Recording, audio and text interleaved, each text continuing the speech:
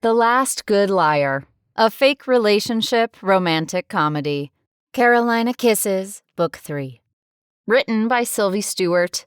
Narrated by Angela Bartlett and Max Newland. This book is dedicated to all of you introverts out there. May you perfect your resting bitch face so all those annoyingly cheerful people leave you alone. Except the hot ones, of course. Prologue. Ponch. Bran looks like he's puzzling out the answers to the New York Times Sunday crossword as we both check out the damage to the bumper on the sleek white Mercedes S-Class coupe. It's little more than a scratch, a perfect match for the one on the right exhaust pipe of my Harley. I'm so sorry, man. I don't know what happened. I glance back at my bike. Don't worry about it. I got a guy who can fix her up for me, no sweat. But we're gonna have to find whoever's ride this is. Bran bites the inside of his cheek and stares down at his boots. It's cold as a witch's tit out here, causing our breaths to crystallize in clouds of condensation around us as he hesitates for some reason. I should have believed him when he said he'd never ridden a bike before, but this really isn't a big deal. Well, let's get this over with, he finally says before striding to the front door of the beach house, where voices shout in unison at what I assume is one of the traditional New Year's Day bowl games. As the sounds drift toward us on the winter air, I follow close behind, smiling to myself at Bran's trepidation. I've only known him for a short time, but Bran's a solid guy, and a damn amusing one, too. He's the kind of guy who doesn't hesitate to share whatever's on his mind, even if it makes him the butt of his own joke. But it lets a person know they can trust him to be upfront from day one, and that's something I find invaluable in a friendship. I don't have time for liars. Since I've yet to meet the owner of the house, or anyone else for that matter, I follow Bran's lead as he opens the door and walks in without knocking. Sure enough, a group of people lean forward in their seats, directing their full attention to the game on TV at the far side of the room. But before I can even determine which game it is, my attention is captured by an attractive brunette wearing tight jeans and an equally tight sweater. "What did you do now?" Her hands hit her hips as she addresses Bran, who, from his posture alone, I can tell looks guilty as hell. Bran scratches the back of his neck. "Well, I kinda backed his bike up into the white Mercedes out there." This confession manages to solve the mystery in approximately .02 seconds, as another woman comes tearing around the corner, red hair flying in a riot around her face and her mouth set in a fierce frown. "What the hell?" My allegiance to the bro code combines forces with my natural appreciation for beautiful women, and the next thing I know, I've inserted myself between my friend and the pissed-off vixen. I've got this.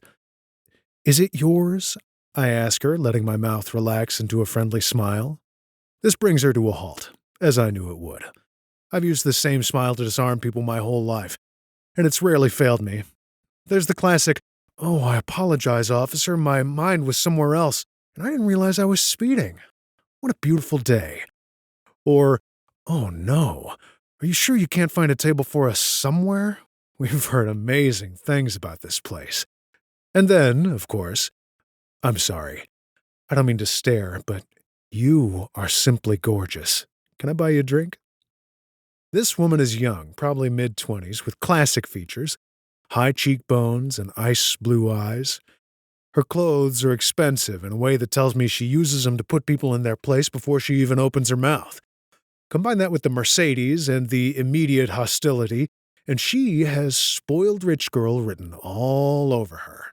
And there's nothing more women like her prefer to talk about than their expensive toys and themselves. She's still trying to decide what she thinks of me, but she can't get past my relaxed openness. "Maybe." Her lips barely move as she responds to my question, with a non-answer. Clever. She's putting up some token resistance, but it should only be another 10 seconds or so before she's putty in my hands and apologizes for trying to come at Bran. "Sweet ride," I nod and extend a hand.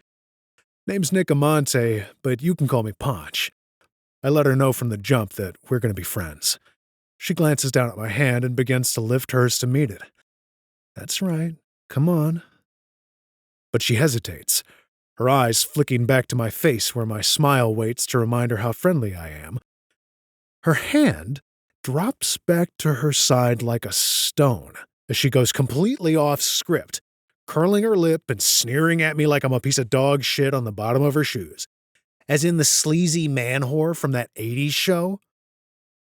The entire room falls silent, apart from the announcers on TV, and I can feel people watching us without needing to shift my gaze from that lip.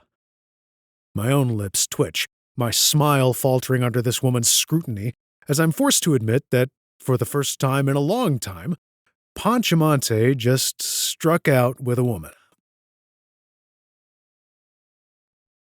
Chapter 1. ANDIE. 2 months later. I cross my legs, my left butt cheek sinking into the generous cushion of the dining chair as I wonder what everyone would do if I pulled out a joint and lit up over the roast duck. This evening, my parents are playing a role I don't often have the pleasure of witnessing, and while it's enjoyable, I can't help but think it would be even better if I were the teensiest bit high. It's not every day I get to see them kissing ass with such abandon, but it's also not every day they socialize with a family richer than ours. Although theirs is my preferred descriptor since I try to distance myself from my family whenever I can. My mother, Winona, reminds me of one of those little white dogs who sits at her owner's feet, looking like she might pee herself if someone doesn't take notice and scratch her head right fucking now. Even her blonde hair resembles a dog, coiffed and shellacked to make her head 3 times its natural size, as she beams at the Altmans and their adult son. Every word from any of them draws a laugh, a gasp, or a murmur of acknowledgement from Winona, as if she's afraid they'll forget she's there with her puckered lips at the ready to make contact with their fat, rich asses. Okay, fine. They're not fat. So freaking sorry. William, my father, isn't much better. He has the inexplicable habit of adding a special British twist to his speech patterns and pronunciation, claiming he's spent so much of his time across the pond that he's developed a bit of an accent. Will your schedule allow for a holiday? P.S. Purposely imitating the accent of another country doesn't make you a citizen. It makes you a pretentious bloody arsehole. But the Altmans are slurping it up as the topic of conversation changes to which of the French Polynesian islands is the most authentically Polynesian, as if anyone at this table knows the first thing about it, or even cares, apart from the tidy little version of the culture served up at one of the posh resorts they frequent.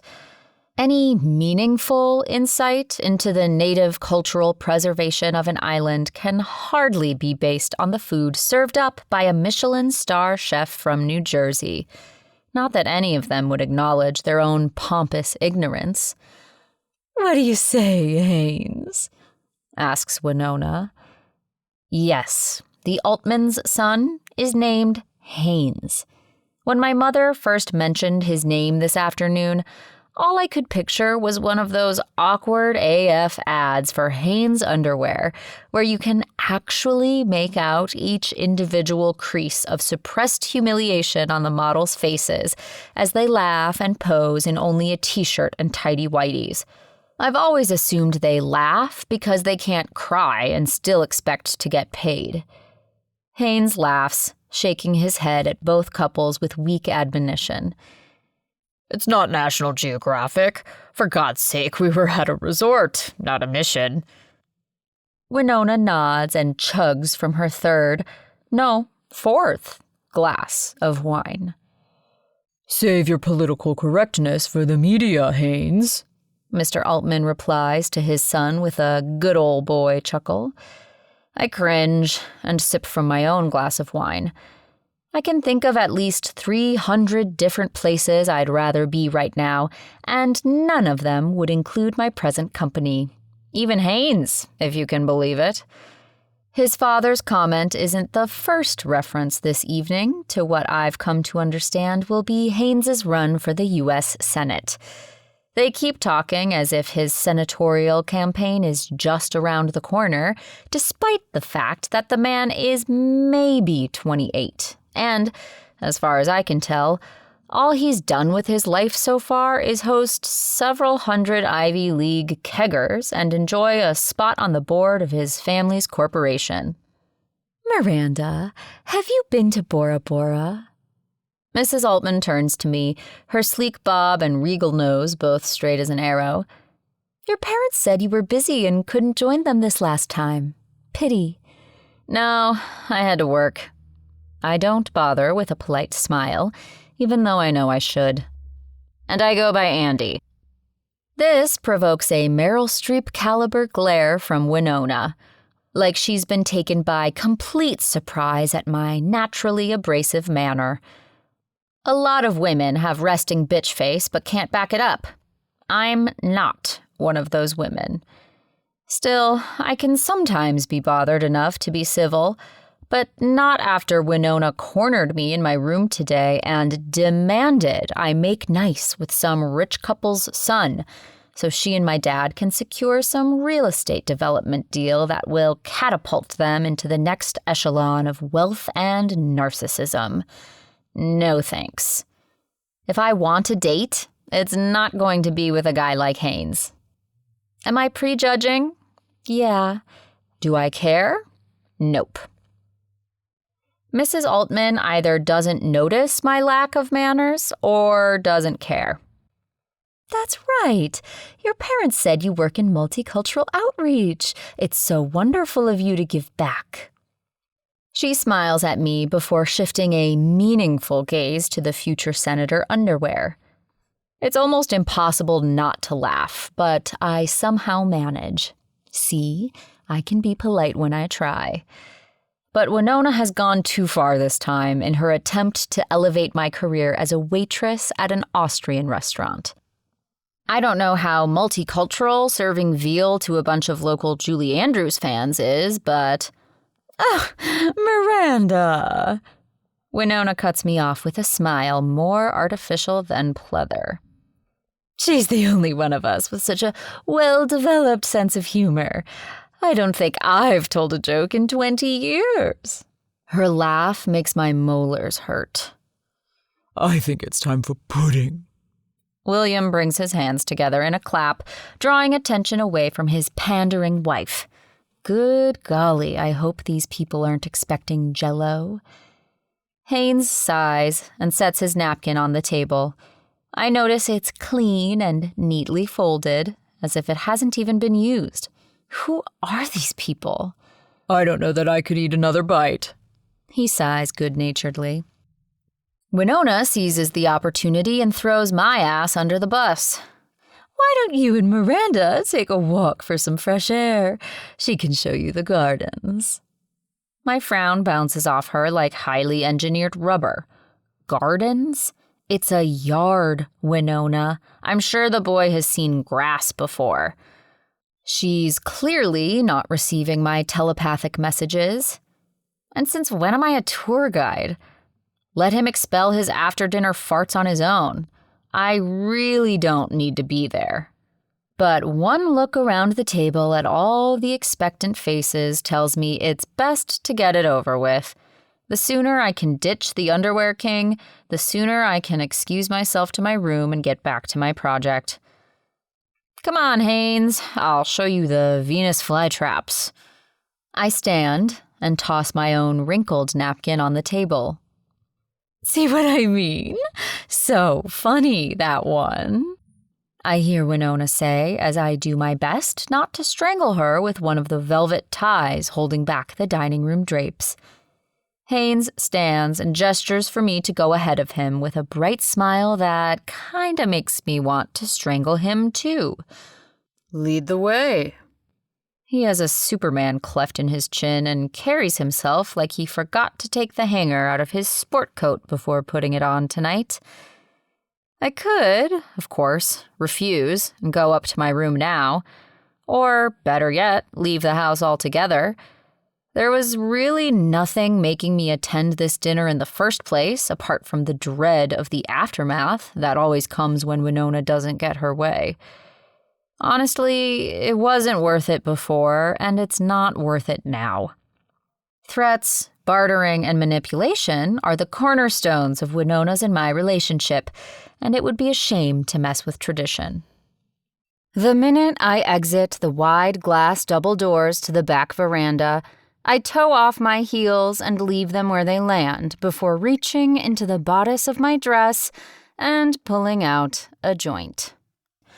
The evening air is almost cold, but I don't mind. "You got a light?" I ask Haynes, who has dutifully followed me outside. "I'm afraid not." His smile is now both polite and apologetic, and I notice that, despite the considerable breeze, his hair doesn't move 1 single millimeter. No wonder he doesn't have a lighter. If he got within 5 feet of an open flame, his head would ignite. I don't respond, instead crossing to a rattan tea table and opening a small drawer where a glossy box of matches rests. After a long inhale, I hold the smoke in my lungs and extend the joint toward Haynes, who waves me off. When I finally exhale, I make sure to blow it in his face, just to see if his manners will keep him from fanning the smoke away. They do. "It's good shit. My dealer did time and has connections in Kazakhstan." Which is complete bullshit. My dealer is Nikki, a 12th grader who works the cash register down at the Whole Foods and has a scholarship to Wake Forest to study engineering next year. I don't smoke all that often, but I should probably ask her for a new contact before she moves. Haynes stammers a bit, finally settling on, "Impressive." "Suck up." "So, Haynes, tell me about yourself," I say, not because I'm interested, but because experience tells me talking about himself will keep him occupied while I think about my next photo shoot for Instagram. I have quite a following as Frocks and Fantasy, where I post photos of myself digitally inserted into a variety of settings, dressed in a new designer dress or gown each time, and wearing a different Venetian masquerade mask perfectly suited to the scene. Each photo depicts a different story and evokes a distinctive feeling designed to pull the viewer into the fantasy. It's a vacation in a pretty dress. It started as a hobby when I found myself alone with too much time on my hands, but eventually designers began to take notice, and I started getting the dresses for free. Along with the dresses came an influencer fee when my followers kept growing and forking over the cash to make my fantasy their reality with the purchase of a dress. I don't always use new dresses, though. It depends on my mood, and sometimes that mood dictates a throwback to a personal favorite or a dress that suits a fantasy I have in mind. Needless to say, my closet is enormous, but it's my secret passion. I love gathering hosts of different ideas and inspirations from books, films, music, nature, or just my imagination to find the perfect setting for the perfect dress. I post about twice a week, each one taking anywhere from a few hours to a few days to plan and execute, and each requiring meticulous attention to detail and a perfectionist's eye.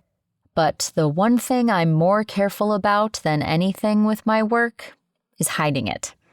My identity remains safe under the masks, wigs, clothing, and photo editing. Even though I make money at it, these projects are for me, and only me. If I shared them, it would invite questions and criticism and attention, none of which I want. I prefer the anonymity and the freedom to continue living my little fantasies from the privacy of my own bedroom without anyone's input. Which is where being an abrasive bitch works out for me. I don't have many friends, and the ones I do have know how to mind their own damn business. Except Camille, my boss, but she's always the exception to every rule. I tune back in for a moment and find that Haynes is still yammering on about his job at Altman Elite Property Development, where his assistant, Amber, is a total firecracker. I wonder briefly what would happen if I started undressing, all casual-like, and sat naked on the rattan sofa, legs crossed and smoking my joint. He probably wouldn't even notice. But it's too cold tonight to get naked. And besides, douchebags don't deserve free titty shows. Wow, would you look at the time? I turned my wrist to stare down wide-eyed at my non-existent watch.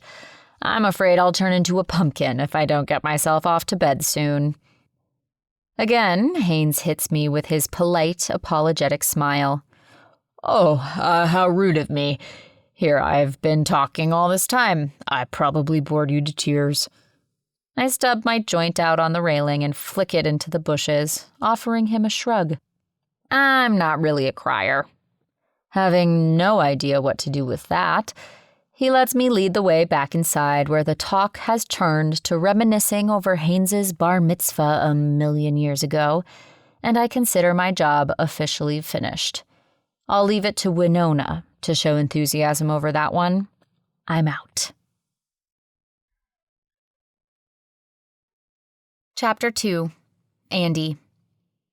If you see Natalie, tell her the group at table 2 are primed to dine and dash. Raina's eyes flash up from the veal cutlets she's searing. Damn it! What is with these assholes? It's not even the busy season yet. Pricks don't have a season. I drop my ticket from the couple having lunch at one of the window tables and move on to the back hall behind the kitchen to find Camille. She owns the place and finds a special kind of joy in busting kids who come into the Swin, intent on enjoying the award-winning food without paying for it. It's really just the little things, sometimes. A peek into her office reveals the woman sitting at her computer, surrounded by an array of nostalgic photos of her husband, friends, and family, as she watches a YouTube video of half-naked men dancing on a stage.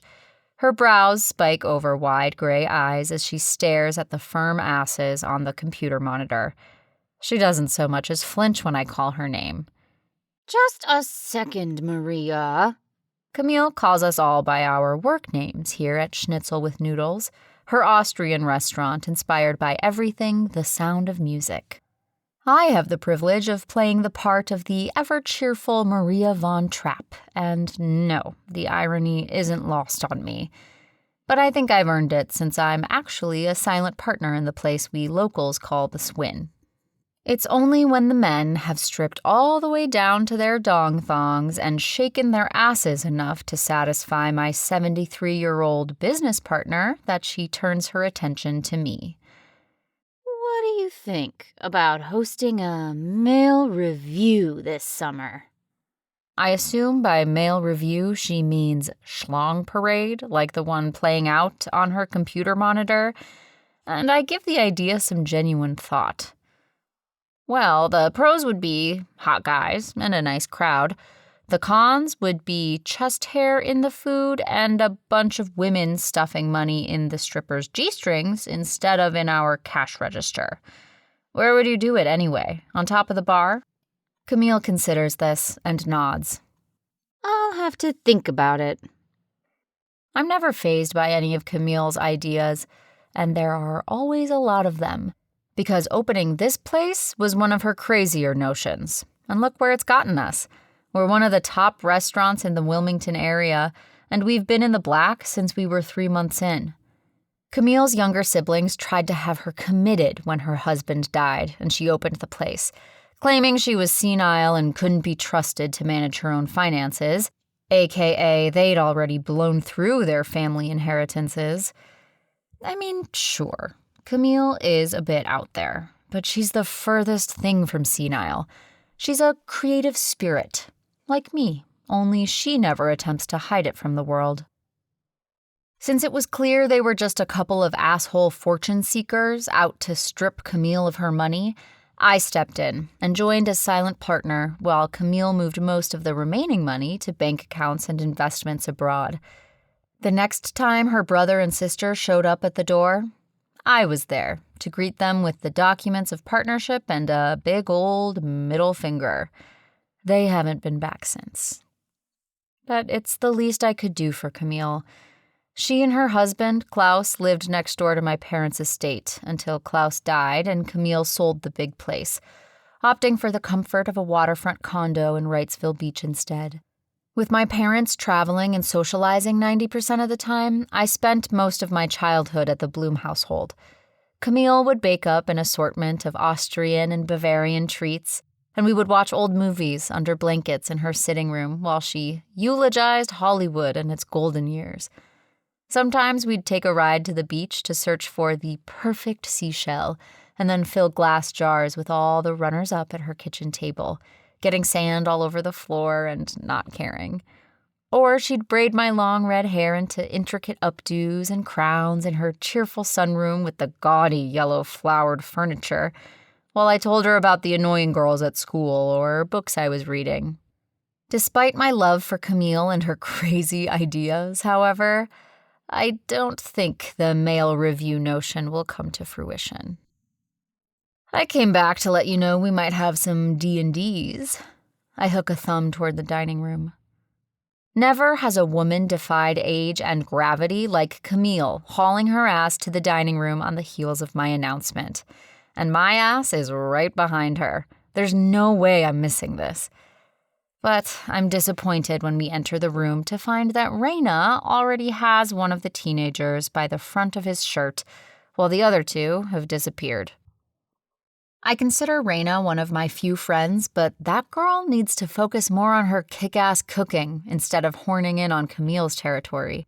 Natalie stands to the side in her lederhosen and white-collared shirt, biting her thumbnail and watching the scene with consternation. Part of me wants to tell her she'll never graduate from Friedrich, the oldest Von Trapp's son, if she doesn't grow some lady balls, but I don't really give a shit if she's not willing to put in the work.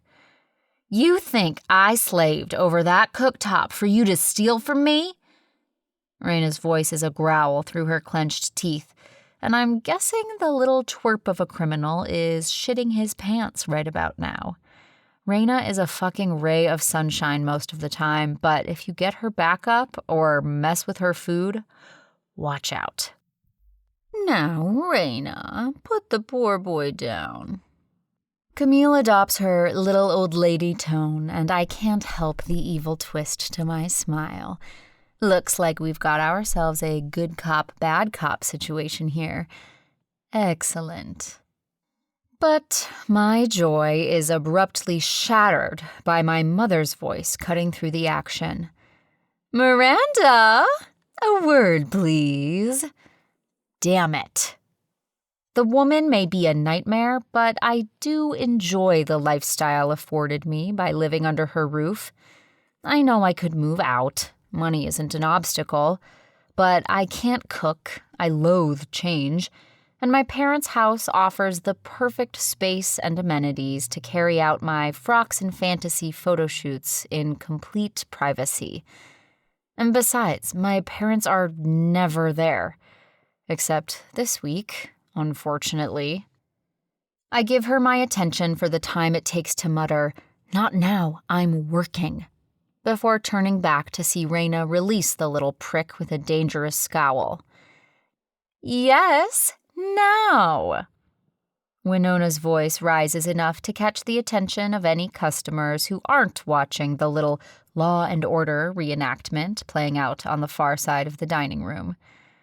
Making sure she notes my eye roll of dissension, I follow her to an empty booth and sit on the far side to make sure I still get a view of the drama.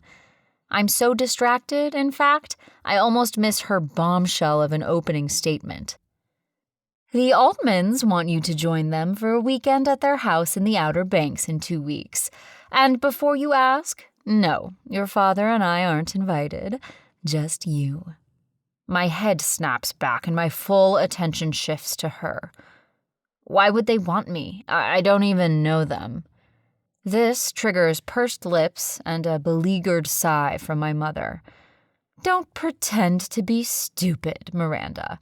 They have their eye on you for Haynes, and I don't have to tell you how important it is to make a good impression for the sake of this deal. I won't tolerate you making a mockery of us and our business. All I can do is laugh.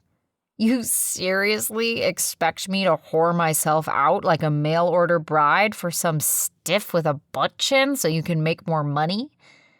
Her expression sours as if she's just bitten down on something rotten. I'd never be that crass about it, but yes. Don't act like you don't enjoy the money you speak about with such disdain. Who doesn't love money? I toss a handout between us.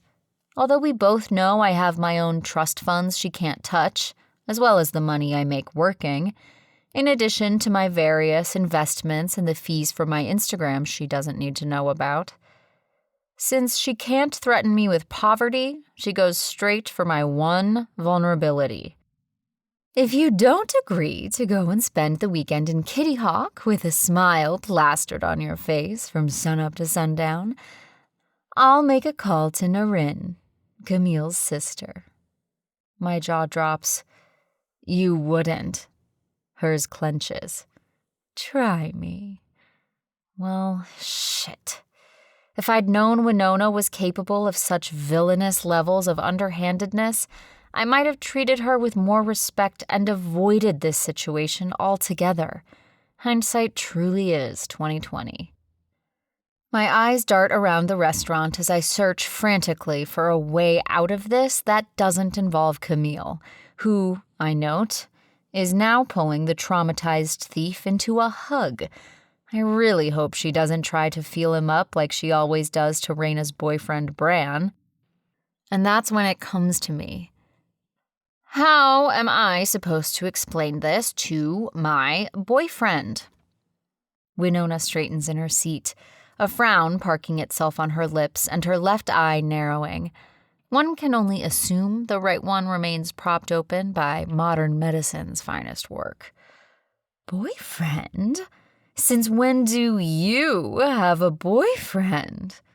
Aw, Winona, ever the supportive and nurturing maternal figure. I assume a carefully balanced expression of pain and sadness. We've been dating for 6 months. It's getting really serious, Mom. I almost choke on the last word. Then I decide to go for broke, trying my hardest to muster up some tears. The closest I get is a scrunched-up nose, but I bury my face in my hands to hide my lack of method-acting chops.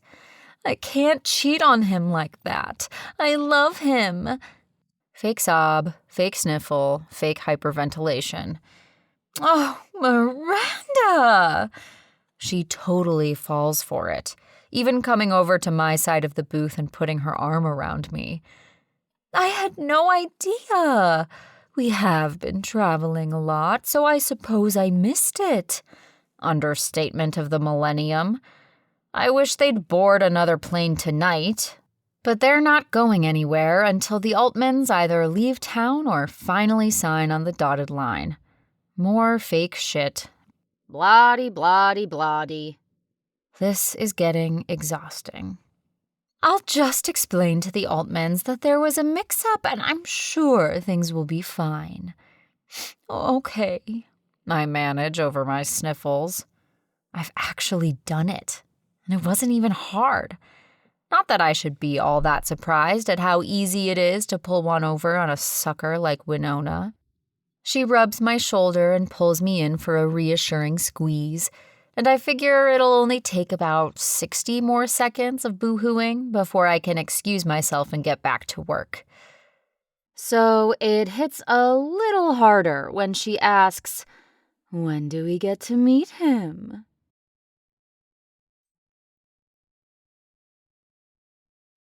Chapter 3, Ponch.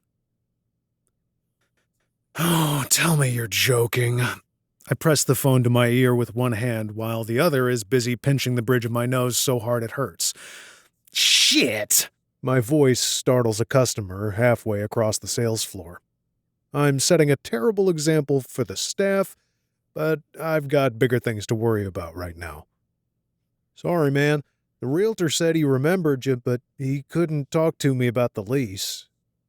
The buzz and whir of drills and pneumatic pumps in the background on Brand's end almost drown out his voice as he breaks the bad news to me.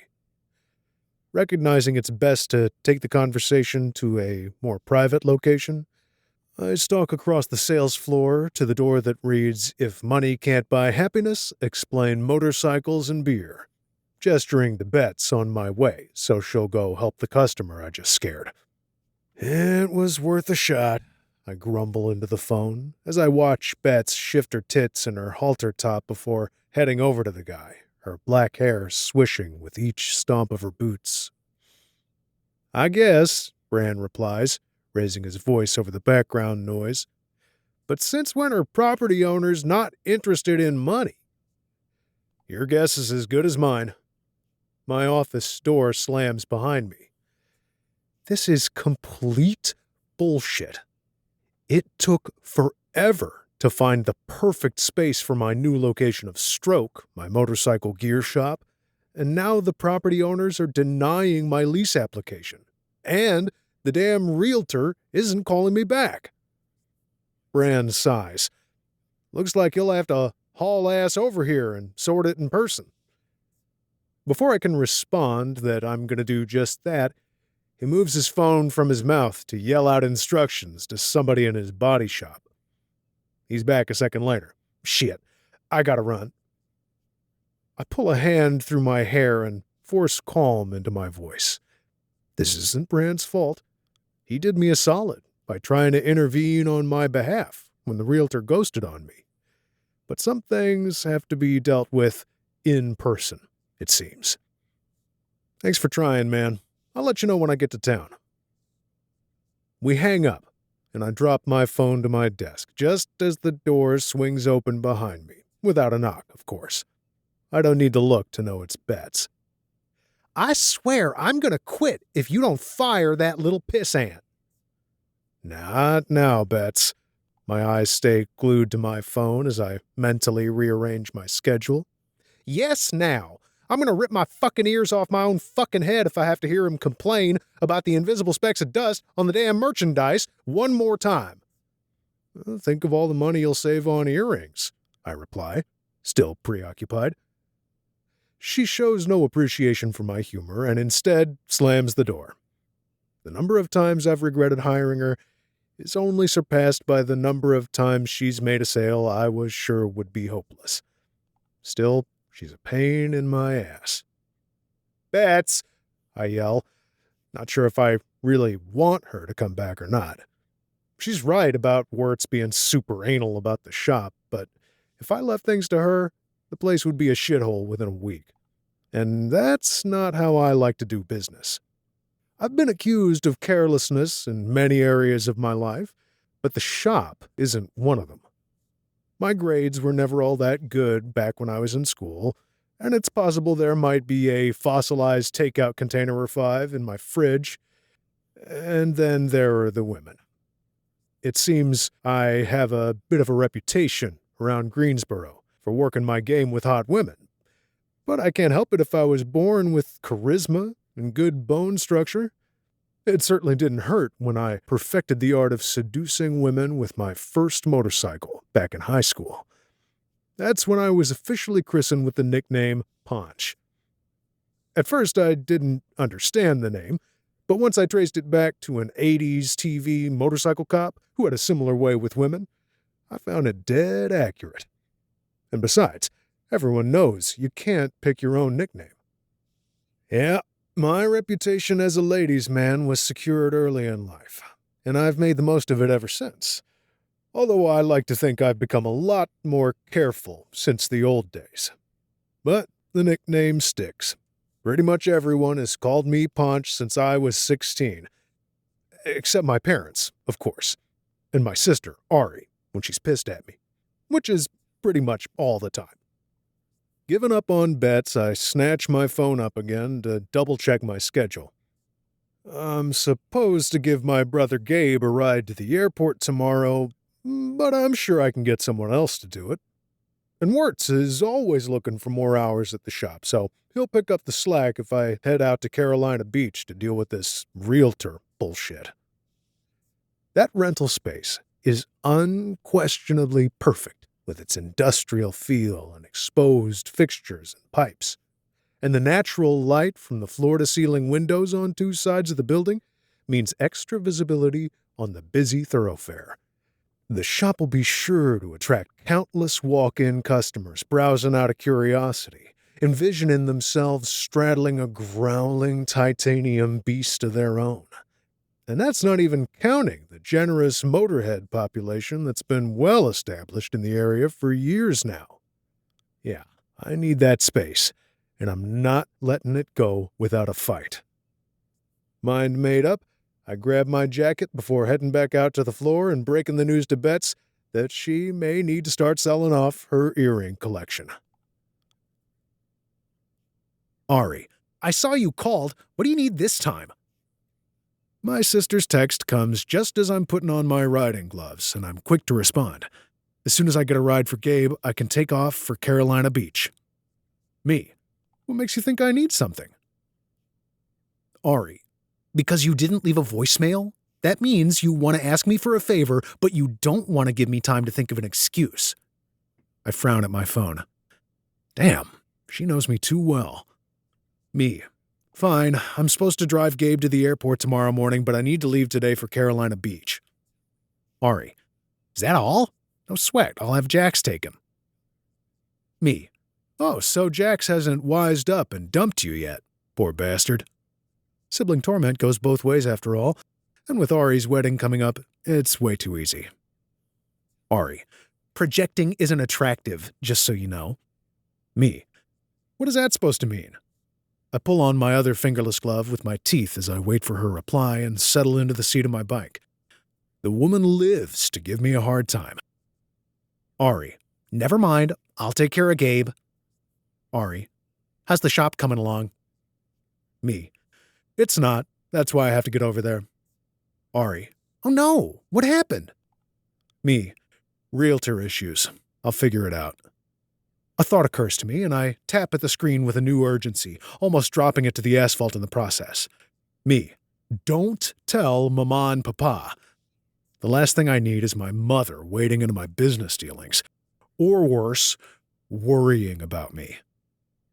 Ari, you think this is my first day in this family? Right. Me. Okay, thanks. Ari, you owe me one. Me. I think you mean I owe Jax one. Ari. Oh, he'll be compensated for his time.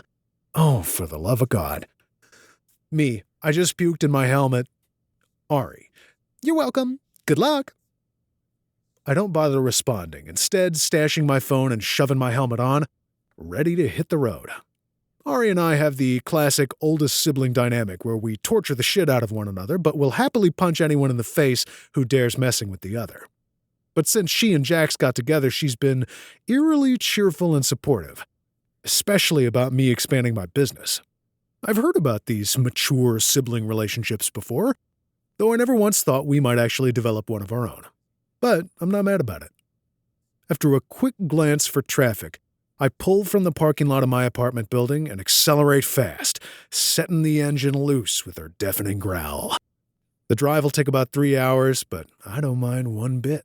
The early spring air breaks to either side of me as my bike nears the on-ramp to I-40 and Van Halen blares through my helmet sound system. It's just me, the music, and the open road. Exactly how I like it. I've thought about taking that classic cross-country trip with some buddies, riding our way from the East Coast to the West, maybe California or Washington, but I've never gotten around to doing it. First, it was laziness and the distractions of women and parties. Then my responsibilities and to-do list kept growing, so there wasn't time. But that's okay. I'll get there someday, when the time is right. For now, I need to focus on building my business and making a name for myself. Our parents taught us early on the importance of financial responsibility, and their voices remain my constant companion, even though I often do my best to silence the noise. Lucky for me, though, Stefano and Marisol Amante would pretty much forgive me for anything. After storming and lecturing for a good while, that is. Mama still finds reason to give me a good smack or two to the back of my head when I drop by their house every week for dinner. That wouldn't be me if I didn't get into a little trouble now and then. Just as I'm passing the exit for Burlington, I feel my phone vibrate in my back pocket. Probably Ashley, my latest female companion. And damn it, I completely forgot we were supposed to get together tonight. My libido gives a little whimper as I recall the sweet taste of her lips and the even sweeter taste of the rest of her. Ashley is exactly my kind of woman. Confident, sexy, adventurous in bed, and with an ass that could stop traffic. And most importantly, Ashley has her own life to live, so there's no clinginess or emotional entanglement to contend with. I may have a reputation, but it's not for being an asshole. Back in the old days, sure, I let my raging hormones do the decision-making, and I broke some hearts in a way I'm not proud of. But at 33, I like to think I've learned enough lessons about women to earn myself a gold star in the art of seducing women with integrity. Am I still prone to exaggeration? Maybe. Do I tend to lay it on a bit thick around a hot woman? Guilty. But I don't lie to women, nor do I put up with them lying to me. That doesn't mean I go around volunteering every bit of my business when I meet someone, but it does mean that I never promise more than I have in me to give. So, while I generally only date one woman at a time these days, we both know it's all about having a good time, not about a white dress and babies. There was a time when I thought those things might be for me after all, but that time is firmly in the past, and so is the girl who had me considering that nonsense. I make a mental note to promise Ashley I'll make it up to her. Then, I kick the bike into fifth, rolling the throttle and shortening the space between me and what I'm determined will be my new shop and my new home away from home. Soon. I'm sure of it. Chapter 4. Ponch. I rap on one of the towering double doors for a second time as I glance around for signs of life. Nothing. Which is damn surprising because these people clearly employ an army of workers to keep this place looking as pristine as it does. In fact, this just might be the fanciest property I've ever set my boots on. Tall, white columns rise to my back, bracketing the wide stone front porch, or whatever these rich people call it, that acts as a centerpiece to the massive white structure I can only call a mansion. The landscaping alone must cost more than my parents' whole damn mortgage. The place even smells rich.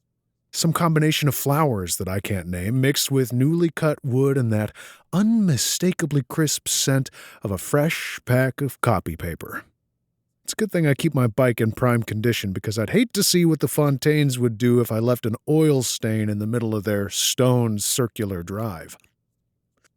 I arrived in Carolina Beach about an hour ago, steering my Harley Electra Glide directly to the offices of Riverpoint Realty and walking my ass through the front door with my most charming smile in place. I'd even gone to the trouble of smoothing down my hair from the 3 hours it had spent under my helmet. I'm way past due for a cut. "How can I help you this afternoon?" The receptionist's eyelashes responded to my smile in just the manner I'd planned, fluttering like an invitation to share more than my state of well-being.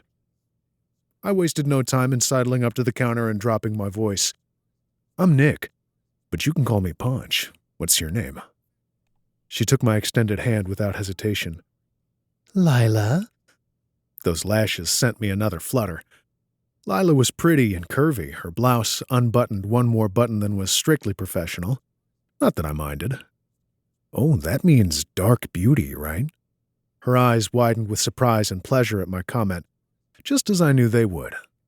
"It suits you." I leaned in a bit closer, my lips curving in another smile. "Now, let's stop right here for a second. I know what you're thinking. You're probably flirting with words like cliché or sleazy, maybe even corny. But don't. It's a fact that women like it when a man makes them feel good. Admit it. And if you're being really truthful with yourself, you know women even like it when a man lies to them to make it happen. But I've already told you, I'm not a liar. I don't tell a woman anything that isn't true. Take Lila. She's a sexy woman, and with her curly, raven hair winding around her neck, she's most definitely a dark beauty. And me paying her special compliments suited to her and her alone makes her feel good. Just like the girl Quinn I dated a few months back liked it when I mentioned her name's meaning of wisdom and how it perfectly suited her. It didn't hurt that she happened to have just won an argument with my buddy Gavin at the time, of course. When it comes down to it, I'm providing a service of sorts, one I've spent a great deal of time and effort perfecting. I've honed my techniques over the years, and I know from the first minute I meet a girl exactly which approach will work for her. There are a lot of them to choose from, and it requires me to think on my feet. Just like a musician is skilled at plucking out just the right melody at the right time, I'm an expert at my own game. And the name of my game today is to get that goddamn lease. If making Lila feel good at the same time greased the wheels, so be it. Lila blushed, and I got that familiar rush, tempting me to take this just a little further, but I didn't. Gotta keep my eye on the prize. Say, I know you're probably busy, so I won't take up too much of your time. But I've been trying to follow up on a lease application I filled out, and I'm afraid I'm running into some roadblocks. Oh? Why's that? Her interest was piqued, and I could tell she was already on my side. A premeditated chuckle escaped as I shifted to rest my elbows on the counter and leaned in. I don't really know, to be honest. My business is perfect for the location and all my financials are in order. I'm sure if I could just speak with Justin, I could clear this right up. The guy may be able to dodge my phone calls, but he'd be hard-pressed to hide once Lila led me to him. Her lips curved at my words, showing her pleasure at being able to offer me some hope. I'm sure Mr. Barnes could help. Her smile dropped. But he just left for vacation until next Friday. All of his client business is on hold or being forwarded to the office manager's inbox while he's gone. Shit. But my business associate just spoke with him this morning, I believe. I tried my best to hide my impatience. I didn't come all this way just to turn around empty-handed. Lila's eyes resembled those of a cartoon puppy. He just left after lunch. Damn it. It took all my focus to keep my expression casual as I figured out my next move. Well, that's a real shame. I let out a sigh and dropped my eyes to the counter in dejection. I'm only in town until tomorrow, and I was really hoping to clear this up. When I glanced up again, she had her lip caught between her teeth, clearly battling an ethical dilemma. Even though it was just the two of us in the room, she glanced around before leaning in so close I could smell the rose and vanilla of her perfume and spot a tiny little fleck of green between two of her teeth. Her voice dropped to almost a whisper, and I had to strain to hear her next words. Maybe if you tell me the property address, I can look up the owner's phone number. I straightened up a bit, but didn't draw back too far. You could do that? For me? Lila's blush was back. Well, technically I'm not supposed to, but you'd be doing me a huge favor. I smiled with genuine pleasure as Lila typed into her computer and produced not only a phone number, but an address for a William and Winona Fontaine. The plan worked perfectly, or so I thought. But now I'm here, knocking at the property owner's mansion door, and not so much as a butler or a gardener is paying me any attention. To make matters worse, it seems the Fontaines answer their phone just about as often as the realtor does. I guess I'll have to keep calling and try showing up in person again in the morning. It's going on 6 o'clock already, so I may as well go to Brand's shop and convince him to join me for a beer or a bite to eat. I'm too frustrated to drive back to Greensboro with nothing to show for my trip, and besides, I'm confident it took Ashley less than 60 seconds to find alternate plans for this evening after my call. A beer with Bran will do me good. Then I'll crash at a beach motel and set up a lawn chair in the manicured grass beside the circular drive tomorrow, if that's what it takes. But just as I turn to go, one of the huge doors swings wide to reveal a young woman with long red hair, ice blue eyes, and a frown the size of a Buick. Unfortunately for me, that frown is a familiar one. What do you want? Her tone isn't angry or impatient. It's straight up bored, as if she's on the last hour of a double shift as a customer service rep and I had the misfortune to dial her extension. I open my mouth to explain myself, but she beats me to it, with a curled lip that takes her expression from boredom to contempt. I know you. All I can do is nod. Because this is the girl from New Year's Day. And I could remember that curled lip way too well for this day to possibly take a last-minute turn and finally go my way. Chapter 5. ANDIE. Of all the gin joints in all the towns, what the hell is this loser doing knocking on my door? At first, I didn't recognize him because he was turned in profile to walk away. If only I'd stayed upstairs instead of coming down and opening the door. Shitballs. Maria, right? His mouth curves in a cautious smile as he tilts his head to one side, those obscenely long lashes of his glinting in the remaining light from the low-lying sun. Of course Mother Nature would do her level best to display her work at its most perfect angle. Traitor. Nick Amante, otherwise known as Ponch, stands on my doorstep in a black leather jacket, wrinkled button-down, and jeans worn thin in all the right places, looking like he just walked off the cover of Thirst Trap Monthly.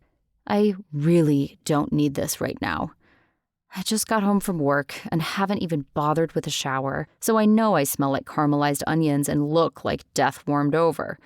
Winona and William are off sucking up to the Altmans again, so my plan was to scarf down a frozen pizza in my room and work on the backdrop for the new dress I received today. It's an Italian silk sheath from a new designer I just contracted with, and it's so beautiful I almost drooled on it when I opened the box. The hair and makeup are already picked out, and I'm going for a Brigitte Bardot throwback with a giant blonde bouffant with tons of loose tendrils and pouty coral lips that'll set off the warm tones in both the mask and the silk just right. Once I find and perfect the backdrop, I'm hoping to achieve level 5 hedonism that'll have my followers drop dead where they're standing. But not if I don't get this guy off my porch. Yeah, that's me. It's no mistake Ponch called me Maria, just like it's no mistake I didn't correct him. We met a couple months ago on New Year's Day at my coworker Jill's place, and I admit, he struck me a little speechless at first. After all, it's not every day a perfect specimen of a man with thick dark hair, disarmingly cute dimples, and an effortlessly devilish smile approaches you with a swagger so smooth he had to be born with it. But the spell was broken almost immediately when he told me he was nicknamed after a sleazy 80s man-whore idol. And what's more, he was proud of it. Bye-bye. Add to that, his motorcycle had dented the bumper of Winona's Mercedes, and I was done, and more than ready to put Ponch Amante in my rearview mirror. The fact that he himself hadn't been the one to back the bike into the car was of no consequence. I knew his type, and wanted to stay as far from him as possible. Fool me once and all that jazz.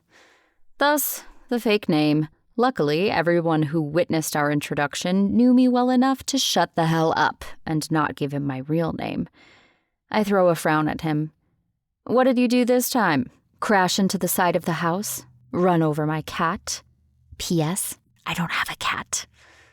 His responding grin, complete with the pow-pow of a double dimple pop, almost throws me at first, until I remember I'm not a sucker. Nothing like that. He points past me into the house, amused by something. What are you doing here? The nerve of this guy. I'm just about to slam the door in his face when I remember the other lie I told him when we met. My spine relaxes and I do my best to achieve a nonchalant expression. I work here. His eyes narrow and it brings his almost black eyebrows together. I bet he waxes.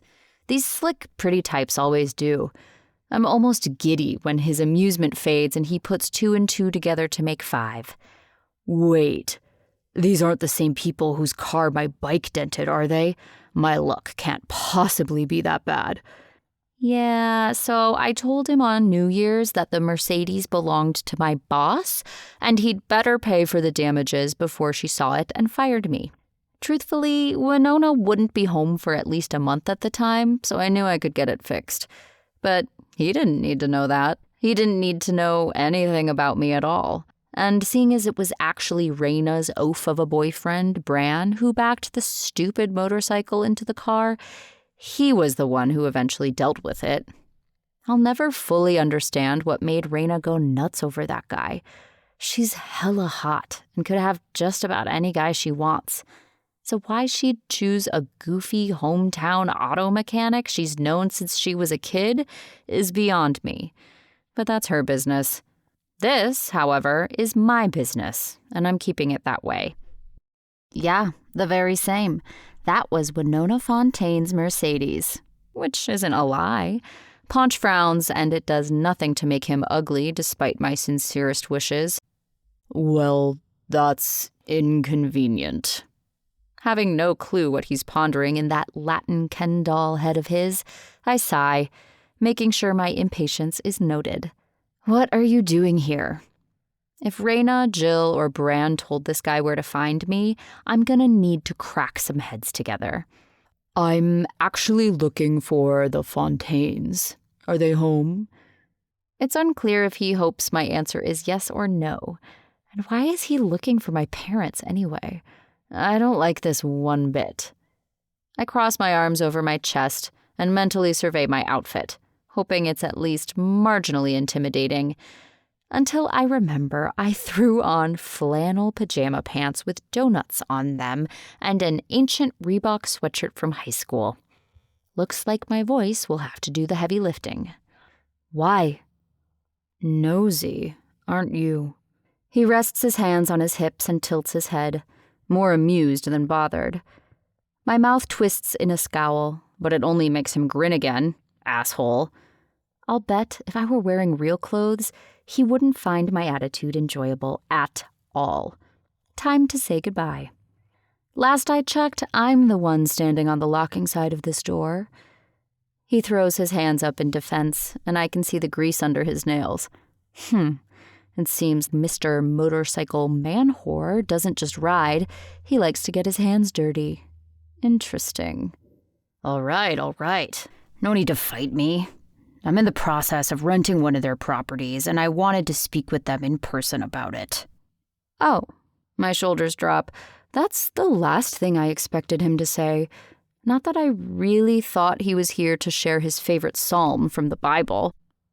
He focuses expectant eyes on me, and it takes me a second to snap back to reality. Why does part of me feel disappointed that he hadn't come here to track me down? There's something seriously wrong with my head. They're not here. They went out. I don't tell him that could mean they'll be back at midnight or in 2 weeks. Each is equally possible. He sighs, and I don't miss the frustration in the set of his jaw. Do you know when they'll be back? Not really. Then I decide to throw him a bone, thinking it might get him off my porch and allow me to return to my pre-Ponch peace. Listen, they don't actually involve themselves in any of the day-to-day leasing business with their properties. You should just go to the realtor's office in town if it's a local property you're interested in. I honestly can't even remember the last time either one of my parents even dropped by any of the local properties. They much prefer frequenting the metropolitan and international locales of the family empire, despite their choice to put roots down in the Wilmington area. I'm not even sure why the business was ever moved here from France, where my great-grandfather started it, but here we are. Either way, nobody in this house gives a rat's ass about whatever property he's talking about, so he needs to go. My suggestion does nothing to alter his expression, leading me to my own conclusions. You already did. It isn't a question. What did they say? I'm not sure why I'm asking, since involving myself in Ponch's issue is the last thing I want. I'm rarely curious about anybody's business but mine, so I must be more tired than I realized. I'd really rather discuss it with Mr. or Mrs. Fontaine. My scowl is back with lightning speed. I knew I should mind my own damn business. Fine by me. I move to close the door in his face, but he steps forward to stop it with a firm hand on the wood near my head. The scent of leather and something metallic drifts under my nose, causing me to breathe in deeper than I mean to. From our close proximity, I can make out the varying shades of black and brown in the scruff of his 5 o'clock shadow. It's unsettling how square and strong his jaw is. He must notice me staring because the corner of his mouth quirks and his voice drops. Sorry, that was rude. Forgive me. As much as I want to hold a grudge and prove to him that women are indeed capable of resisting his smoldery little routine, I relent and allow the door to remain open. He must take that as an invitation to proceed because he divulges the information as his hand releases the door. The realtor said the Fontaines denied my lease application, despite all the numbers being in order. I'm hoping to iron it out with them directly, since the realtor is now out of town for a couple weeks. I'm sure it's just a misunderstanding. His tone is assured, but a thread of doubt reveals itself as he shuffles back a few steps and shoves both hands into his jeans pockets. Damn it all. He was much easier to dismiss when he was being all smug. I decide to wade in a little further, not liking the sound of his tail one bit. It smells like Winona. Exactly what kind of business do you run? I mean, what are you hoping to open? Ponch's back straightens at my question, but not in a defensive manner. When he raises his chin again, the pride in his expression is clear. I'm opening a new location of Stroke, my motorcycle gear shop. I've got one in Greensboro, and I'm expanding to the coast. One day I'll have shops across the country, or at least that's the plan. He shrugs, but the casual motion does nothing to mask his earnestness. My stomach gurgles and the pizza suddenly doesn't sound so appealing. Still, I push back, preferring to spar with him than pity him. Stroke? Isn't that a little too on point? Ponch? He doesn't miss my meaning if the smirk is any indication. You remembered my name. A little hard to forget. It's my turn to shrug. He can take that however he chooses. He chooses to take it as flattery, of course, and the stupid smirk grows. Glad to hear it. Smirky bastard. My eye roll is just short of audible.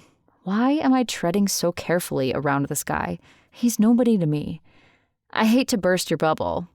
Ugh, who am I kidding? But Winona and William aren't going to lease one of their posh retail spots to a place called Stroke. His face falls, despite his attempt at maintaining a degree of skepticism, and I hate myself for letting my stomach lurch again at the sight. Why not? I can pay, just like anyone else. He doesn't get it, and now I'll have to be the one to explain the ways of the world to this specimen of perfection, who's probably never heard the word no from a woman in his life. It's not about the money. What do you mean? His mouth turns decidedly south. Aw, poor, giant, naive hoe bag. The Fontaines have an image to uphold, one that doesn't include growling hunks of metal and tattooed weirdos lurking around their property. $10 says a Peloton store used to be in that building. His expression doesn't change, but his tone develops an edge. You're quite the snob, aren't you? It seems I'm getting under his skin. The bitch in me purrs contentedly as she takes the wheel again. First I'm nosy, and now I'm a snob. I thought you were looking for my help. Now I'm adding unhelpful to the list. Ponch steps back, his black motorcycle boots scuffing the stones of the porch. Forget it. I'll find another way to reach the Fontaines." "Good luck to you, then." I dismiss him with an exaggerated salute while I grip the edge of the door with my other hand. "Smell you later." But he's already turned and is jogging down the steps, so sure-footed and light I can't help watching. Some people are born graceful. I'm not one of them, much as I wish otherwise. It's not as if I regularly eat dirt on the sidewalk, but I'm always overly aware of my limbs and appendages, not quite sure what to do with them. As a teenager, I remember generally trying to shrink into myself and stay invisible. So, despite my previous hurry to get back to my image search, my eyes remain glued to Ponch Amante's form as he throws a casual leg over his black and chrome motorcycle, and the deafening rumble of its engine threatens to blow me back into the foyer. He guns the engine a few more times, just to annoy me, I'm certain, before rounding the drive and disappearing behind the tall shrubs standing guard around our property. Right there. Yeah. Oh, God. My breath comes in quick pants as his tongue circles my clit and his finger finds my queen G. I've never been this wet in my life, and my orgasm is less than half a second away. My back arches and I hear a low chuckle from between my legs. And then the finger and tongue are gone. No, I moan, eyes squeezed shut to savor the lingering pleasure as I rake my fingers through my lover's coarse hair. Come back. I'm right here, he answers, bringing his head up so he hovers above me. Open your eyes, ANDIE. His tone is a low rasp I can feel on my skin. I try lifting my eyelids, but the light behind him is too bright, so he's in silhouette. My lids drop closed again. Rita. ANDIE. I correct him as I try and fail to open my eyes again. Rita, he insists, but his voice has changed to a high-pitched screech. He almost sounds like, Rita! Winona. My eyes fly open and I blink to orient myself until the familiar surroundings of my bedroom register. It's dark and I'm alone in bed, my sheets and blankets a tangle around my legs and a familiar dampness in my panties. Shit. It's just like Winona to ruin a hot sex dream. I untangle myself and stomp toward the racket. Even from behind the locked doors of my bedroom sanctuary, I can hear the echo of Winona's voice as it bounces off the foyer walls and up both sides of the double staircase. But if she's looking for the housekeeper, she'll be disappointed. I sent Rita home about 5 minutes after my parents left for their suckfest with the Altmans. God, I wish those dickwads would get out of town. I like Rita fine enough, but she's known to be a bit of a gossip, so I keep her far away from my frocks and fantasy life. It's a lot easier when my parents are out of town. Rita's not one to complain when she gets paid full-time for only a few hours of work a day, but there's only so much she can do with just me roaming around the house most days. She once told me she vacuumed the driveway to give herself something to do to eat up the hours. It was shortly after that I told her to ditch once she was done with the type of housework sane people do. And besides, I prefer the solitude. Rita! Winona's voice cracks mid-shout this time, and I swing my door open. She's gone home. Winona's heels clack on the Italian marble as she heads toward the stairs. Why did she do that? I need her. My mother's head appears just over the railing, and she pauses to frown at my sloppy appearance. God forbid I sleep in pajamas. What could you possibly need at midnight? You know she doesn't live here, right? Dismissing my last question, Winona replies with a furrowed brow. I can't find my peacock charmeuse gown. And your father's tux needs to be fetched from the cleaner. She throws a dismissive hand my way. Never mind. Thank God. Now maybe I can get back to that dream. But when I move to retreat, her voice follows me. You'll need a gown as well. Do you still have that charming little blue satin Michael Kors number with the sequins across the bust? You look adorable in that. Haynes will eat you up with a spoon.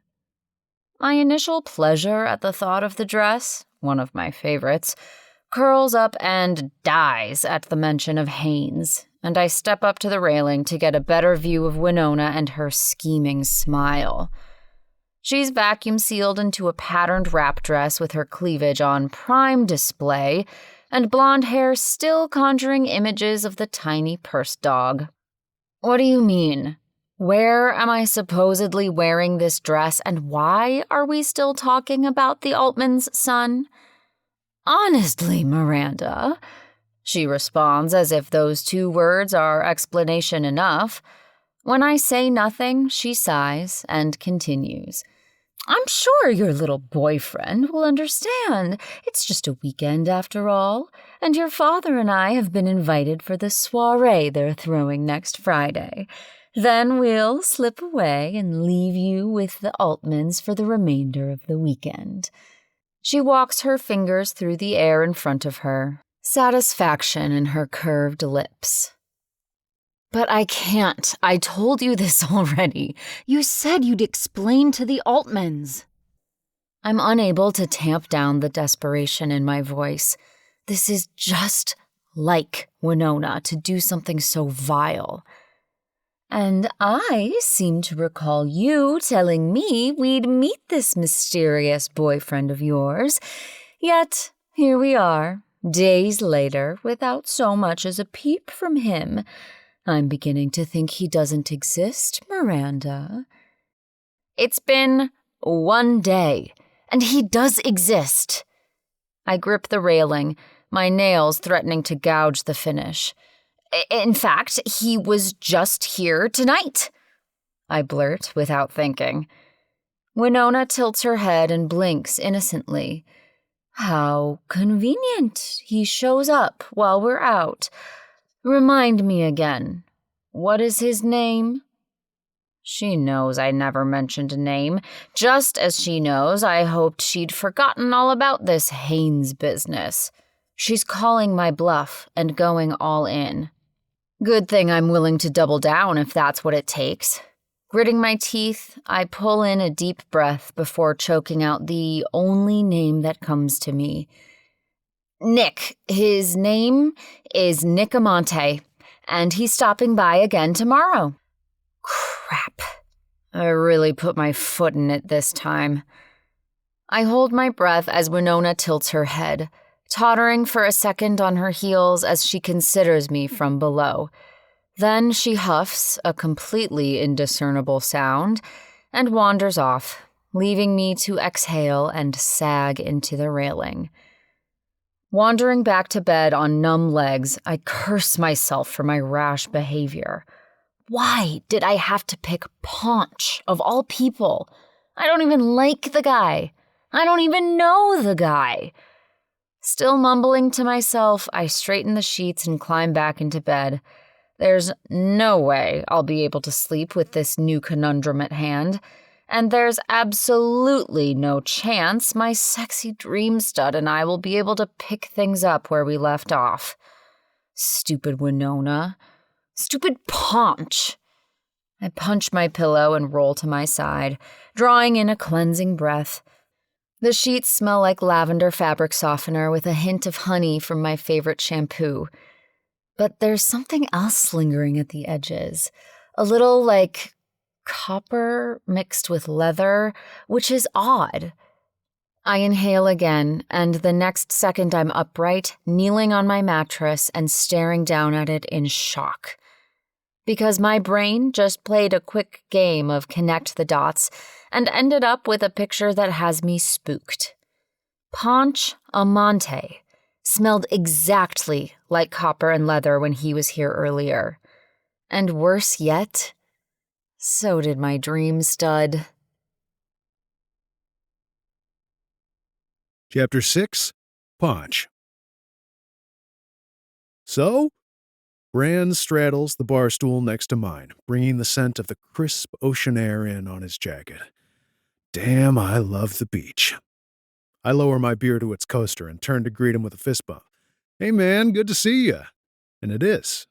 We met last year through some mutual acquaintances when I was out here on a weekend ride, and he's been a huge help in scouting out the town for my shop. As a mechanic and a native to Carolina Beach, he's been able to steer me in the right direction and be my ears on the ground while I developed my plans remotely from Greensboro. In fact, he's the one who alerted me to the corner property I'm currently stressing over. The least I can do is buy the man a beer. So, he repeats himself before signaling to the bartender to bring him another of what I'm drinking. I might be up Schitt's Creek. My sigh is heavy. Bran frowns. Really? No luck with the realtor guy? I get him up to speed about the Justin guy blowing town and how I was able to track down the Fontaine's contact info. Shit. The Fontaines own that building? Should have known. He takes a drag on his newly delivered Lagunitas bottle and shakes his head. What about it? I'm afraid I already know, but I have to ask anyway. Maria's harsh characterization of my shop still stings like a fresh paper cut. Not that I should let it bother me. For someone who trudges around in pajamas all day, she certainly has no trouble passing sweeping judgments about people she's never even met. Where does she get off being so high and mighty? Isn't she just the Fontaine's maid? Instead of answering, though, Bran takes another swallow of his beer. Damn. Since he's clearly stalling, I press on. Your friend Maria seems to think the Fontaines are saving the property for something more respectable than a gear shop. What a bunch of bullshit. Bran forgets to swallow and proceeds to cough until his eyes water. Maria? A couple more coughs clear the pipes and he's able to continue. As in, Maria from New Year's? Why is he so surprised? He must know she works for the Fontaines. Yeah, she answered the door when I went over to their palace to track him down. Pleasant girl. He doesn't acknowledge my sarcasm or offer a reply. His attention suddenly riveted on the TV above the bar, where a college basketball game is on. Yo, Bran. I wave a hand in front of his face. You think she's right about the Fontaines being pretentious assholes? It wouldn't be the first time I've been judged unfairly for a host of things. I just hope my business could stand on its own merits without stereotypes muddying the waters. Bran takes his time choosing his words, making me wonder exactly what I've waded into here. But all he comes up with is, she would know. What's his deal tonight? Is something wrong? I have to ask. His hand slips up to scratch the back of his neck where his brown hair is buzzed short.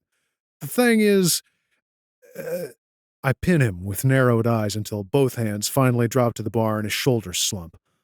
I can't talk about her.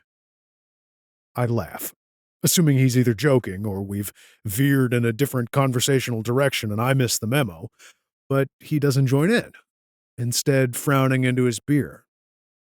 Who are you talking about? Do the Fontaines have the CIA on their payroll or something? Maria, he mutters. Wait, what? He's talking in circles.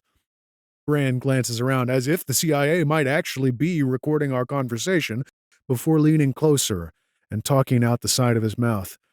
I can't talk about Maria. After the whole Mercedes thing, she delivered some very intense threats to my manhood if I cross her again. That girl scares the shit out of me. I guess I can respect that, but he clearly needs a reminder that she's got nothing to do with this. I don't give a fuck about Maria. All I care about is leasing that property. Again, with the furtive glances, if the Fontaines really do live up to their reputation, she might be your only hope. Why's that? Bran puts a palm up, giving me an adamant shake of his head to go with it. Nope, I've said more than I'm comfortable with. I like my dick too much to risk his life. You're quite the hero, aren't you, Bran? This conversation is going nowhere, so I pick up my bottle again and let the cold beer hit the back of my throat. I'll have to resolve this on my own, it seems. Don't need to be a hero, just need my dick. Bran takes another healthy swig of his beer, and I can't help my laugh. Despite my circumstances being no better than they were before I tore out of the Fontaine's driveway an hour ago. Fair enough. I guess I'll call the Fontaines again in the morning, and if they don't answer, I'll pay another visit. Hopefully, I'll be able to avoid the redhead with the wicked scowl this time. Bran had better be wrong about me needing Maria's help, because I suspect that woman would like nothing better than to see me go down in flames. But it seems Bran isn't done yet, because he leans in one more time and mysteriously whispers, "You should really stop by Raina's restaurant and try some of her cooking tomorrow for lunch," before delivering an overly exaggerated wink that has me wondering if the bartender slipped something into his beer. On the way to find a motel an hour later, I decided to take a detour past the rental building just to torture myself. All but the exterior safety lights are off for the night, but the glow from the streetlights illuminates the interior enough for me to make out the space. From what I discovered in my research, it used to house a custom home interiors business, so it's clean as a whistle and ready for Stroke's shelving, inventory, and displays. Even the paint and flooring will transition seamlessly, and there's a roomy storage area in the back as well as designated parking. If I were a believer in fate, I'd say this space and I are destined to be together, but fate's not something I deal in. I'm more a subscriber to the power of positivity and elbow grease. If I focus and work hard, I expect to achieve. Everything else can come and go and I won't get worked up about it, but if I put my mind to something, you'd better believe I'll do all I can to make it happen. And this store is definitely happening, even if I have to get on my knees and kiss the Fontaine's rich, snooty asses. Time to pucker up. What the hell am I doing? I mutter to myself as I roll to a stop and cut the Harley's engine. Ass still in the seat, I pause, half my brain telling me to pull right back out of the parking spot in front of the restaurant with the sign reading "Schnitzel with noodles." But the other half eventually wins as I unsnap my helmet and yank it off, not giving myself any more time for second thoughts on following Bran's advice from last night. Predictably, I struck out with the Fontaines again this morning, only managing to reach another employee named Rita, who, if possible, was even less helpful than Maria had been yesterday. I could have sworn she stifled a laugh when I told her I'd been having trouble connecting with them. With no more ideas, I let my bike steer its way to the address Bran had given me, and now, here I am. As everyone knows, food is never a bad idea, so I figure I may as well grab a quick bite before heading back to Greensboro and Stroke. I'll just have to wait until Justin gets back to town and hope the space is still available. Short of ripping all the rental signs off the building, what else can I do that I haven't already done? My stomach growls almost as loud as my bike, reminding me that I skipped breakfast, something I never do, which means I'm quickly approaching the case of low blood sugar that'll make me more than a little unpleasant to be around. Bran can hardly go 10 minutes without mentioning his girlfriend Raina, so I've heard about her skills in the kitchen a time or 10, yet I've never had the pleasure of trying any of her cooking. That oversight is about to be rectified, and I just hope he wasn't blowing smoke up my ass now that I'm peering in the windows of this crazy establishment. Who names their restaurant Schnitzel with noodles? Do they just pick a menu item and slap it on the storefront? That would be like Carolina's Diner changing its name to 3-egg omelet with grits, or my mom opening up a restaurant called Pernil with rice. But Mama has always been better at Italian cooking, which pleases my Sicilian father to no end. So instead of pernil with rice, she could open sarde with spaghetti. Although no guy in his right mind would take a woman he was hoping to nail to a restaurant with pig shoulder or sardines in its name. Schnitzel surely has the same lack of sex appeal.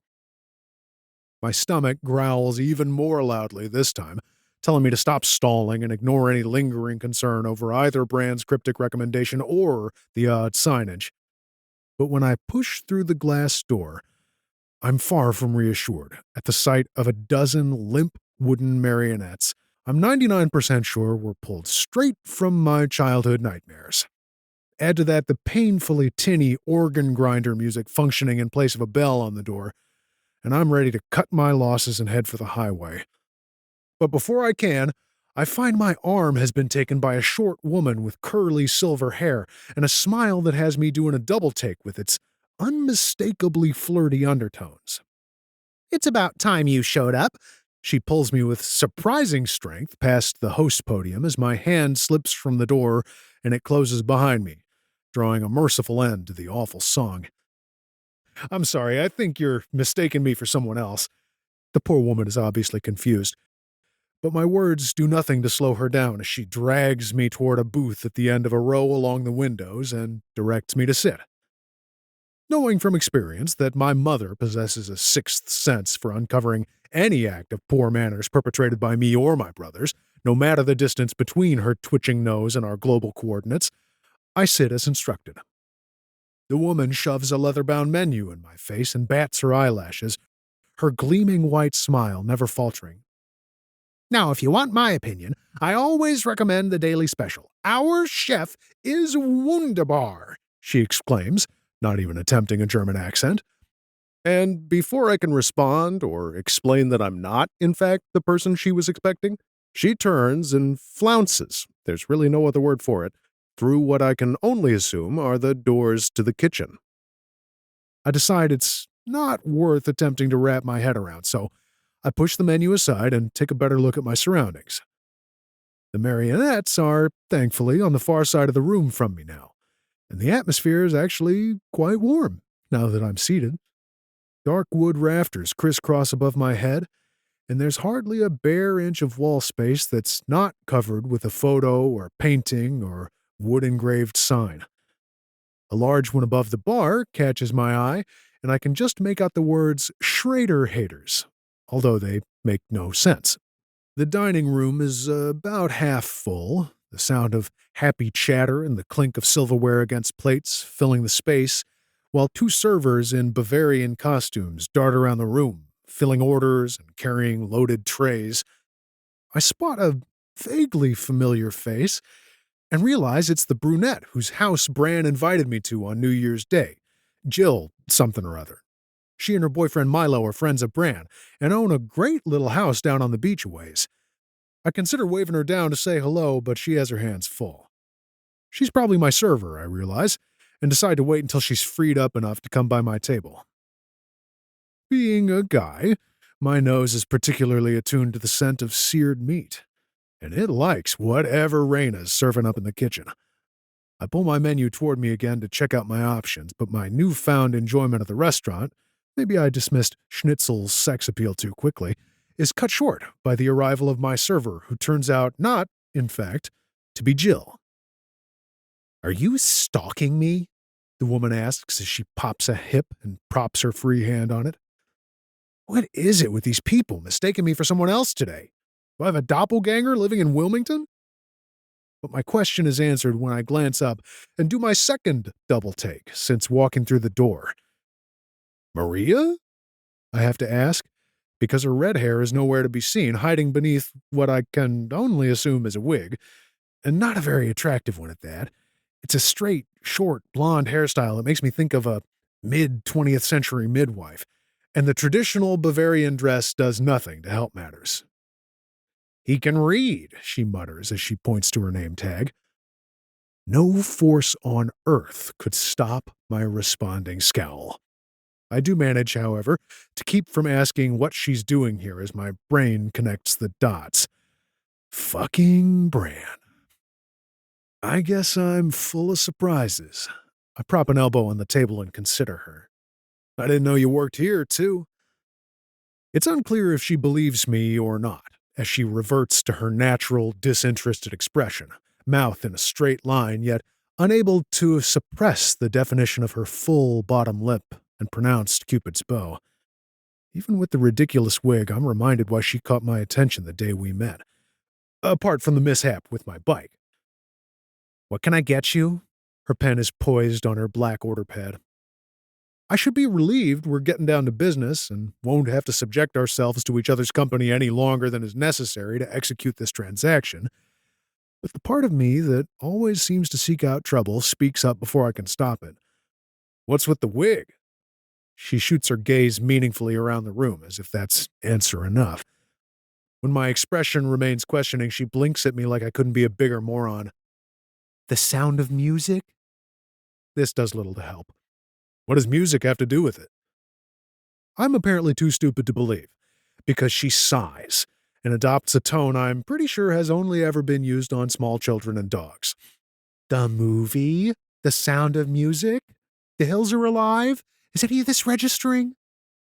My gaze slips around the room again, as understanding dawns. Oh, right, the movie about the Virgin and Hitler. I look her over again, and I take my time about it, just for revenge. Are you the Virgin? She sputters, and turns her head to cough into her hand for a few seconds while I sit back and let a grin settle over my lips. Two can play at this game, sweetheart.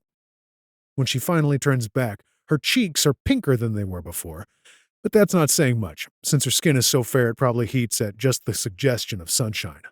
So, what can I get you? Despite her attempt at moving things along, I'm not ready to end our banter. Quick question. Do you have a regular customer who looks like me? Her eyes remain on her pad, but her response is immediate. God forbid. But her curiosity wins out in the end. Why? I hook a thumb toward the kitchen doors.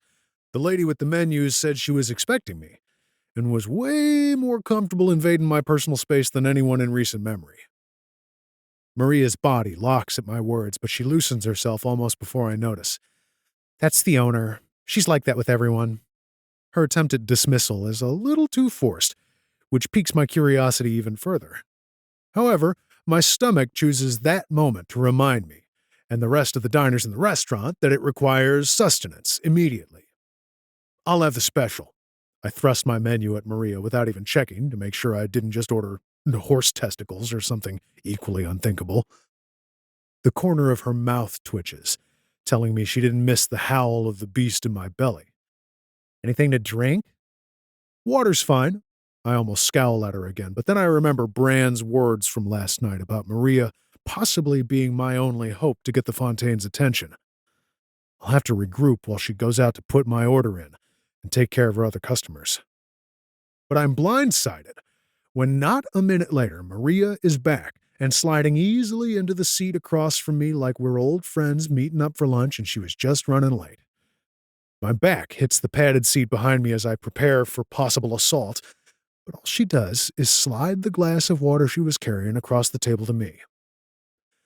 Look, I think maybe we got off on the wrong foot. Her words are disarming, but the stiffness in her neck tells a different story. What the hell is she up to? Okay. I'm not sure if I'm asking or agreeing. She bites her lip, and I can't help but let my eyes follow the movement. I'm a man. It's what we do. Although Maria is not my usual physical type, she's undeniably attractive, with her pouty mouth and defined cheekbones. And although she's on the skinny side, there's a decent perkiness to her ass I can appreciate. The riot of red hair doesn't hurt either, not that I can see it at present. Do you want to, start over? Her expression is half hopeful, while the other half resembles something closer to naked dread. Why? I begin as I pull the paper from my straw, but then something occurs to me, and I can't keep my lips from curving as I almost drawl, You like me. Hope and dread both take a hike as her lip curl makes a stunning comeback. No, I really don't. I'm flattered, really. I reach across the table for her hand, but she snatches them both back before I can make contact, letting them hang in front of her like two useless tyrannosaur arms. But I'm kind of seeing someone. The curled lip oddly does little to curb my enjoyment at the moment, and I take my time dropping the straw in the water and taking a long pull on it. Look, she takes a deep breath and drops her hands to her lap as she draws her spine straight, giving her another 2 inches in height, still no match for my 6'1". I don't want to bone you. I want to hire you. It's my turn to straighten. Drink forgotten. Hire me? For what? She has to be joking. So I'm understandably surprised when she manages to keep a straight face as she answers with the baffling words, "To be my fake boyfriend." Chapter 7. ANDIE. There, I said it. The words are out. I want to vomit. I'm sorry. Ponch brings a hand to his ear like an overzealous mime. I don't think I heard you right. I hate that he's enjoying this so much.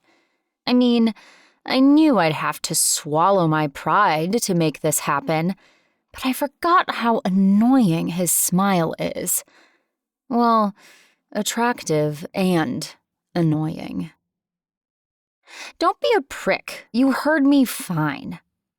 Hard as I tried over the last 12 hours, I was unsuccessful in coming up with a working solution to my Winona problem. Short of accosting a stranger on the sidewalk and begging him to be my fake lover, I was out of ideas. Winona would recognize just about everyone I know from this town, except for maybe Jill's boyfriend, Milo. But I recently invested in Milo's diving business, and there's no way I'm mixing business with Winona. Not a chance. Besides, trusting someone I know to perpetrate a con like this means I'd be indebted to them, and that's not something I'm comfortable with. Hiring Ponch is definitely the right move, despite my little freakout last night. In the light of day, I can laugh the whole thing off. My mind was obviously just playing tricks on me, and that guy giving me dream orgasms could have been anyone. Lots of people smell like leather.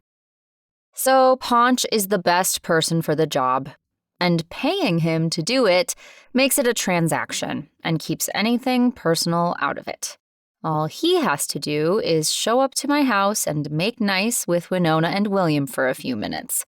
It may take a repeat performance before they leave town, but we can play it by ear. I still haven't figured out how to make this scheme work without letting on to Ponch that they're my parents, but I'll figure that out later. If worse comes to worst, I'll fess up and then just lie and tell him I'm broke. Priorities. Across the table from me, Ponch takes another sip of water before putting up a finger and assuming a thoughtful expression. I know you didn't ask for my advice, but I'll offer this one for free. When asking a guy for a favor, even one as batshit crazy as this, it's best not to call him a prick until he's agreed. I heave out a sigh and remind myself I can't kill him. Yet. It's very simple. I pay you an agreed-upon sum of cash, and you pretend to like me for a few days. Easiest money you've ever made. I promise. I doubt that. He throws a hand up between us to ward off anything I might throw at him.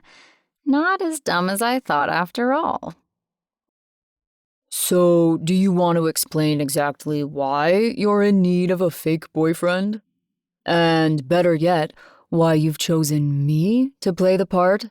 I'm sure you must know at least one member of the male species you can tolerate better than me. Damn it.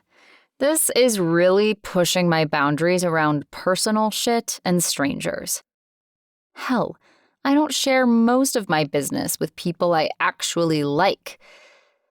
But this is bigger than me and my privacy, or my pride. This is about Camille. Well, Camille and my vagina, that is. Can't forget the poor girl and her negotiated date with Haynes's gross peen in 10 days' time. My response ends up to be a simple, "You'd think so, wouldn't you?" And I surprise even myself when I smile across the table at Ponch. He smiles back, making his dimples pop and my stomach go wee. Damn it. Get a hold of yourself, woman. Fair enough.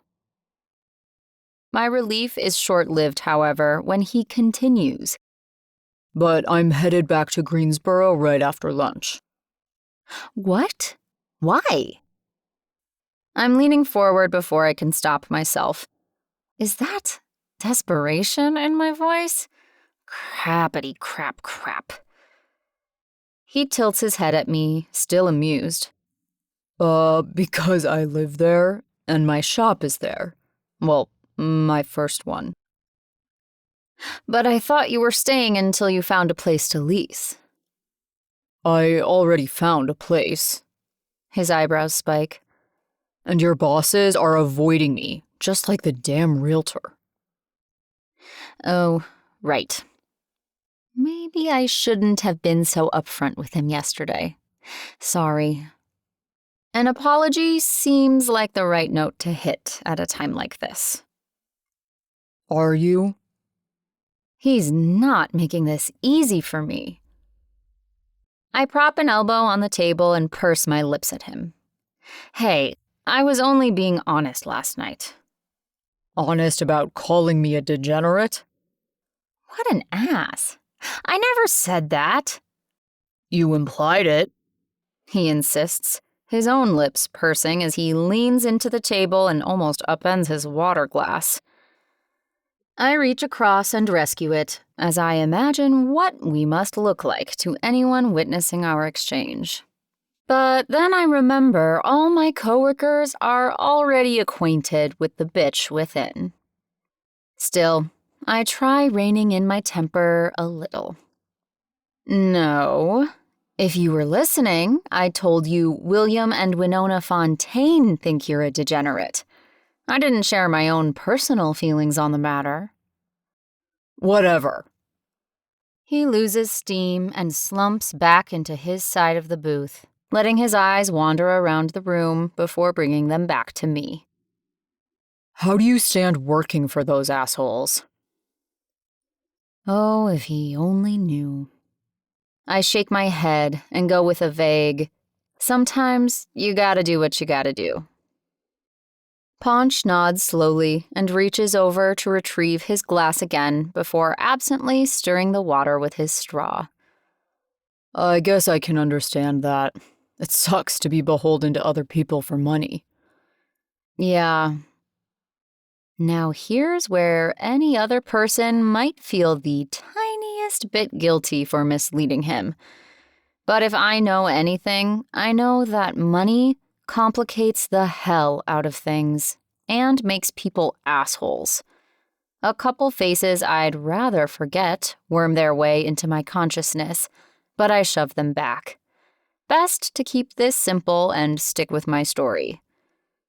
Unfortunately, Ponch is in a nosy mood. So, exactly how well do you know the Fontaines? Why? I don't try to hide my wariness, but he only responds with another smile. God, this guy could make a career out of international peace negotiations with his smile and stupid dimples as his only tools. Humor me. I guess I can play along if it helps him trust me enough to accept my proposition.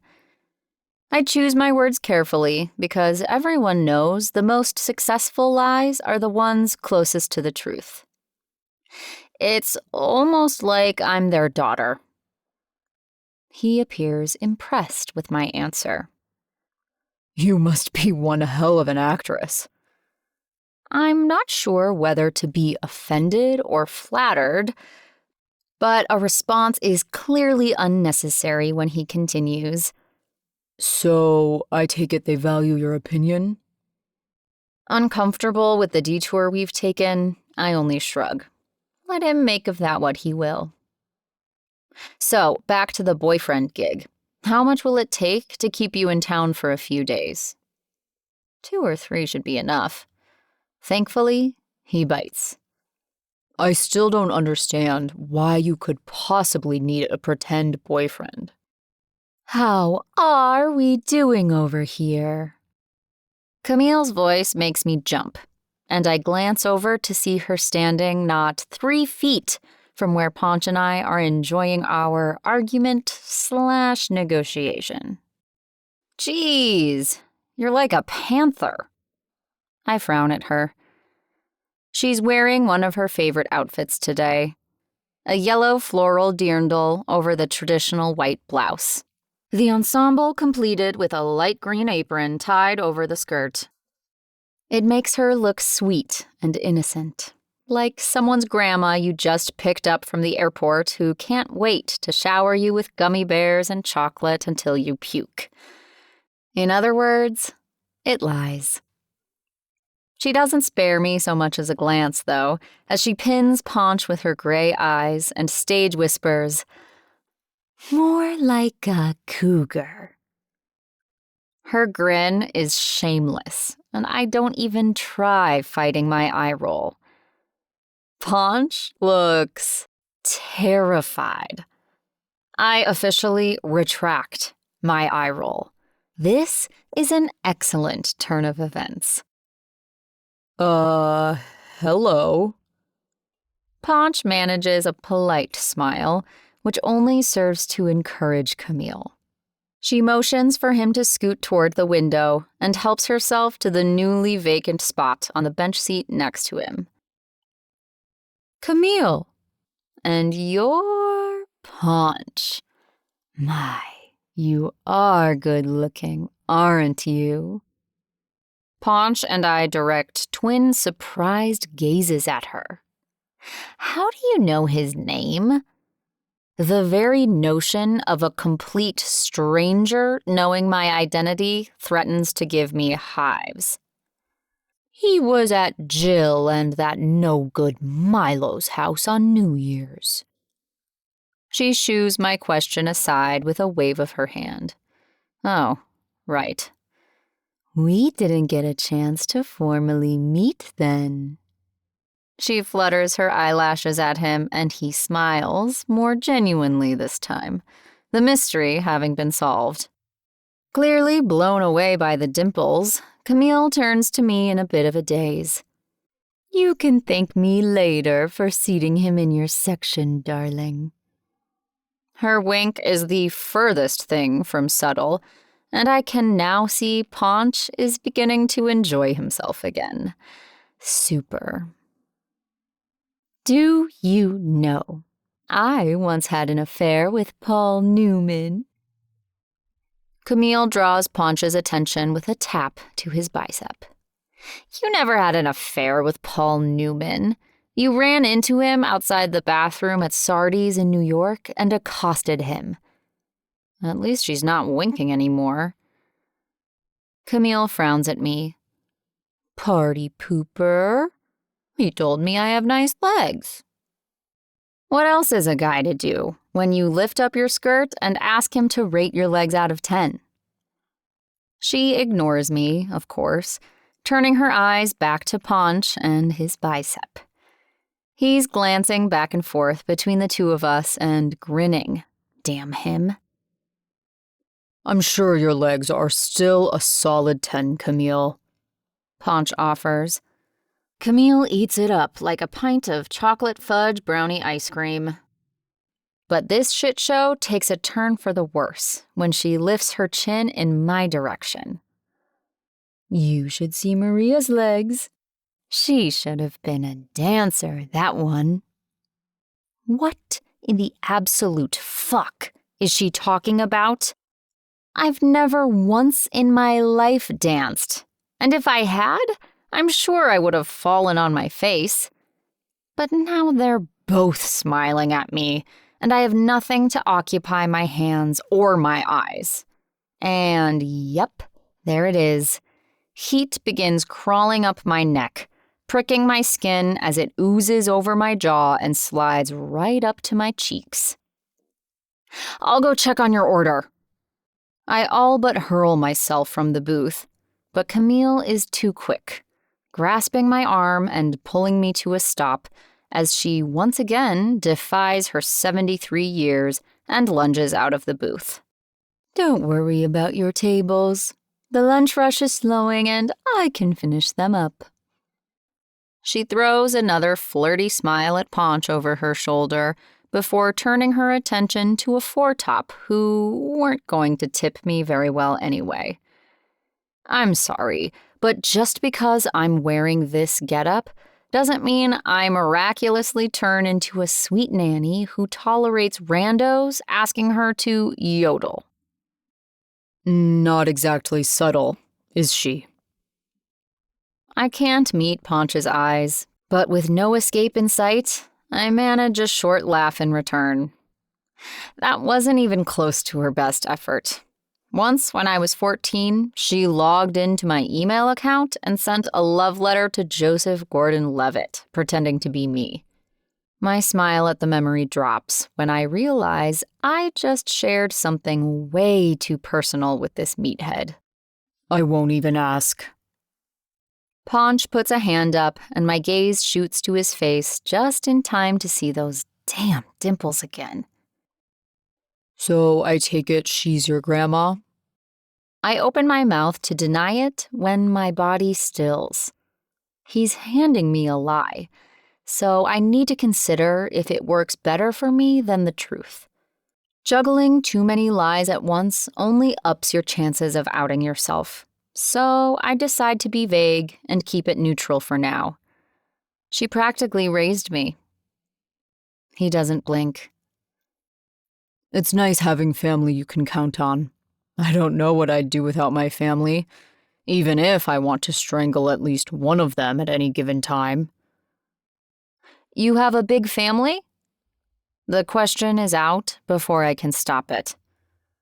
There's no need to get to know this guy when I'm only hiring him for a few days and will never see him again. He shrugs, but his smile stays put. He sure is a jolly motherfucker, isn't he? I guess. I'm the oldest of 4. 2 brothers and a pain-in-the-ass sister. And my parents, who are still somehow together despite being complete opposites. My dad is quiet, kind of introspective, I guess you'd say, while Mama's never had a thought she didn't voice. A spike of jealousy pokes at my gut, but I push it aside. Sounds awful. I can't hide the bite in my tone. But Ponch manages to overlook it and focus on the wide stroke of sarcasm it holds. His eyes follow Camille as she hurries to the kitchen. This is making a lot more sense now. The boyfriend thing, I mean. He gestures to the now closed galley doors. It's for her, isn't it? I bite my lip and consider what to say next. Ponch has just given me an excuse for my boyfriend needs. It's not perfect, but I could work with it. So, I officially go with the grandma lie, channeling the same acting vibes I used not 3 days ago with Winona on the other side of the restaurant. Well, she is getting older, and she worries about me so. I hope I'm nailing it, but it really could go either way. Ponch watches me for another moment while I work the hell out of my lower lip. I'm going to be bleeding by the time this is over. Okay, I'll do it. He gives his head one firm nod. You will? That's great. I move to stand so I can run to the ATM across the street. Let's pick a number, and I can pay you half now and half when it's over. Deal? But it seems I spoke too soon. No deal. I think I misheard him, but another glance his way dashes that theory. But you just said, I want to renegotiate the terms. He leans in, muscular forearms resting on the table between us.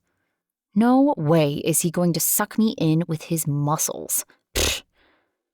What terms, exactly? 2 can play at this game.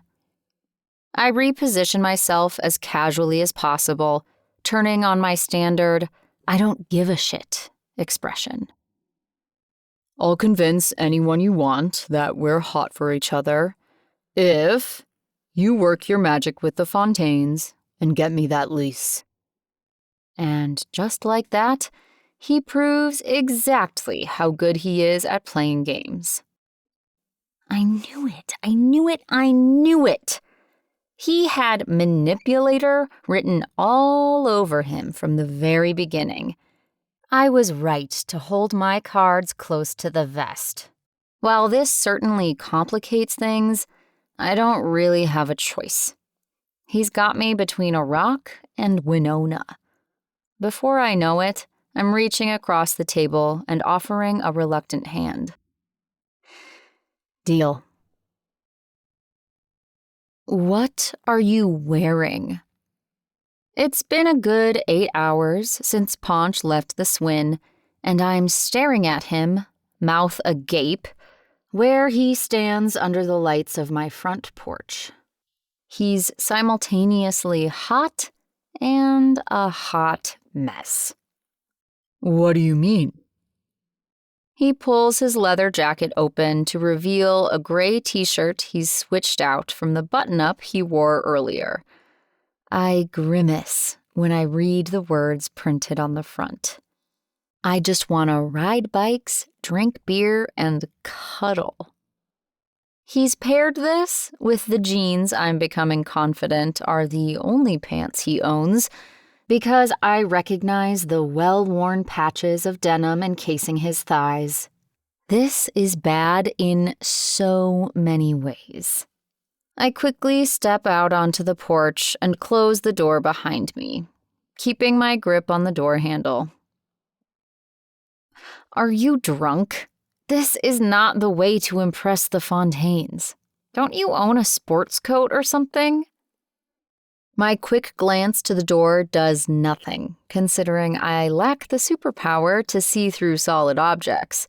But I'm relatively confident neither Winona nor William heard Ponch's motorcycle roll up. And why did you ride here on that thing? I throw a hand out to the bike where it sits front and center on the drive. You didn't say anything about the Fontaines. Shit, I thought we were going to see Camille.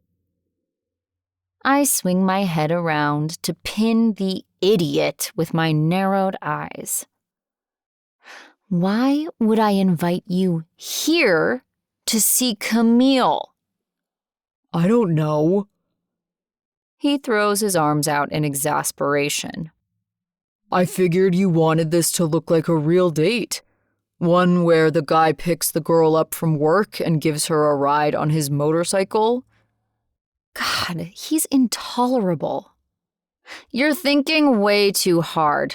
Don't hurt yourself. It's his turn to narrow his eyes.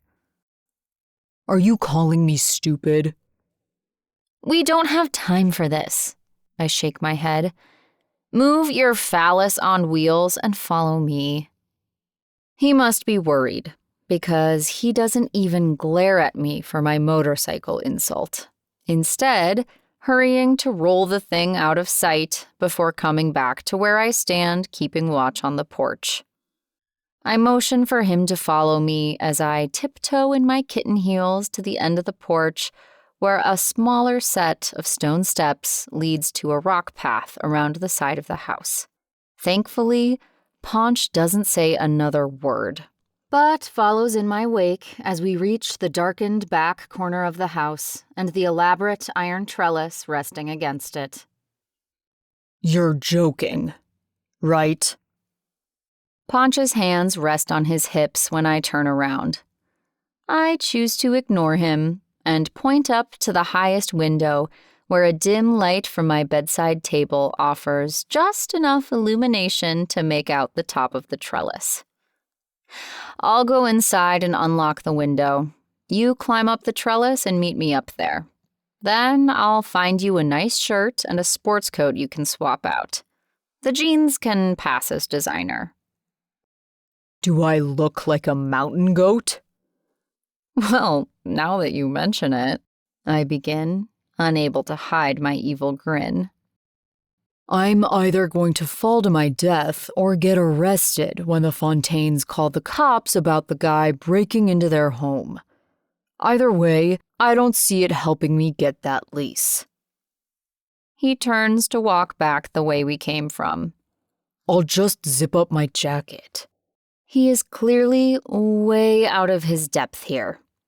There's no way William and Winona will take him seriously in that outfit, as either a prospective business owner or a boyfriend for their daughter.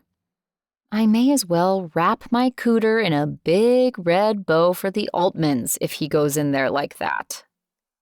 No way! I scurry ahead of him to stop him with a hand to his chest, which, I discover, is both firm and warm. Damn it. I only lose focus for a second, though, before getting my head on straight again. If I'm expected to hold up my side of this bargain, you have to do things my way. He considers me for a few seconds, and I think he's going to refuse. But then he steps back on his booted heel and puts both hands up in surrender. Fair enough. And anyway, you're not going to fall. I know from experience that thing is plenty sturdy. Why am I not surprised that you've done something as crazy as break into your boss's house? Crap. I need to be way more careful. What can I say?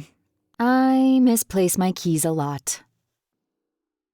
Before he can ask more questions, I hurry away and re-enter the house as quietly as possible. This situation has me so rattled, I almost blew my cover and told him about sneaking out my window when I was a kid. I can hear Winona lecturing Rita about something in the kitchen as I pull off my heels and carry them up the left staircase, where I turn left instead of right and race into my parents' bedroom. My dad must have 100 suits and coats. He'll never miss one. Gray wool sports coat and nondescript white button-down in hand, I sprint in my bare feet across the carpeted landing to my room, where I toss my spoils onto the bed and go to open the designated window. As soon as I do, the cool night air whooshes in, bringing the familiar scent of leather, copper, and something woodsy with it. I freeze, my brain sending alerts down to my cooter that it senses something we like. Damn it. Snap out of it, dummy. Ponch grips the windowsill with both hands as he gracefully hoists himself up the last few feet and leans his head and torso inside the window. I'm so distracted by my horny nervous system, as well as the fluidity of his motions and the ease with which he pulls his body up, that I forget to step back.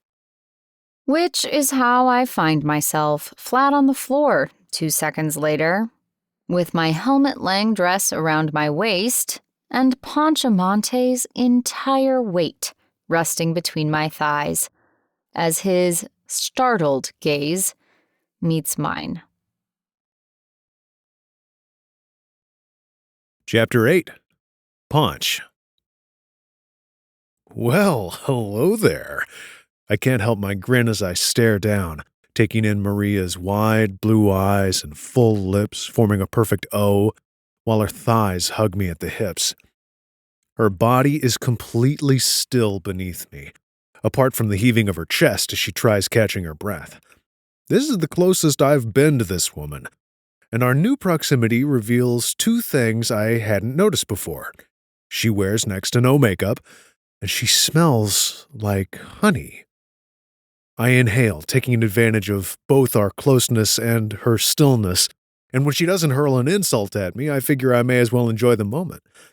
I know I said I'm kind of seeing someone, but if you want me this badly, I could probably figure something out. This appears to do the trick, because the next thing I know, she's pushing at my chest and snarling at me as per usual. Oh my God, get off me! I roll to the side, allowing her to scramble to her feet, but not before I get a glimpse of black lace panties beneath the knee-length green and black dress she's wearing. Her breath is still coming in pants, and I'm pretty sure I've rattled her.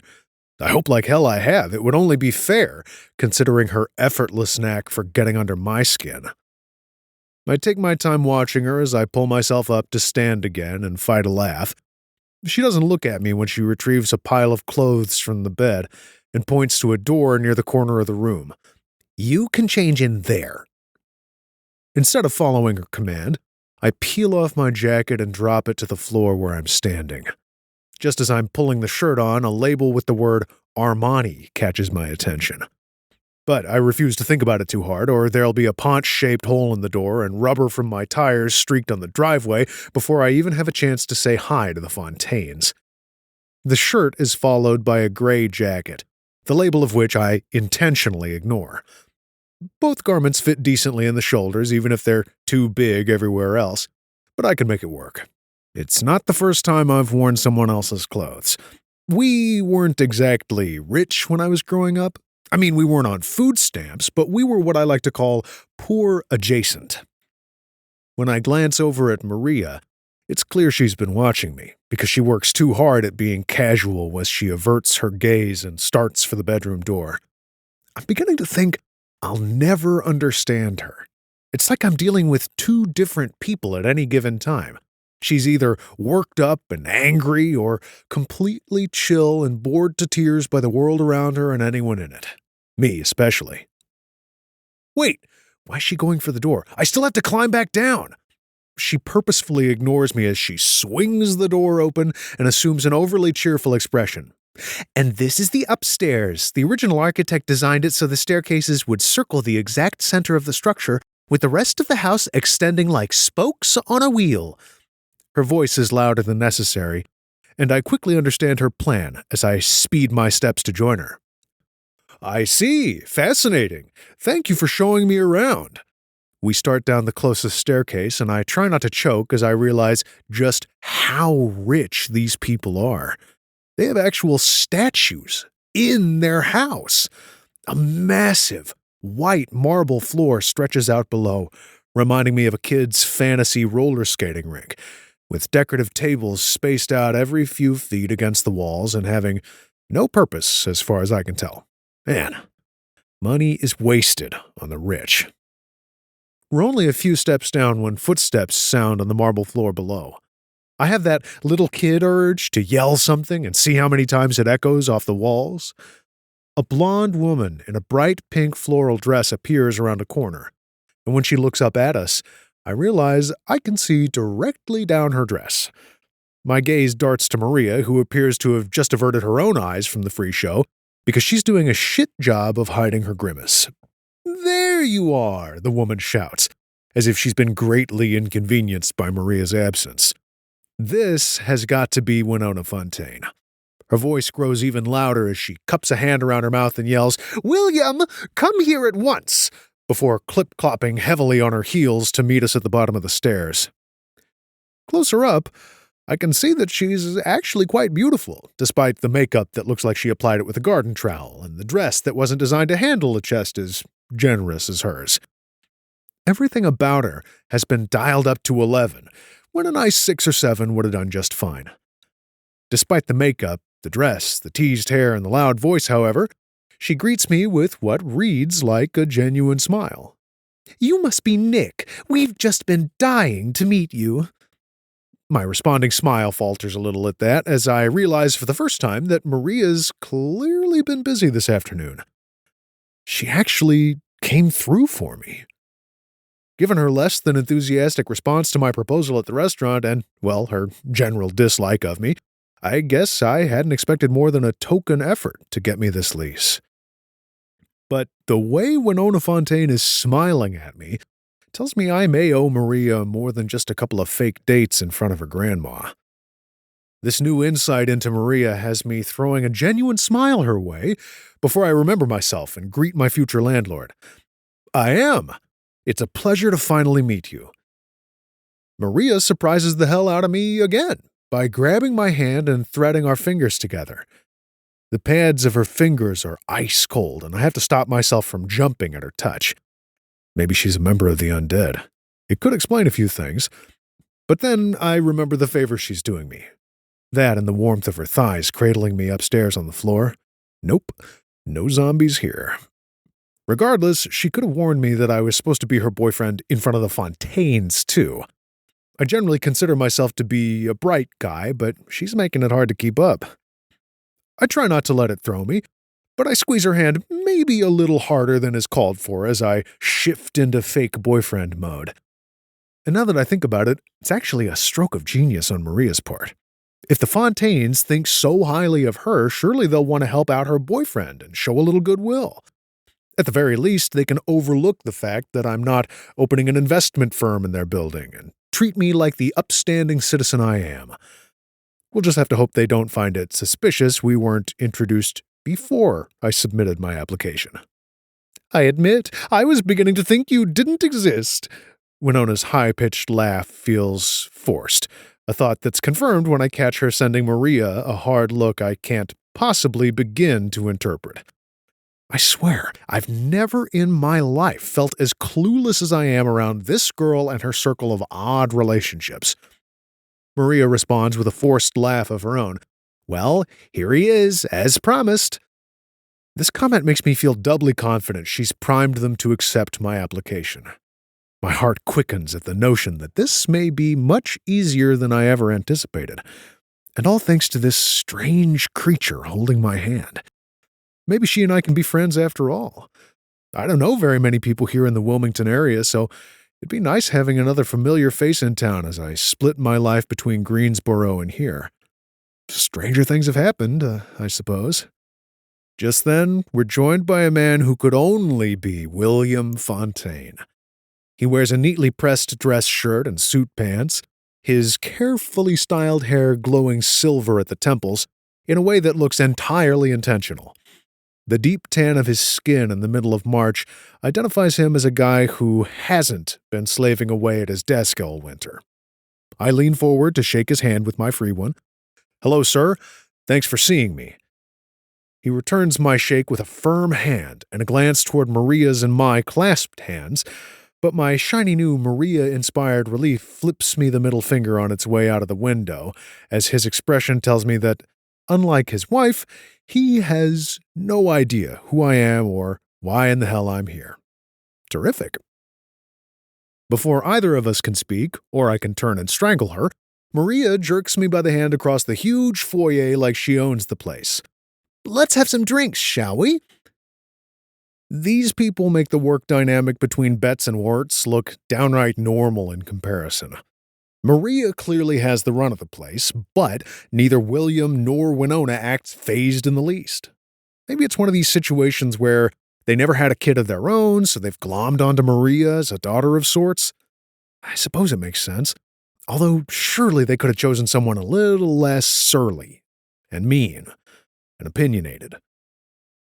Since the dynamic may still benefit me, though, I really shouldn't question it. With that in mind, I follow Maria into the sitting room and take a seat on one of the fanciest shit matching couches, occupying the center of the space. William crosses to the fully stocked bar cart, where he pours 3 drinks, a bourbon on the rocks, a glass of red wine, and what appears to be a martini from a prepared pitcher, before turning to me. "What's your drink, son?" he asks, and I pick up an accent. British, maybe? Or Australian? Who the fuck are these people? "Oh, I'll have what you're having, sir." That's a $200 bottle of bourbon he's pouring from, I realized too late. He nods and brings his attention back to the drinks. "Call me William." This time there's no accent, so I must have imagined it. I begin to relax, letting the stiffness out of my posture. Maria's hand is still in mine, I realize, her skin having warmed from our contact. But we break apart when William hands our drinks over.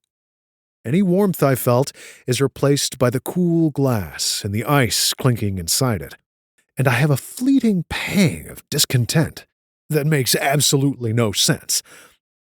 "So," Maria begins, cutting off Winona as she's clearly about to speak, "you know that dingy little building on North Lake Park Boulevard with the empty corner unit?"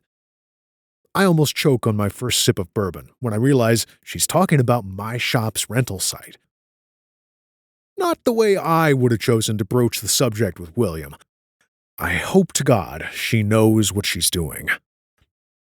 Winona, apparently no longer interested in what she'd been about to say, tilts her head, and the way her hair poofs up reminds me of my aunt's yappy little dog. Is that the one where the flower shop used to be? William sits in the leather chair apart from his wife, shaking his head. No, you're thinking of Bridge Barrier Road. It's the one where that home decorating business was, right near the boardwalk. What about it? The last part is directed at Maria, as he and I both take sips of our bourbon. This stuff is smooth. Maria makes a grab for my hand as she leans forward in her seat. The reasonable part of my brain wants to bat her hand away and use mine to cover her mouth and stop her from speaking.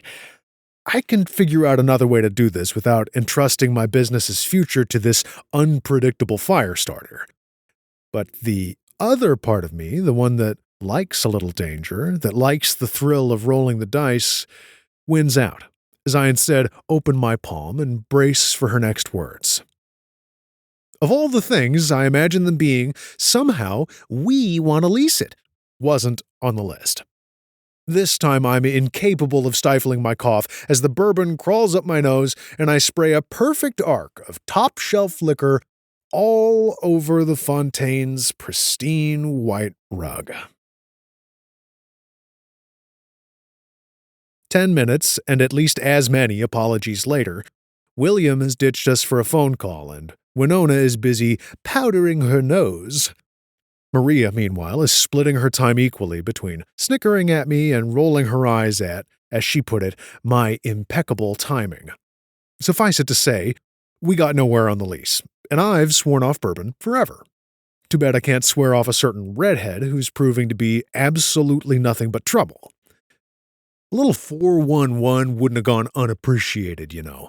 I scowl up at her from my spot on the rug where I'm wiping uselessly at one of the brown stains. Would you get up? Rita will work her magic on that later. If Winona sees you scrubbing her floor, she's never going to take you seriously. Oh, so sorry, Your Highness. But where I come from, we clean up our own messes. Or we make our little brothers do it. Is that so? I can tell from her tone that she's frowning at me and has her tiny fists perched on her hips. My knuckles press into the cloth as Mama's voice pecks at the back of my mind. Don't rub at it, Niccolo. You dab at the juice or it'll set in for good, and I'll have to sell you to replace the rug. What would I tell Papa when he gets home and you're gone? I switch to dabbing. If it bothers you so much, you could come down here and help me. Or do your maid duties not extend to jobs requiring you to get on your knees? There's something vaguely, or not so vaguely, depraved about my question and the tone I used. I'm about to apologize when she closes the space between us and hisses at me. That's disgusting, you pervert. She manages to combine a whole-body shiver with a nonverbal threat to my life. I didn't mean it like that. Well, not really, but I'm pissed and flustered. God, if my siblings could see me now, they'd be pissing themselves laughing. What happened to the guy who always plays it cool with women? She huffs out her breath and sheds a little of her indignance. And I'm not the maid. I just stay here and keep an eye on things when they travel, which is always. I look up from my task to glance around the room at all the trappings of wealth and privilege like I'm seeing it for the first time. You live here? Yeah, she shrugs, her voice dropping lower. That was my room you snuck into. The cloth drops from my hand as my butt settles on my heels. Not that I got a tour or anything, but that room was easily as big as my entire apartment. And you get paid for living in this dump? Her defenses threaten a repeat appearance. It's not my main source of income. I watch her for a second while she works her lower lip with her teeth, and then I shake my head. Who am I to begrudge her a sweet gig like this? She's actually more like me than I'd like to admit. We both hustle to make things happen and don't wait for the world to fall at our feet. Right, the waitressing with your grandma.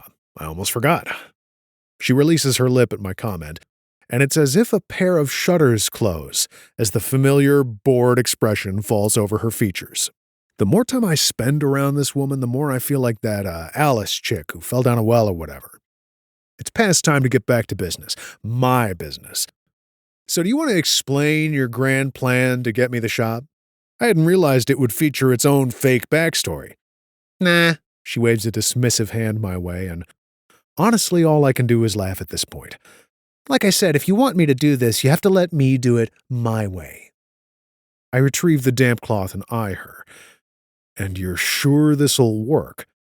Would I lie to you? A tiny spark of mischief laces the words. I honestly have no goddamn clue, Maria. Given how free you are with your opinions, I find it a little hard to see you having any use for untruths. But considering tonight's performance and your scheme to front me to dear old Gram as your beard, I should probably just assume everything coming out of your mouth is complete bullshit. My beard? She can't help the twitch of her lips. What is wrong with you? Did you get dropped on your head as a baby? I just grin at her. I can't help it. Is that your way of telling me you're straight? Ha! Because the only reason a woman could possibly resist your charms is if she's gay. Those hands are back on her hips, and her movements have the skirt of her dress swishing dangerously around her knees. It's not a bad view at all from where I'm kneeling on the rug. I never said that. I may have entertained the idea for a few minutes, but I'm not as arrogant as she seems to think. She takes another step toward me, and a part of me considers warning her that if she comes any closer, I'll be getting another glimpse of those black lace panties. Not that it's any of your business, but no, I'm not gay. And if I were, it wouldn't be something I'd feel the need to hide, especially from Camille. Okay, you're a highly evolved heterosexual woman. Jeez. I go back to my dabbing. You know, maybe if you told me why it's so urgent for Camille to think we're dating, but only for a few days, I'd stop speculating. And I could also tailor my performance to hit all the right notes to be extra convincing. Did you think of that? Her voice is barely audible when she mutters, "This is exactly why I wanted to pay you instead of doing this damn quid pro quo shit." I wouldn't have done it for money, I say to the rug. She snorts. Can't put a price on the legendary Ponch? I ignore her comment and grind the damn cloth into the rug. Some things are more important than money. And at that, she bursts out into laughter for reasons I can't possibly understand, and it has me tossing down the rag again and scowling at her. This is pointless. Let's try getting Winona and William back in here and see if we can salvage something out of this evening. It takes a good minute for her to rein in her hysteria, but her response isn't what I'd hoped. Not gonna happen, Romeo. They're going out, and they'll only get annoyed if we make them late. So that's it? I can feel my shoulders sag. No, don't get your panties in a bunch. Leave it to me. Leaving my fate to you is a terrifying notion in so many ways. I have no mental energy left to fight with her on this anymore tonight. Ha ha. Her expression has lost its edge from earlier, and I notice, not for the first time, how pretty she is when her features are relaxed. Beautiful, really. Time to call a truce for the night. Acknowledging the bourbon stain's victory over my paltry cleaning skills, I push up to standing again. So should we go make an appearance with Camille tonight? It's not like we got a lot going on here anymore. She considers me, or maybe my question, for a few long moments before her mouth curves in a smile that feels like the first unguarded one she's given me since we've met. Then she snatches the cotton cloth from my hand and tosses it to the floor. I guess we could. Why not? I steadfastly ignore the pleasure in my chest at her response, because I recognize it, and I have no business finding this degree of satisfaction from such a confounding girl who's nothing but a stranger to me. Chapter 9. ANDIE. Never in my life have my butt cheeks squeezed themselves together so hard. An involuntary screech escapes from my throat as Ponch turns onto 3rd Street and the crosswind catches my hair, swirling it around my exposed chin and neck.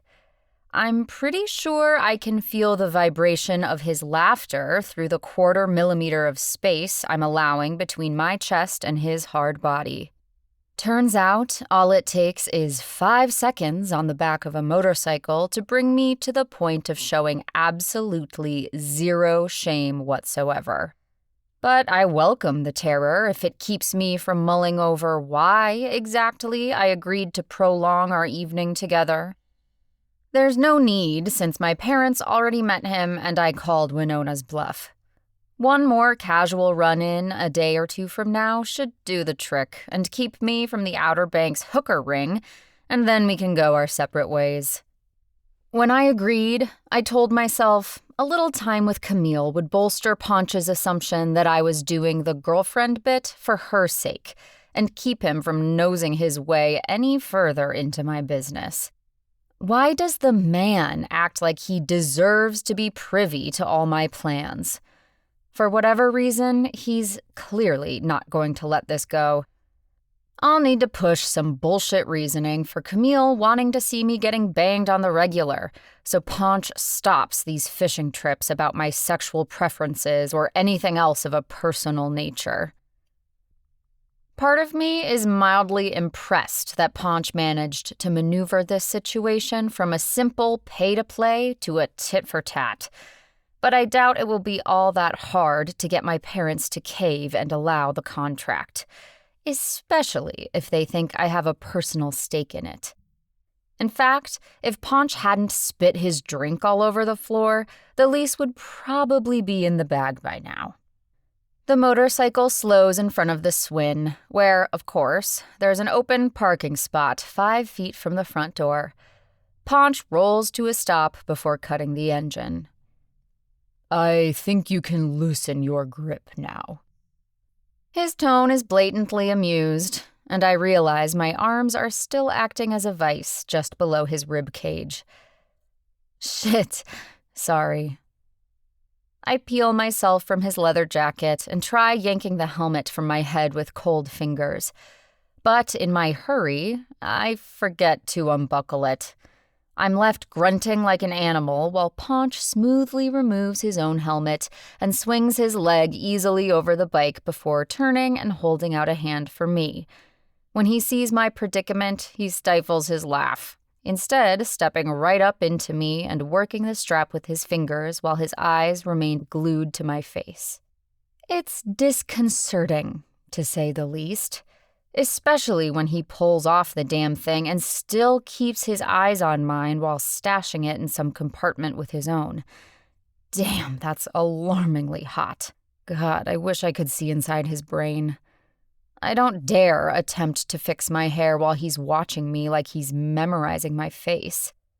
He holds his hand out again, and I notice his voice drops a good octave or two from a second ago. You ready? Normally, I'd shove his hand aside and get off the bike on my own, but I'm feeling truly out of my depth tonight. I'm decidedly uncomfortable, and I loathe feeling that way. Ponch isn't a pushover like I'd hoped in the beginning. He's no Haynes Altman, who I can ruffle with a joint and a few snarky comments delivered with a perfectly fake smile. I'll need to pick my battles with Ponch. And since dismounting this contraption on my own will likely result in a collision of my chin with the hard sidewalk, I take his hand instead and let him help me off the bike. His fingers are warm where they extend past the leather of the fingerless gloves he wears, and I'm reminded of the feeling of his palm against mine back at the house. I'd intended it as a private little rebellion, something to throw him after he teased me so thoroughly when my back had been flat against the hardwood of my bedroom floor. And while I succeeded at first, he was surprised at me snatching his hand, he quickly turned the tables. What had started as a tactical maneuver took a detour that sped my heart rate to a level it had no business climbing to. With that in mind, I quickly disengage as soon as my feet hit solid ground. I changed before leaving the house, so I'm now in a pair of jeans and a thick sweater with a pair of leather boots I got from one of the designers I just began featuring on my Instagram. Ponch's brain has apparently moved past whatever had him staring at me so intensely, because he throws his chin to the door of the restaurant. So we just go in? Yeah. Get yourself together, Andy. I moved to the door and grabbed the handle before he can try to open it for me. He's that kind of guy for sure. The kind who uses the well-taught manners from his mom to make women swoon. He knows exactly what he's doing. But we can cut straight through the bullshit. When I hold the door for him, it's like he's just seen right through my brain because his stupid grin turns knowing and those dimples go pow. Damn it. We can go straight to the kitchen and say hi to Raina, I tell him, hoping the distraction will give me a minute to get my head on straight again. It's 9:45, so the crowd is thin with most of the tables either already wiped clean or waiting to be bussed. Jill, who plays the second most coveted role of horny Liesel von Trapp, stands across the dining room chatting with a foretop, no doubt hustling for a last-minute tip hike. She's wearing a blouse with a neckline Liesel would have been grounded over for sure, but whatever does the trick, I guess. She's working a double, and I saw her sneak out after lunch for a break, probably to screw Milo's brains out. Those two spend most of their time eye-fucking each other. Milo's a good guy. He keeps his business to himself like I do, and has even less interest in making new friends than me, if that's possible. It explains why I invested in his diving business a few months back. His bullshit quotient is as close to zero as anyone I can think of. Besides, Camille is still mad at him for some stunt he pulled as a teenager, and I have a lot of respect for people with enemies. Jill, on the other hand, was a riskier bet when she sailed into town last fall. If she and Raina hadn't hit it off from day one like two Scientologists who just realized they're descended from the same alien, I'd never have given Jill the time of day. But I tolerate her for Raina's sake. And Camille's. I guess it's not that hard, but I reserve the right to fire her if she ever tries to hug me. Ponch heads for the kitchen doors after passing by me, and I use the opportunity to run a hand through my hair. My fingers get caught in the wind-blown tangles, and I stifle a yelp when Ponch stops and turns, causing me to yank out a decent patch of hair.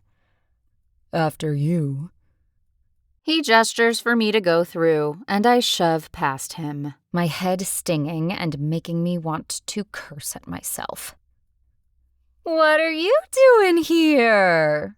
Raina shouts from her seat on a stool behind the shiny stainless steel table near the ovens. Her black chef's coat covers her from neck to hips, and her thick braided hair is secured in a bandana on top of her head.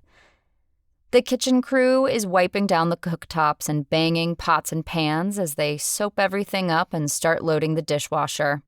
I know the instant Raina spots Ponch because the scrunch of her brows loosens and a wide smile takes over her lips. "Well, well, well, what do we have here?" I might have to kill her. She pretends not to see my death glare and instead gets up and rounds the table until she's within punching distance of my balled fists. "Jill said she saw you two together this afternoon, but I figured she was imagining things." "We weren't together," I insist, as Ponch extends his hand and lets her continue in her delusion. "Nice to see you again, Raina. I wanted to poke my head in earlier and tell you how much I enjoyed lunch, but you were understandably busy." "Well, thanks.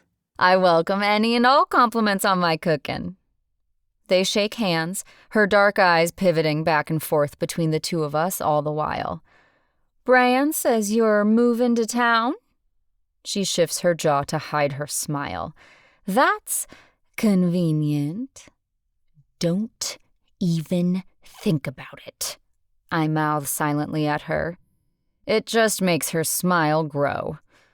Oblivious to our private exchange, Ponch responds. "Not quite, but I'm opening a new shop here. Maria's helping me secure the lease." Raina nods slowly at that info, taking it in and processing it in no time. Mercifully, she keeps her mouth shut, proving she hasn't let Ponch's dimples turn her stupid. Anyway, he wanted to talk to Camille about something, so I'm taking him to her office. I throw a thumb toward the back hall, where Camille is probably watching porn if this day continues as it's been going. Then, for some unknown and utterly horrifying reason, Ponch extends his arm and hooks me by the neck until the side of my face is smushed up into his chest and the rumble of his laugh echoes in my ear. She's just joking around, aren't you, Cupcake? I catch a glimpse of Raina blinking several times before I see her bite both her lips in a blatant attempt to stifle her laughter. I sneer up at Ponch as I struggle to escape his grip, but it's no use. I'm likely to suffer an open wound from that sharp jaw, so I bring my hands up to push on his chest instead. What are you talking about? I push again to no avail, my fingers digging into his t-shirt, and shit, are those washboard abs under there? I slide a hand down a bit and, yep, another hard ridge of muscle. Ponch takes advantage of my distraction and secures his hold with his other arm as he wraps me in a full bear hug. We're still working on the endearment thing.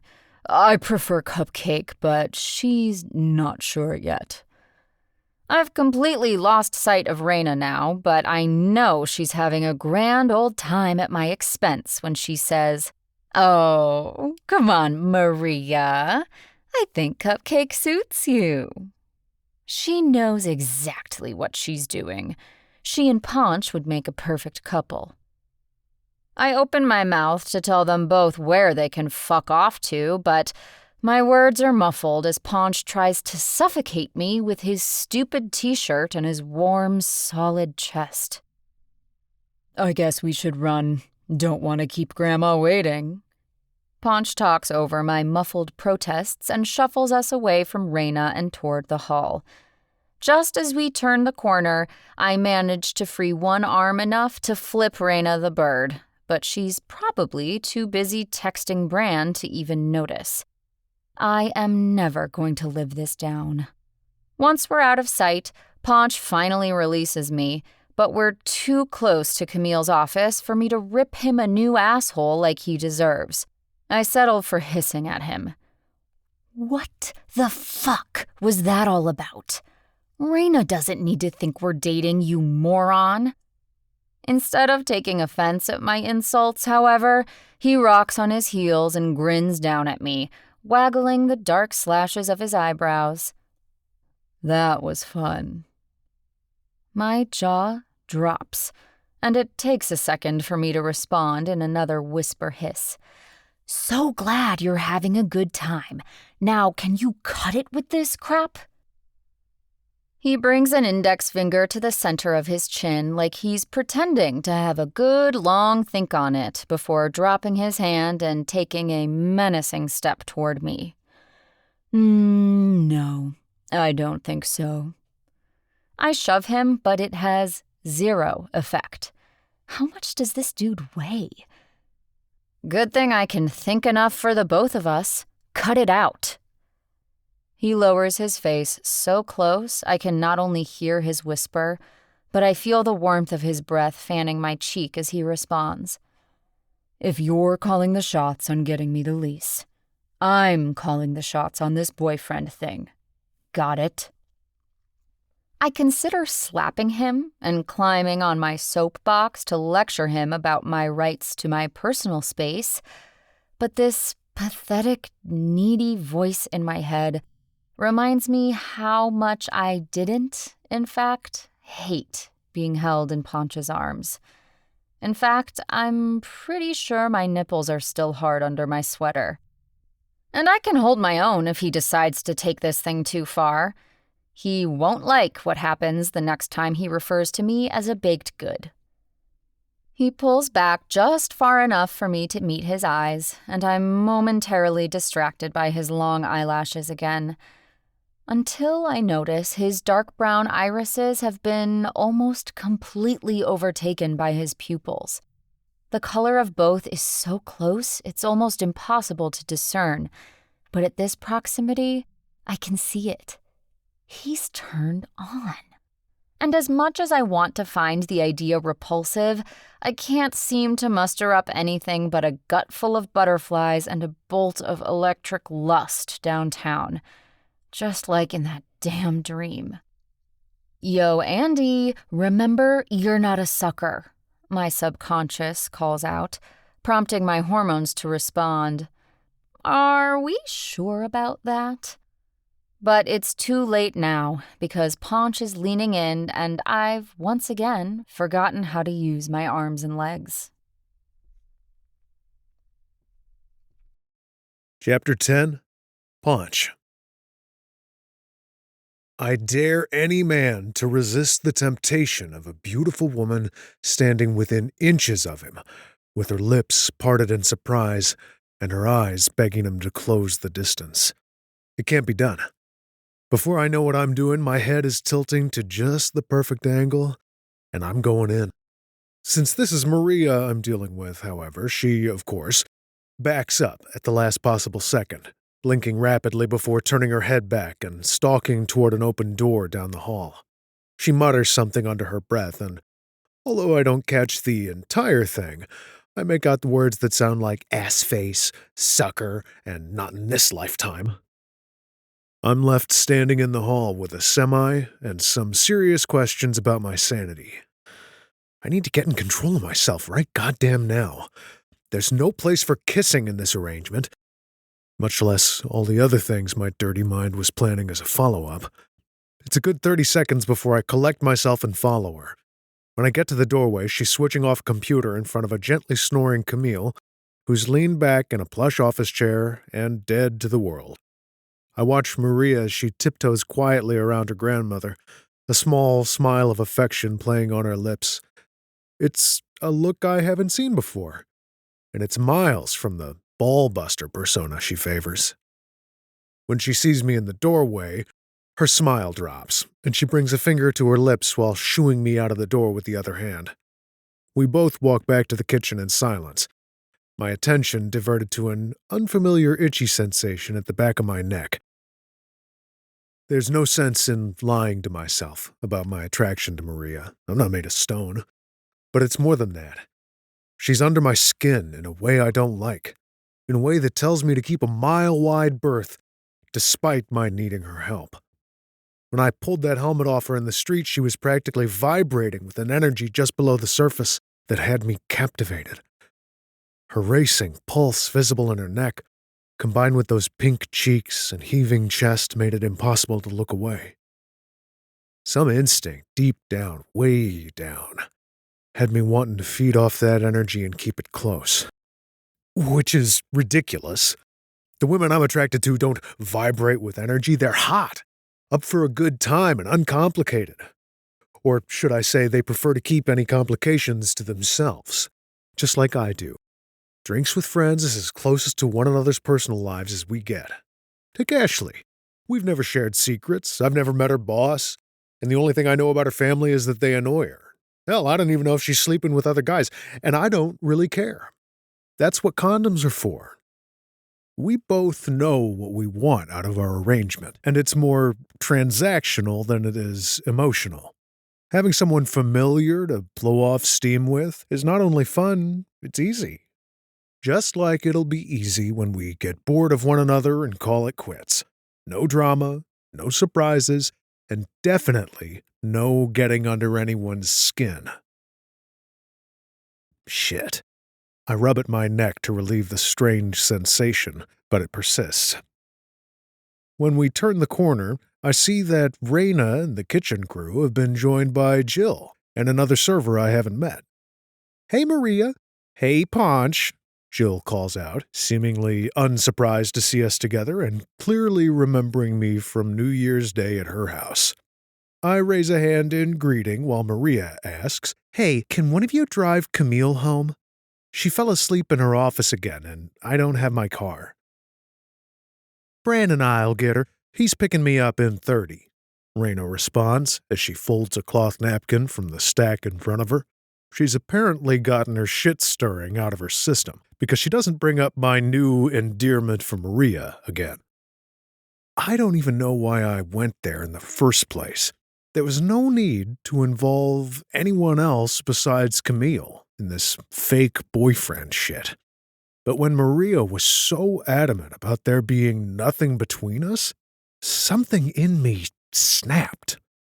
Logically, I know there's nothing, but the way she acts, as if being mauled by a bear would be preferable to even the thought of kissing me, hits a little hard.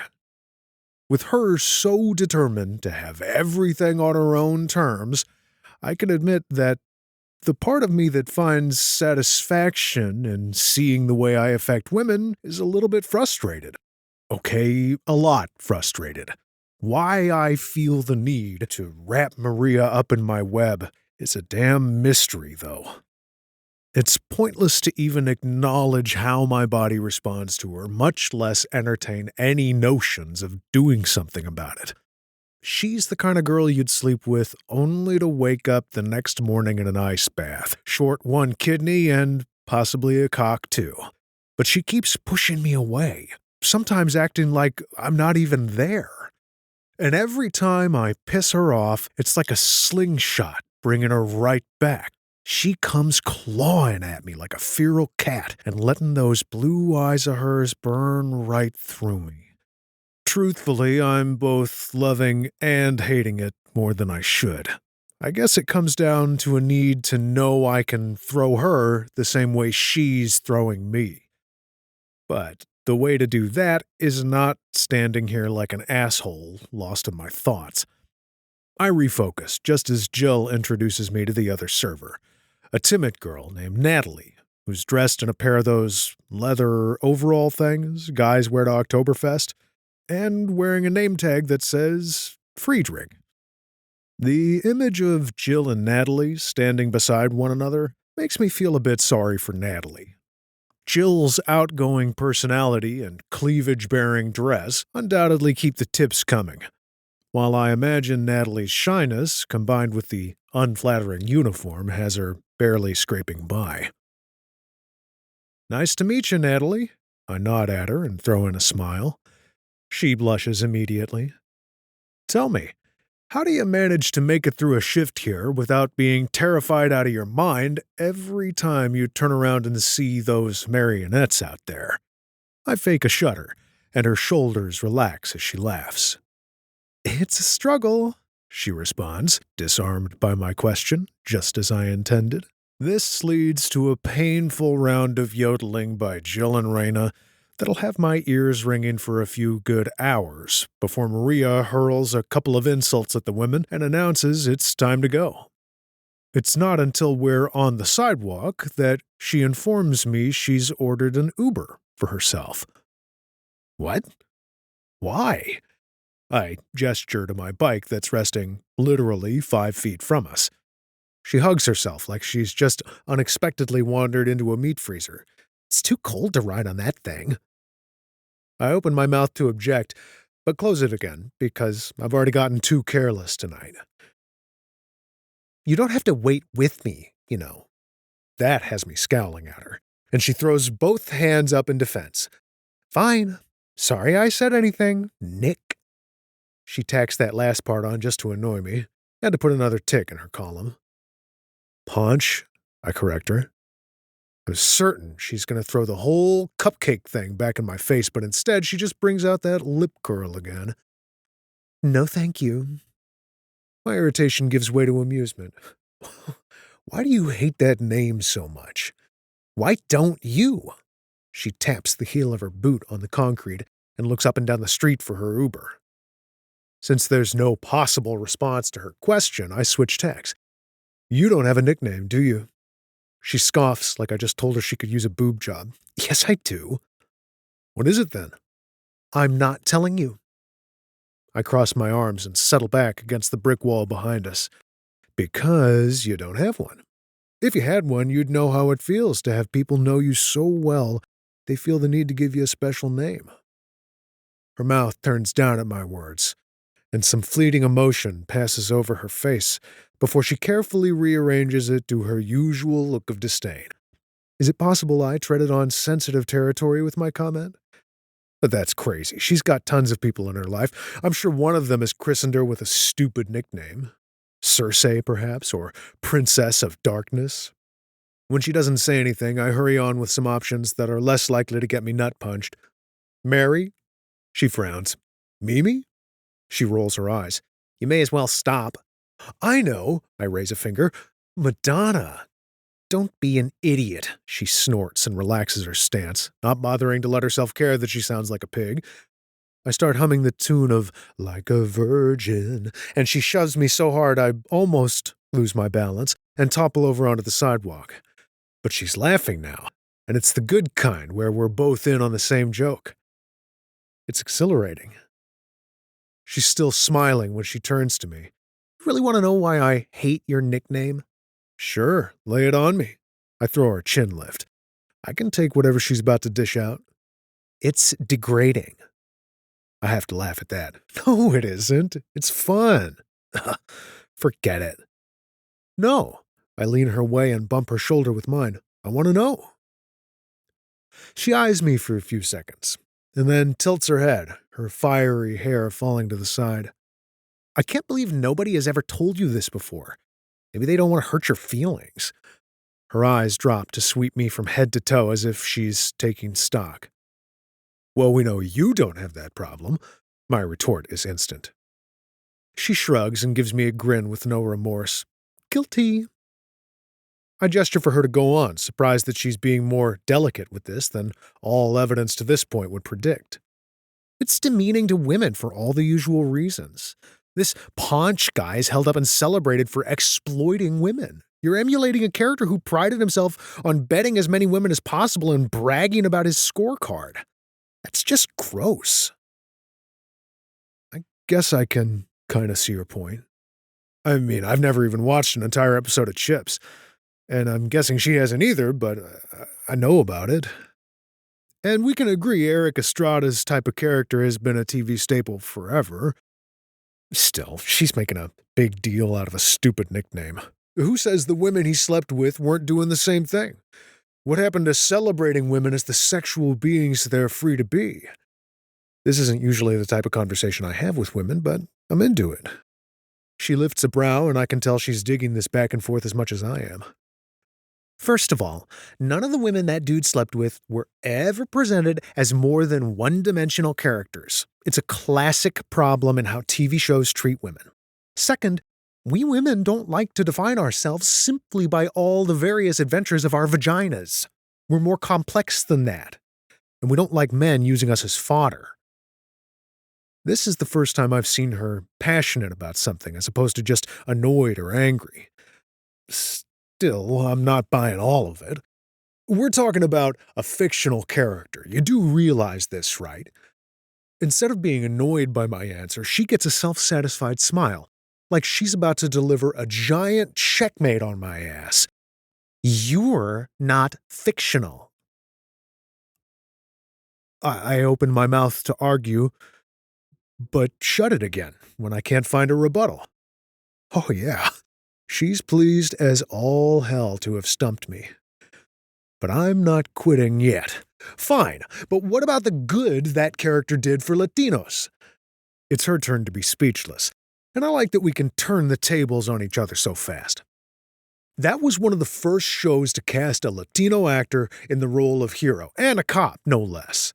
Eric Estrada broke boundaries and showed little Latino kids watching that show that brown men aren't just the bad guys and the knife-wielding hoodlums like all the other shows portrayed them. Huh, is all she says in response. Huh. I can't help but mimic her, and our lips curve like mirror images. Just then, a black Honda pulls up and the passenger window slides down. The girl behind the wheel calls out, "Miranda?" Maria, who just pushed off the brick wall, closes her eyes and groans.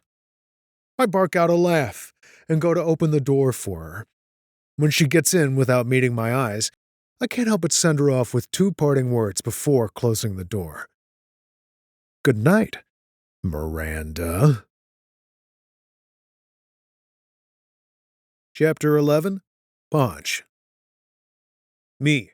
Gotta run to Greensboro for the next day or two, but I can be back whenever. Let me know. I don't send the text until I'm a half hour out of town the next morning. No real reason apart from some inside voice telling me it would be way too easy for Maria to talk me into staying, and that's not how this thing is going to play out. She's the furthest thing from my type, so I'm not letting her occupy any real estate in my mind that doesn't involve securing my shop. When I got back to my motel last night, I lay in bed scrolling through my phone while setting my mind straight once and for all, a task which involved nothing more than a mental comparison of Maria to the women I date. All it took was a healthy dose of perspective to rid myself of the pesky attraction I felt for her last night. When I imagined Maria side by side with someone like Ashley, it was almost laughable how different they are in every way. Ashley's got this slamming body. She owns every room she walks in, and our interest in each other boils down to two things: hot sex and a good time. Simple and easy. Maria, on the other hand, carries herself like she either doesn't want to be noticed or she's on her way to conduct a homicide, depending on her mood. She's more interested in a debate or a fight than she would be in sex, and her idea of a good time is emasculating me or proving me wrong. A guy would have to be crazy to ever consider Maria over someone like Ashley. It's a no-brainer. Still, I swung into town the other day thinking I was staying one night, and now that's turned into two, thanks to Maria. Better to stay one step ahead from now on. Not that I anticipate all hell breaking loose if I'm away from the shop, but it's important to keep my eye on the ball and focus on stroke, not on the maddening redhead. My helmet rests on my knees as I take a swig from my water bottle and give Maria time to reply. But there's no message. It's not until the bottle is empty that I shove my phone back in my pocket and hit the road again. It's just as well. 3 hours later, I stroll through the back door of Stroke and run into Bets. She's wearing a blue leather jacket over a Harley t-shirt that looks as if it got caught in a wood chipper, and a black leather skirt with matching knee-high boots to finish the outfit. "Hey, boss. I thought you were at the beach for the rest of the week." Change of plans. We both come to a stop. "How's business today?" "Sold that hideous watermelon helmet you've had sitting around for fucking ever." "No shit?" One of our suppliers has a standing rule that unless you order in certain quantities, you get a mystery helmet or two in your order. That means we'll sometimes have a neon green or baby shit yellow helmet that we end up having to eat our shirts on because nobody in their right mind would pay full price for it. In this case, it's a green helmet painted to look like a watermelon with this huge clear visor making it even worse. Customers regularly assume it's a prop instead of actual merchandise. "Would I lie to you?" Her question makes me pause, because I only recently heard the same one from Maria. But Bets is easier to answer. "Not in a million years." "Damn straight." She passes by me and turns just as her ass pushes the back door open. "And in the spirit of transparency, I'm going to tell you right now I'll be late coming back from lunch because it takes longer than 30 minutes to get my nails done." This is not surprising in the least, considering her nails are scary, long, and more often than not feature something decidedly adult in nature. See you when I see you. When I walk out on the sales floor, it's the first time in 6 months I don't have to avert my eyes from the helmet display in that damn melon helmet. Yeah, Bets will be a perfect number 2 to take care of this shop, while I'm back and forth getting the new one off the ground. As long as I can convince her to keep her torture of Wirtz to a level where he won't quit and the shop will stay clean. Wirtz is checking a customer out up front, and Bobby is restocking filter oil and cleaner from this morning's shipment, so it's up to me to check on any other customers who might need help. I end up shooting the shit with a guy who just got his first bike, and by the time he leaves, we've hit our sales numbers for the entire day. Talking to customers and fellow motorheads is the best part of my job. Hands down. There's a camaraderie that only those who've been bitten by the bug share, and it can't be explained to an outsider. Chatting with this guy and helping him gear up got me itching for a new bike. Not that I need one. Nope, I'm keeping my eye on the prize so I can strike up conversations with 100 other guys just like him at my new shop on the beach. As soon as Bets gets back from her nail appointment, with sharpened daggers adorned with rhinestone skulls no less, I take off toward downtown to see if I can catch Ashley and maybe grab a bite or something. We haven't spoken since my call the other day when I had to break our date, and something has me wanting to apologize in person, even if my gut tells me she wasn't bothering in the least. She looks hot, as usual, in her pencil skirt and V-neck sweater when I round the corner into her office 20 minutes later. Doesn't hurt that she pushes her tits into my chest when I lean in to kiss her cheek. "Hey Ash, how's it going?" "You know, same old, same old. Crazy people thinking their car insurance should pay for their new tires, with upgraded rims too, thank you very much." She takes a step back and rests her ass on the edge of the desk as she glances down at some paperwork. She's an insurance agent, officially defying their reputation as a bunch of dull nerds in beige suits with tendencies towards overactive hay fever. "Hey, about the other night," I start, but she puts her hand up and swings her eyes to me again. "I told you it was no big deal. I just went out with Cassie and the girls instead. We hit up that new place on Elm with live bands. Ran into some old friends, actually." She smiles at the memory, and a weird panic hits my chest. "Oh, okay. What's with this anxiety? I should be thrilled she's not upset. We're not that kind of couple. We're not even really a couple at all, I remind myself. Still, I have a pressing need to turn this around again. Well, I'm free later tonight, so what do you say we swing by Artistica?" If Maria could see me now treating Ashley with nothing but respect, she'd be eating her words about me and my nickname. Shit, what am I doing thinking about Maria? This is Ashley. She dips her chin and shoots me a dubious look. "I thought you hated salsa dancing." "You like it? That's good enough for me." I am killing this apology thing. After family dinner at my parents' house tonight, I'll pick Ashley up, take her dancing, and then crash at her place. I'm fulfilling responsibilities left and right. Shop, family, woman, done in one. Then I can head back to Carolina Beach with an easy mind. "All right," she agrees, clearly pleased at my response. She pushes off the desk and comes close, walking her fingers up my abs and kissing my jaw. Although she's tempting as hell, I set her aside before things get too heavy for an office setting. By the time I leave, I've got lipstick on the neck of my t-shirt and my head on straight. This is exactly what I needed to remind me who I am, and that I don't need to make room in my life for snarky, surly women who don't like me, because I don't like them either. Chapter 12. ANDIE. I drop my phone back onto my bed for the 10th time in as many minutes. This is moronic. It's in my hand again a second later, and I'm reading Ponch's text over again, even though I have it memorized. There was no chance of me replying earlier when the text came through. He'd surely use that as evidence that I'm somehow into him or something equally preposterous and cocky. In fact, I can picture him smirking that infuriatingly smirky smirk right now and nodding with self-satisfaction. Ugh. He's too pretty. But, fine. He's not stupid. There, I admit it. Are you happy? He's still too pretty and annoying, but he's not brainless or vacuous like I've been trying to convince myself. And he's not bad company either, I guess, in small doses. But right now, all I need is to find the perfect words to tell him I need him to come back without making it sound like he's doing me a favor. It shouldn't be this hard, but I despise having to ask people for things. I get my thumbs moving and then reread the words before pressing send. Me. I'm having dinner with William and Winona tomorrow night. If you want to settle the rental deal, you should be there at 7:30. There. I made it all about him and not about me. Perfect. I flop onto my back on the bed and work my thumbnail between my teeth as I wait for the bubble with the dots to pop up. it doesn't.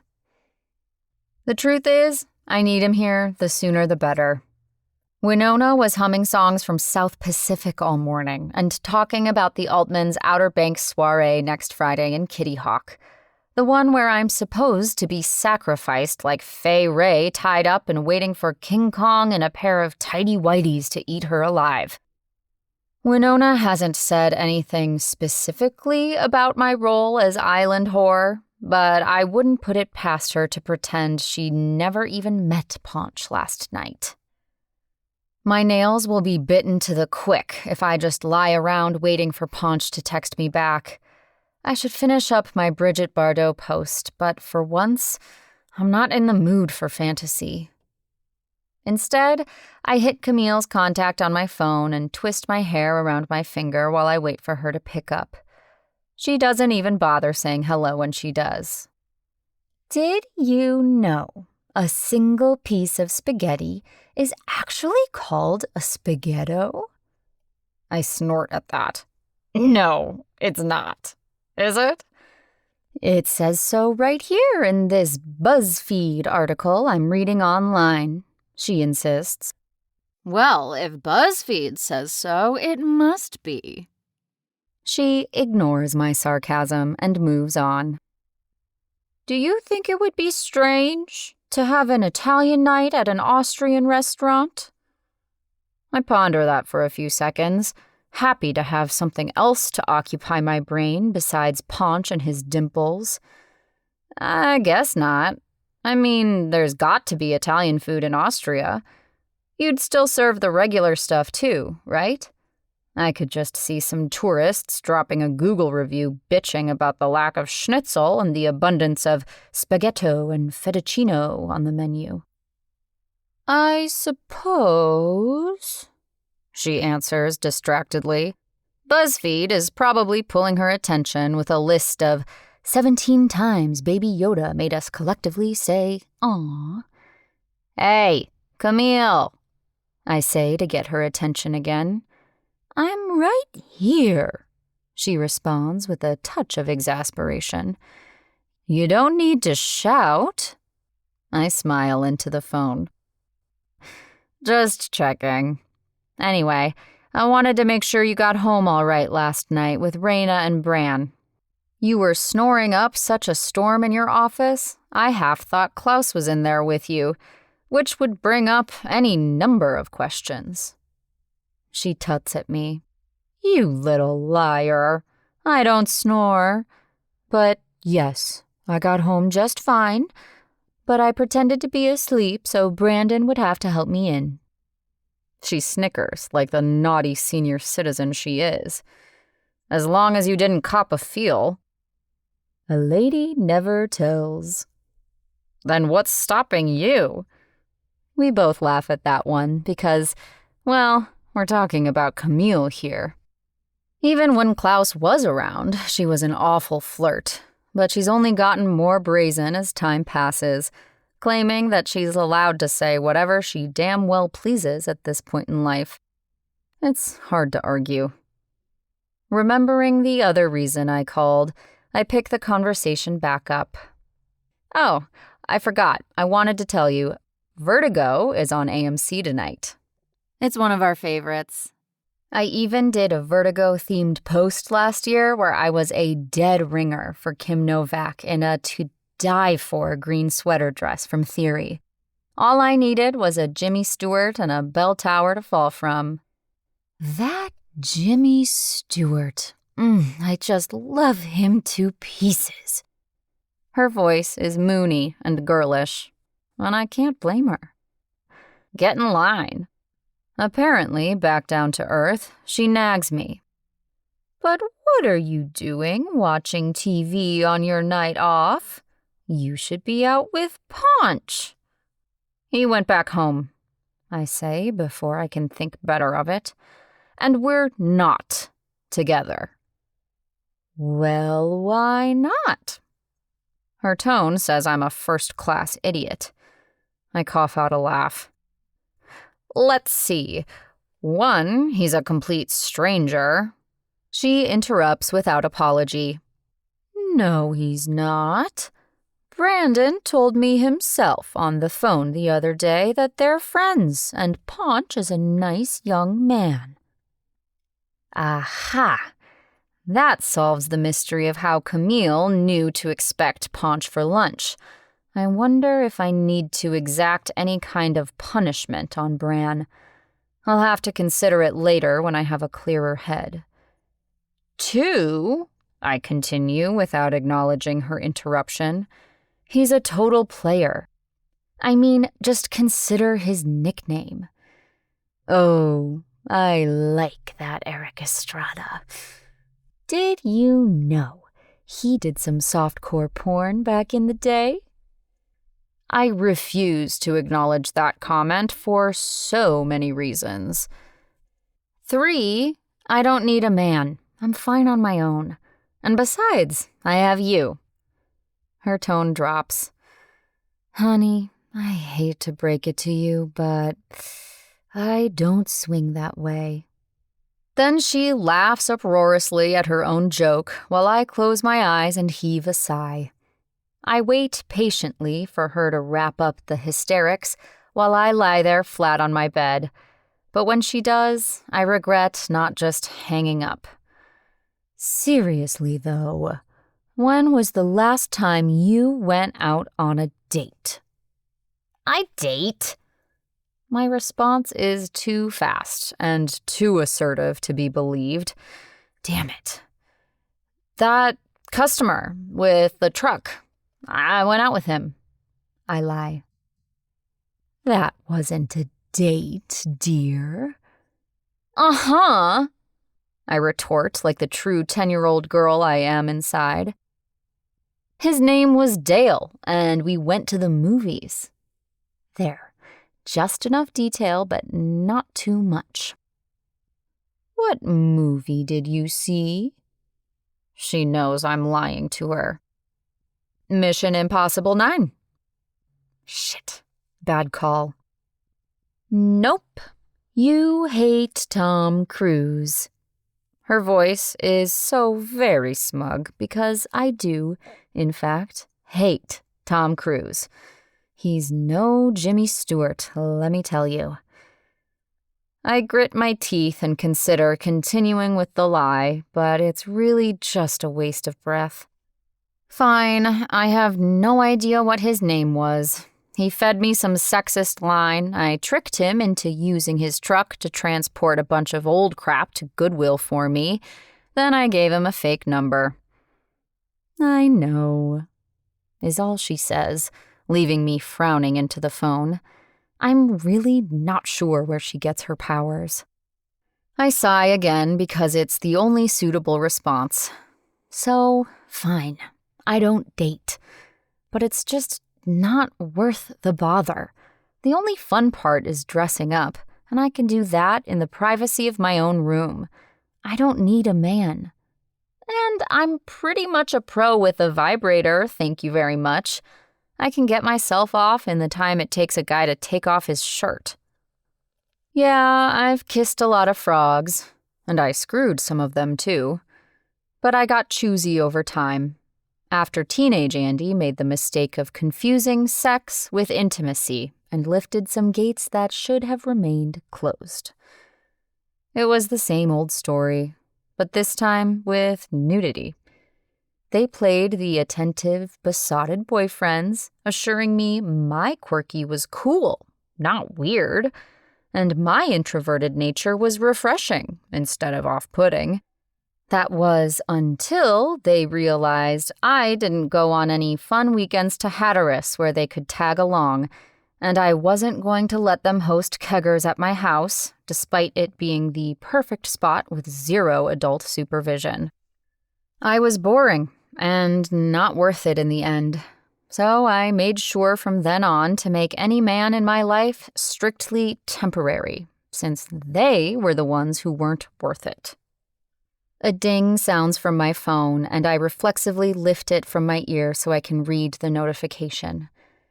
When I see it's a text from Ponch, I flip over onto my stomach so fast I nearly fall off the bed with a muted shriek. Camille, I gotta go. I'll see you tomorrow, okay? I rattle hurriedly into the phone as I struggle to sit. Okay, honey. Tell Ponch I said hello. She hangs up before I can utter another word. For the love of... I hold the phone with both hands while I read Ponch's text. Ponch, I'll be there. Anything else I should know? I'd like to be more prepared than last time. He's just all business, isn't he? Good. Me. Just don't dress like a teenage drug dealer and you should be fine. Ponch, as long as you don't wear your pajamas. Crap, I forgot about that. Me. Deal. Ponch, gotta run. Everything in me tells me to put the phone down. This is a perfect ending to our little chat, and it requires no more follow-up. If I type anything else, I'll regret it. Business concluded. Right. Perfect. Good job. Me. Hot date? Fuck! Why isn't there a rewind function on this damn thing? And now the bubble is there again. I should just throw this phone out the window and get a new one in the morning. It wouldn't be that hard, changing my number and updating all my contacts, would it? Ponch. Something like that. Why? Why do I insist on torturing myself? We've already established the man is the furthest thing from my type. He's supremely annoying, too damn pretty, and slicker than a Turkish oil wrestler. It's a thing. I can hardly even tolerate him as an acquaintance, so why in the hell do I care who he's bumping uglies with? I'll bet she's got big boobs. Of course she does. They all do. I flop onto my stomach again and prop myself up by the elbows as I realize I'm now stuck in an even more awkward spot than before. If I don't respond, he can read anything he likes into my hot date question. He could be sitting there right now, imagining me green with jealousy about his stupid date. And that's way too humiliating. I need to fix this. I ready my thumbs for typing the perfect response. Hurry up, idiot. When my mind comes up blank, I see my window closing. He can't think I'm mulling over this or anything. Casual is the key. Me. Go get her, tiger. Needless to say, I drink an entire bottle of wine for dinner after that, and I fall asleep before vertigo even begins. Chapter 13. ANDIE. I'm rifling through one of the kitchen cabinets the next morning looking for some hangover ibuprofen when my dad's voice scares the crap out of me. Miranda, I'm glad I ran into you. Can we have a word? I bring both hands to my head just to make sure it hasn't detached itself entirely from my body. Turning his direction, I see him dressed for a round of golf, a coat with his club's insignia covering his usual uniform of collared golf shirt and pressed slacks. His eyes remain on the newspaper in his hand. Sure, I guess. My hesitance is warranted, given that the last time he asked to have a word was when he told me my great-aunt had died, but we wouldn't be making the trip to France for the funeral, since there wasn't likely to be anyone of importance there. In other words, she wasn't rich enough for us to care she was dead. I hadn't even known she existed until that moment, since William is an only child and his parents died before I was born. I'd assumed anyone else was gone, too. He still doesn't look up from his paper, despite him being the one to initiate this conversation. I wanted to ask what the business was the other night about you wanting to lease a unit in the Lake Park Boulevard building. Were you being serious or were you joking? He finally glances up at me and his eyes drop to my onesie, the hood of which covers my hair and features a shiny rainbow unicorn horn. I never can tell with you. Despite my hungover state, I'm glad he brought it up. I'd been planning to pin him down at some point before dinner tonight to lay the groundwork, so now is as good a time as any, I suppose. Right. I approach the counter and lean on it for support. I'm being entirely serious. I pause to pull the hood down and give myself a shred of credibility. Nick and I want to open a shop. I wasn't kidding when I said they'd never rent it to Ponch to open a motorcycle gear shop. What kind of shop? And why? He studies me like I just confessed a long-hidden preference for boxed wine. I allow a half-snort to escape. Does it matter? He knows exactly what I mean by that. Anytime I've asked them for money, they've always simply handed it over.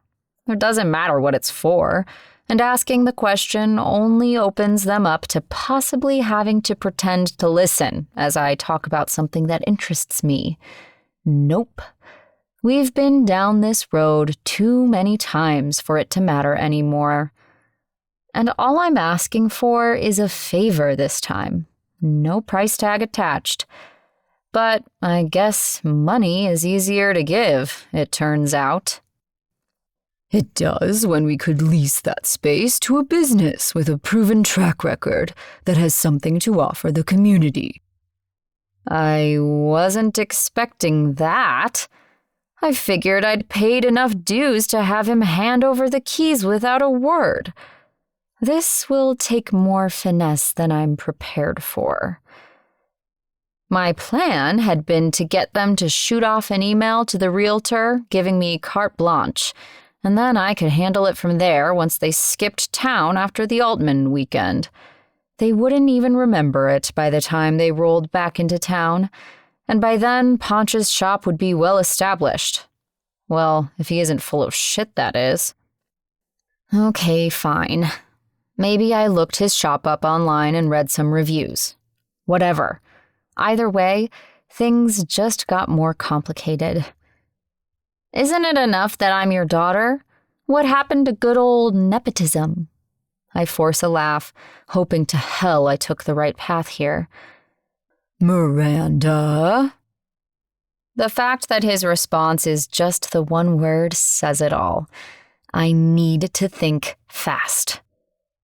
Fine, it's shit. What sounds both respectable and plausible? Pawn shop. His eyebrows spike, and I curse at myself. I'm usually the heavyweight champion of lying, so I have no idea where the hell that came from. Damn it. No, not like that. I jump back in to fix my mistake. It's a play on words. You know, chess pawns. It's a chess shop, a game shop, a very classy, upscale game shop. Cue fake laughter. Get it? We'll work on the name. His eyes are narrowed to tiny slits by this point. Looks like I need to turn in my championship belt because I officially suck at lying today. I didn't know you played chess. There's a lot you don't know about me, Dad. I mentally throw him double middle fingers. Nick has been teaching me. I absolutely adore it. Please don't ask me to play around. He finally folds his paper and turns to set it on the counter across from me. I can't say it's the worst idea I've ever heard, but the answer is no. What? Why? Shit. If I don't get Ponch this store, I'll have no chance keeping Winona from auctioning my vajayjay off to the underwear king and his vile parents. Because there's no way I'm letting anyone mess with Camille. Because I have an obligation to the community to provide proven retailers. Oh, right. Like either of my parents gives a shit about Carolina Beach. And because you're just asking for trouble starting a business venture with some boy you hardly know, no matter his taste in bourbon or clothes. Fine, then just rent it to me. I could figure out how to transfer it to Ponch later. I'm doing this for you. You'll thank me later. Shit. Of all the parentisms, that one is probably the worst in its finality. My only hope now is to appeal to Winona, something I was hoping to avoid at all costs. William is always more predictable and detached. I try talking some sense into him, even following him into the garage to plead my case, but it's finito. In the end, I'm left standing in my bare feet on the cold concrete floor, a sad, hungover unicorn whose options have officially run out. I'm only working the lunch shift today to free myself up for dinner. If I can't get the lease for Ponch, I can at least play up our fake relationship to remind Winona about our arrangement. There are tons of other properties that will work for him, I'm certain. He'll just have to learn to live with disappointment like the rest of us. But there's still a chance I can get Winona to agree if I play my cards just right. The lunch rush keeps my mind occupied, and I even manage not to curse at a lady trying to score free dessert by claiming there was a bug in her Kirschstreusel. That's called a cherry, bitch, and I've never met anyone who licked their plate clean, bug and all, after finding a six-legged creature living in it. Natalie shows up just as I'm leaving, and for some damn reason feels the need to tell me she thinks my friend Ponch is real nice. But just like the bug lady, I managed to refrain from flipping her off. My adulting score today is almost 100%, with perhaps a couple points taken off for being hungover earlier, and maybe an extra one for dressing like a mythical creature. Still, not too shabby.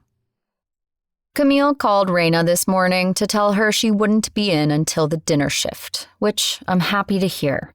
She gets in these phases where she works too many hours and tires herself out. Like the other night. I'm of the mind that Camille should only work if it's enjoyable and keeps her interest. I'll always be here to keep an eye on things for her if she decides to retire. But, unlike me, Camille is a social butterfly. Scratch that. She's a social pterodactyl. Retirement would be her worst nightmare. I'm in a relatively cheerful mood by the time I get home. So much so that I even smile at the FedEx guy when he hands over a package with my name on it. It isn't until I open it and find the most beautifully whimsical sundress from one of my clients that I remember I still need to move forward with my plans to sway Winona. I've been strategic in choosing my moment to spring my request on her. It helps to know your enemy so well. The perfect moment arrives around 7, when she's had her first glass of wine and has finished applying her makeup in an effort to make my fake boyfriend think she's 20 years younger than she is. She's perfectly relaxed and listening to the sweet sounds of one or another of the million former Disney Channel stars singing about sex through the built-in speakers in her bathroom while she admires herself in the mirror. Nice shoes, I nod from my spot in the doorway, gesturing to the pink stilettos resting on the tile beside the vanity. Her eyes meet mine in the mirror. Louboutins are a girl's best friend. She's not exactly wrong. That they are. She nods her agreement but scrunches her nose. Too bad pink isn't your color. I don't respond because it's so not worth it. Your little boyfriend's still coming to dinner, right? My teeth clench at her word choice, but I don't let it show. He's quite the hot young stud, isn't he? She holds a chunky earring up to her earlobe to see how it looks. He's smart, too. I feel a need to defend Ponch, and not just because I need her to think well of him for both the lease and the Outer Banks weekend. Nobody deserves Winona's bullshit. I can't make heads or tails of her humming response. So, listen. I lean into the door jamb to prove how relaxed and confident I am. I was hoping we could talk about me leasing that retail space I mentioned the other night. What space? She responds absently, her attention now caught on choosing the right necklace. The one on Lake Park Boulevard. Not as nice a part of town as it used to be. No wonder the realtor hasn't found anyone for the unit. She doesn't know a thing about it, so hopefully she buys my act. Why on earth would you want to lease a retail space? Aren't you already busy enough with your little restaurant job with Camille? She drops the necklace to the vanity and turns so we're not using the mirror anymore. Or, better yet, why don't you take one of the dozens of positions I've emailed you about this past year? Do something respectable with your life.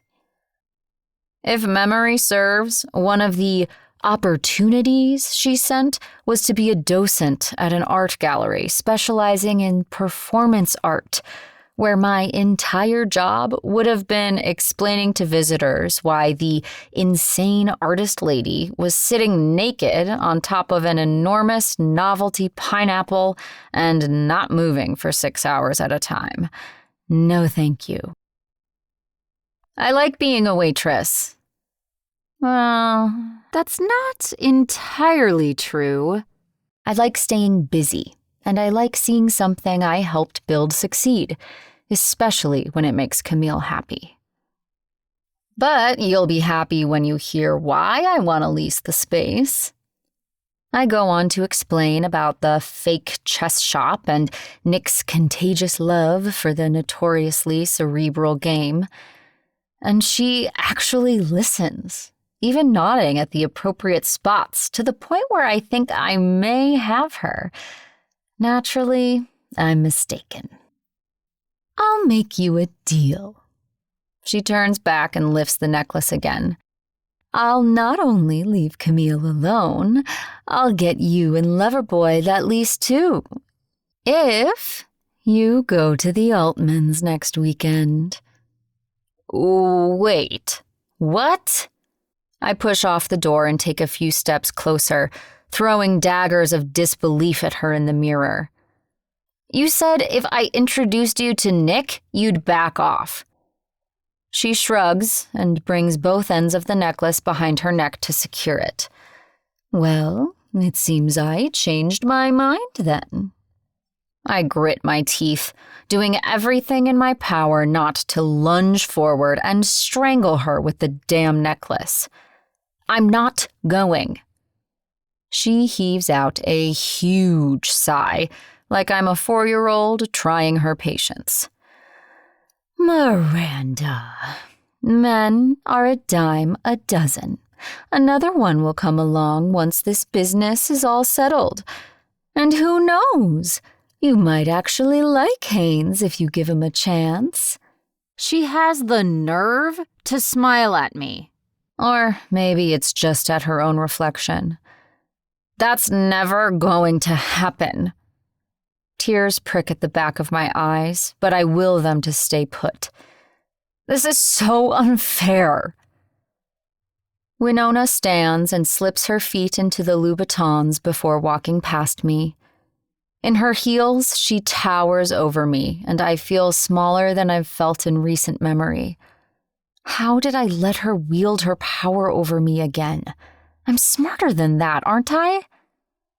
She doesn't even acknowledge my words as she keeps walking out of her room and to the hall, only saying, I need to go check on the cook and make sure she's not ruining dinner. I punch the door jamb and let loose a string of curses as soon as Winona is out of earshot. But I only succeed in making my knuckles throb with pain. This is not over, by a long shot. I'll figure something out before the night is through. I have to. Chapter 14. Ponch. Deciding on self-preservation, I ignore my phone when it rings from my bedside table. It could only be one of 4 possible women calling me at 8 in the morning, and I do not feel like talking to any one of them right now. I want to be at stroke by 10, which means I could still sleep for another 30 minutes before going to work out, so I roll back over and try getting some more Z's.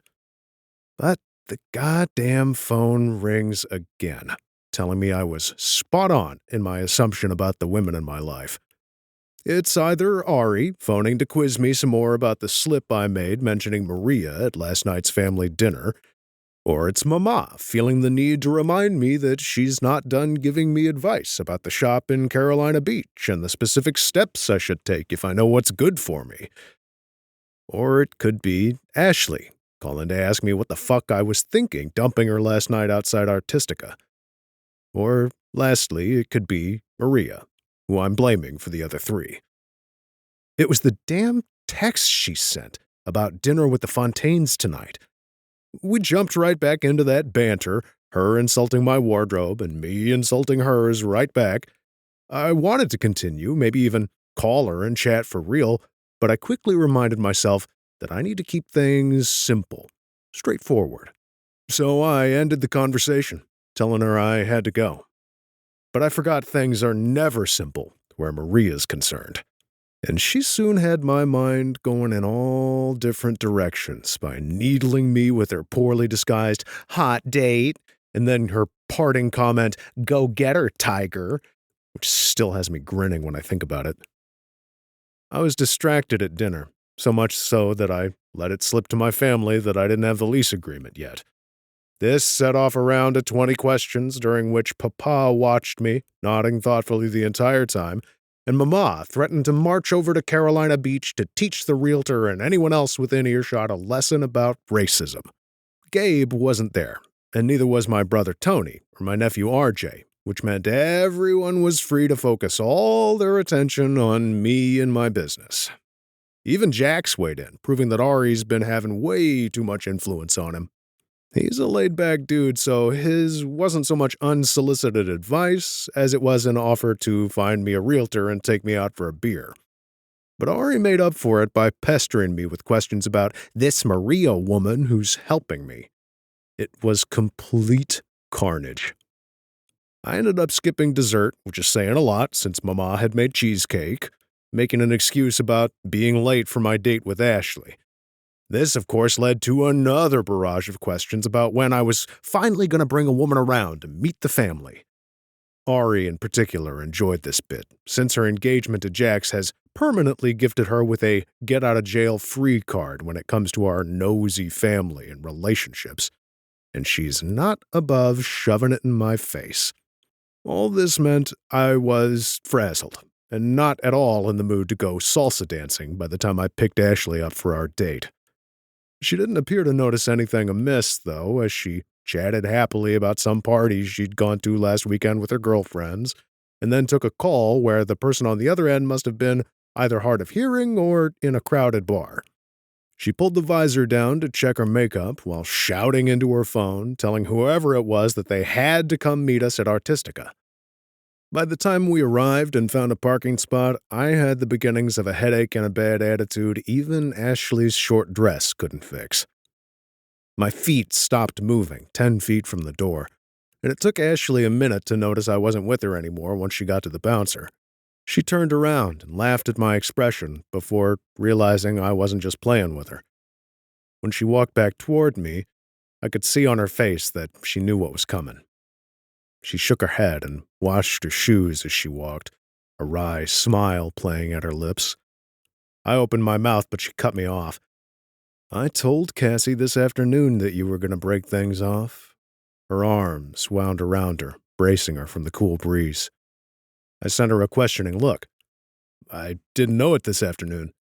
Yeah, you did, she responded without any hostility at all. She lifted a hand and patted me on the chest a few times while I stood there trying to figure shit out. Take care of yourself, Ponch. Then she turned and walked back to the club's door. You too, Ashley, I called after her, but I don't think she could hear me over the music streaming out of the club. I waited on the pavement until her friends showed up, telling them I had to bail early and making sure Ashley had a ride home. Drove to my apartment, had a beer, watched some stand-up on Netflix before crashing around midnight, and the entire time I kept asking myself, what in the hell had me doing all the stupid shit I'd done that day? But the only answer I could come up with was one I didn't like at all. When I grabbed the phone from the bedside table, I curse at the picture of my sister on the screen. It's a shot from last summer of her and her soon-to-be stepdaughter, Lola, throwing matching devil horns and wagging tongues at the camera. Seriously? My opening is strong. Oh, come on. You knew I wasn't going to let this go. In the background, I hear Jax saying, leave the man alone, to which Ari responds, that's not how this works, babe. Oh, listen to your man, I tell her on a yawn as I stretch out in my bed. I can help, she declares. When I laugh at that, she follows it with, I'm being serious. First, I didn't ask for your help. Second, there's nothing you can do. I'll work it out. This lease issue wasn't meant to be such a big deal, and now I've got half the town weighing in on it. I'm perfectly capable of dealing with my business on my own. Hell, I was halfway to my grand opening day with stroke before my family even knew about it the first time. I've got to stop going to family dinner. Ari scoffs, and I can picture her perfectly in my mind, lounging in her home office chair and not enough clothes to cover a baby while frowning into her phone. You're letting this Maria woman help? Here we go. I shift to the side of the bed and sit up now that it's clear I won't be going back to sleep anytime soon. That's different. We have a business arrangement. What do you mean by that? I'm helping her out with something, and she's helping me in return. She knows the property owners. Oh. That seems to shut her up. I really don't have the headspace to think about Maria right now. Yeah, like I said, it'll work out. I scratch my bare chest and yawn once more. Since I'm up, I may as well head to the gym early. I took a run on the beach the past 2 mornings, and there's nothing better, but I'm overdue for a weight session. But my sister hasn't gotten the memo that we're done here. So, how did you meet? Stop. I'm just curious, she replies, with the innocence of Zooey Deschanel's twin sister. I pad from my bedroom into the bathroom, switching my phone to speaker as I go. Said the cat to the mouse. My apartment is nothing to write home about, and that's intentional. All my money goes either back into the business or into one or the other of my motorcycles, but I keep my priorities straight. I don't even glance at my reflection before putting toothpaste on my toothbrush while I half listen to Ari. Look, I've just never seen you be friends with a woman who wasn't related to you. The brush stops halfway to my mouth. What are you talking about? I'm friends with plenty of women. I decide she's crazy and proceed with my brushing as I finally check out my face in the mirror. Shit, I look tired. Either I've got to change the lighting in here or I need to get more sleep. I'm talking about single women. It doesn't count if they have boyfriends or husbands. This is bullshit. I talk around my toothbrush and it comes out a little garbled, but I'm sure she gets the point. I've always been friends with Emerson, no matter her relationship status. There. Either Ari has choked on something or she begs to differ. I'll let you guess which one. You professed your undying love to Emerson at a crowded karaoke bar using an REO Speedwagon song.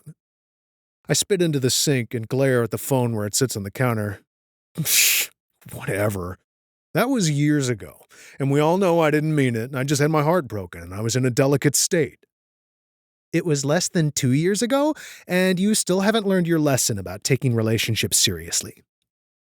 This is the part where I'd normally call her Mama, which she loathes, and then we'd throw a couple vicious insults back and forth before hanging up, but she sounds so sincere this time, and I'm really tired. I lean against the wall, my shoulder taking my weight as I pick the phone up and switch it off speaker. What, so I can feel like I'm having a heart attack every time I think about a woman? No thanks. Once was enough. I'm not meant for relationships, sis. Her tone softens even more. I don't understand why you say that. So things didn't work out with that Holly chick. You take it on the chin. Learn from your mistakes and try again. I prepare for the impact in my chest when Ari mentions Holly's name, but it doesn't come. I guess the pain kept lessening over time until I kind of forgot to pay attention. I've spent the last 2 years avoiding thinking about Holly as much as a man possibly can, but she'll always be the first and only woman to break my heart.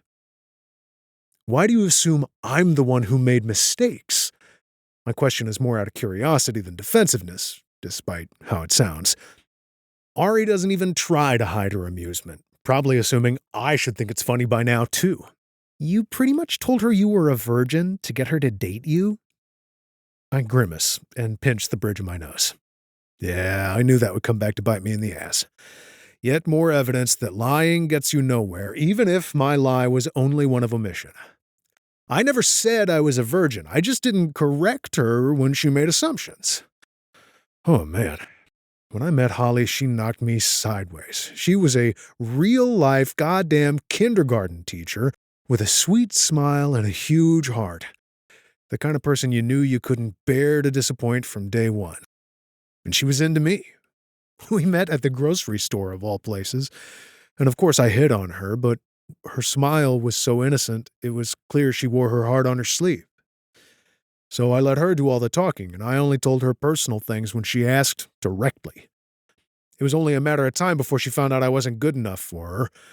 Turns out all it took was an innocent trip to the ladies' room where 3 of my exes happened to have convened. My ass was dumped before dinner was even served. I sigh into the phone. It was what she wanted to hear, anyway. Ari growls in response. Ugh, you're unbelievable. How about you just be yourself? Be honest but open?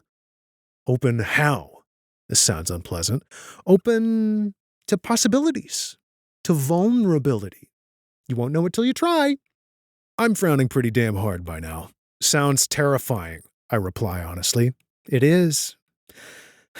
She sighs for some reason and almost sounds happy about the idea. And why would I do this to myself? Because. Brilliant answer, Ari. You should test for Mensa. She laughs into the phone, and I think she's laughing at my comment until I realize Jax has obviously approached and is manhandling her. Great. There's a mercifully brief kissing sound and some muffled words I can't make out before Ari's back. Sorry, where were we?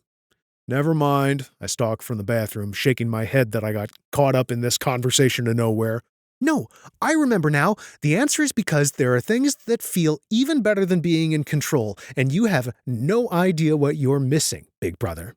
She's being sincere again. I groan. Oh, man. What? You're being nice to me. This has her laughing again. What can I say? Love does crazy things to people. As I recall, you were plenty crazy even before Jax, so I don't know how trustworthy that makes you. I pull a fresh t-shirt and track pants from my dresser and throw them on the bed. How's your date with what's-her-name last night?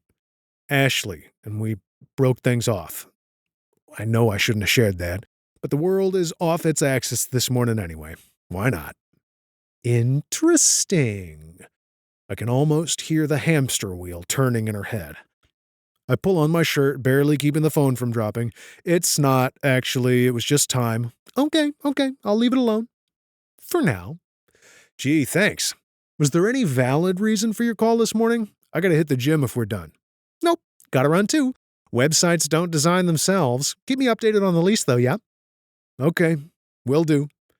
I go to press the call end button, but she manages to sneak in one last comment before the line disconnects. And Maria! I drop my phone to the bed and decide to leave it there while I go to the gym.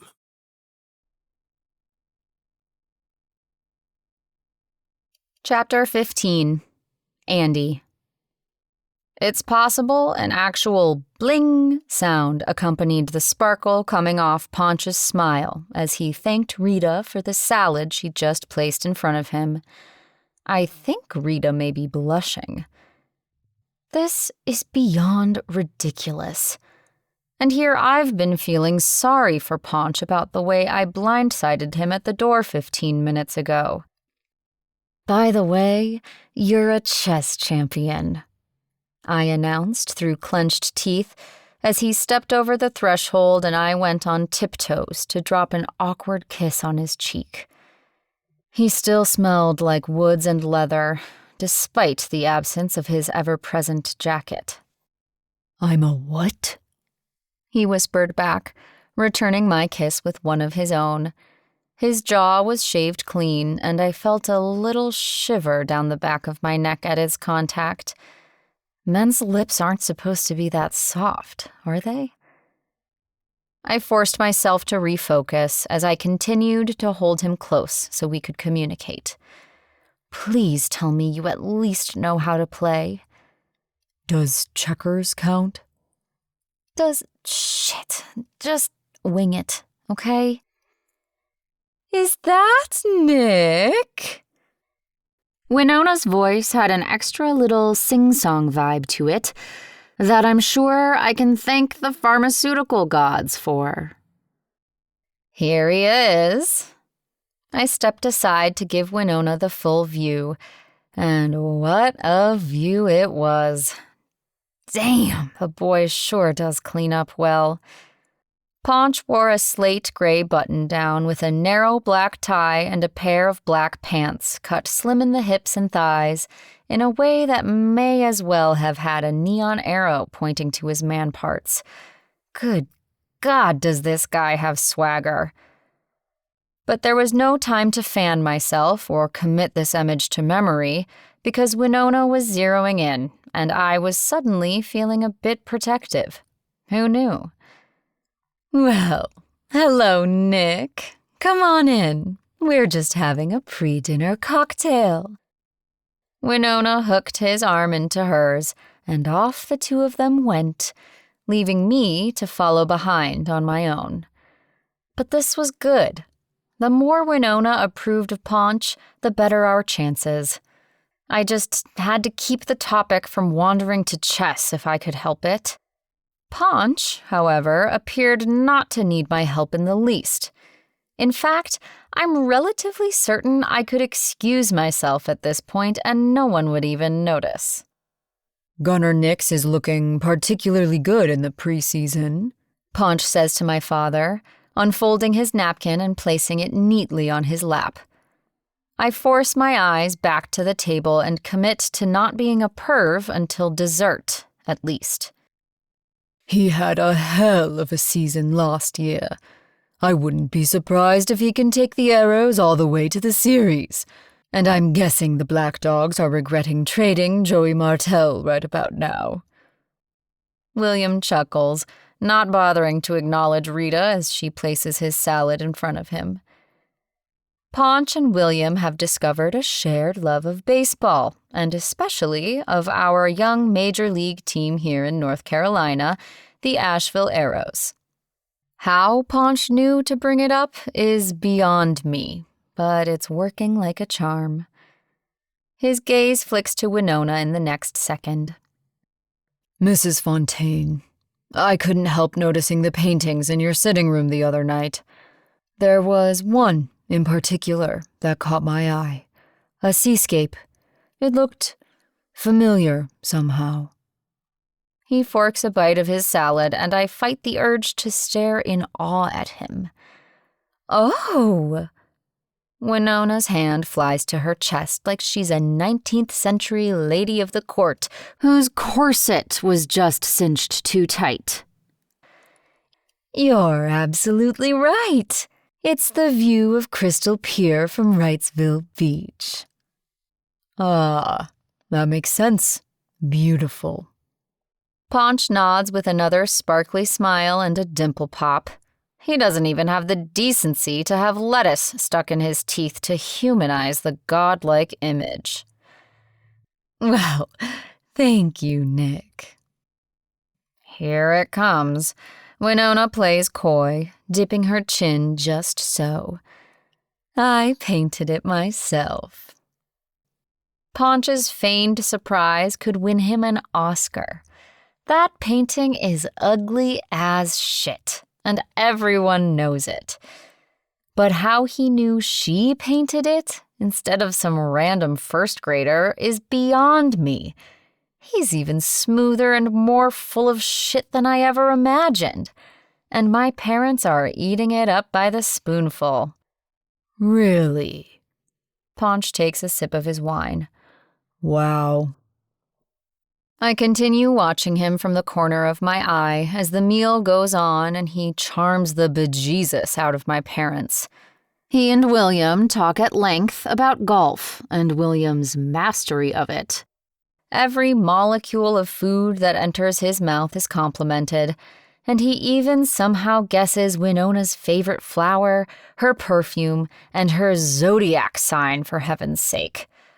By the time dessert rolls around, I'm convinced there's no other explanation. Ponch Amante is a fucking wizard. Winona excuses herself to the powder room as Rita clears the plates, and I decide to follow. She's officially past tipsy and into the stage of the evening where everything anyone says is either hilarious or brilliant, so now's my chance to pin her down. You seem to be getting along with Nick. Isn't he great? I make sure to paste a swoony glow on my face and am perturbed when it comes easier than it should. She waggles her brows and I notice her mascara has smudged under one eye. I don't mention it. Tell me, is he as amazing in the sack as I imagine? My face turns scarlet, and she chooses to interpret it as my answer, her cackling laugh echoing down the hall and into the foyer. Good for you, Miranda. Enjoy it while you're young.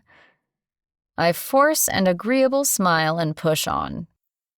Now that you know Nick a little better, I'm sure you can understand why I care for him so much, and why I want to open that shop with him. You know, follow in the footsteps of our family of entrepreneurs. I make an awkward little attaboy swing of my fist at the lie and mentally cross all my appendages. She loves Ponch. I can see it clear as day. And someone so charming and upstanding will reflect well on her, just like all the rich, uppity people that have come before him and the ones who'll come after him until the day she and William drop dead. Winona's dreamy smile widens and she laughs again. Oh, I can see why you'd want to do a lot of things with him. I send her a conspiratorial smile in return, confident Ponch and I have gotten to her. She'll give us the lease. How couldn't she after tonight? And she must already know how she prefers Ponch to Boring old Haynes with the concrete hair and the stick up his ass. Winona steps closer until I can see the little lines where her lipstick has bled around her smiling lips, and it looks as if she's coming in for a hug. I can do this. It's just a hug in return for my sanity. No biggie. She pauses just in front of me.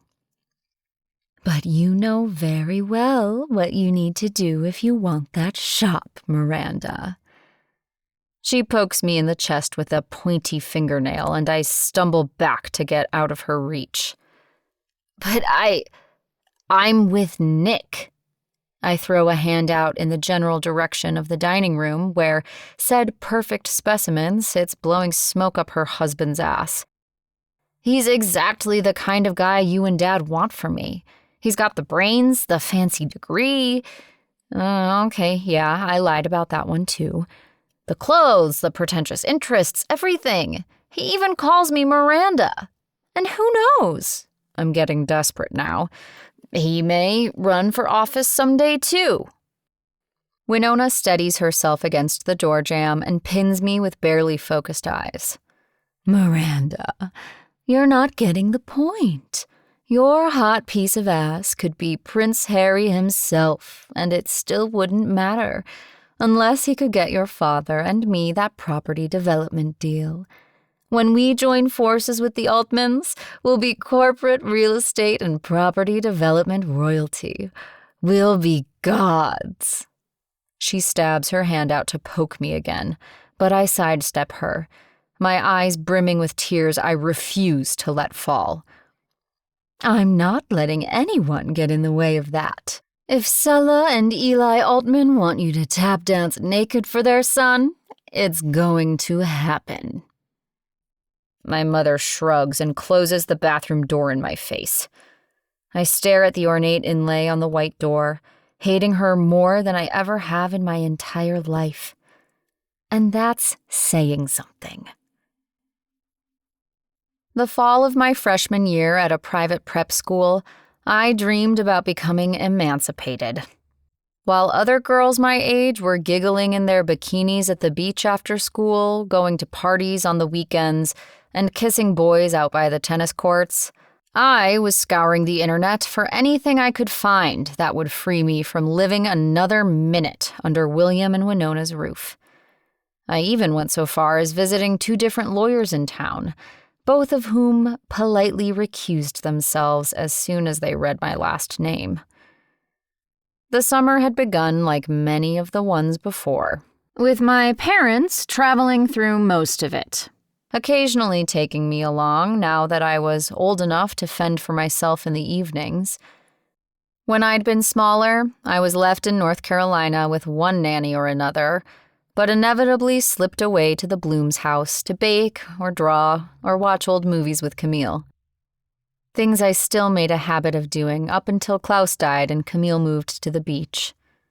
But by the time I was 11, my parents would take me along on some of their trips if they fell during school vacation.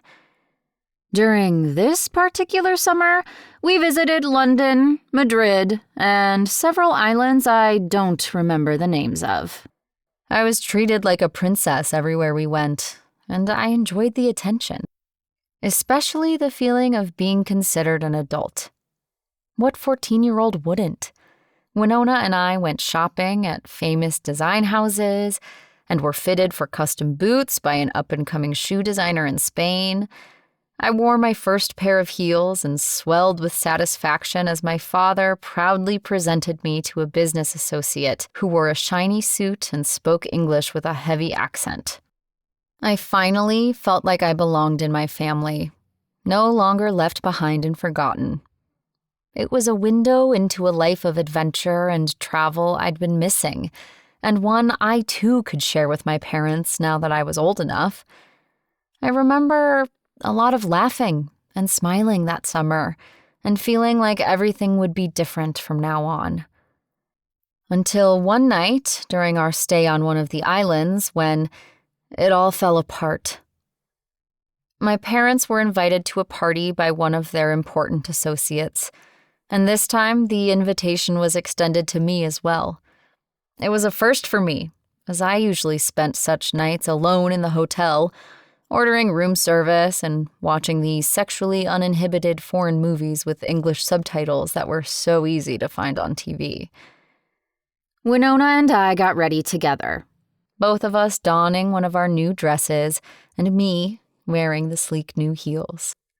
She even did my makeup, giving it a lighter touch than her own and making me feel like an actual princess about to arrive at a ball. No one knew me here. I could be a princess in disguise or a spy out to catch her target by surprise, or the most popular girl in my school. Even just being the beloved daughter of 2 American executives out on her first night as a grown-up was plenty to fill my cup. I floated through the door of the mansion, greeting everyone we met with a smile and a new confidence to my voice. I held my champagne flute exactly as I'd seen the women in Camille's and my movies do, never letting my fingers move above the bass and stem. And I even danced, first with my father, and then with the son of our hosts. His name was Julian, and he had a friendly smile and an unruly cowlick that made me feel at ease immediately. We joked about the terrible music, and he thanked me over and over for rescuing him from what he'd anticipated as an evening of sheer boredom. He was handsome and funny and nice, and he liked me. Wealth is a funny thing. It draws people to you, but more often than not, it winds up pushing them away in the end. And when you're rich, you can never be 100% sure that somebody isn't being nice to you just so they can get things from you. I'd had more experience with that than I wanted to talk about, even at 14. But Julian was different. He was rich too, probably richer than my parents and me. So I didn't have anything he could possibly want that he didn't already have. Or so I thought. I was proven oh so wrong 2 hours later, as he put his hand up my new dress and pressed me against a stone wall behind the mansion. When I asked him to stop, my head fuzzy from the champagne and my mind playing back the previous moments to find the point where I'd clearly misled him, he didn't stop. When I screamed for him to stop, he covered my mouth with his other hand, while the one under my dress pulled at my panties until I heard a ripping sound and felt the fabric burn against my hip. Tears streaming from my eyes, I panicked and tried to push him away. But I was stuck in the body of a 14-year-old girl, while he had the height and weight of the 18-year-old man I later discovered he was. I'll never forget the smell of his breath as he grunted in his attempt to subdue me, or the spray of his spittle on my cheek when he barked his commands for me to hold still and stop fighting him. In the end, it was the champagne that saved me. Or rather, my lack of experience in gauging my tolerance for the stuff. The expensive champagne, as well as the rest of my stomach's contents, made a violent exit, landing all over Julian's hands, neck, and tuxedo front. He jumped back, releasing me and throwing a string of curses into the balmy night air as he looked down at the mess. I may have been naive, but I wasn't stupid. I ran like hell back into the mansion, not caring in the least about my appearance or the state of my underwear. The guests gasped and shuffled out of my way as I searched frantically for my parents. Everything would be okay as soon as I found them and got out of this horrible place. It felt like forever before I spotted my mother, and when she turned and saw me, an expression of horror fell over her face. By the time I reached her arms, I was sobbing and incoherent. She pulled me along until I heard a door close behind us and the noise from the party dimmed to a whisper. And then my father was there, and they were both telling me to calm down and tell them what happened. I eventually got control of myself while my mother dabbed at me with my father's handkerchief, and they both tutted with concern. The whole story spilled out between hiccups and nose blows, and I didn't notice until I was all finished that neither one of them had said a thing during the telling. My father's expression was the first to catch my attention. He stared past me at the wall in the small sitting room we occupied, and I recognized the look on his face. It was the one he got when he was contemplating a difficult problem. It was not the face of a father who was preparing to go rip the dick off a monster who just assaulted his daughter. My eyes flashed to Winona, finding hers staring back at me, another familiar expression stamped on her face. It was one I knew so well I could predict the words she would say before she even opened her mouth. "Now, Miranda, I know you're upset, but this is nothing to get all worked up about. It was just a misunderstanding." I had to endure a 20-minute lecture from both of them about how important these business contacts were and how boys will be boys, and how Julian had just felt me up a little, and how most girls would have even liked it. Give it a couple years and you'll see what all the fuss is about, was one of the highlights. When the hostess came in to check on us, William laughed it aside, claiming I'd had too much to drink and had my feelings hurt by her son. Kids. The one word explained it away. She laughed and made some comment about her son being a notorious heartbreaker, as if it was a point of pride. Through it all, I remained silent. Talking wouldn't do any good. The only other words I said that night were, "Not on your life," when William told me to go find Julian and apologize to him. I was sent home on a flight by myself the next morning, and I never joined my parents on another trip again, nor have I left the country since. Winona continued to bring me dresses from foreign lands, and I continued to dream. But never again were William or Winona a part of anything I dreamed, or any future I planned.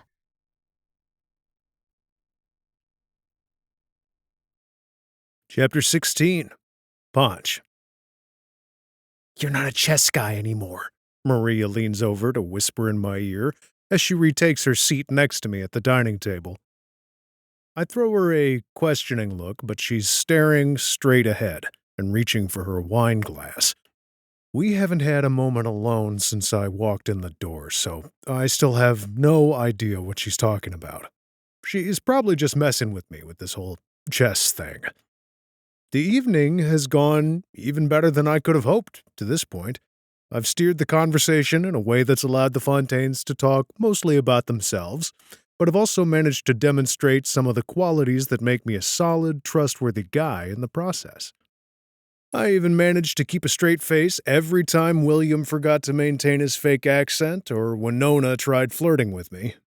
Maria was a bit quiet, but it was honestly a relief since she tends to be unpredictable and get me into trouble when she opens her mouth. With dessert finished, I'm guessing talk will turn to business any minute now. I'm praying Maria has managed to talk them around in the time we've been apart, but surely she wouldn't have insisted I come over if she didn't think things would go my way. I'm hoping it's just a matter of time now. Let's go have a drink. William stands and tosses his cloth napkin on top of his half-eaten chocolate tart. I stand and wait for Maria to rise from her chair as well, but she's still got her wine glass to her lips, and I notice she's managed to drain the entire thing in the last 20 seconds. Miranda, I've been careful to follow the Fontaine's example and call her by her nickname, reinforcing the level of our closeness. It's a strange nickname, though, somehow too formal for the woman I'm getting to know. Most people have nicknames that are short and snappy, ones that capture their personality. But I suppose these people know her better than I ever will.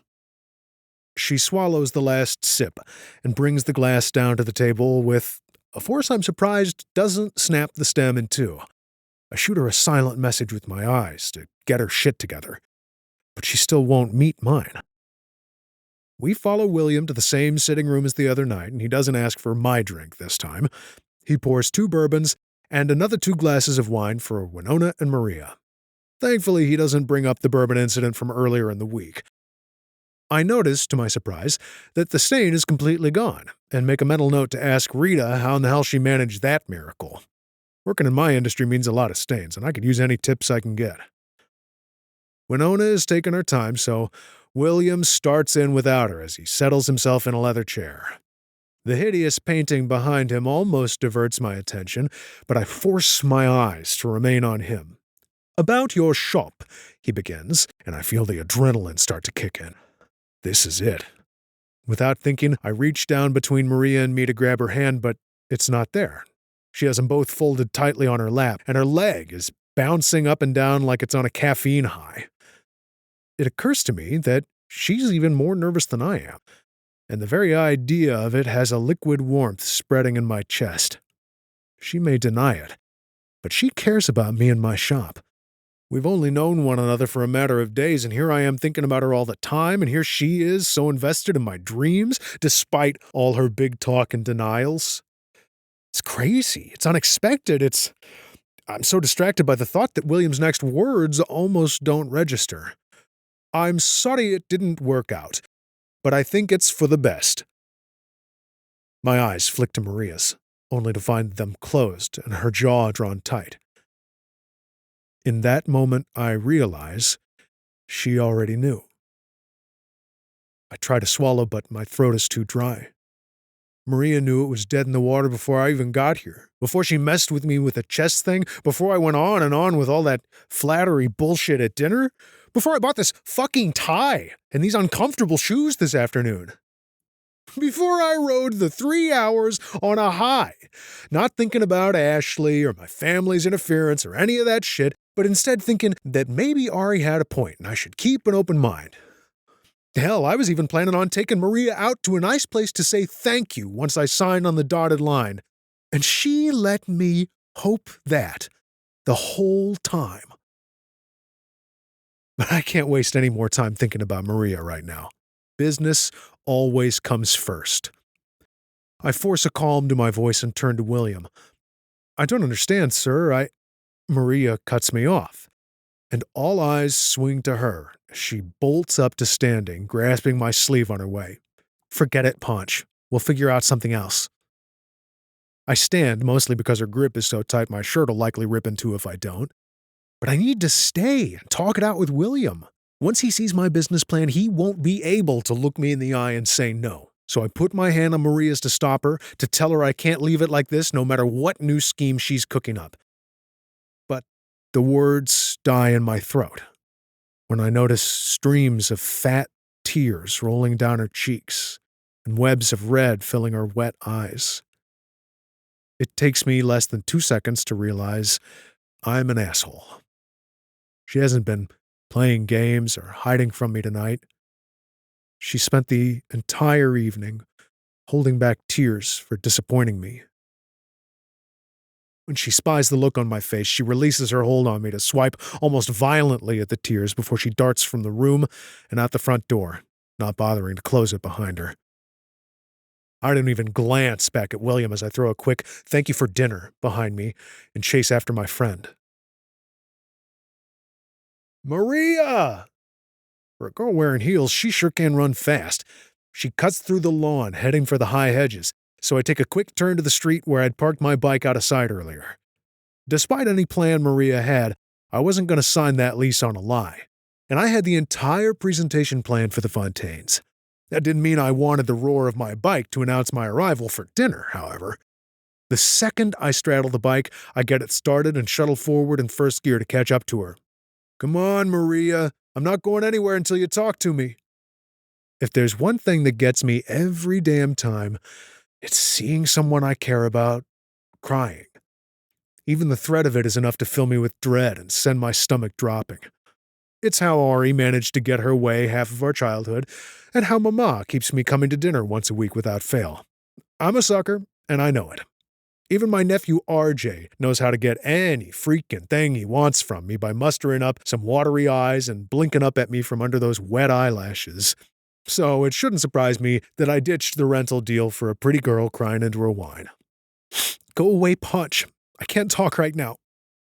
I roll my bike to a stop when I spot her cream sweater through the hedges, and then kick it into neutral so I can roll along at her speed. It's okay, you know. She needs to know I don't blame her. You got closer than I did, and I appreciate you trying so hard. She barks out a laugh that borders on maniacal.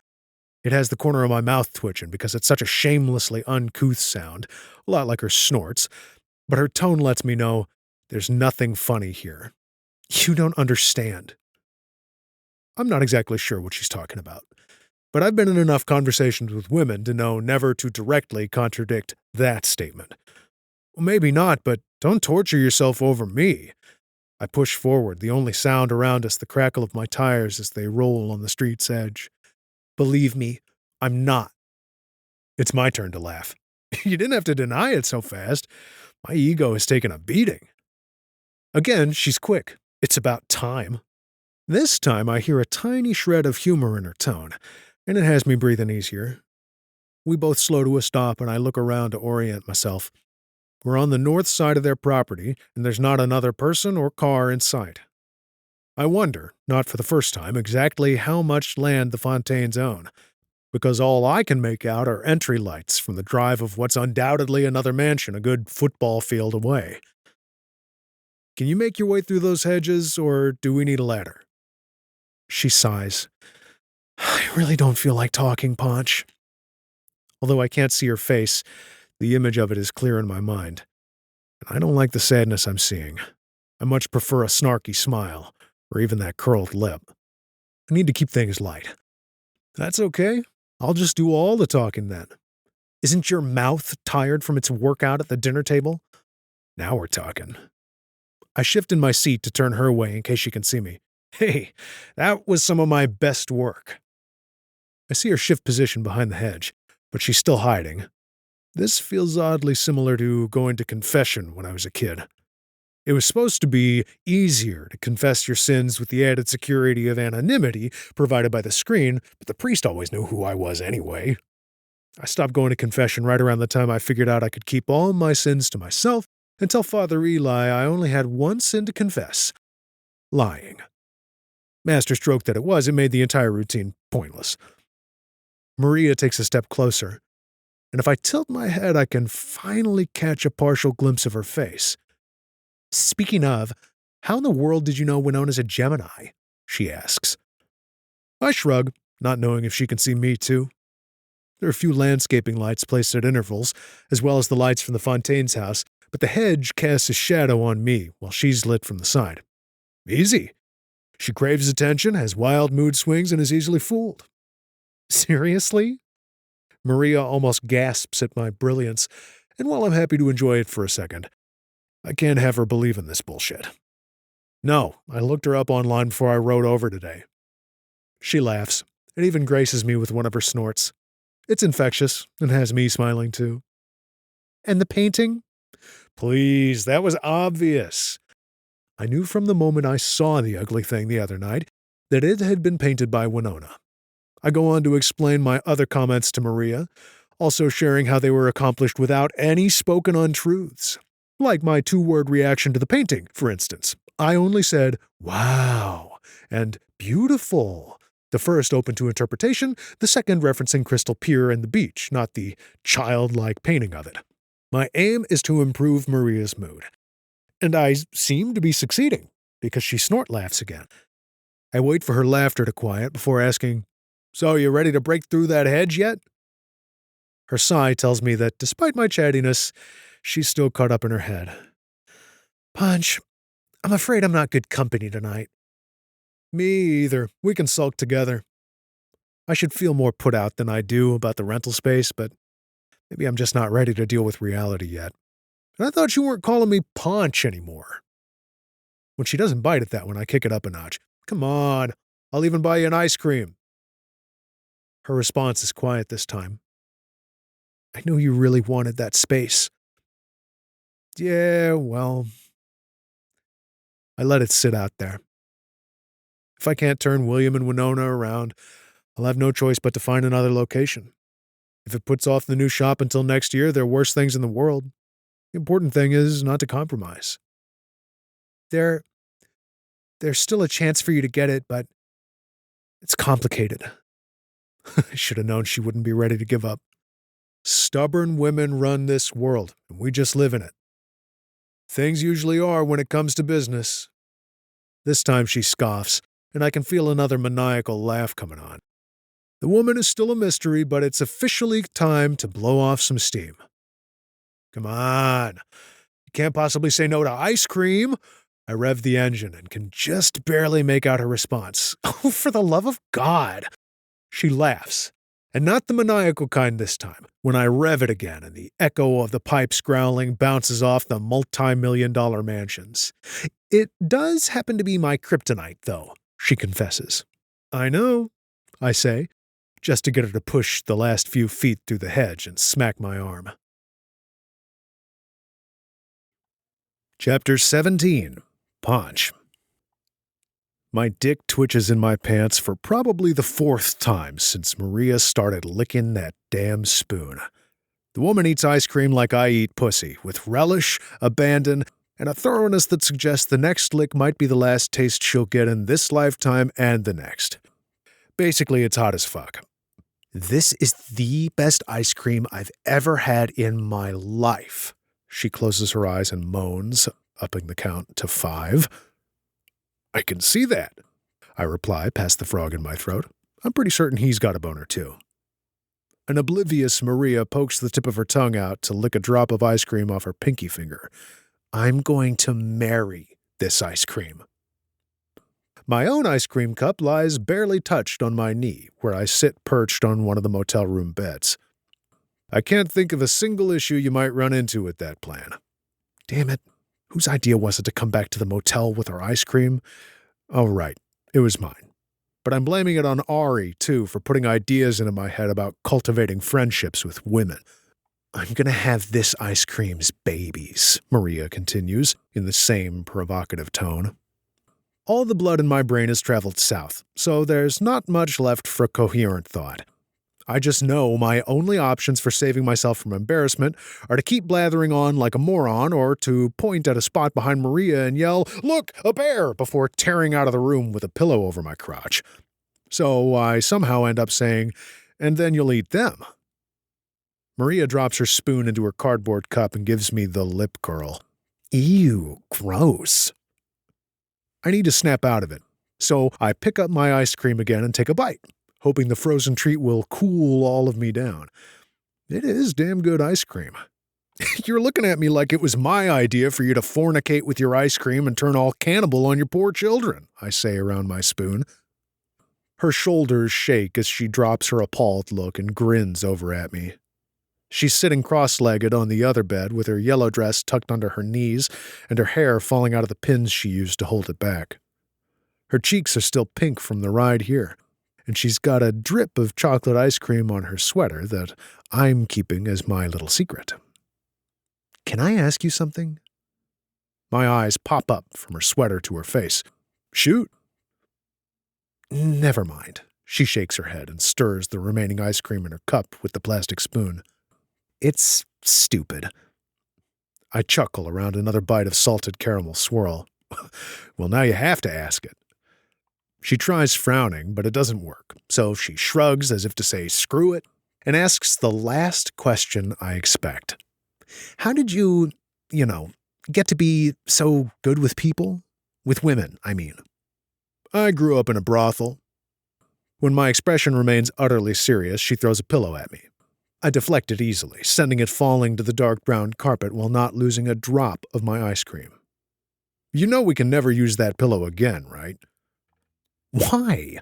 She laughs like I said something funny. This is a cheap motel on the beach. I gesture toward the single window where the blinds block the view of that dark beach. There's more jizz on this floor than in a frat house shower.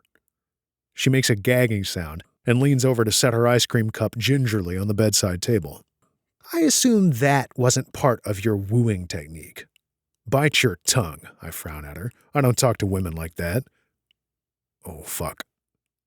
Most women, I quickly correct myself, but it's too late. Her palm goes up as she straightens again, pulling the sides of her fluffy cardigan together. I get it. No explanation needed. But I do need to explain myself. She doesn't understand. Hell, I don't even understand. Something happens to me when I'm around this woman. She turns me upside down and inside out and has me saying and doing shit I wouldn't normally say or do. She refuses to fit neatly into any of my categories of relationships. She's not a conquest to be charmed or a customer to be cajoled. She isn't a business prospect to treat with deference or a sister begging for torture or one of the guys to cut loose with. She's Maria. Whatever the hell that means. Ari would have a freaking field day with this one. I don't mean it like that. You just have a way of throwing me off my game. There, at least I said something. She studies me, but doesn't respond to my admission right away. When she finally does, there's a new quietness to her tone. I've never been all that great with people. It's obvious she fought an internal battle before letting the words out, so I know this isn't just a random comment to make conversation. Part of me wants to respond with a smart-ass remark and take things back to lighter territory, but I respect the hell out of her for pushing past her doubts and saying the words. I know from all my experience avoiding it that vulnerability is easier to deny. Look, everybody's good at different things. Me, I was a piss-poor student. I only applied myself enough to skate under the radar and not get grounded for being a screw-up. Connecting with people comes naturally to me, I guess. A natural-born flirter, huh? She grins and rolls her eyes at me. I point my spoon at her. I work at the flirting. Believe me, she has no idea how extensive my repertoire is. Oh, right. Sounds taxing, all that sex and smiling. I drop the spoon back in the cup and toss my hand out. Come on. You can't tell me you don't kill it with the guys in this town. I sweep from her head to her knees with my hand. What with the fancy duds and that red hair, not to mention your sparkling personality. She scrunches her nose at that one. I'm sure you've got half a dozen guys eating out of the palm of your hand at any one time. No comment. Her face relaxes, and she watches me again as I take another bite of the salty, sweet dessert. Okay, so say a hot girl walks in the door right now, and you wanted to get her attention. You're asking me to demonstrate my technique? She nods, and I only give it half a second of consideration before I nod right back and set my own ice cream cup on the bedside table next to hers. Normally I'd charge for something like this, but seeing as we're in business together, I'll do this one for free. I straighten again on the edge of the bed and roll my shoulders like I'm preparing for a workout. We both left our shoes at the door as soon as we walked in, and I lost the tie soon after, so I'm sitting across from her in just my loosened shirt, black pants, and socks. Okay, describe the scene and what she looks like. Maria replies like she's been planning this. Crowded bar, house band, tall, blonde, big hair, big knockers, tight dress, red lipstick. I nod and stand. Alone or with friends? Alone at the bar, friends are in the mosh pit. Maria jerks back when she realizes my intent to use her as my subject. I can practically hear her dry gulp as I slide onto the bed next to her and pretend to signal the bartender. After a moment's pause, I lean sideways. You know, I was going to wear that same dress tonight, but I forgot to shave my legs. Had to go with this instead. I gesture down to my torso as I turn, positioning myself so my chest is open to her and my eyes are squarely on her face. Her eyes drop to my chest before popping back to meet mine. Then I hit her with my smile. I'm Ponch. What's your name? My voice is confident and assertive, but lacking any hint of aggression. That's it. She tries to break us out of the act. I don't let her distract me. Willow. That's a pretty name. Makes me think of summer. This time she plays along and responds as Willow. My mom named me after the tree that killed my dad. He was a logger.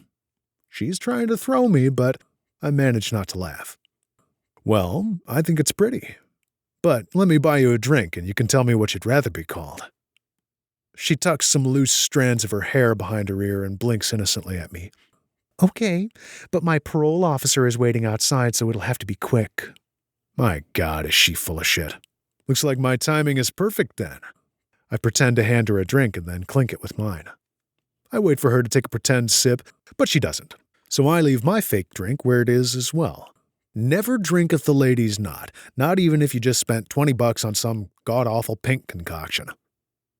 Maria's starting to enjoy this, I can tell, especially when she gives her hair a shake and dips her chin. So, Ponch, don't you want to know why I went to the slammer? I lean in a little closer. The band is loud, after all. If it helps to talk about it, I'm all ears, Willow. But I admit, it's hard to imagine someone as cute as you doing anything bad enough to get arrested. I'm sure it was a misunderstanding. How did you know? She brings a hand up to fan her fake tears. You're the only one who believes me. My index finger is nudging her chin up before I realize I've moved. Don't cry. You're going to break my heart. She draws a breath, and I realize I've gotten closer than I meant to. Her sweet honey scent winds around me, pulling me in and making me a little lightheaded. What began as a joke isn't so funny anymore, and the tension between us has pulled as tight as a bowstring. I need to back the hell up and press the reset button before something happens that I can't undo.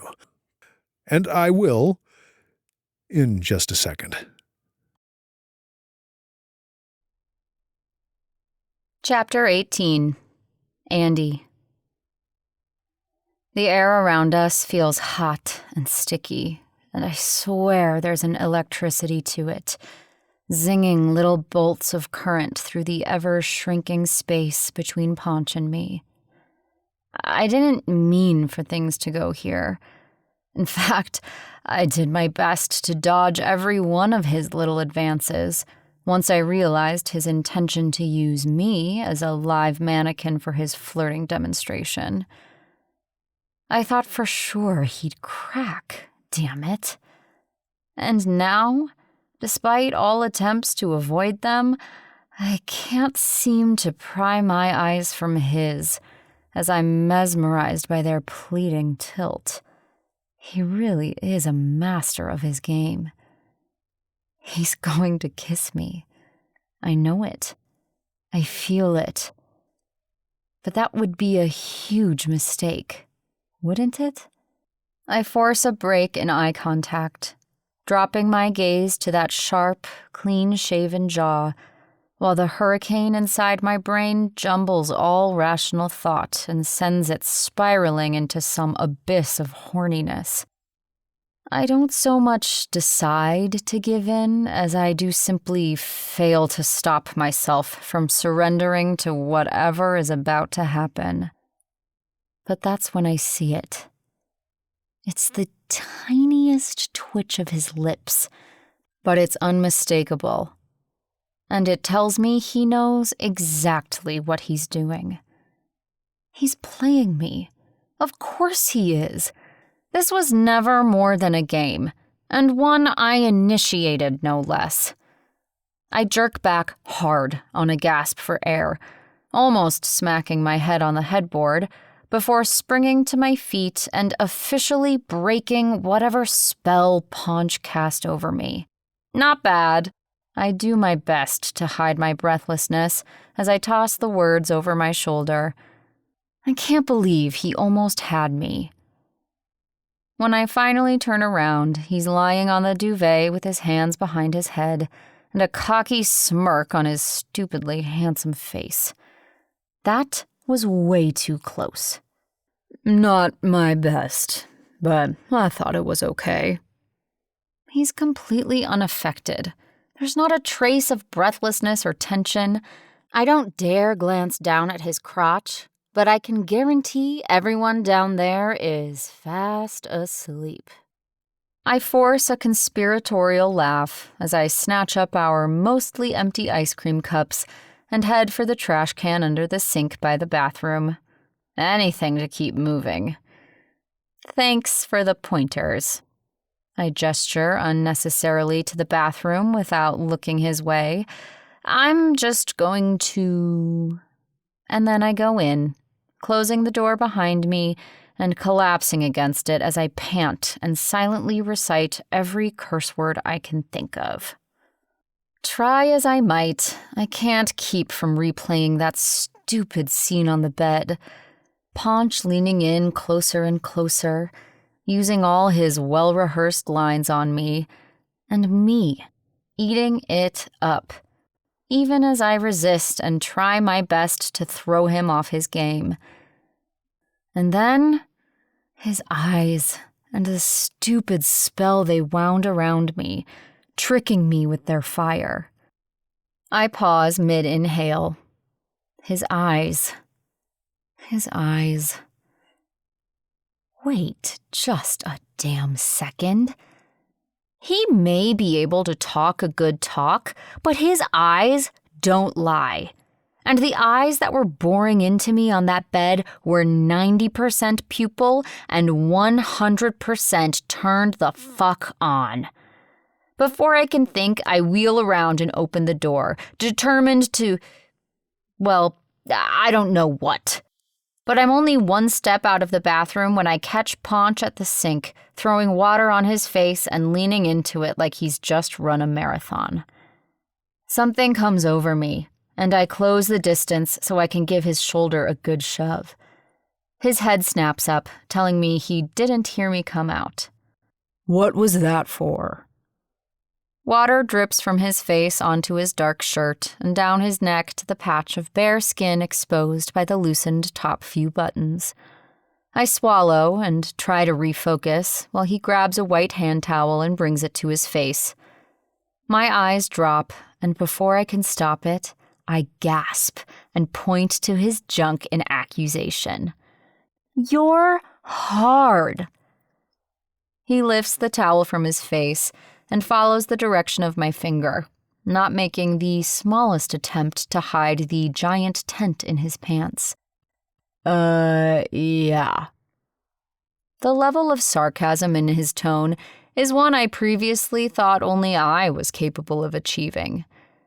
But, I start to argue, not quite sure what my point is anymore, but Ponch has heard enough, though, because he hooks the towel behind my neck and pulls me into him with both hands. Shut up.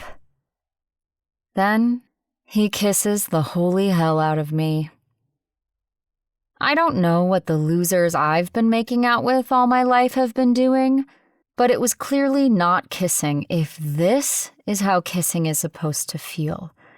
Good, sweet Lord baby Jesus. Ponch devours me. I mean, he takes my mouth like he owns it, and I'm about ready to sign over the deed, no questions asked. He groans low in his throat as the towel disappears and his hands drop to pull me into him by my hips. Hard. His fingers dig into my skin through my dress, and I might have bruises in the morning, but I could not possibly care less as my tongue slides against his, and I echo his groan with one of my own. My fingers spear through his hair, and I'm shocked at how soft it is. He's everything at once. Soft hair, hard muscles, smooth skin, wet mouth, demanding lips, and I push into him to feel it all. My breasts press against his chest, and I pull at his hair as the kiss goes on and his tongue and lips do their worst. I stop breathing at one point, too caught up in the buzz of every nerve ending. So when he tears his mouth from mine, I suck in a gasping breath and leave it up to him to keep me upright. Fuck, Maria. He breathes into the skin of my neck as he bites me under my jaw. I realize I'm shaking, but I'm certain I need him to keep doing whatever he's doing to my body or I might die.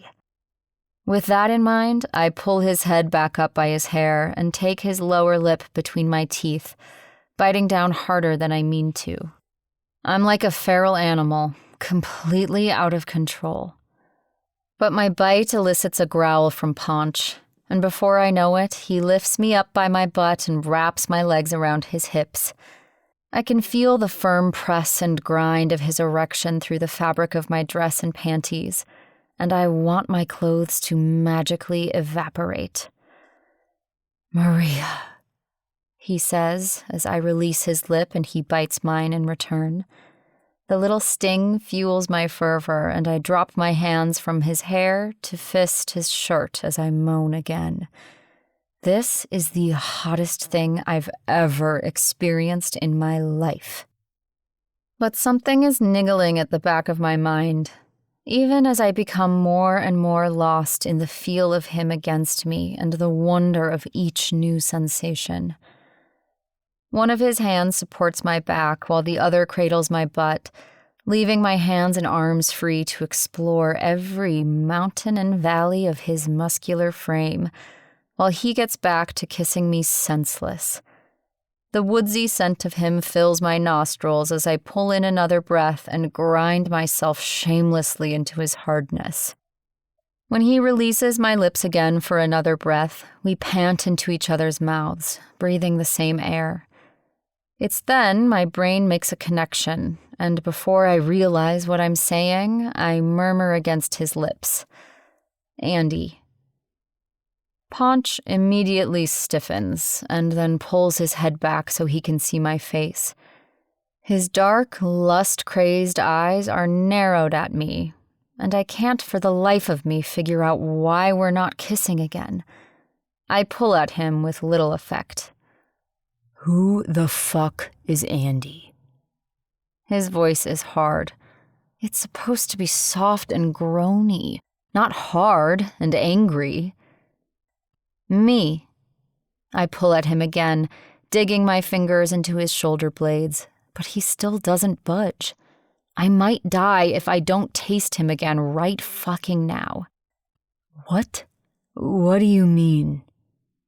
His eyes are still narrowed, but his jaw has loosened, and he quickly sets me back on my feet. No! I almost immediately fall over, and he has to reach out and steady me before I go crashing down to the jizz-covered carpet.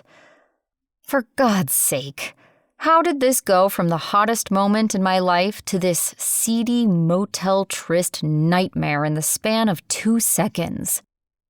I pull in another steadying breath as I realize this is way overdue and I'm an idiot.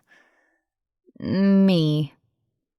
I dig a finger into my chest as I wobble like a drunk. My name is ANDIE. You're ANDIE. He repeats it like a sentence he's trying out instead of a question.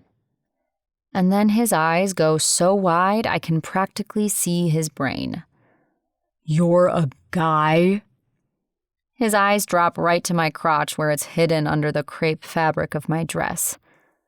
I lunge forward and shove his chest. He's taken off guard, so he goes back on a foot, loses his balance, and crashes onto the bed, smacking the back of his head on the headboard in the process. Ow, damn it. I'm not a guy, you asshole. My name is ANDIE. ANDIE. Short for Miranda, which I hate. The hand that's not cradling his head flies out to the side. Well, how was I supposed to know that? Jeez. He pulls himself to sitting and continues to rub his head. Where I come from, when you ask a person their name, they tell you their name. They don't make one up. Well, I do. We're both shouting at this point.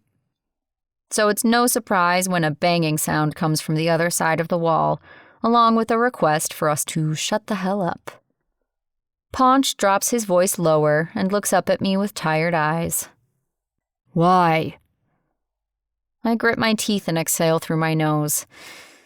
Because... He huffs out a mirthless laugh at my non-answer, and I pull in another breath, knowing I can do better. So I close the distance between us and take a seat on the bed next to him. Look, it's complicated. I gathered that much. He glances over at me and a ghost of a smile finally appears. God, the man is handsome. Before I can think better of it, I lift a hand and run my thumb over his right eyebrow, watching the movement until I drop my hand again and the awkwardness of my impetuous act takes hold. I fidget and make a point not to look at him as the silence stretches. But when I move to stand, Ponch grabs my hand to keep me in place, and he doesn't let go, even when I still again. Tell me about complicated. I exhale slowly, my lips curving into a wry smile.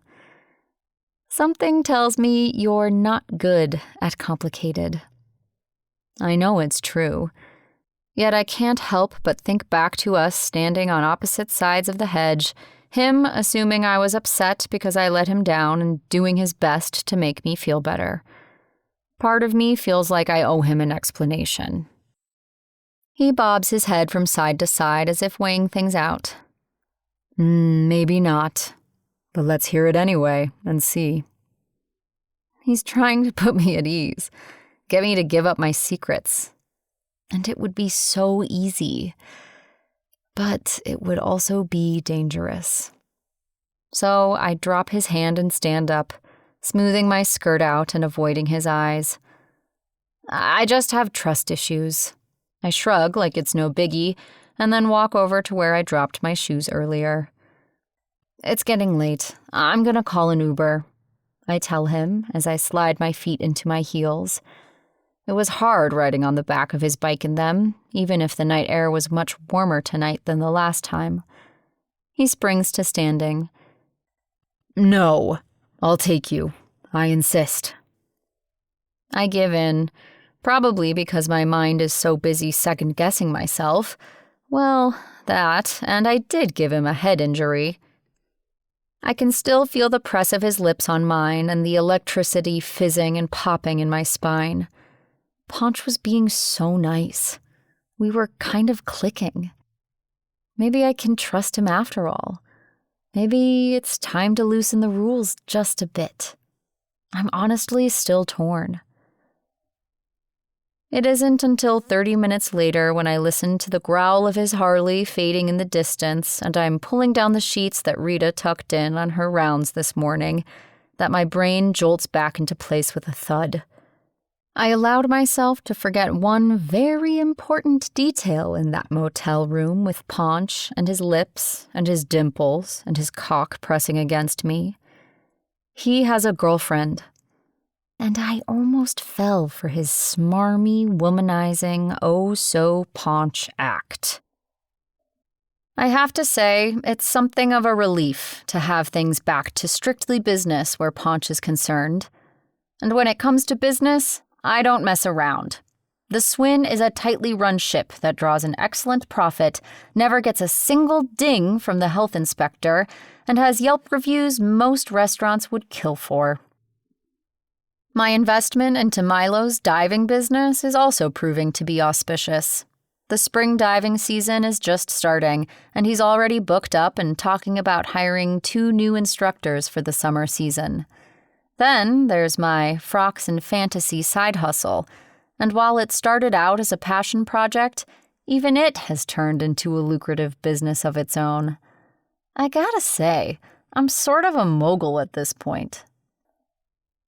Of course, it's always easier to make money when you already have money, so I know I'm no genius. But I'm proud of my business accomplishments and investments nonetheless. And growing up the way I did taught me a lot. Money was never an issue. I always had security in knowing that. But the certainty of wealth was always counterbalanced by the uncertainty of affection. To my parents, I was at best an accessory and at worst a burden. But either way, I was never important enough to merit kept promises.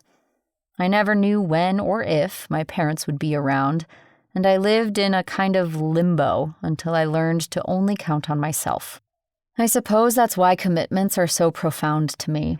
I don't make them lightly, and I don't back out on them, whether they be personal or business. So, my business arrangement with Ponch is still a contract in my mind, and I don't renege on contracts, even if they're with cheaters. If the property he wants is out of reach, I'll find him an even better one. I need to keep my focus, wrap this real estate bullshit up, and then say goodbye before focusing my attention on getting out of this mess with the Altmans and Camille. There's no way I'm whoring myself out, but I haven't yet figured out an escape that doesn't leave Camille vulnerable. I yawn and review the information on my laptop screen before I press Complete Purchase and close it, wishing I had an evil white cat to stroke while I smile to myself in bed. Just because my needs have changed doesn't mean Ponch will be useless to me while I'm fulfilling my end. I almost let him and his slick ways make me forget who I am, someone who will gladly milk this for all it's worth, and cackle with delight at the destruction I leave in my wake.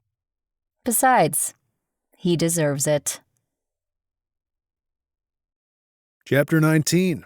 Ponch. Andy, pick me up at 6 tonight, dress casual.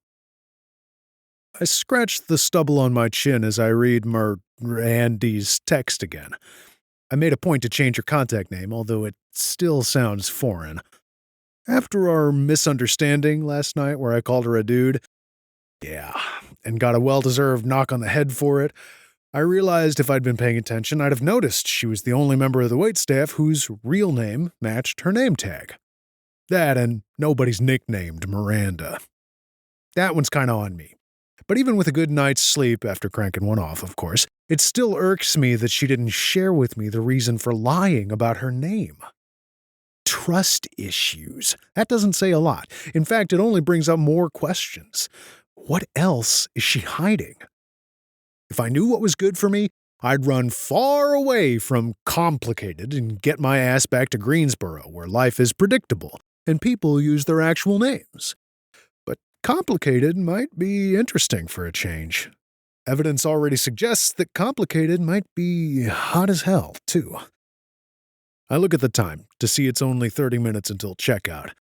It's time to decide. Do I stay and try digging a little deeper into ANDIE's complicated, or do I cut my losses and stay out of trouble?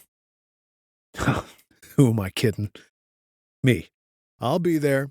Are we visiting Camille? If so, maybe I should get her flowers or something.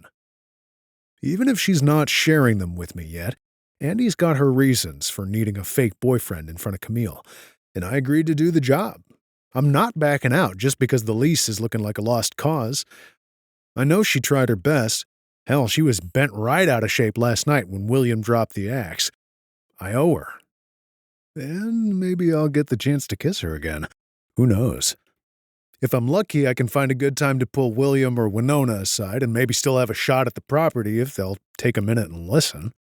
But as the hours have passed, I've become more at peace with the notion that I'll need to wait for another property.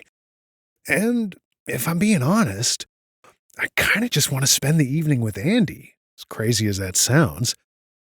Who would have thought a week ago that she and I would be getting along, much less making out like teenagers in a beach motel? Got a semi just remembering how combustible we were last night. Kissing ANDIE was a revelation.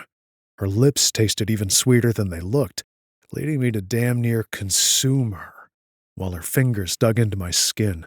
She rubbed up against me like she was trying to get off. Damn, does she light on fire. I'm trying my best not to give it too much thought, but the notion keeps creeping in that maybe, just maybe, there's something there worth pursuing. Crazy, right? She's the furthest thing from my type. Irritable, cagey, snarky, rude, unpredictable, violent. But man, do I feel alive when I'm around her. She's under my skin in the very worst and the very best of ways. And more than that, she actually has me wanting to open up when we're together. Maybe it's because she's so closed off that I'm driven to be the opposite. But either way, it's never happened to me before. Not with Ashley, not with Quinn, not with any of the other women, and certainly not with Holly. I was always so careful with everything I said and did around Holly, not wanting to scare her away, that she never even knew who I was in the end. I don't have to censor myself with ANDIE. I don't have to try and impress her or use any of my well-honed techniques or flattery. It's actually liberating. Something I'm not looking forward to admitting to Ari if it ever comes up again. ANDIE. TBD. We can figure it out later. Me. Got it. See you then. I dial the front desk on the room phone and tell him I'll be staying another night. The place is pretty dead since it's the off-season, so the guy tells me it's no problem. Then I call Stroke to check in. Stroke, what do you want? Betts answers, making me almost second-guess my decision to stay. Damn it, Betts, how many times have I told you not to answer the phone like that? Right. I forgot? It comes out as a question instead of a statement. You back in town, or should we start forwarding your mail to the new joint?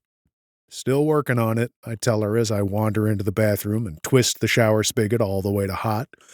Just a heads up, I might be postponed for a bit. Not sure just yet. Shit. I thought you had some connection or something. I step back out to the sink while I wait for the water to heat up and lean my ass against the counter. Property owners don't exactly love our bike culture, if you know what I mean. Fucking assholes. Are you out on the sales floor with that mouth? Nah, I got my feet up on your desk, taking my break. She laughs, no doubt picturing the look on my face. Shit, does this mean I don't get to be store manager? I was so looking forward to whipping Wirtz and Bobby and them into shape. The laugh turns evil. Who said you were going to be manager? Bets has been with me since day one 5 years ago, but she can already run the place as well as I can. Sure, it's only retail to someone from the outside, but she loves the motorcycle community and everything about it. She's the only one I trust to do the job, and we both know it. I'm not even going to dignify that with a response. Her words are mumbled over a crunching sound. The woman is eating in my ear. Keep answering the phone like that, and I'll have Bobby calling the shots. Just you wait. I go to check on the water, and it's still only lukewarm. Maybe it's a sign. Please, Bobby can't even cash out on his own. The only reason he's here is he doesn't mind the odd hours and he gets a discount. And he knows bikes, I remind her. Another crunch, louder this time. Shit, everyone here knows bikes. I consider giving her hell about her sloppy habits and taunting her with Wirtz threats, but I decide it can wait. Then, just as steam starts to billow from behind the shower curtain, I go somewhere I don't mean to. You're a woman. Excuse me? Beth snaps back, and I close my eyes at my stupidity. What the hell am I doing? Never mind. I can hear her boots hit the floor on the other end. Never mind my ass. You can't start something and just say never mind. Say what you gotta say, as long as you're not asking me out. You're a piece and a half, but I don't mix business with pleasure, boss. Jesus, she's enjoying this. And I decide I'm already halfway in, so what the hell? Fine. I take a breath and almost cough from the 99% humidity in the bathroom. In your experience, why do women keep secrets? Her answer is fast enough it sounds like she prepared it before work this morning. Because we're mysteries and we enjoy laughing at the confused looks on your faces. So helpful, I scowl into the phone. I'm not talking about keeping private shit private. I'm talking about keeping shit locked up so tight you don't even want to give someone your name. That's pauses, leading me to think she might actually be taking me seriously. Have you considered this woman might be in the witness protection program? Or not? Let's say for argument's sake she's not. She's a normal person, as opposed to a mob informant on the run. Okay, well that's easy then. She either thinks you're a loser or she's been burned to hell and back before and she's no dummy. Fool her once, shame on him. Fool her twice, she'll cut you. Or something like that. I mull that one over for a minute, holding the phone to my ear and starting to sweat from the steam. Setting the loser part aside, it's possible Betts has a point. Maybe Andy's been screwed over a time or two too many, and that's what she meant by trust issues. I can find a way to test that theory tonight. Okay. Interesting. Thanks. Betts hums. I'm really killing it at this manager stuff already. Look at me handing out advice like Dear Alice. I think it's Dear Abby, Betts. Do I look like a Dear Abby to you? Alice Cooper's a much better fit. Touché. I should call Bran up and maybe meet him for lunch, but something's holding me back. From our last conversation about ANDIE, a.k.a. Maria, it's clear he gives her a wide berth, and talking about her makes him jumpy. Hell, nobody even bothered telling me her real name when it was obvious I had it wrong. And that just makes the mystery surrounding this woman even more intriguing. There's no way I'd be able to make it through a meal with the guy without putting him in an uncomfortable spot, so I pass for now.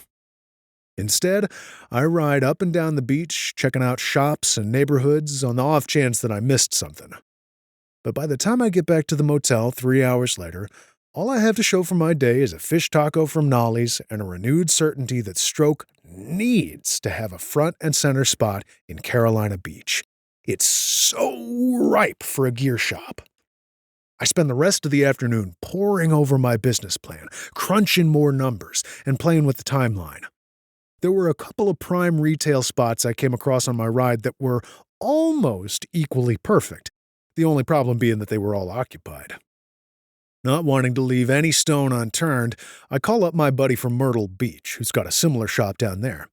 and we shoot the shit for a while, chatting about shop business and mutual friends. He feels my pain on waiting, but agrees it's the right move. It's 5 o'clock before I know it, so I shower again and decide for the second time today to skip a shave. If we're keeping it casual and just seeing Camille, I don't need to look the part of a clean-cut college professor. And besides, these shoes don't belong on a Harley. When I knock on the Fontaine's door at 6 sharp, I expect to be greeted by ANDIE in one of her colorful dresses with her hair styled just so. What I get, instead, is something that causes my jaw to try dislodging itself from my face. Standing in the doorway is ANDIE, but it's no ANDIE I've seen before. I've met comfy pajama pants ANDIE, jeans and sweater ANDIE, Virgin Maria ANDIE, and designer dress ANDIE. Until this moment, though, I had yet to meet biker babe ANDIE. "Hey," she says, casual as can be, popping her hip out and looking at me like she didn't just blow my mind. Her boots are jet black leather, with laced silver grommets running from foot to thigh, where they almost meet with the bottom of her denim miniskirt. If I were a few inches shorter, I could probably see her underwear, the skirt is so short. Paired with this is a skin-tight red t-shirt that's been slashed in all the right places, topped off by the tightest black leather jacket I've ever seen, and a black studded belt. Her makeup is heavier than normal, too. Her lips bright red that matches the shirt, and her eyes a smoky charcoal, bringing out the ice blue of her irises. Then there's the hair. It's been colored and curled into a riot of reds, oranges, and pinks, and it swings around her shoulders like she's got a wind machine stashed behind her in the foyer. She's pretty much my every fantasy come true, and I have 0 words. She comes toward me, swinging the door shut behind her, and getting right up into my personal space. I catch a whiff of her honey shampoo, and I'm unsure if I can move with my jeans being suddenly too tight. But she's apparently in charge of the show because she grabs my hand and drags me towards my bike where it's parked front and center in the circular stone drive. I try my best not to look when she swings her leg over the seat to mount the bike, but I'm only a man. This brings up a new dilemma for me because I can't say I've ever driven a motorcycle while my dick was actively trying to kill me. It's not until we're a half-mile away that I realize 2 things. I have yet to say a word, and I have no idea where the hell I'm going. Time to get my shit together. I pull to a complete stop at a stop sign. Where to? Or are we just riding around showing you off all night? Ha! She cackles in triumph, and I enjoy the hell out of it. So I take it you like the jacket? Understatement of my life. Among other things. Swing a right. We're going out to dinner. My treat. We'll see about that, I reply as I take a right and follow ANDIE's directions. My chest has that liquid feeling again at the idea that ANDIE made plans to spend time with just me. No mention of Camille. And she had to know how that outfit was going to render me speechless. All signs are pointing to something good happening tonight. Maybe even moving our way past those trust issues. We continue along, and I don't miss the stares ANDIE draws from all the men who wish they were in my place. Too bad, assholes. She's mine. At least for tonight. We finally arrive at a small surf and turf place in the historic district, not too far from ANDIE's restaurant, and I find parking a couple blocks away. As we approach the restaurant on foot, I notice some patrons using the valet parking provided in front of the restaurant. Are you sure you want to go here? I'm not afraid of the prices. I can live on ramen for a few days if I need to, but I have to imagine we'll stand out like sore thumbs wrapped in leather at this joint. I gesture down at my clothes, which are indeed casual, as ANDIE directed. In fact, we look like a perfect match, except my shirt doesn't show half my tits. ANDIE just pats my arm and keeps on walking toward the door. Absolutely, don't worry. But something doesn't feel right here. I'm a confident guy, and I rarely apologize for myself, but that doesn't mean I like knowingly walking into an uncomfortable situation where I'll be drawing negative attention. But this is ANDIE's town, so I just need to trust her. And she went to all the trouble of dressing like a wet dream for me. I hold the door for her, and she shoots me a wide smile as she passes by. She's oddly relaxed tonight, with none of the self-consciousness, disdain, or scowling she usually brings with her. I follow her through, preparing to approach the host stand and put our name in. The first thing I notice about the restaurant is the scent. It smells like steak, butter, and lobster. In other words, it smells like sheer heaven.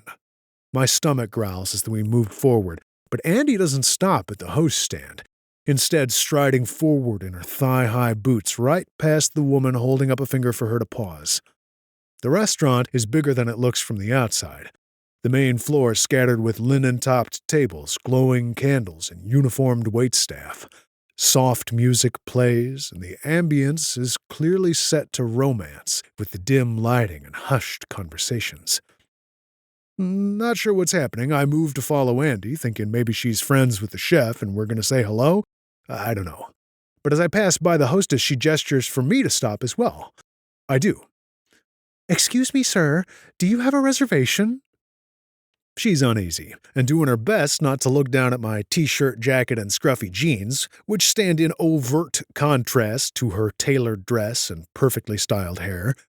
I'm actually not sure. I point toward ANDIE's back. I'm with her. Maybe this lady can shed some light? But she only flicks her gaze to ANDIE and then back to me. When ANDIE realizes I stopped, she strides back and grabs my hand in hers. "Come on, Ponch. Our table's over there." She gestures with her chin. This has the hostess looking only slightly less panicked, but a glance at the length of ANDIE's skirt has her right back to where she was again. "Excuse me, I'm sorry, but the gentleman needs a jacket and you need—" She can't finish the sentence. "ANDIE, come on," I pull her hand. "Let's go somewhere else. We don't want to make a scene." At that, she swings around and pins me with crazy eyes. No other way to describe it. "Oh, you're dead wrong about that."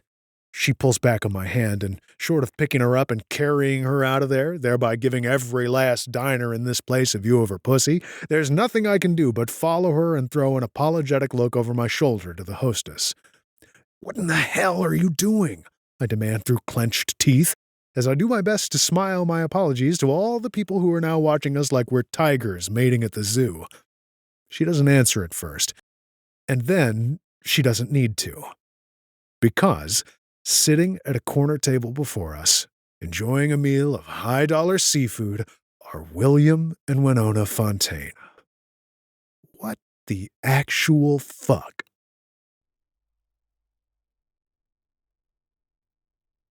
Chapter 20. ANDIE. Praise Jesus for FedEx same-day shipping. The outfit turned out so well, I'm considering doing a special frocks and fantasy post for all the biker babes out there. I had a suspicion I hit the nail on the head, but all it took was one look at Ponch's speechless face to know for sure. I thought I'd be nervous showing myself in public with my cooch out, but surprisingly, I'm not. Maybe because I have enough anger fueling me to blow up a cargo ship. Either way, I'm looking forward to the next few minutes. "Well, fancy meeting you here," I say loud enough for not just my parents to hear, but for the half-dozen nearest diners as well. Winona's eyes flash to me, filled with surprise, and then as she takes in first my hair, then my t-shirt, and all the way down to my fuck-me boots, it turns to horror. "Miranda!" This comes from my father. It's astonishment, rebuke, and embarrassment all at once. Perfect. Don't mind if we do. I stomp my way over to one of the open chairs at their foretop and plop down in it. "Ponch, sit." My instruction comes without eye contact because, even though he deserves it, I'm afraid if I see the anger and embarrassment in his face, I'll chicken out. "Sit down," Winona demands of him in a forced whisper. "Don't draw any more attention." I want to laugh at her yo-yoing expressions. Angry, clenched teeth at us, followed by casual smiles of good humor to all the surrounding diners. as if this is some joke that she's part of and she wants everyone to find it as amusing as she does. The hostess rushes over, having unearthed a sports coat from somewhere, and Ponch has to stand again to switch his leather jacket out for the garment. I still don't look at him, except from the corner of my eye. As soon as the hostess leaves, William leans in. "What do you two think you're doing?" "Sir," Ponch tries to interject, but I bulldoze right over him. "Having dinner. What does it look like?" I reach over to Winona's plate and pinch a piece of butter-soaked lobster between my fingers before dropping it in my mouth and making obscene moaning sounds. Maybe I really should have been an actress. "ANDIE?" Ponch tries again, but this is my show. I just thought that since I tried playing the game your way and it didn't work, I'd play it my way and see what happens. "What are you talking about?" Winona hisses, almost knocking over her glass of wine in her attempt to come at me. "Like you don't know." I laugh and lick my buttery fingers. "Oh, and by the way, my boyfriend's name is Ponch, not Nick. He doesn't play chess, he doesn't wear Armani, he didn't go to an Ivy League school, and he sure as hell isn't going to be a senator. He does, however, have a penchant for loud motorcycles and women who dress like this." I give myself the double thumbs and then snatch Winona's wine glass before chugging half its contents and finishing with a satisfied, "ah." The table falls silent, and so do the 4 or 5 tables closest to us. Everyone wears an expression I've mostly seen in movies when an atom bomb explodes and people realize they're about to be incinerated by a nuclear blast. Maybe I overdid it the teensiest bit. Oh well. I stand, having done what I came to do, and pull my skirt down enough that I won't be arrested. "Come on, Ponch, let's go."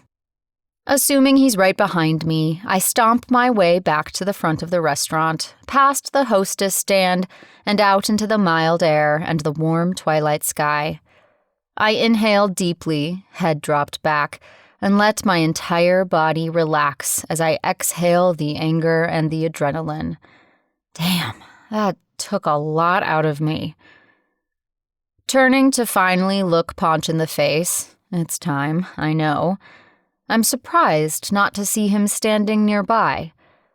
A glance around shows no sign of him, and I consider going back into the restaurant to see what's taking him so long. But that's sort of like dropping the mic and then remembering you left your wallet on stage. It ruins the effect. Finally, he comes out, and the first thing I notice is that his jaw appears even sharper than usual. Which is odd, because he's sporting more scruff tonight than I've ever seen on him. I know I blindsided him, but I had to do what worked for my aims. And it's not like I'm ditching him. I already put out some feelers for another location for his stupid shop this morning. It just might take a little bit. The next thing I notice are his eyes, and they are throwing diamond-tipped daggers at me that have my stomach dropping just a bit. "Hey, I know I caught you off guard, but I have it all handled. Don't worry." His voice is even harder than his eyes. "Don't worry?" Uh-oh. I told you from the beginning to let me handle it, and I'm handling it. "What the fuck was that?" He throws a hand back at the restaurant so hard, I'm afraid he's torn his rotator cuff. I tilt my head. Just a little something I needed to do. But you'll be happy to know your obligations as my fake boyfriend have been fulfilled. I execute a fake curtsy, complete with a princess smile. "What the hell is wrong with you?" His voice has grown in both volume and vitriol, even as he steps closer. I throw both palms up toward him. "You don't understand. That wasn't about you. It was about me." He coughs out a vicious laugh and gives me a few angry shakes of his head. Then His finger is in my face, and he's growling through clenched teeth. No, you don't understand. Maria, Andy, Miranda, whatever the fuck your name is. He stalks past me and down the sidewalk in the direction of his motorcycle, not once looking back at me. My chest constricts as my eyes follow him. It's such a sharp pain that my hands come up to press against it completely on their own. What is going on? Am I having a heart attack? I'm only 25. Tears are soon to follow, telling me it's likely not cardiac arrest, but possibly a nervous breakdown instead. But what is there to be upset about? Ponch and I each played our hands. He was a hell of a lot better at it than me, I can admit. I don't owe him explanations. I don't owe him any of my secrets. And I don't owe him this nervous breakdown. The only thing I owe him is a goddamn motorcycle shop. That's it. 2 guys walk by and whistle at me. I flip them both off. Keep moving, shit stains. I suddenly feel more naked than I'm comfortable with, and I pull at the bottom of my skirt in an attempt to find 6 non-existent inches of denim to cover my ass. I need to get off this sidewalk and change my clothes. When I call an Uber, though, it's Camille's address I enter as my destination. Land sakes, what are you wearing? She greets me at the door 30 minutes later in isotoners, a pair of jeans, and a velour jacket zipped up to her chin. Don't ask. I walk past her into the entryway, my boots clacking on the tiles. Do you have a robe or something I can wear? I wish I'd brought one of my onesies. The gorilla one would fit my mood tonight. Camille walks down the hall and comes back with a bright pink terry cloth robe, and I quickly change in her bathroom before joining her, where she now sits on her big wood deck overlooking the beach and ocean. I miss you being so close, but I sure can't blame you for picking this view, I tell her as I take a seat in the empty chair nearby and prop my feet up on a wood stool. It is beautiful, isn't it? We're both quiet for a few minutes, just listening to the waves lapping at the beach in their dependable rhythm. The sky is dark now, but I can make out Camille's features under the deck lights. She looks as tired as I feel. You feeling okay, Camille? She starts like she was lost in a thought and forgot I was here for a minute. Oh, of course. I'm just fine. It's not like you to skip dinner service 3 nights in 1 week. I put my hands up. Not that anybody minds, I'm just saying. She keeps her eyes on the horizon. You're just saying because you're trying to avoid telling me what's going on in that head of yours. Ugh, yeah, keep your shirt on. She glances at me and her lips quirk. I'm not the one who showed up here half naked. Ha ha. She's way too pleased with herself. But after a couple more minutes of silence, I decide to spill it. I think I made a mistake.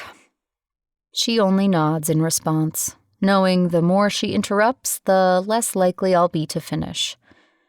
I was mad at William and Winona, and I was mad at Ponch, but I hurt him. I glance over, but she's looking out at the ocean again. Not that that usually bothers me, but I'm thinking maybe he didn't deserve it. Even though Camille doesn't ask, I proceed to give her the bare bones, omitting some major points, of course. I know you think we're dating, but we're not. He really was just doing me a favor, and I was doing one back, quid pro quo-like. Only he got nosy, and I got prickly. No newsflash there. And then he kissed me.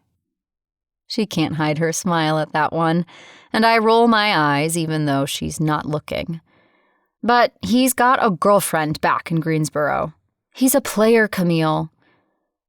She turns to me and gives me a thoughtful look. Did you hear me? He cheated on his girlfriend.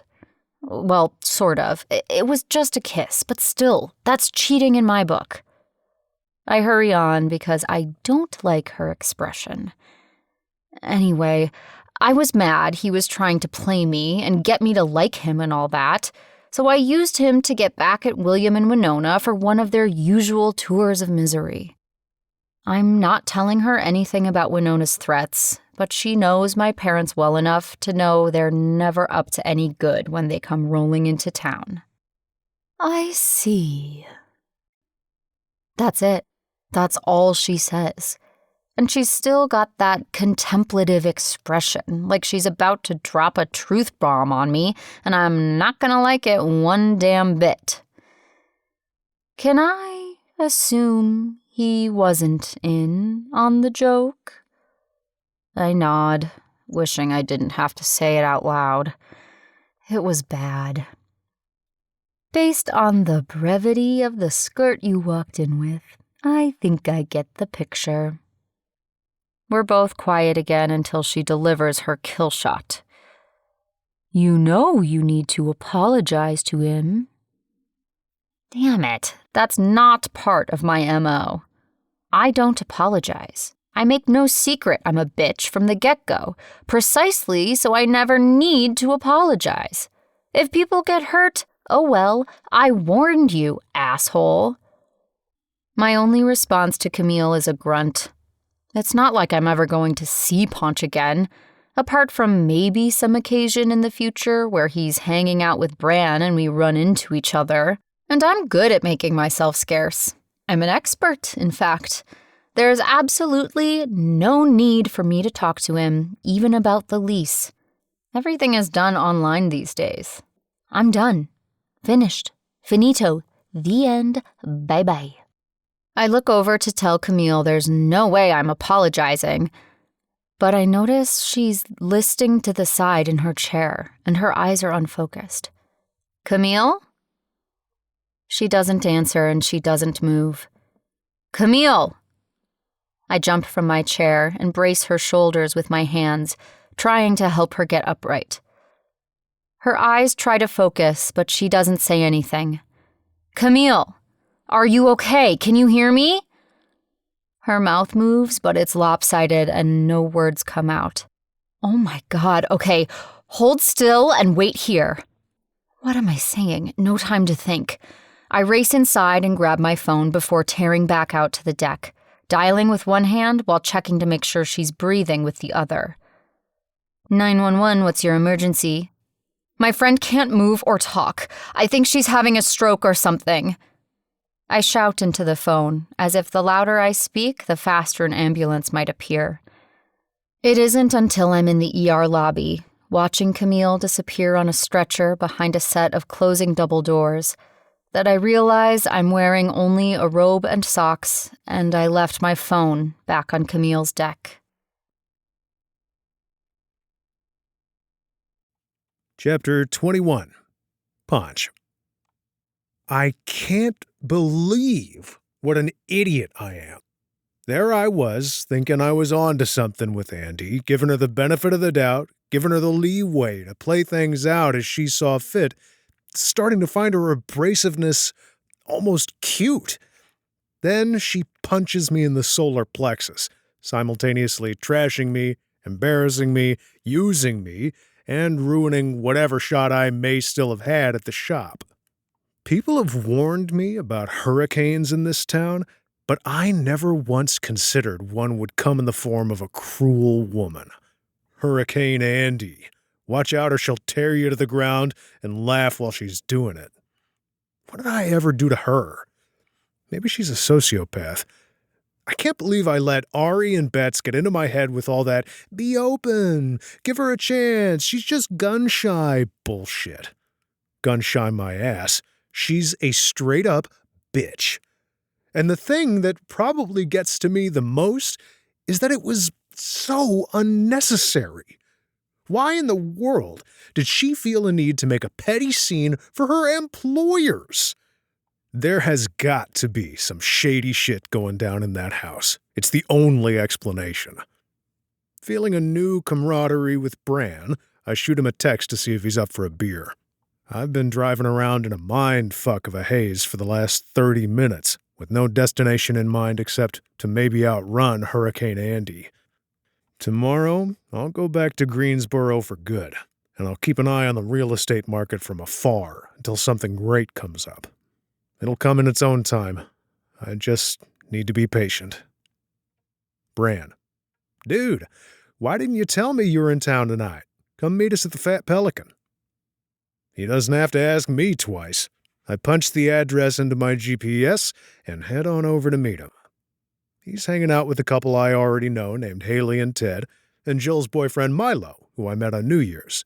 I'm also introduced to Mishka and Chad, and I can't help but wonder what Chad eats because the dude is about 7 feet tall. Bran hands me a beer while Ted shares the origin story of our drink of choice with the group. It turns out I have 7,000-year-old Mesopotamian women to thank for my Lagunitas. But I'm just nursing mine, thinking maybe I'll call it a night after one drink and get an early start back home in the morning. Mishka orders a round of shots of some liquor called Fenny that she insists we all try, and Bran drinks mine when I pass. By this time, I've been sucked into a side conversation and have clearly lost my mind because I'm considering adopting an orphaned puppy from a pretty blonde woman who showed up after I did. Her name is Nicole, and she works with Haley at a vet practice. And while I would normally hit on a hot girl in this kind of situation, I find myself not in the mood. But I'm not dead inside, so I obviously ask to see pictures of the dog. She may be the best candidate to be the girl in my life for the foreseeable future. Just look at that face, Haley coos at the photo on Nicole's phone. And even though I'm a guy, and we're not supposed to get all emotional and shit over an animal, I fall right into their trap, like it's my first day dealing with women. All her brothers and sisters have already been adopted, but nobody wants her because she has a heart murmur, Nicole adds, sidling a little closer to me. I should get her number for another time when my head is on straight, but I can't muster up the effort. So, what does that mean? Is she sick? They're both flipping through photo after photo of the cute little dog. She's a mixed breed with a chestnut coat and a big white spot around both her eyes that makes it look like she's wearing a mask. She's dead to the world in half the pictures, the tip of her tongue sticking out like it's too big for her mouth as she sleeps. I'm smitten for sure. What can I say? I've always been a sucker for beautiful girls. No, Haley answers. It happens sometimes, especially with larger breeds. A puppy will get a murmur that isn't indicative of any kind of heart disease. They usually outgrow it, but the word turns people off from adopting. I nod along like I'm shopping for a new bike and going over all the specs, but this is a terrible idea. I don't need a dog. Dogs are for families or couples with no kids, not bachelors who like the freedom of no personal obligations. This puppy would be much better off with somebody else. What am I going to do with a puppy? Take it for rides on the back of my bike? I don't even own a car, for Christ's sake. Hey, I begin, planning to back out gently and carefully, but Bran breaks into our little trio just then, phone in hand and white in the face. Can you drive? He points to me and I just shoot him a confused frown. I mean, are you okay to drive? Finally understanding his meaning, I hold up my half-empty beer. Yeah, I haven't even had one. You need me to take you somewhere? Come on. He hurries toward the bar entrance, pushing me in front of him on his way. Milo, let's go, he shouts behind him. It isn't until the three of us are out on the sidewalk and hurrying to Bran's truck that Milo explains. Raina called. Her boss had a stroke and was taken to the hospital. We're meeting Raina and Jill at the ER. Camille? I ask, although I'm pretty sure that must be who they're talking about. Milo looks surprised. You know her? Before I can respond, he nods. Right, she was at my house on New Year's. I was gonna say I met her last week, but his comment has me rewinding to New Year's. I suppose it's no surprise I don't remember seeing Camille, given that my attention was pretty much glued to ANDIE for the 45 minutes I was there, even after she shot me down so hard. ANDIE? Shit!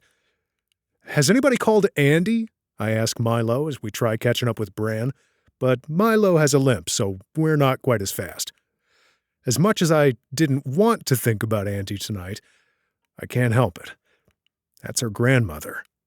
She's the one who called Reyna from the hospital, he volunteers. We finally approach Bran's truck, and he tosses me the keys before we all pile in. Let's step on it. I follow their directions to the hospital and pull up outside the ER to drop them off, telling them I'll park and come in to return the keys. I can easily grab an Uber back to my bike and get out of everyone's hair. Although Bran and I are buddies, this isn't my circle of friends. I hardly know Camille, and it's clear I don't know her granddaughter at all. But damn it all to hell if the first person I see when I walk in 10 minutes later isn't Hurricane ANDIE herself. She hasn't seen me yet, so there's still a chance I can get the hell out of here before she does. But just as the notion enters my mind, her eyes flip up and lock with mine as if she has some internal targeting system calibrated specifically for me. I try averting my gaze. I try hard, but my eyes won't budge. ANDIE is curled up in a waiting room chair, arms hugging her knees close to her chest, and her shoulders slumped in exhaustion. Gone is the hot-as-hell outfit, and in its place is a neon pink robe and a pair of dirty, once white, socks. Her makeup is mostly gone, what's left of the charcoal smeared under her eyes like heavy curtains. And her eyes. There's no fire, no light, no coldness, even. There's nothing but fear. Somebody grabs my arm, startling me and causing me to break eye contact with ANDIE. It's Reyna, with Bran right behind her. Thanks for driving the guys over. I owe you one. I notice she's still wearing her chef's coat from work and even has a smudge of something on her cheek. They must have torn out of that restaurant in a hurry. A nod serves as my acknowledgement. How is she? Jill appears on my other side. She's also still in uniform, with a purple floral dress and white apron. This outfit cut more modestly than the one from the other day. The nurse said they administered some medication and they're waiting to see how it works. None of us can go in, though, because we're not family. The last part is said louder than necessary and with her head turned to the nurse's station. The two nurses there just ignore her. My chin jerks back. What do you mean? ANDIE's her granddaughter.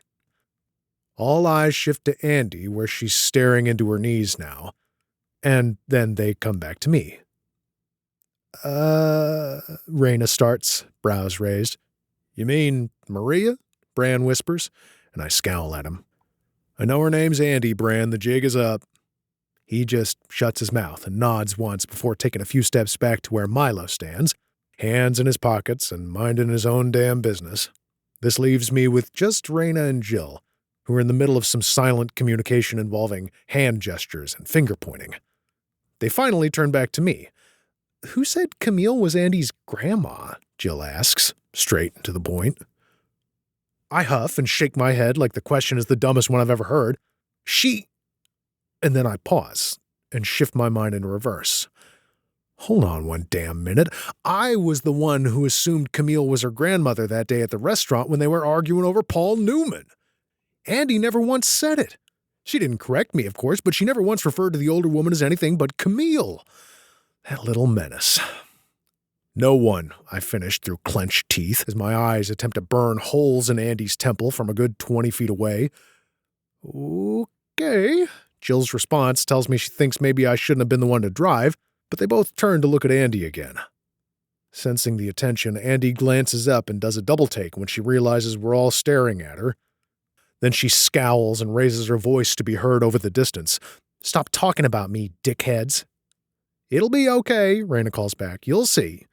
She finishes, while Jill turns back to me and says matter-of-factly, she threatened to punch me when I tried to hug her earlier. She and Camille are really close, so this is especially hard on her.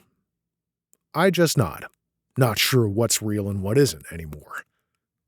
Next thing I know, ANDIE hurls herself out of her chair and lurches toward a woman in a white coat who just walked through the closed doors hiding the treatment rooms. Raina and Jill quickly follow.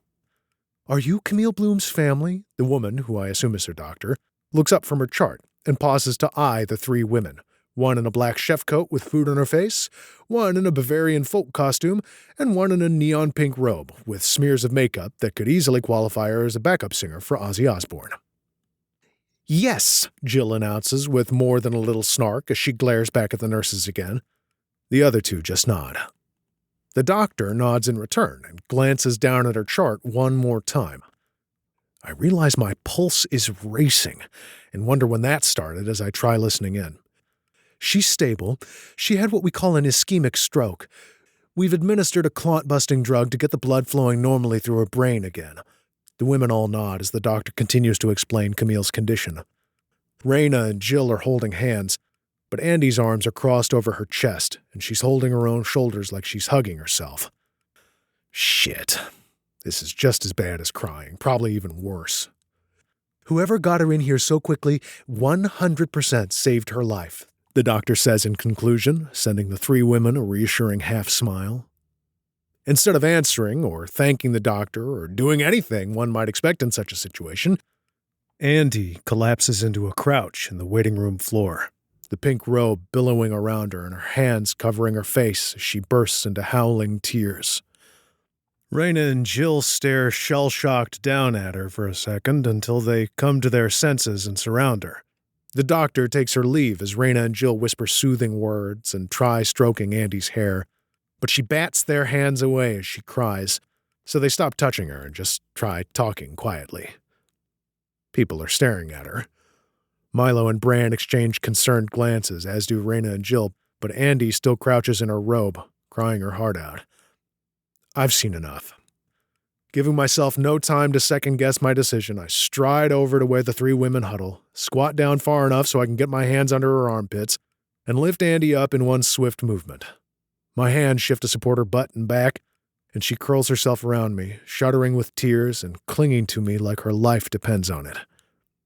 I don't stop to say anything, and I don't look at anyone. I just keep walking, with ANDIE in my arms, until we're outside in the fresh night air. Chapter 22. ANDIE. My brain is foggy and I'm beyond exhaustion, so it's no surprise I'm hallucinating. I've spent the last hour and a half thinking that Camille was dying and I'd have to figure out how to survive without her. I mean, I've always known she'd probably go before me, but not at least for another 20 years or so. Time enough for me to get my act together and, I don't know, get a cat or something. Adrenaline and terror do funny things to you. And now that I know Camille is okay, My adrenaline has fled the building, like water down an open drain. I force the doctor's words to repeat in my mind. to try to take the place of the black hole of panic that swallowed me whole. She'll be okay. She'll be okay. I try slowing my hyperventilating so I can draw in another breath and make sure I'm still in the part of my hallucination that smells like Ponch. There it is. Leather, woods, and pennies.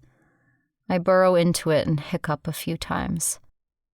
I've got you, someone says, and it even sounds like Ponch. Despite my efforts to force it away, the night comes roaring back. The excruciatingly long wait to hear the wail of the ambulance as I listened to the 911 operator and did everything she told me. The sound of the paramedics' boots on the tile as they hurried toward Camille on the deck. The stretcher locking into place as they secured her and slid her into the ambulance. The questions coming at me like peppers of gunfire from the paramedics and doctors. And then the silence when the doors closed behind them all in the ER. A nurse approached and offered me some paper slippers, but I just shook my head. She asked if Camille is my grandmother, and all I could do was shake again. She wanted to know who they should call, the name of a family member, her next of kin. Next of kin? Like they were preparing to notify someone of her death. Does she have a DNR or a living will? Can I think of anyone at all? I was finally able to find a few simple words. She has me, and I have her. There was no way I was giving them Narin's or Tom's name, or they'd be down here from Maryland in a flash, begging the doctors to pull the plug. The nurse handed me a clipboard with a stack of papers to fill out and left me alone after that. I ditched the paperwork on a metal table and sat down in one of the padded chairs to think. Camille has lots of friends, most of whom eat dinner at 4 and are in bed by 8. I decided to wait and see what the doctor had to say.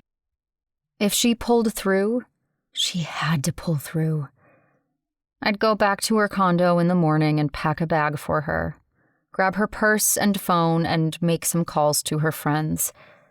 But all of that could wait. A woman in a seat across from me leaned forward to get my attention. "Hey, honey, is there anyone you could call? You shouldn't be here by yourself." I stared blankly at her and said, "I don't have my phone." "Here." She held her phone out. It was purple and sparkly. "My daughter bought me the case," she said with a smile. I took the phone with numb hands and just stared at it for a minute as I thought about who I should call. I'm a one-woman show. There was no village to rally, no friends to gather and lean on. My friendships function mostly on a break glass in case of fire basis. My favorite person besides Camille is probably Milo, and that's only because he keeps shit short and to the point and understands the uselessness of beginning every conversation with, "How are you doing?" Nobody cares. Just get to the point. But Camille has people. So I did a quick search for the Swins' phone number after realizing I don't know a single number by heart. When Raina finally got to the phone, I gave her a quick recap and she told me she'd be here ASAP. And then I handed the phone back to the mother of the girl with excellent taste, and I waited, willing the doctors to walk through the doors and tell me Camille was okay. I suspect it's shock causing my hallucination, but I don't mind. My eyes remain closed as I continue trying to slow my breathing and focus on the gentle up and down rhythm of my body's motion as I'm carried through a refreshing breeze. I hear Ponch's voice again saying, "That's right. Breathe, ANDIE." I burrow in again. "I'm so sorry," I whisper. "I didn't think." I send the words out on the breeze, knowing Camille would smile at me giving in and sucking it up, even if it's only to the wind. Shh. I feel my back being stroked, and then the soothing up and down stops. I relax my muscles as I realize my hands have been holding a tight grip. The stroking continues, and I hiccup a couple more times before allowing my eyelids to slowly flutter open. And he's there. My eyes are open, and Ponch is there. "You're here." "I'm here." His voice is a whisper, and his eyes, they're not angry anymore. They're soft. "But you hate me." He shakes his head, and I realize I'm sitting on his lap, and he's the one stroking my back.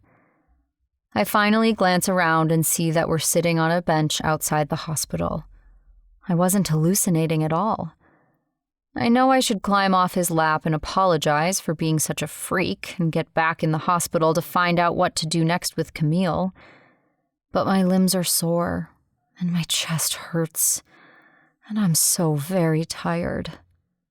As if reading my mind, Ponch pulls me to him again until my cheek rests on his shoulder, and the next thing I know, I'm fast asleep. When I open my eyes, I have to shut them again immediately because the sun is shining directly in my face, which is weird because my bedroom windows face north, not east. I roll over and blink a few times to test out the brightness, and that's when I realize I'm not in my own bed. I whip my head around to orient myself, only to cause an intense pounding in my brain along with the recognition that I'm in Camille's guest room. But I don't remember deciding to... Camille. I jerk upright and throw my covers off, not caring that my movements are making my head pound even harder. The bedroom door is already open, so I rush out, not quite sure what my aim is. Camille is still at the hospital, right? How in the hell did I get here, though? I was at the hospital. Jill tried hugging me. The doctor came out. Ponch. He carried me outside, and I don't remember anything after that. I scan the kitchen counter for my phone or my keys or something, and when I find nothing there, I run back into the guest room to check the bedside tables. Still nothing. And that's when I hear it. The shower. A return trip to the living area reveals a few details I missed before. A pair of worn black boots, a black leather jacket, and a pillow and blanket crumpled up on the couch.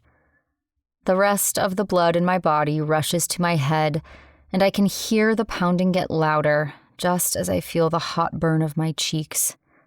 I lost my ever-loving shit not once, but twice last night. And even after I humiliated Ponch, he still came to my rescue. Holy shitballs.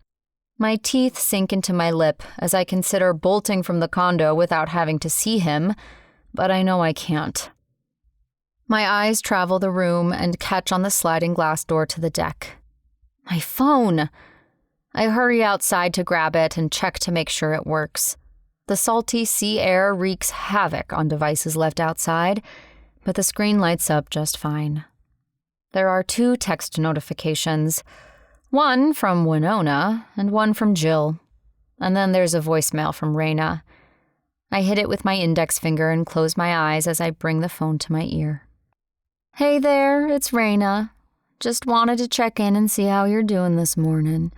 I called all the staff and we've got the restaurant covered for the next week, so you don't have to worry about it.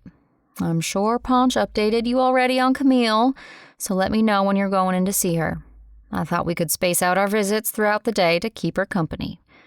I'm sure she's already bitching at them to let her go home. All right, girl. Call if you need anything. Bye. I exhale heavily, not realizing I was holding my breath. Camille is okay. She's okay. But I need more details. The shower shuts off and I freeze in place. Shit. One hand goes to the rat's nest on my head as I look down to see I'm still wearing Camille's robe. Oh, good God. But since when have I cared what anyone thought of me? The answer, it turns out, is right goddamn now. I just get the bedroom door latched behind me as I hear the door to the bathroom open. I dive into bed, pulling the covers around me on the way, and proceed to jerk them over my head right as the door creaks open. That was so close. I can sense Ponch's movements, so I snap my eyes shut and focus on slowing my breathing until I hear the creak again and everything is silent. Then I throw the covers off and pull in a deep breath to fill my lungs. You big, fat faker.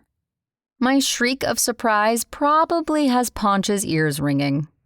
I claw at my chest as my eyes flash to where he stands inside the closed bedroom door, hair wet, jaw scruffy, hot bod encased in the familiar jeans and t-shirt.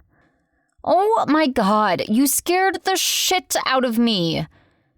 He's scowling with his head tilted to the side like there's water in his ear. Are you trying to puncture my eardrums? Quiet down or the neighbors are gonna call the cops. Well, what are you doing, tiptoeing around like a creeper and watching me sleep? I've gotten past my apprehension about Ponch seeing me looking like shit, it seems. He ignores my question and hooks a thumb to the door behind him. Shower's free, if you want to clean up. It's like he read my mind. Damn it. Then we can head to the hospital. The hospital. She's all right, I remind myself as I draw in a calming breath. My eyes drop to the pink duvet with yellow bananas dotted across the fabric. Camille bought it with me in mind. She used to say my eclectic taste was a sign of intelligence. She's always making shit up. I let the breath out, along with some of the frantic tension. "Why are you being so nice to me?" I whisper. Ponch doesn't answer at first, but I don't dare look up again. I don't know. Maybe I thought you needed a friend. I choke out a humorless laugh and pick at a loose string near one of the bananas. Some friend I am. I completely humiliated you last night. Yeah, you did. He's quick to respond and doesn't deny it or let me off, and he shouldn't. But he's not yelling at me, though he has every right to. I force myself to look at him. His arms are crossed now, and the sunlight from the window paints him in golds and whites, making the scruff on his chin almost sparkle. "I'm really sorry, Ponch." The words come out more naturally than I expect them to. And for once in my life, I mean it. I won't make any excuses for what I did to you. It was cruel, and you didn't deserve it. What sin did he really commit, apart from kissing me when he has a girlfriend? That's not a sin for me to repay. It's one between her and Ponch. He doesn't respond, instead turning and opening the door. "I'm gonna go gas up the bike while you shower. Then we can grab a bite to eat on the way to the hospital." He walks out, but I stop him. He doesn't owe me anything. "Ponch!" When he turns and raises a brow, I say, "Thanks for taking care of me last night. Really. It was above and beyond, but you don't have to worry about me. I can take it from here." I nod so he knows I mean it, and he can get on with his life without having to worry about the crazy girl anymore. But he remains still. "You done?" My mouth pops open at his question, and then I shut it again. What is that supposed to mean? Done with what? "Done trying to get rid of me." I gasp. "I'm not trying to get rid of you. I just figured maybe you'd like to go home and, I don't know, check on your shop, feed your goldfish, see your girlfriend, whatever. Get back to your life." He narrows his eyes and studies me for a second before responding, "I'm good." And taking off down the hall toward the living room. He's good? What does that even mean? I glance around the room as if the answer is hiding behind the curtains or something, until I come to the only possible conclusion. Ponch Amante is trying to be my friend. I'm pretty sure there will be some pigs spotted in the clouds today. Chapter 23, Ponch. You can learn a lot about a person when they're only half coherent. Add that to what Raina told me, and I'm beginning to get a better picture of ANDIE's life and what she's all about. And for a guy who's spent his adult life doing his best to steer clear of drama, you'd think it would have me running in the other direction. It doesn't. I know, I'm just as surprised as you. For better or for worse, something inside that woman chose me to be the one to lean on in her darkest hour. And that's not something I can just set aside, regardless of how fucked up that shit she did last night was. Because now I know there's much more to the story than just her being a bitch. And I plan on getting all of it out of her starting today. I just gassed up my bike and we got the whole day ahead of us. So I plan on sitting her down and letting her know there's no more hiding, and more importantly, no more lying. She's in for a rude awakening, and I'm almost looking forward to it. If Ari could only see me now, she'd probably fall over in a dead faint. I've never in my life invited a woman to depend on me or lay her hardships at my feet. The notion always sounded like too much commitment, and in that way, I think ANDIE and I are alike. We don't want to need anybody, apart from family. And that's where life dealt her jokers and me aces. Yep. The monumental revelation of last night had me blinking like an idiot at Raina, thinking for sure I'd misheard her as we stood talking outside Brand's truck in the hospital parking lot. We'd just settled ANDIE in the back of the extended cab. She was out cold and hadn't even stirred the tiniest bit when I transferred her from my arms to the leather seat. "I'm sorry, can you repeat that?" Raina's brows drew together, and I noticed she'd finally wiped her cheek clean. "Repeat what?" "I just said ANDIE's parents are hateful people, so that's why she's been so close to Camille since she was a kid." I shook my head. "That's not what you said." Yeah, it is." "No, you said the Fontaines are hateful people." This had her looking at me like I just recounted the story of my alien abduction. "Yeah? Are you doing okay? Should you be driving? Are you telling me William and Winona Fontaine are ANDIE's parents?" "Duh. Wait, you know them?" I closed my eyes and pinched the bridge of my nose as the dots connected, and I realized the extent to which ANDIE had taken me down her rabbit hole of lies and sleight-of-hand tricks. And I'd practically invited her to take me there. I didn't even ask for her last name. God, did she play me good. A gust of cooler wind hit me, and I realized I owed Raina an answer, so I opened my eyes and nodded back, knowing I was wearing a grimace. They owned the building I was looking at for my shop. I'm surprised Bran didn't tell you. Bran is lovesick, which makes him exactly the kind of guy who tells his better half every piece of business he stumbles upon. She glanced back to the hospital with narrowed eyes, her black braids swinging with her movements. "That makes two of us." When her eyes came back to me, she shook her head. "That man is scared shitless of ANDIE. Good thing I'm the type of woman who can take care of herself, God above." She exhaled and refocused as she shifted her weight to lean against the truck. "So, let me get this straight. You and ANDIE have been hanging out, and she hasn't told you one damn thing about herself." I considered that for a moment.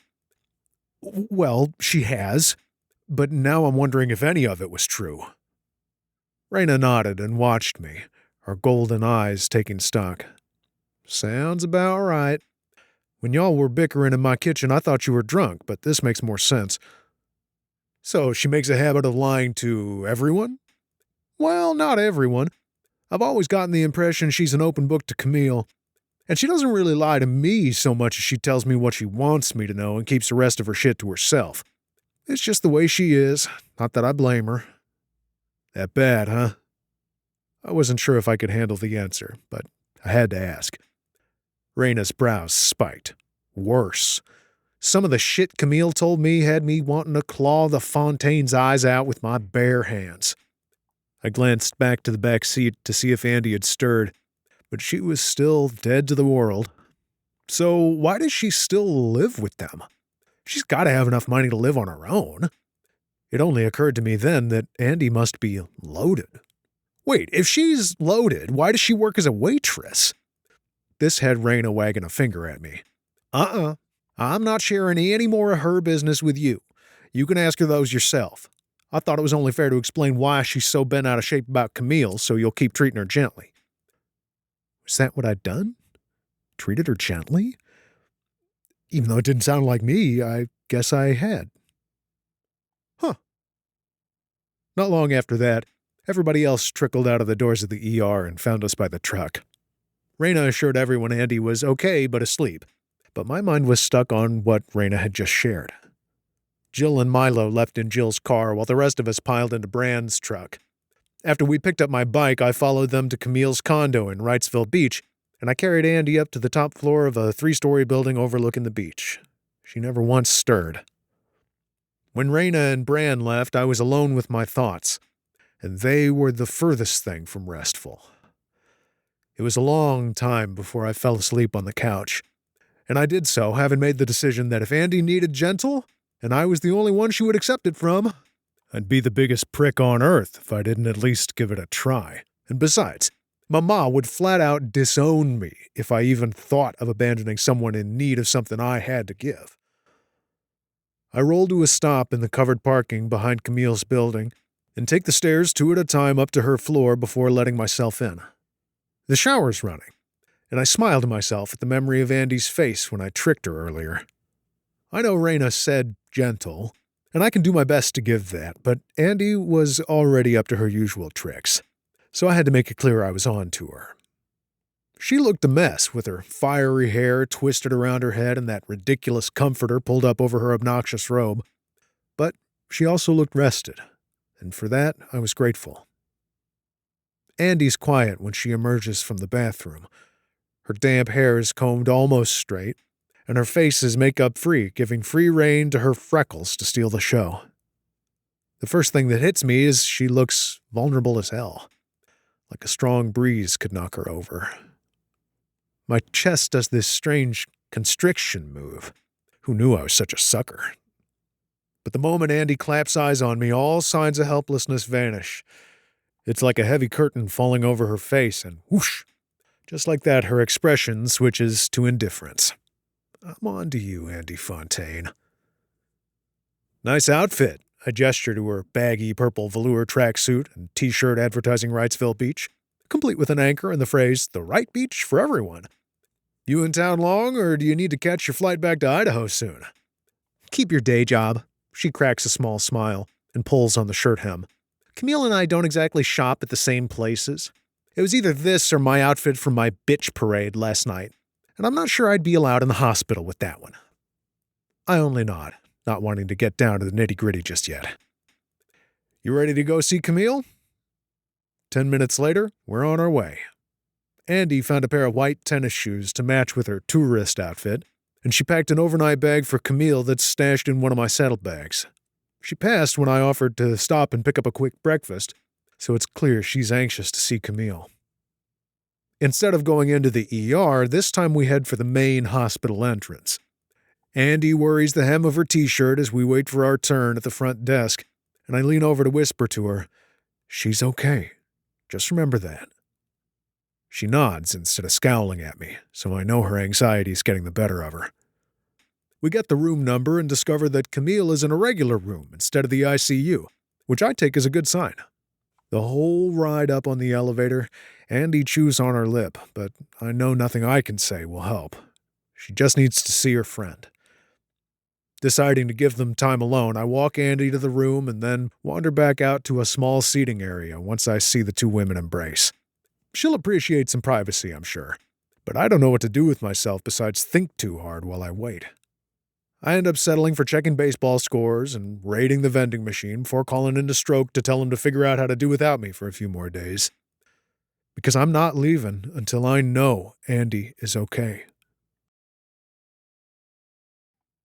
Chapter 24. Ponch. Time travel? No. I shake my head at ANDIE where she sits across the table from me at Jimbo's, a cheap breakfast spot near the hospital. She digs an index finger into her chest and shoots a fake glare at me while she forks a bite of her pancakes. It's my superpower. I can pick whatever I want. Her mood is much improved since the hour she spent with Camille at the hospital. The older woman is moving right along, and they've got her doing all sorts of therapies while she recovers from the stroke. She has weakness on one side of her body, and her speech is a little slow, but ANDIE says her sense of humor is intact, and she even flirted with one of the therapists. That's apparently a good sign. When I asked ANDIE on the way out of the hospital if she was hungry, her stomach growled in response, so we stopped at the nearest spot for some good old-fashioned diner food. And somehow we ended up in the middle of this conversation about superpowers. Just think about it, though. She clearly hasn't thought this time travel thing through. Time travel only ever gets people in trouble. They always end up altering the present, and then they have to go back in time to fix what they broke. Not fun. Too much stress. She finishes chewing and points her fork at me. Okay, fine. What would you choose as your superpower? Piece of cake. Easy. Okay then, smarty pants, let me have it. I set my own fork down so I can give my presentation all the focus it deserves. Then I pause and look down at our half-empty plates. I'm not sure I should tell you this while we're eating. She abandons her fork on her plate and tosses her napkin on top of it. I'm full anyway, and you can't scare me. Okay, but I warned you. I point at her before starting. If I could choose any superpower, I'd want the ability to make anyone shit their pants anytime I want. My old friend the lip curl makes an appearance. That's the superpower a 12-year-old boy would choose, not a grown man. It's disgusting, not to mention completely useless. She plays with her straw, thinking she's won. I think you meant to say it's genius. I almost land an elbow in my syrup in my urgency to get her on board. I can save the world. I can destroy my enemies. I can gain control of anything or anyone. It's the perfect superpower. She dips her chin and eyes me while speaking nice and slow. Getting people to poo their pants? No. The novelty of talking to a beautiful woman about things I would normally only talk with guys about hits me then. And I acknowledge it's a good thing I'm not trying to get into her pants. Ponch Amante's rules of seduction don't normally involve middle school bathroom humor. I know you're not with me on this yet, but I'll explain. I push my plate aside and take a look around us at the other diners. There's a couple eye-fucking each other a few tables over, and I gesture their way. See that couple? Say I wanted to get a date with that girl, but this guy's cock-blocking me. What do you think that guy would do if I used my power on him right this minute? She narrows her eyes as she takes in the couple, and then nods as understanding dawns. He'd make some excuse and get the hell out of here. Either that or he'd fess up and he'd forever be that guy who shit his pants in Jimbo's. Bit of a turnoff. Exactly, I nod. Pretty pleased that she gets my point. Either way, I suddenly look a whole lot better than that dude. So I swoop in with a little light flirting and voila, I get her number. Andy's nodding along now. Clever. And a bit evil. I like it. But how are you going to save the world? I was prepared for that question, so I dive right in. Evil overlords are all about image, right? They need to appear powerful at all times, or some other overlord will take them out and assume power. She nods, so I know she's with me.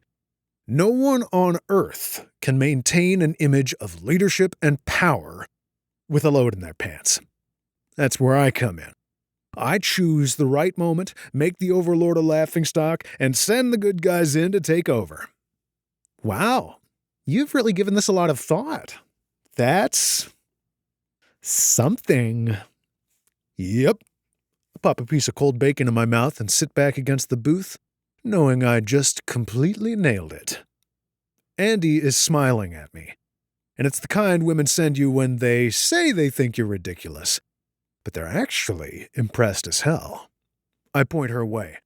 If you don't like what a politician or newscaster has to say, I bring that finger around and aim it at myself. I send the command, and they shut the hell up. I lean back in because she's on the verge of laughing, and I enjoy the hell out of her laugh. Some bully beats up a weaker kid on the playground, I send the signal, and the tables turn. An asshole cuts in line at the club. Problem solved. See, it works on all levels. She's biting her lip and trying not to laugh. So what you're saying is that shit is the great leveler of humankind, and the one who has the power over shit controls the world. Exactly, I confirm with a nod, smiling at her like I just won the lotto. I'm pretty sure Aeneas Nin said something similar. I don't know who that is, but he sounds like a smart guy. Her smile grows. She was a woman. So does mine. Even better. ANDIE tilts her head and gives me serious eyes. Did we just have a 10-minute conversation about poop? I believe we did. We both nod and fall into a comfortable silence. I grin at her while I polish off the rest of my bacon and eggs, and she periodically shakes her head at me while she texts her crew about Camille. And then it's time to go. You ready to get out of here? Her eyes pop up from her phone. Where are we going? I shrug. I thought we could go to the beach. ANDIE nods once and sets her phone down gently on the veneered tabletop. Don't you have a job? Her tone is more inquisitive than snarky. I only repeat the shrug. There are benefits to being your own boss. You don't have anything you need to do today? I can tell it's taxing for her, exercising this level of patience. I should be on my way back to Greensboro, but I'm not telling her that. Do you? Ugh, she frowns. There are a million things I should probably do, but I'm avoiding them. I don't like that frown. It tells me she's thinking too hard, and it's not that time yet. She looks out the window and rests her chin on her palm. Isn't it like 60 degrees out? Please. I drop my napkin on my plate with the air of a guy whose masculinity has just been questioned. We used to go swimming when it was 60. Andie's head pivots, still propped up by her hand, and the half grin is back. No, you didn't. Hand to God, the neighbor couple a few doors down had this above-ground pool, and we used to sneak in and swim while they were both at work. Didn't matter what temperature as long as it wasn't snowing. I can't believe your mother let you do that. Oh, she didn't know a thing about it. My sister, her best friend, and I used to babysit our younger brothers after school, and we did all sorts of shit we weren't supposed to. I smile at the memory of all us kids laughing and splashing one another, all our teeth chattering so loud you could hear it, and our arms covered in goosebumps so big you could sand a piece of wood on them. Sounds fun. Andie tucks a lock of her hair behind her ear, watching me. It was a blast, I continue. Of course, Ari, that's my sister, she liked to think she could control me, so she used all our secrets to blackmail me into doing shit for her. She said our mom would never believe it was her idea if we were ever caught. Which was true, I admit. My dad could always tell, but whatever Mama says in our house goes, so I was shit out of luck. I shrug. Andie's eyes have turned a little misty, and I realize I'm going on and on about my family while the only person she cares about is in a hospital bed. Real smooth, man. Anyway, I slide to the edge of the booth to stand, hoping we can switch subjects. I want to talk serious shit, but not until I give her the privacy of the beach, in case she gets emotional or goes off the rails and gets violent on me like she's prone to. I can take it, we just don't need witnesses. But something must have happened between Camille's episode last night, the apology Andie gave me this morning, and our superpower plans, because Andie volunteers something without me even having to ask. William and Winona aren't my bosses. They're my parents. I freeze, halfway out of the booth, and when she doesn't continue, I drop slowly back down into my seat. I'm not going to lie to her. I know. I found that out last night. Oh, is all she says at first.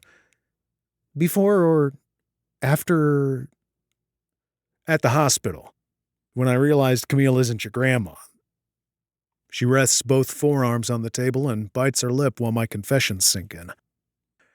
Right. So, what else do you know about me? I think on that for a good minute, because I don't want to lie, but I also don't want to out her friends or have her thinking everyone's talking behind her back. The decision to tell me needs to be hers, so I settle on, I know you and your folks don't get along. Then I add, but you still stuck your neck out for me with them. She shakes her head. Only because we made a deal. Before I can respond, she leans into the table and continues, my shitty behavior last night, I shouldn't have involved you at all. You already apologized. I know, but I need you to know that anything that happened last night will have no bearing on whether or not I can get you that lease.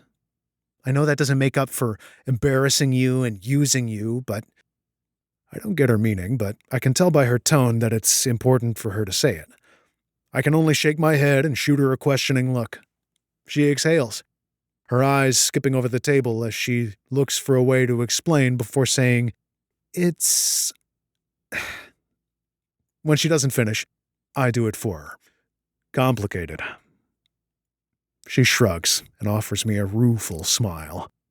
This is leagues better than even 2 days ago when she would have shoved me out of the booth for finishing her sentence. I shake my head again. I don't need that lease.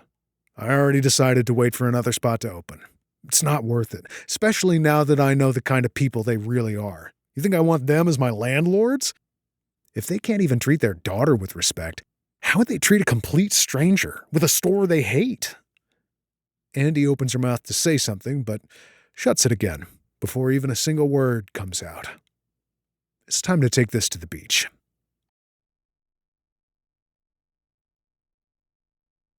Chapter 25. ANDIE. I couldn't have imagined last night that I would actually find myself smiling today. But here I am, on the back of Ponch's motorcycle, arms wrapped around him with the sun shining down on us and the breeze cutting to either side of me. He gave me his jacket. I knew from day one he had his manners down pat. But now I understand they're not part of some scheme to suck me in and stay one step ahead. It turns out that Ponch Amante is just a nice guy. Crazy, I know, but there it is. Everything looks brighter after my visit with Camille. She's certainly not her usual self, but I'd been imagining her lying there alone, thinking life as she knew it was over. Instead, I found her flirting with her speech therapist and pitching a new idea for the restaurant. Something about a speed dating night with signature cocktails and a hypnotist. I was so relieved to see her spirits so bright that I agreed on the spot. She has a hill to climb before she's released, and I made an appointment to speak with her therapy coordinator to find out what she'll need when the time comes. I'm already planning on moving in with her. And she knows how stubborn I am, if she even thinks of trying to fight me on it. The thought of her having another stroke when she's home alone has me sweating like a pig and my vision tunneling. So, my plan is to eliminate the possibility entirely.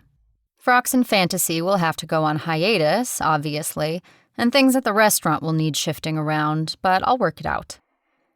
The important thing is Camille's recovery and getting her back to doing what she loves.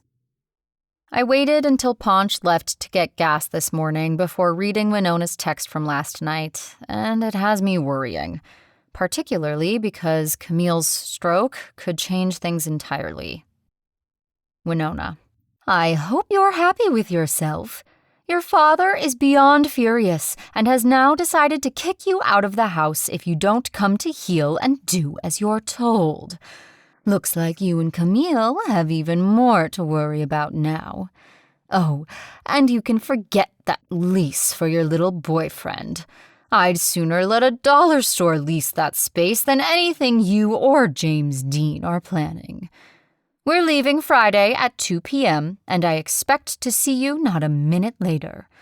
Oh, and I'm packing your clothes after seeing that obscene outfit you wore last night. Shame on you.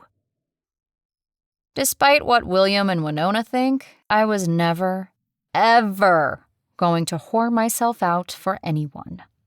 This is the 21st century, and last I checked, I have the right to choose who I bang and who I don't. Bottom line. I've been entertaining a few different scenarios. I could go to the stupid party, tell Senator Tighty Whitey where he can go, and hope he has the decency to be a man about it. Or, better yet, tell his parents where they can go. I'd actually pay to see that. The problem with this one, however, is it puts me alone in a huge house I don't know, in a room with a rich, privileged guy used to getting his own way. Been there, done that, have a dead heart to show for it. Which leaves plan B. I skip the weekend, Winona calls Norrin, and I get a lawyer if I can't sort shit on my own to keep Camille safe.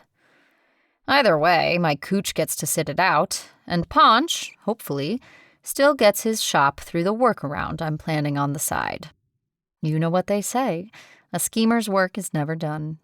But Camille's stroke has thrown a huge wrench into Plan B because, at the end of the day, Norrin and Tom are Camille's next of kin, and if she's deemed unfit to care for herself or make her own decisions, any court in the state would transfer rights to them. Camille would be in a nursing home before the gavel hit the block, and Norrin and Tom would be laughing all the way back to Maryland with their bags of money. So, yeah, I'm worried. But Ponch has been able to do the impossible today and get me to relax and forget my troubles, if only for a little while. Not for the first time today, I couldn't help feeling over breakfast that I'd known him for a hell of a lot longer than just a week. What else could explain me letting him get a glimpse behind the curtain? He wants to be my friend, and I'm starting to think that maybe I need one. You doing okay back there?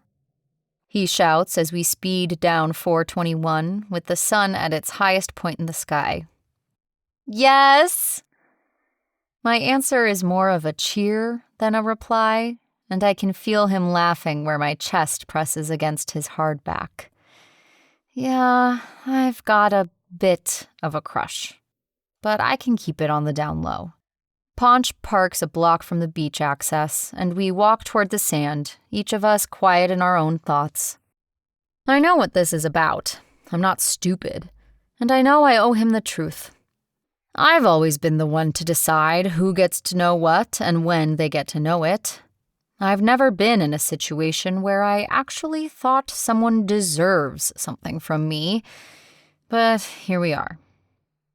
So, as soon as our feet hit the sand, I take a breath and dive in. I let it all out, and the more I say, the easier it comes.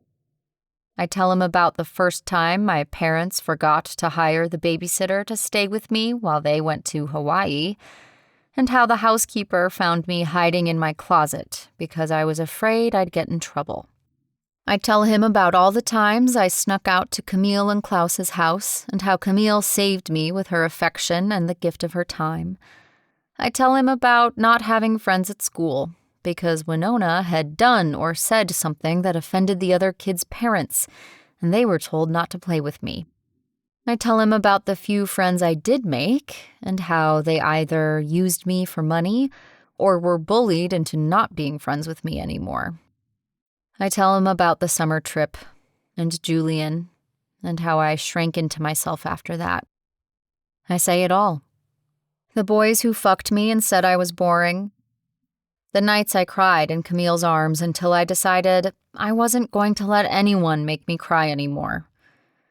And I anticipate his questions before he can even ask them, explaining that rich families don't work the same as other families, that reputations trump human decency every time, that extended family is seen as either competition or a burden, that child protective services doesn't exist for the wealthy, that children sometimes aren't a blessing. He listens, often unable to sit still on our spot in the sand. He intermittently stands, and I can hear him pacing behind me until he gets control of himself and sits again. His jaw tense, his nostrils flared, but his eyes always warm on me. When I'm done, I feel as if a grand piano has been lifted from my chest, and I remember what breathing is supposed to feel like. I know Ponch has more questions, but I've laid enough on him thus far to keep his brain busy for a good long while. I expect he's figured out why I lied to him about working for William and Winona, and why I'd want to cause them public humiliation after denying us the lease. But he'll want to know my real reason for hiring a fake boyfriend in the first place. And that, I can't tell him. Because I still don't know what I'm going to do about Kitty Hawk, and I can't have him trying to weigh in. If I've learned anything about Ponch so far, it's a guarantee he'd never allow any woman to put herself in a dangerous situation like the one I'm considering. But he doesn't know the lengths I'd go to for Camille. And he wouldn't agree that it's my choice, and mine alone, to make. Ponch whistles long and low, liking what he sees. Nice ride. Where have you been hiding this baby? He circles the sleek black BMW to get the view from all sides, and I can't help but roll my eyes at him. It's a rental. What? You mean you don't have a car? I shrug in response. I always just take one of Winona's. In any other situation, I expect Ponch would say something to the effect of, "Must be nice." But he's treading lightly after what I will probably forever refer to in my mind as the beach confessions. ANDIE makes a friend. After leaving the beach earlier, Ponch dropped me off at home so I could pack my shit for my move to Camille's. But not before I did some reconnaissance to make sure my parents weren't there. I didn't take too much since I only needed enough to tide me over until William and Winona leave town. They've got to be chomping at the bit to get the hell out of Wilmington, but they're at the mercy of the Altmans and their schedule. With Kitty Hawk only 4 hours away, and with less than a week until Friday's party and the following Monday's deal closing, there's no sense in them going anywhere just yet. But they'll be on the first flight out after signing on the dotted line, and then I can take my time and be thorough about packing. Part of me worries Winona will do something crazy, like sell all my dresses and light my room on fire if I'm not around this week. So I made sure to let her know I'm on board for the weekend. In other words, I lied. Me. Whatever. See you Friday. That should do the trick. Then I caught an Uber to the car rental place and plonked down my black Amex for a sporty BMW that, even with its small trunk, can still carry 300 times more than Ponch's motorcycle. And besides, if he doesn't head home now, I'm calling this awesome family of his to come collect him. What must his girlfriend be thinking? Nope, not my business. I pop the trunk and we each grab a bag to take up to Camille's. Ponch insisted on meeting me back here to help me get my stuff upstairs, even though I told him I was perfectly capable of doing it on my own. There's even an elevator to make the job a breeze. But he was hearing nothing of it. The thought has occurred to me more than once since last night that he's treating me so nicely because he thinks I'm weak, and him being a strong man, it's his job to protect the weak little girl. Just the idea makes me want to puke. But every time my mind goes there, he manages to say something snarky or rile me up into arguing with him, and I convince myself it's all in my head. Once we get all my stuff into the condo, I call the hospital to check on Camille again and make a plan for another visit this evening before visiting hours are over.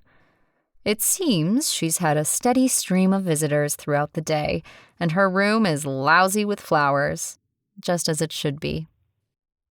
With all my stuff here and nothing left to do but unpack, it's time to say goodbye to Ponch. So I go out to the living room where he's drinking from a bottle of water and looking out at the ocean. Damn, he's pretty. But he's gotta go. So, terrific opening. He turns at the sound of my voice, brows raised. Looks like I'm all set here. Thanks for your help. Even the thank yous are getting easier. Of course. He stands there cool as can be while I'm over here with arms and hands that have suddenly begun auditioning for Cirque du Soleil. I force them to still and shove my hands into the pockets of the jeans I changed into back at home. And I know you said not to, but I'll be in touch about the lease thing once I figure it out.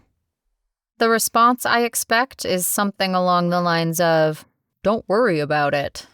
But instead, I get a head tilt like he forgot how English works.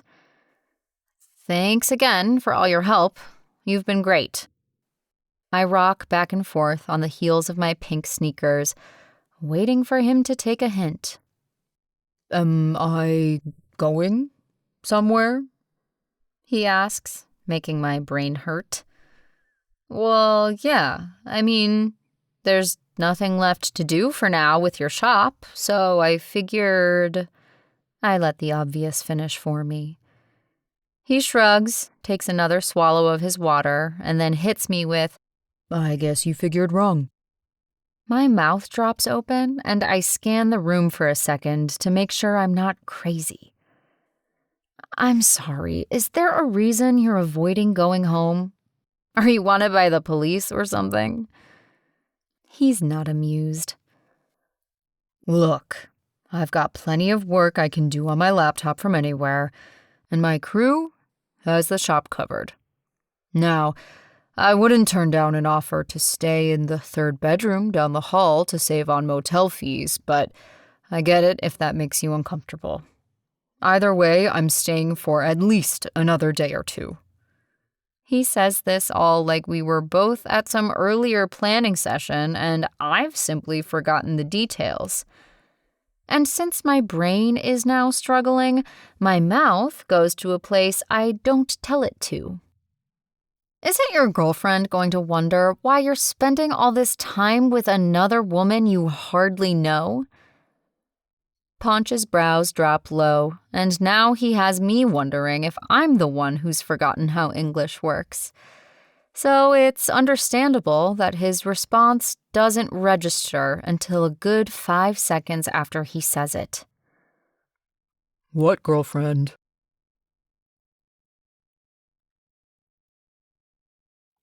Chapter 26, Ponch. It's damn near impossible to remember that I initially took Andie's abrasiveness as a sign that she was an unfeeling person. Because all evidence since then points to her having all the feelings, often at the same time. Like now. She's laughing, the hysterical kind. Bent at the waist, hands covering her face, and I'm concerned we're going to transition to tears any second now. I still don't understand what all this is about, apart from her maybe not wanting me to stick around for some reason.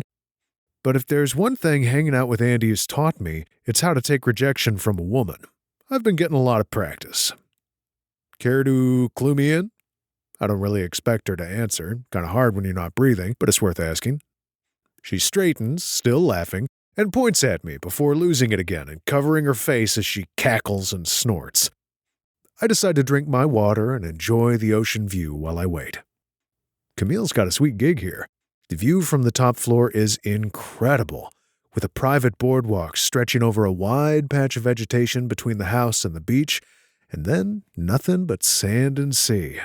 A guy could get used to a view like that. When Andie's hysterics calm to just a few giggles, I finally turn around again and face her. She's wearing a pair of tight jeans and a thin sweater that has hearts all over it, and her hair is pulled back with a kerchief like a pinup girl. She's sweet and sexy at the same time, and apparently unhinged. "I'm sorry," she says, lip twitching as she tries to keep from losing it again. "You're just—" She shrugs and coughs out a laugh. "You drive me crazy sometimes." "I drive her crazy? Huh. You serious? What did I do?" "You hate me one minute, then you say you won't leave me the next. You have a girlfriend one minute, then you pretend she never existed. I have to know, what are you getting out of this?" I narrow my eyes, looking for some sign that she's playing with me, but she's not. "No, I was pissed you paraded me around as a degenerate and now I'm being a friend, because I see there's more to it. As for the girlfriend thing, I never said that. I said I was kinda seeing somebody, and now I'm not. Don't know what it has to do with anything."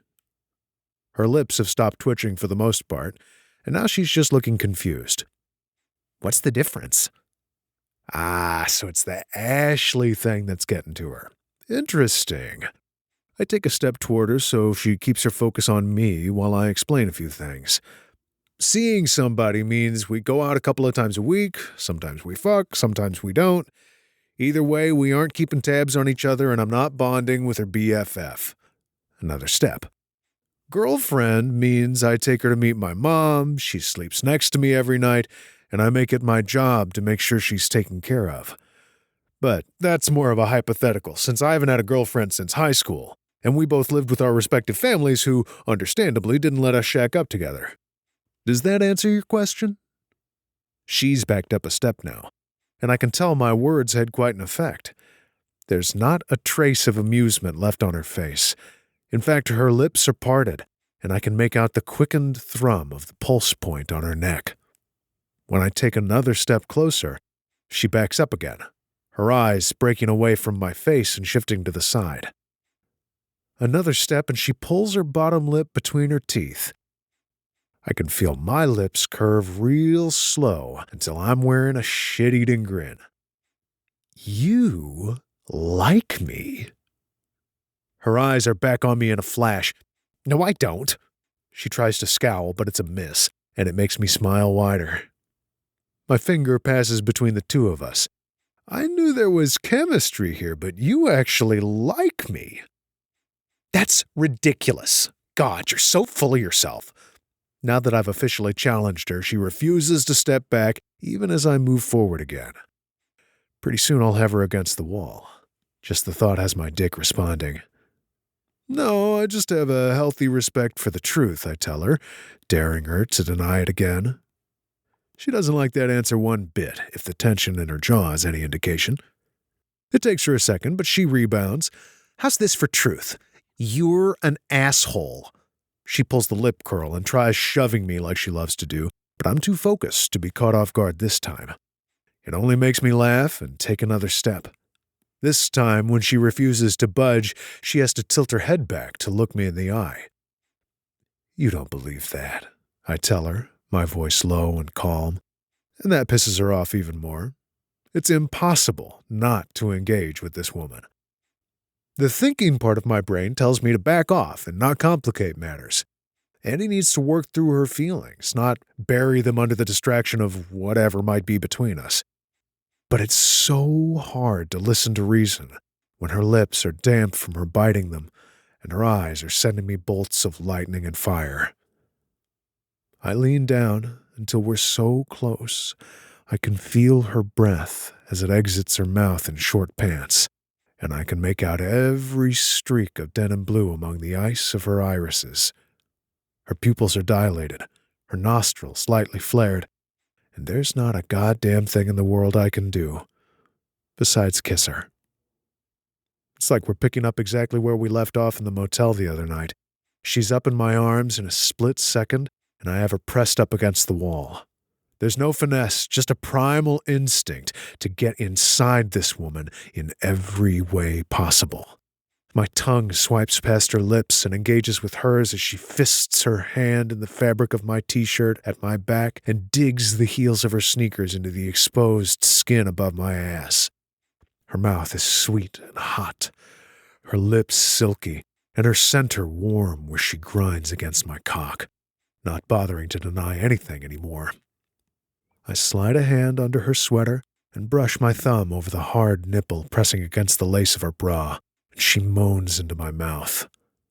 The sound has my cock throbbing painfully as we dry fuck one another, not bothering with pretending we don't want to screw each other's brains out. When I pinch the nipple, she yelps and breaks the kiss, only to drop her head back against the wood panels of the wall behind her and pant. She's shaking with need, so I push her sweater up and pull down the cup of her bra to expose one of her sweet tits. She's small, just a handful, but her skin is soft and her nipple pink and tight. I bend with a satisfied groan and swipe it with my tongue, circling the nub before sucking on it and making her cry out again. I'll bet anything she's soaked, her pussy primed to take me. But I need to control myself and not take things too far. Yet. Just knowing that she's been entertaining thoughts about me besides what I can offer in friendship has me on a high, but it's time to rein it in. I release her nipple and swipe it with my tongue again before giving it another circle with my thumb and letting her sweater drop down again. My hips thrust forward on instinct and she grinds down on me. Then I take her mouth one more time, promising myself it'll be the last time for now. It's several minutes before I straighten and guide her legs back to the ground to hold her up again. She blinks a few times, her head tilted back to the wall for support as she regains focus. There's no sound but that of our heavy breathing as we both come down from the high of our hot-as-hell makeout session. Until she makes me laugh, with one word that says it all. Well.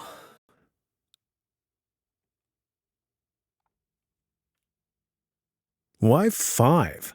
That sounds random, I say over the mouth of my beer bottle before taking the first sip. We're sitting out on Camille's deck, eating a pepperoni and banana pepper pizza, and listening to the ocean. After our steamy kiss, Andy packed up some more of Camille's things and then awkwardly gifted me with a spare key so I could go check out of my motel while she went back to the hospital. It was cute as hell, and I did my level best not to think too hard when I accepted it, and then dropped a short kiss on her lips on my way out. I'm sure the weirdness of it all will sink in soon, but right now I'm just feeling the high. And every time I catch Andy watching me with that self-satisfied little smile on her lips, it gets even better. But right now, I'm just trying to figure out another one of the mysteries of how the woman's brain works. It's not. She takes a bite of pizza using one hand and holds up a finger telling me to wait a sec with the other. She's sitting there cross-legged on a deck chair across from me, looking like a fresh-faced teenager, though I have the evidence to prove she's anything but. I watch her chew as I wait, not missing the part where the tip of her tongue pokes out to sweep across her bottom lip. This dinner may turn out to be a painful one, I realize as I shift in my seat. When we met back here a few minutes ago, her with the pizza and me with the beer, she scowled at my key ring when I unlocked the door, telling me I had way too many keys for her to trust me. Apparently, 5 is the maximum allowable. She finishes chewing and wipes her hands and mouth with a paper napkin before counting things off for me. Like I said, a guy with more than 5 keys can't be trusted. She counts off the first finger. He only needs 1 for his house/apartment. Up goes the next finger. 1 for his car/motorcycle, she allows, with a nod in my direction, which I gratefully return. Additional fingers are counted off for the rest. 1 for his work, 1 for his gym locker, and that's being generous, and 1 for either his mailbox or his P.O. box. Not both, either or. She finishes, as if her word is law and makes perfect sense. I lower my beer to rest on my knee. Why can't he have both a mailbox and a P.O. box? Who is he hiding from? I won't even begin to try arguing with that one, so I go in another direction. What if he has a bike lock? Nope. She picks up her pizza again. A bike lock means he doesn't need a gym locker. That's still 5, max. I consider telling her what each of my superfluous keys are for. My parents' house, my brother's apartment, my filing cabinet at work, my Kawasaki at home, and at least 3 other ones I can't think of at the moment. But she's having fun with this little exercise. So what does it say that I have more than 5? She doesn't pause for even a second before answering. It says I'd better get the fuck out of here before you cut me in pieces and store me in your chest freezer with the other bodies. I bark out a laugh. Wow, that escalated quickly. She grins over her mouthful of pepperoni and doesn't bother covering her mouth. What can I say? I have an active imagination. I'm still smiling when I polish off my 4th slice of pizza and carry the mostly empty box to the kitchen, where I drop it on the raised counter and slide onto a bar stool. She's rummaging in the fridge for something, her sexy little ass pointed my way. So I guess I should be honored that you made an exception in trusting me, huh? She glances at me over her shoulder. Who said I trust you? Her words invite me to fight with her, but her smile tells me she's teasing, so I just shoot her a playful glare and sip on my beer. We sure have come a long way, and I don't feel like examining it too closely just now. A few seconds later, she straightens and turns. Aha! In her hands is a small food storage container. She comes to the counter directly across from me, closing the refrigerator door with her foot. You are in for a treat. Oh, yeah? My eyes are aimed at her, not the container. She blushes and tries to hide it by looking down to focus on opening the lid. Authentic Black Forest cake. Not the watered-down crap people try to pass off in this country. My eyes finally drop to the container and the fork she's holding out for me. ANDIE wastes no time in digging her fork right into the cake, so I follow suit. But I enjoy watching her eat her first bite before I bring the fork to my mouth. It's like she's trying to kill me with her closed eyes and her sultry moan. Damn it, my cock is getting a workout today. But then I swear I'm doing the exact same thing as soon as I take my first bite. Oh, man. I mumble over my mouthful of chocolate, cherry, cream, and, yep, that's booze. I think I'm drunk. She laughs and forks another bite, this one way too big for her mouth, and shoves it all in while her eyes attempt rolling to the back of her head as she gives an exaggerated moan. I watch her, grinning like a fool the entire time, as I wonder how in the hell I'll be able to bring myself to ever go home. Which is an issue for many reasons, not the least of which is that my job is 3 hours away, and that's not going to change anytime soon. Chapter 27. ANDIE. It's the day before my scheduled date with Senator Buttchin, and I'm getting nervous, for more reasons than one. Winona has continued her reign of terror with annoying little daily texts referencing Camille or Narrated, to the point where I want to block her number. But I need to hold on just a few more days without losing it and calling her out for being the thundercunt she is.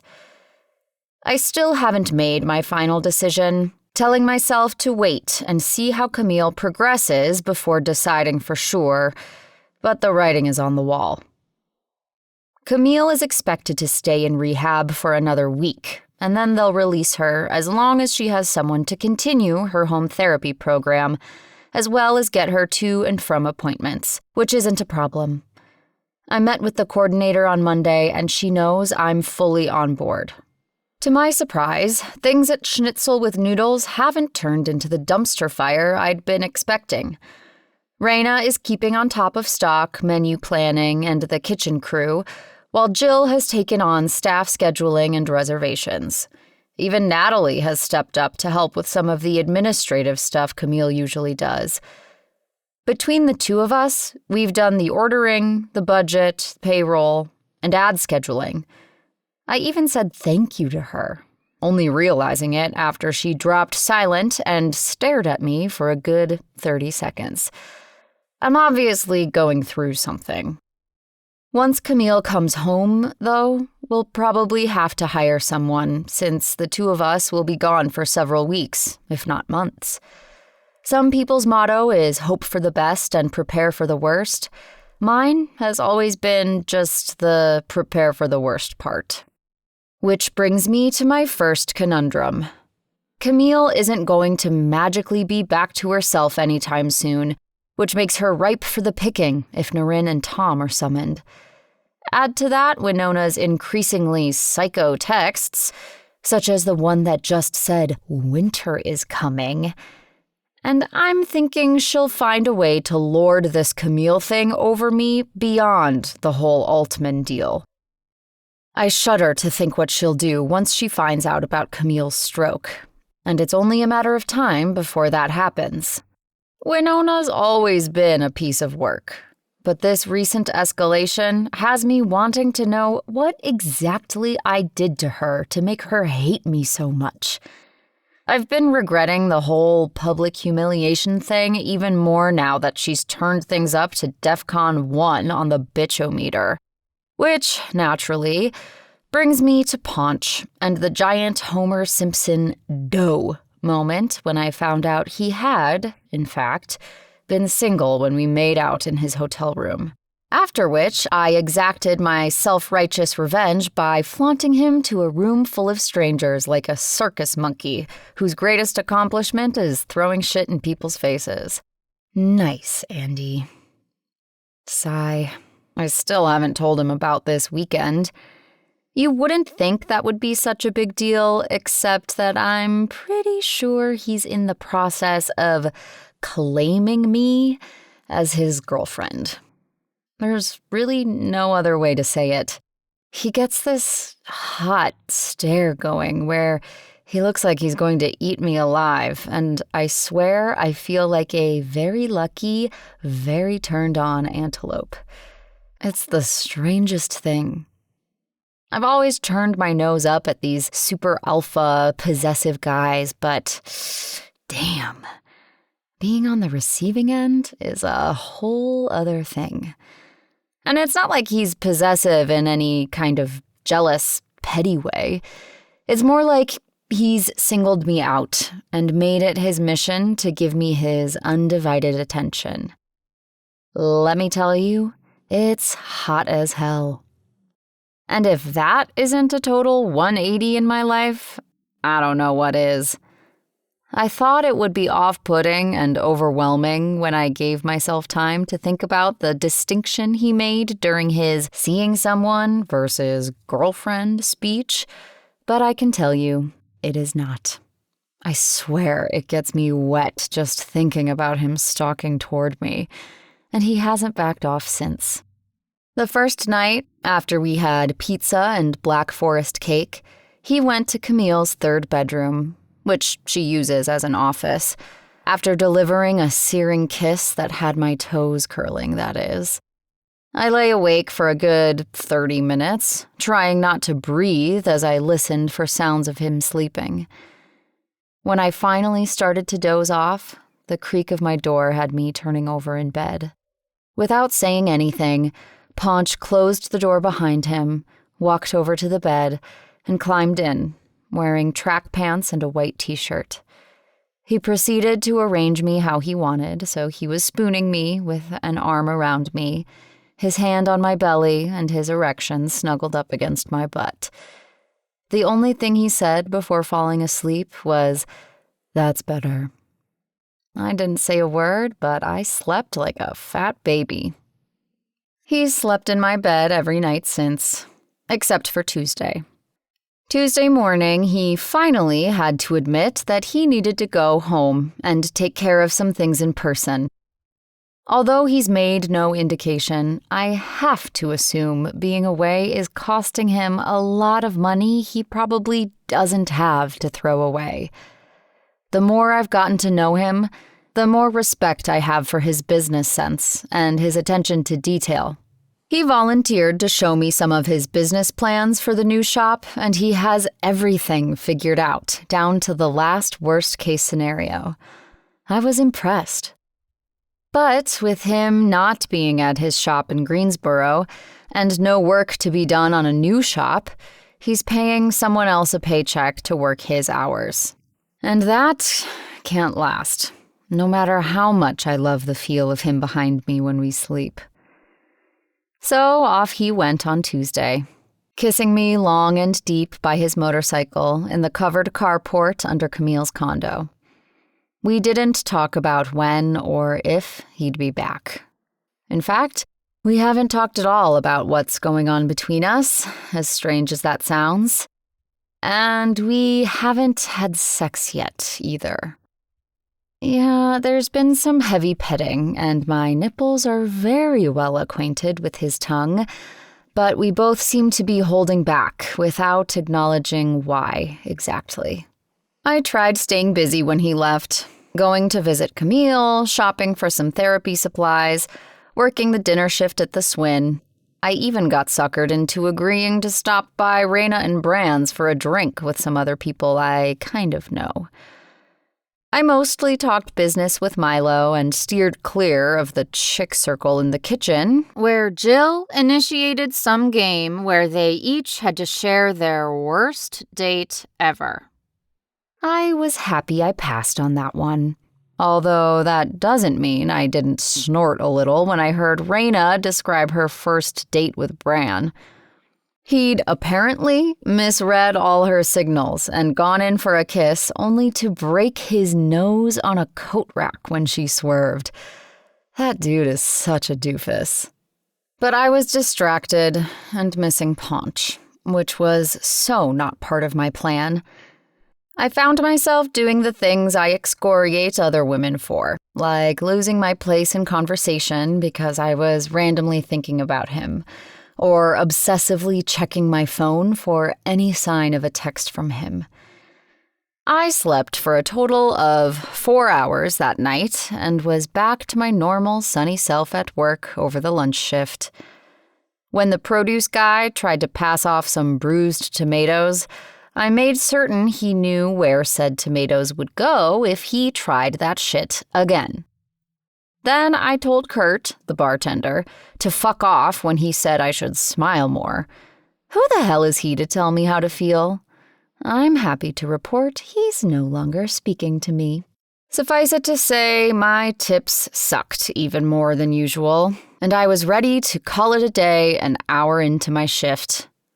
Add to that a new text from Winona about wedding venues in the Outer Banks, and I was one misplaced comment away from homicide. Even though Ponch and I texted a few times, it was disconcerting not having him around, especially not knowing when or if he was coming back. But I needed to suck it up. Coming to depend on him so quickly was a frightening sign and way too dangerous a move for a careful girl such as myself. So I did laundry, after watching a YouTube video on how to do it, and posted on Instagram about my hiatus, which felt like shit, but was necessary. Midway through my whites, there was a knock on the door. An older man, probably a little younger than Camille, stood at the door holding a bouquet of daisies and, I swear to God, his hat against his chest with the manners of Gregory Peck. Hello. You must be Andy. Now, I would normally be suspicious of anyone who knew my name without us meeting previously, but honestly, I could take the guy in a fight, so I was good. Yeah, I nodded. And you are? I did my best to keep my tone cordial, even after my crappy lunch shift. Baby steps, people. I'm Philip Martin, he responded with an outstretched hand. I'm a friend of Mrs. Bloom. His shake was firm, and he was sort of handsome, with a head of silver hair and a friendly smile that went to his eyes. But even if Phil was the nicest dude at his bingo table, I wasn't about to invite him in and get stuck entertaining a stranger for the next hour. Let's just say that's not in my wheelhouse. My plans included laundry and takeout Chinese, as well as making a list of all the reasons I should be happy when/if Ponch never returned. So I only nodded. And I smiled, so I gave myself a couple points for that. She's actually not here right now. I even sent him an apologetic shrug of my shoulders. Man, I was laying it on thick. Oh, I know. He extended the white and yellow flowers, and I didn't know what to do other than take them. These are for you. Camille told me how worried you've been, and I thought maybe you could use a little sunshine. I was speechless. Nobody had ever bought me flowers before, and I didn't even know this guy. He wasn't even on my list of Camille's friends I called the day after her stroke. This naturally raised my hackles. If good old Phil was expecting me to fawn all over him about a handful of flowers, he was in for a rude awakening. I was on to him. I'm sorry, how do you and Camille know one another? At that, I swear the man blushed. Oh, we're just friends, like I said. Right. I eyed him, suddenly seeing in him a new light now that I could see he was crushing on Camille and sniffing around. I smelled the daisies to give me a legitimate reason to check him out. So, how long have you known each other? Oh, not long.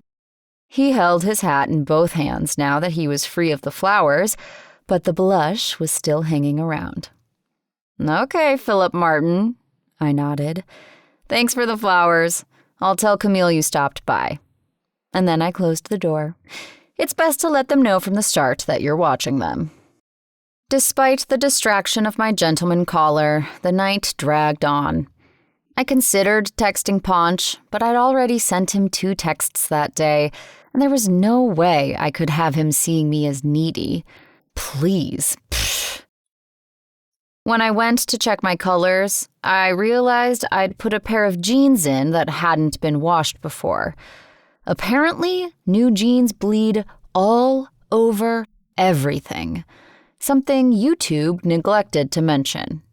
So my pinks were now purple, my yellows green, and my greens aqua. Nice. I pulled everything out into a wet pile on top of the dryer and cursed at it, calling the jeans out for being the dickbags they were. I see I got here just in time. I screamed and jumped about a foot off the ground before slipping in my socks on the tile, cracking my elbow on the dryer, and landing in a twisted heap on the ground with Camille's drying rack under and around me. Ow! Ponch tried suppressing his smile as he bent and helped me up. He was dressed in a pair of black jeans I hadn't seen before, and another of his Harley t-shirts, with a clean-shaven face and his familiar scent trying to pull me in. Sorry I scared you. He walked me to the kitchen where he got an ice pack for my elbow. My heart rate beginning to slow, I shook my head at him. I thought you were a senior citizen breaking in to sniff Camille's clothes. What? He laughed outright at that one, his dimples popping and making me stupid. He's about 5'10" and answers to the name of Philip. If you see him, don't let that pervert in. I explained about Phil and his crush on Camille. Why is he a pervert? Just because he likes Camille and brought you flowers? Sounds like a nice guy to me. I eyed Ponch, adjusting the ice pack on my sore elbow. Yeah, you're all in cahoots, aren't you? He declined to take me seriously. I'm sorry. What is it that we're supposedly planning? World domination? No, you can do that all on your own with your superpower, remember? You guys all think you're so smooth, handing out flowers and compliments to get us to jump into bed with you. Well, I've got news for you. We're on to you. Well, some of us are. Ponch nodded, barely suppressing his smile. Then he stepped in closer, and I regretted not preparing myself a little better. What happened to my list of reasons he should stay away? So if I, say, told you you're sexy as hell and I haven't stopped thinking about you since the minute I kissed you goodbye, that would have no effect on you whatsoever. I pressed the ice pack to my elbow more firmly, not so much because it hurt, but because I was getting a little hot under the collar and hoping for a cool down. Nope. Your lines won't work on me, Buster. Buster? I haven't been called that since I was 4. It's making a comeback. I was just throwing out words by then, hoping some of them made sense. He smelled so good, and he must have just shaved before he rode over. I wanted to rub myself against his face like a cat, a sexy cat. I see. Anything else? He was doing his slow approach thing again, and then he started stroking my arm with the backs of his fingers. My skin sent a direct signal to my vagina to start her engines. "Rapscallion," I blurted. What? He huffed out a little laugh, and his breath hit my skin. "Rapscallion. It's like a troublemaker, but more fun to say." His fingers went on the downstroke. Then that one suits you perfectly. Where you go, trouble follows. Right when I was on the brink and my pulse was beginning to pound in my ears, he dropped the act and got to the point. Did you miss me? And despite my well-developed instincts and my complete mastery of the art of lying, I couldn't do anything but tell him the God's honest truth. Terribly. So, although I have no idea what we're doing and how strongly I suspect that it can only end badly, I'm going with it and seeing what happens. I'm throwing caution to the wind and hoping for once it doesn't boomerang and slap me square in the face or the heart. But all this means I need to come up with some reason I won't be in bed on Friday when Ponch comes in my room looking for his maybe girlfriend to spoon. And that's a problem. One I have no idea how to solve.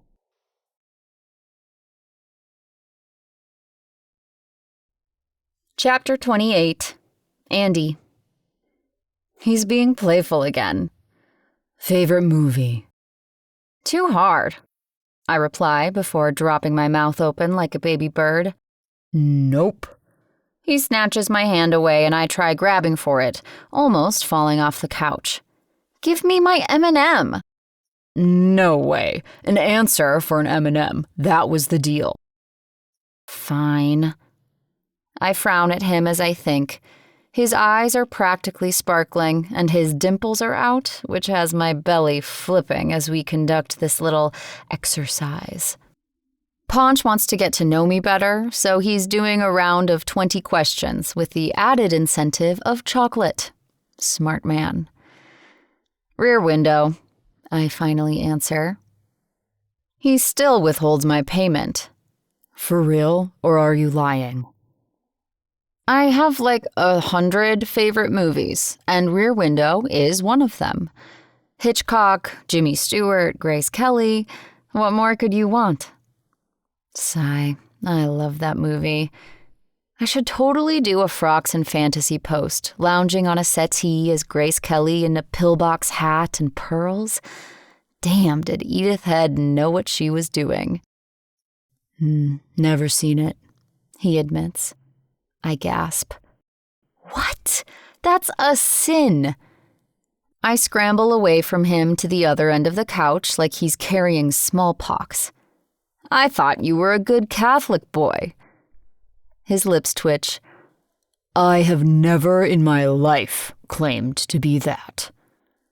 Why is it so hot when he says that? I need to get him to do some sharing. I've had enough. Fine. What's your favorite? He doesn't even have to think. Die Hard for the win.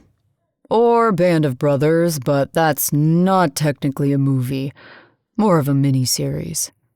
I nod and move a little closer again as I consider Bruce Willis.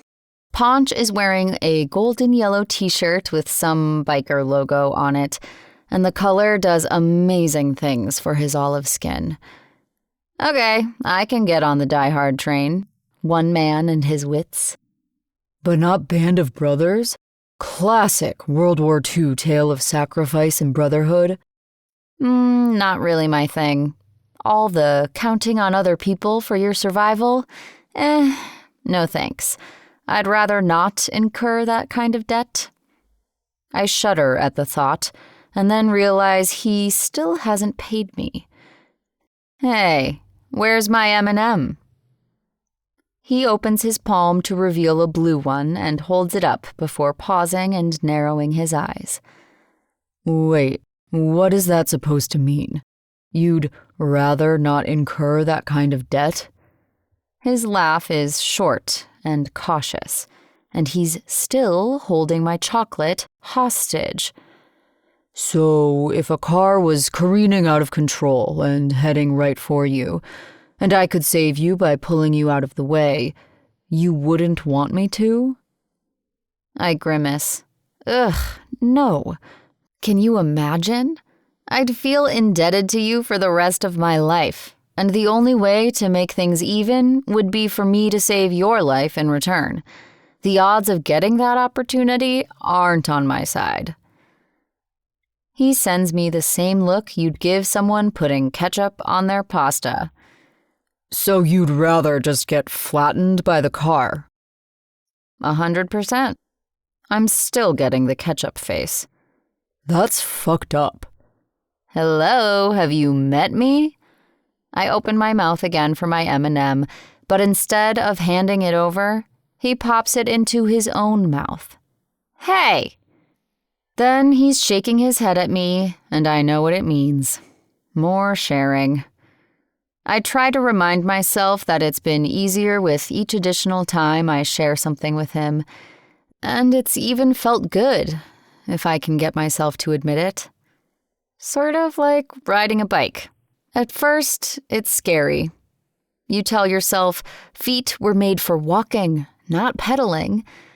But once you get the hang of it, you see what you've been missing. Plus, chocolate. So yeah, I press on. Look, I just don't like depending on people. I don't like owing anyone. When someone does something for you, you don't owe them. It's called friendship, or family, or basic human decency. Not where I come from. The words come out with a matter-of-fact tone that has Ponch watching me more intently than I like. Then he pours 4 candies in his hand and drops them one by one into my mouth. It's kind of hot being fed like this. Maybe I should hide some in my bra for later. But the candies come with commentary. Well, then you need to change your address. Why haven't you moved out before? Ugh. I chew my prize as I think of how to answer, surprising myself at wanting to explain this one to Ponch. It's a bit heady. It's hard to explain. Part of it is me being a wimp, I guess. I like things a certain way. Having control of my surroundings and knowing them so well makes me feel secure. Like there's one less thing to worry about, I guess. I shrug, knowing I sound like a sideshow oddity. Alone in that big house, I don't have to talk to anyone if I don't want to. I don't mention Instagram, but I've already decided to show him once this weekend bullshit is out of the way. Ponch nods and feeds me 4 more chocolates. If I knew spilling my guts would get me this much candy, I might have been more forthcoming from the start. I'm trying to wrap my head around that, he says. I'd go nuts not talking to people. Hell, that's the best part of my job. That's because you're a smooth talker with all your, "Aw, baby, you're too cute to be in jail. Why don't you give me your digits and we can schedule a conjugal?" My imitation is complete with a low voice and snake-like movements that have him smiling hard. But I drop the act to say, I've been called boring more times than I care to remember. You're not boring. He nudges my side. You're fun as hell. I've laughed more in the last couple weeks than I can ever remember. And you even come with a side of drama to keep things interesting. He throws up both hands with that last one, anticipating my likely reaction. I let it slide this time. I don't mind being seen as boring. It makes people leave me alone, just like when I'm a bitch to everyone. A means to an end. He drops his hands, and I let him believe he's safe. I guess. It's also just who I've been for so long. I don't want anyone thinking they've gotten to me, you know? It's a bit like an out-of-body experience hearing myself share all this shit with Ponch. Maybe I'm dreaming, and all my secrets are still safe. You mean your parents? Ponch confirms. I nod. And I know it looks strange from the outside, but I really only see them 3 or 4 times a year. I can handle it. I like to remain in control of the narrative if I can. I don't want someone fighting my battles for me. I turn so I'm fully facing him, and he understands the importance of what I'm telling him. You need to know that about me, if we're going to, whatever this is. I pass a finger back and forth between us. He watches me for a few seconds. I'll try. Not good enough. I'm not the weak little girl for your big, strong man arms to swoop in and rescue. I hate that shit. Okay. He nods. I'll do my best to keep my big, strong man arms to myself. He's trying to make me laugh, but I won't let him lighten this one until he gets it. I'm serious. I know. When I'm sure he's gotten the message, I stand and hold a hand out for my payment. Ponch grins and pours a half-dozen M&Ms into my palm. Can I ask you something that's sort of related? I choose a yellow candy and respond before eating it. If you can do it while I get ready for work. Then I signal for him to follow me into the guest bedroom, where several of my Austrian folk dresses hang in the closet and on its doors. When he doesn't say anything at first, I glance over to find him leaning against the door jamb, looking like that Thirst Trap Monthly centerfold again. Jeez, this guy must get a shitload of tail. Nope, not gonna go there. My uterus actually pulses at the intensity in his eyes. I am so dead. He finally speaks, seemingly oblivious to his effect on me. Why did you need me to pretend to be your boyfriend for your parents? Because I know it wasn't for Camille. Shit. Oh, that? I turn and direct all my focus on flipping through the dresses in the closet, as if my decision of work attire might influence the fate of the world. I lied and told Winona I had a boyfriend, so I had to produce one. Eager to change the subject, I yank out a dark blue dirndl with little white flowers on it. What do you think of this one? He ignores my question and the dress. That's a weird thing to lie about. Since distraction isn't working, I decide to go on the offensive. Is there something going on here that I need to know about? His head jerks back. No, I just thought it was strange. Hello? I shove the dress back on the hanging rod. Half the things that come out of my mouth are bullshit. Shit. Fuck. Time to backtrack. Well, not with you, of course. I throw him a weak smile. Of course. He repeats before pushing off the door jamb and approaching me with his devastating, slow stalk that gets me every damn time. Naturally, I fidget, then prop myself up all casual-like with a hand to the wall when I realize how the fidgeting makes me look. This is why I don't share during circle time. I don't want people in here. I allow myself to look at Ponch's face again and get sucked into the warmth of his melty brown eyes, as usual. My chest begs for air, so I inhale so deeply it swells and then let it all out in a slow, steady stream as Ponch keeps his eyes locked on mine and stops with only 2 feet between us. Can we make a deal? He sounds like the devil himself now. Too intense. Abort. I don't know. The last time we did that, all hell broke loose. I try to joke, but he's not going for it. This one's a little simpler. His voice is low and gravelly. I can almost feel it scrape against my skin.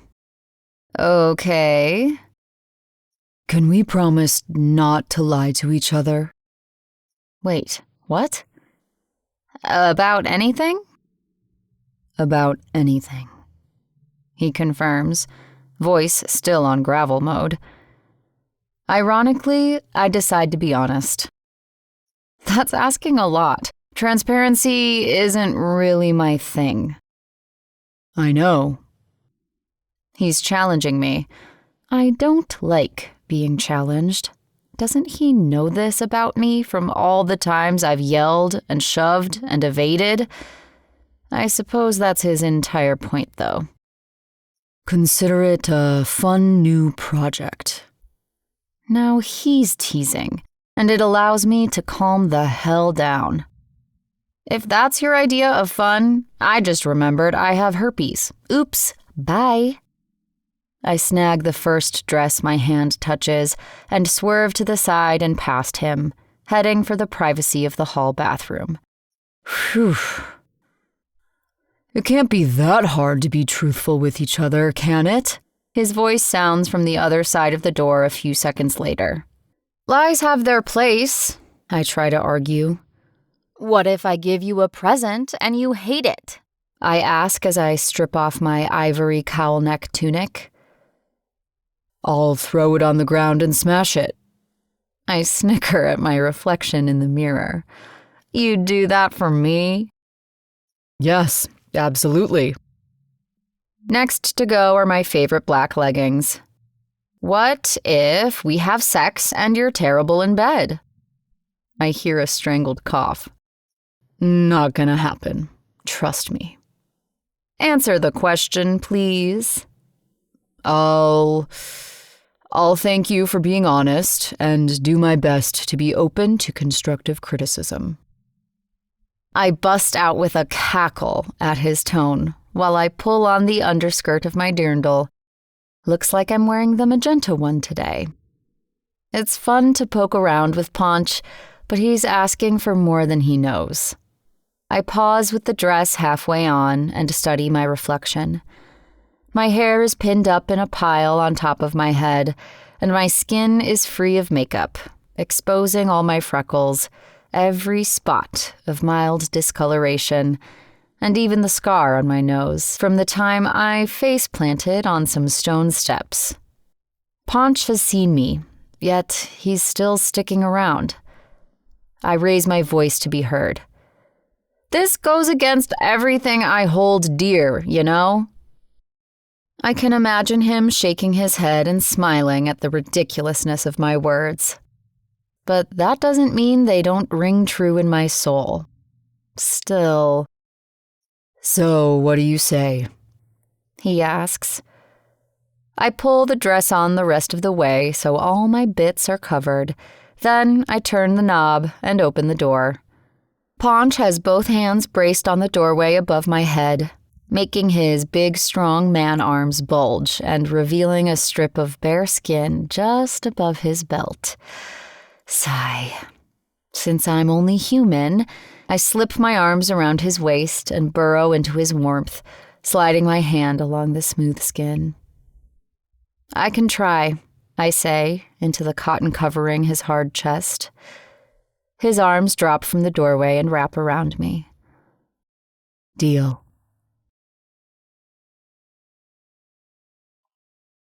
Chapter 29.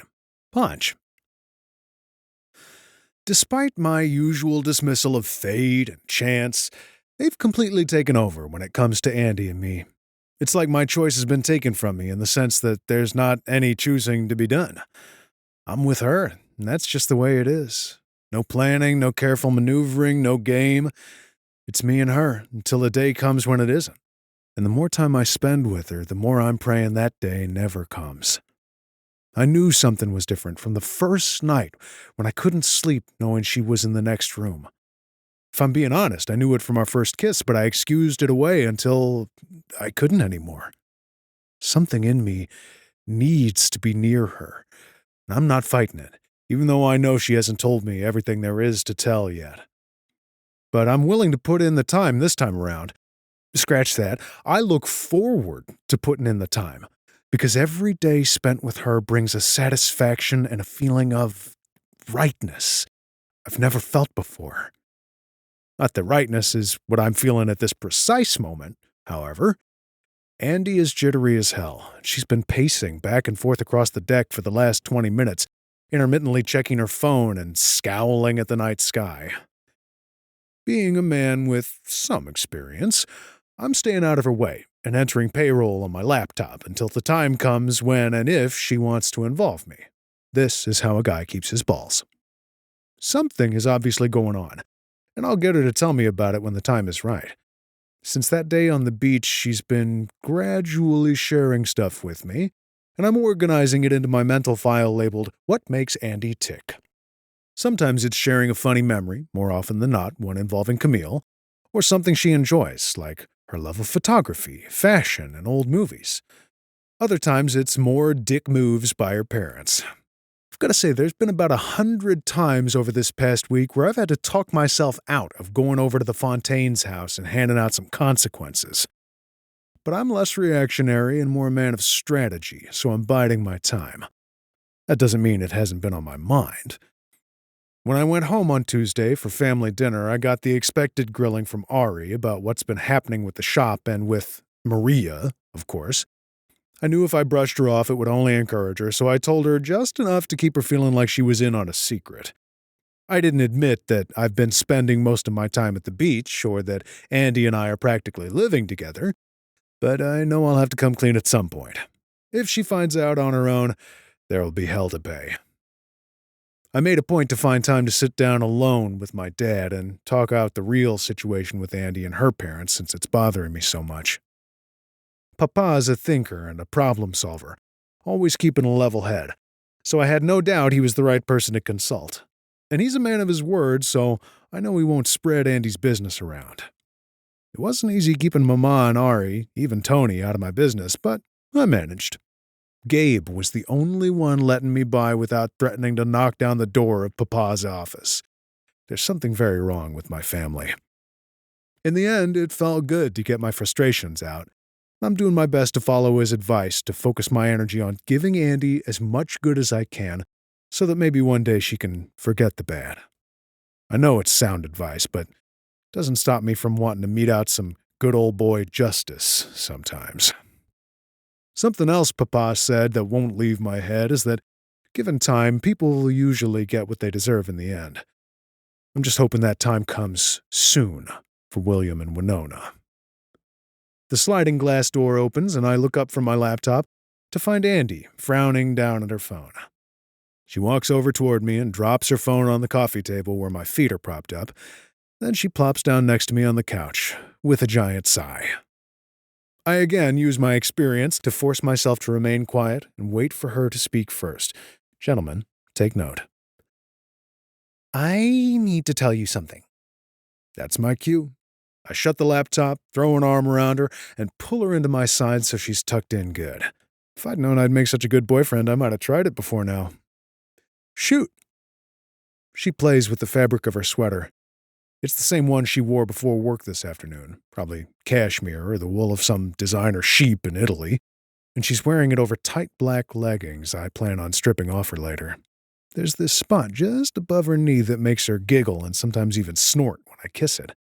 The thought has me a little distracted, but I manage to refocus in time to hear her say, I need to go to this stupid weekend thing in the Outer Banks tomorrow with my parents. I stiffen at the mention of my two least favorite people on Earth. Why? She lifts her eyes to me then. I know it sucks, but it's for this business contract they're working on with these Altman people, and I agreed a while back that I would go. Believe me, sometimes it's just easier to go and get it over with than fight it. She puts a hand on my chest. Besides, they'll be leaving Monday, so I won't have to deal with them again for at least 3 or 4 months. I watch her, and she appears more inconvenienced than anything, but I still feel apprehensive. Okay, I'll go with you. Her eyes flash to mine again, and then she's smiling. While I would love that, believe me, this is one of those pretentious invite-only shindigs. You would seriously want to drown yourself. Better for one of us to stay alive. She's trying to be funny. By weekend thing, does that mean you'll be there more than one day? Even as I'm asking it, I'm disoriented by the novelty of this situation. A woman I'm dating is going out of town for a couple of days, and here I am quizzing her like a jealous boyfriend. Well, shit. Just so I know, I assure her.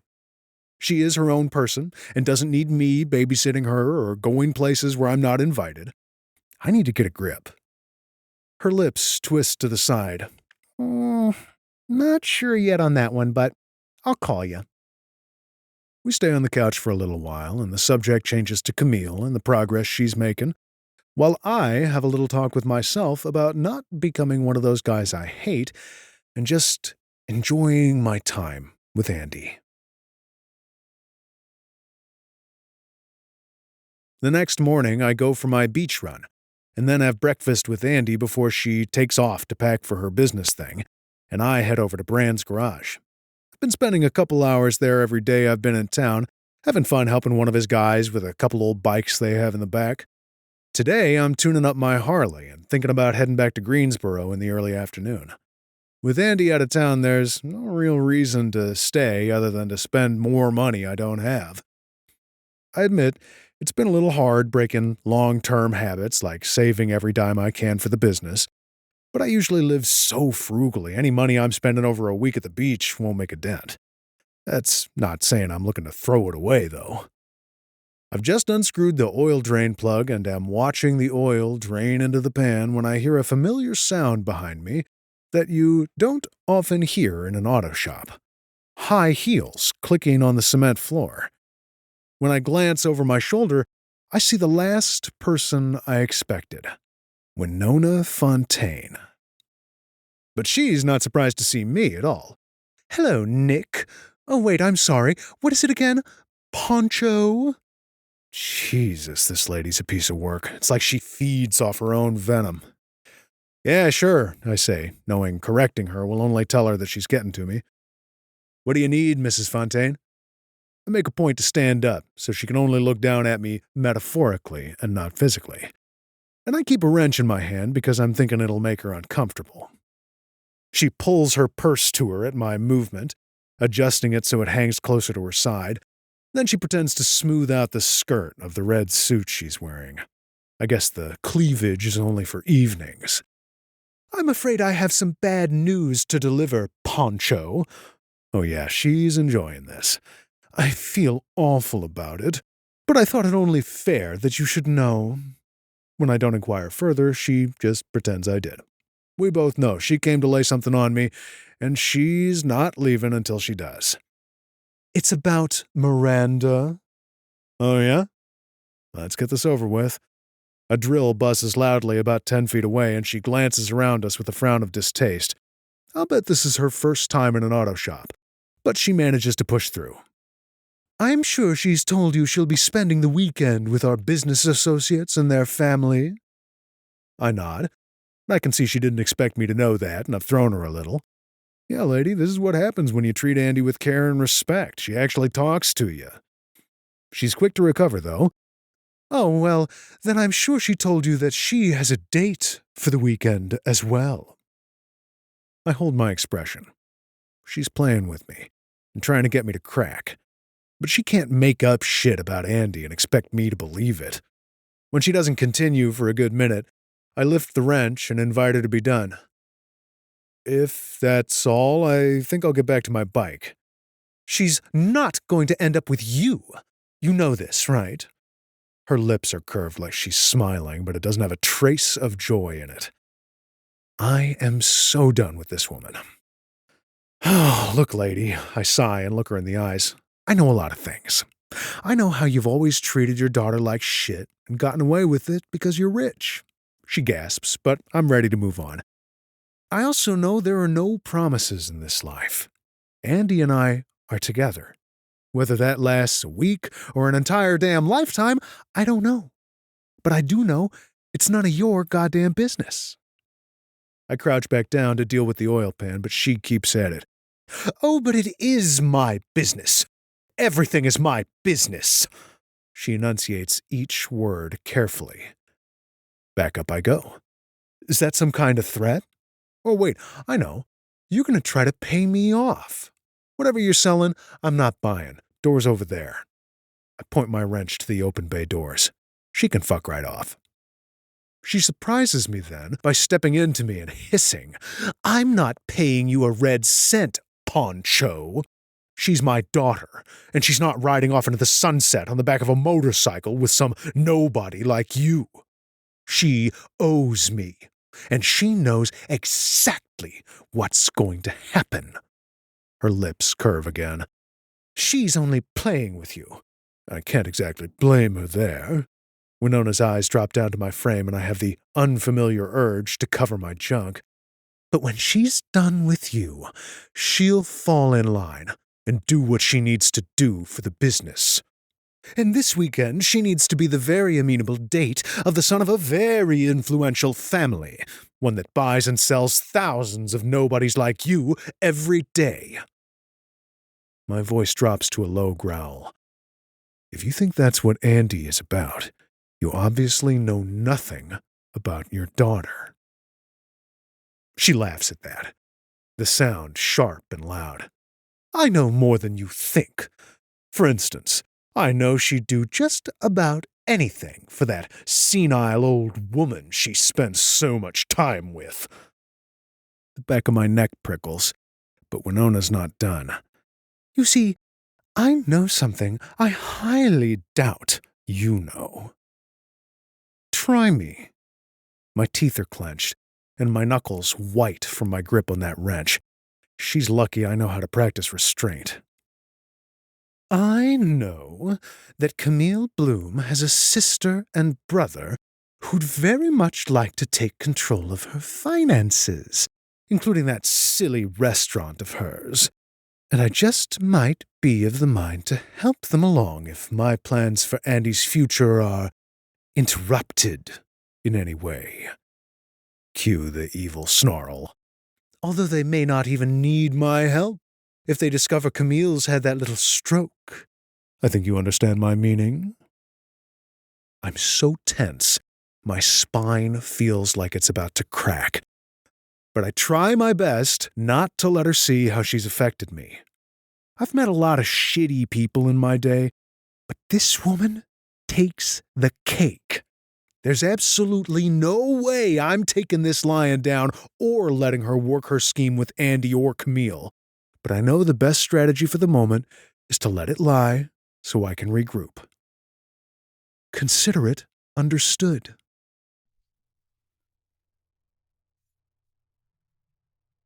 Chapter 30. ANDIE. This is a huge mistake. The thing that irks me the most is that I should have been prepared for this, so I'm kicking myself. I arrived home at 11 this morning and proceeded to pack for all contingencies. Winona hadn't been lying about packing for me because I found 3 dresses and a suitcase all packed and ready to go in the large utility room off the kitchen. I left the dresses where they were and lugged the suitcase upstairs to repack. I threw in sneakers in case I needed to run somewhere, a black turtleneck sweater and leggings in the event I needed to sneak off like a cat burglar, a brunette wig for a casual change of identity, a pair of nunchucks I had left over from one of my posts, and 2 pink cans of pepper spray. I felt as prepared as I was going to be.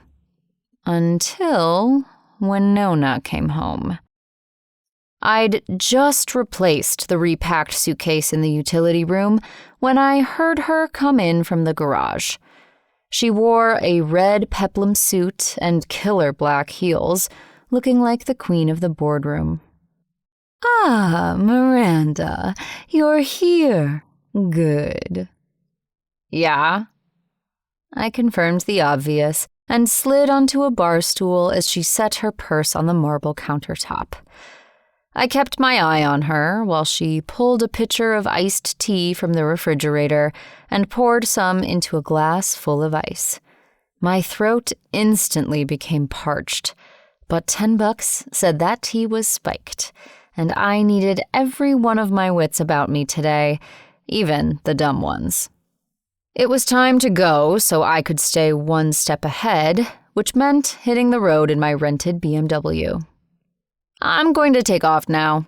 It should take me about 4.5 hours to get to Kitty Hawk.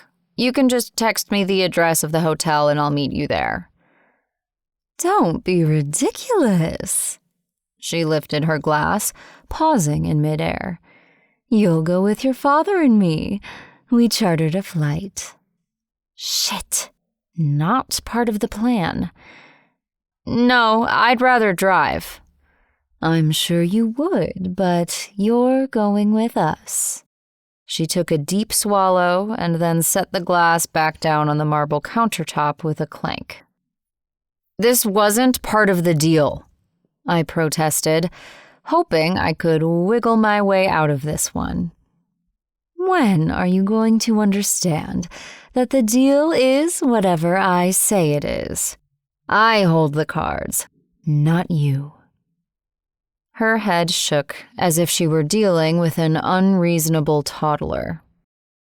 My anger bubbled, despite my knowing I needed to control it. Why are you doing this to me? Why do you hate me so much? God, I sounded like a teenager. I hope I packed my training bra. I'm not doing anything to you. I'm simply expecting you to fulfill your obligations as a member of this family. I stuck with the teenager bit since it was all I had. Oh, so now we're a family? You're delusional. She leaned into the marble, her mouth an angry red line. And you're an ungrateful little bitch. I see I've arrived just in time for the matinee. My father strolled into the kitchen then, eyes focused on a letter in his hand. We're leaving in an hour and 45 minutes for the airfield. He wandered right on through, not once looking up from his mail. Winona took another sip of her drink and then crossed her arms and waited until he was out of earshot. You know, most girls would kill to be in your place. Unlimited money to do with as you please, a beautiful house you have free run of, your pick of job opportunities and friends, and a hand-picked, handsome, ambitious young man who can give you more than even I can. Poor little rich girl. Her sneer punctuated her rant. I never asked for any of those things. My head shook and my palms went clammy. There's no reasoning with a crazy person. Yet you wouldn't last 5 minutes without them, she accused. I stood, ready to ditch this pointless conversation. You don't know anything about me. This, for some reason, caused her to laugh. You know, that's the second time I've heard that in the last hour. It's like you and your little boyfriend are reading from the same tired script. My body froze, and I felt a hot rush of blood rise up in my chest. Why were you talking to Ponch? This had disaster written all over it. Oh, I just thought he should know about your date this weekend. I figured it would be best for him to understand how things are going to work from now on, and to understand he doesn't know you as well as he thinks he does. It's safe to say he got the message. Shit. Why, oh why did she have to stick her nose into the only thing in my life going right these days? I'd almost gotten to the point where I thought maybe, just maybe, I deserved a little happiness for a while. But it's her job to shit on anything I have. She's proven it time and time again. Hell, it's why I have to keep my dreams to myself and live them out through frocks and fantasy. She can't destroy something that's not real. I couldn't even begin to imagine what she'd told Ponch, especially since she still thinks I'm actually going to whore myself out to Haynes this weekend. She undoubtedly made it out like I'm hot for Haynes, and I played right into her trap by not mentioning a thing about him to Ponch. I'd wrestled with the decision all day yesterday and finally decided to do what I'm best at.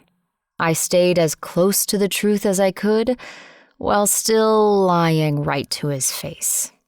And he bought it, as I knew he would, just as I'd planned it. It was a slap in the dick to the promise we'd made not to lie to each other, and I did it willfully. Winona was right. I was an ungrateful bitch. I racked my brain, trying to imagine how Ponch would have reacted to Winona's revelation, what he would have said and, more importantly, not said. I couldn't bear to have Winona think she won, even if she did. So I took a chance. Well, I'm sorry you wasted your time, because I already told him all about the future senator. Damn it. I realized I might have screwed up there. just made it sound like Ponch was fine with me screwing whoever I wanted. I guess my job here is done then. Winona's smile told me I was right. You're free to be with Haynes now, since Poncho doesn't mind being your secret little side piece. Funny, he didn't strike me as the type. It's Ponch, not Poncho. She pushed her half-empty glass aside for Rita to clean up later. Is it? Oh, well, it's not important anyway. I've been seething ever since. A hot kettle about to blow steam all up in this bitch. Except that we're way too high in the air and I don't have a parachute.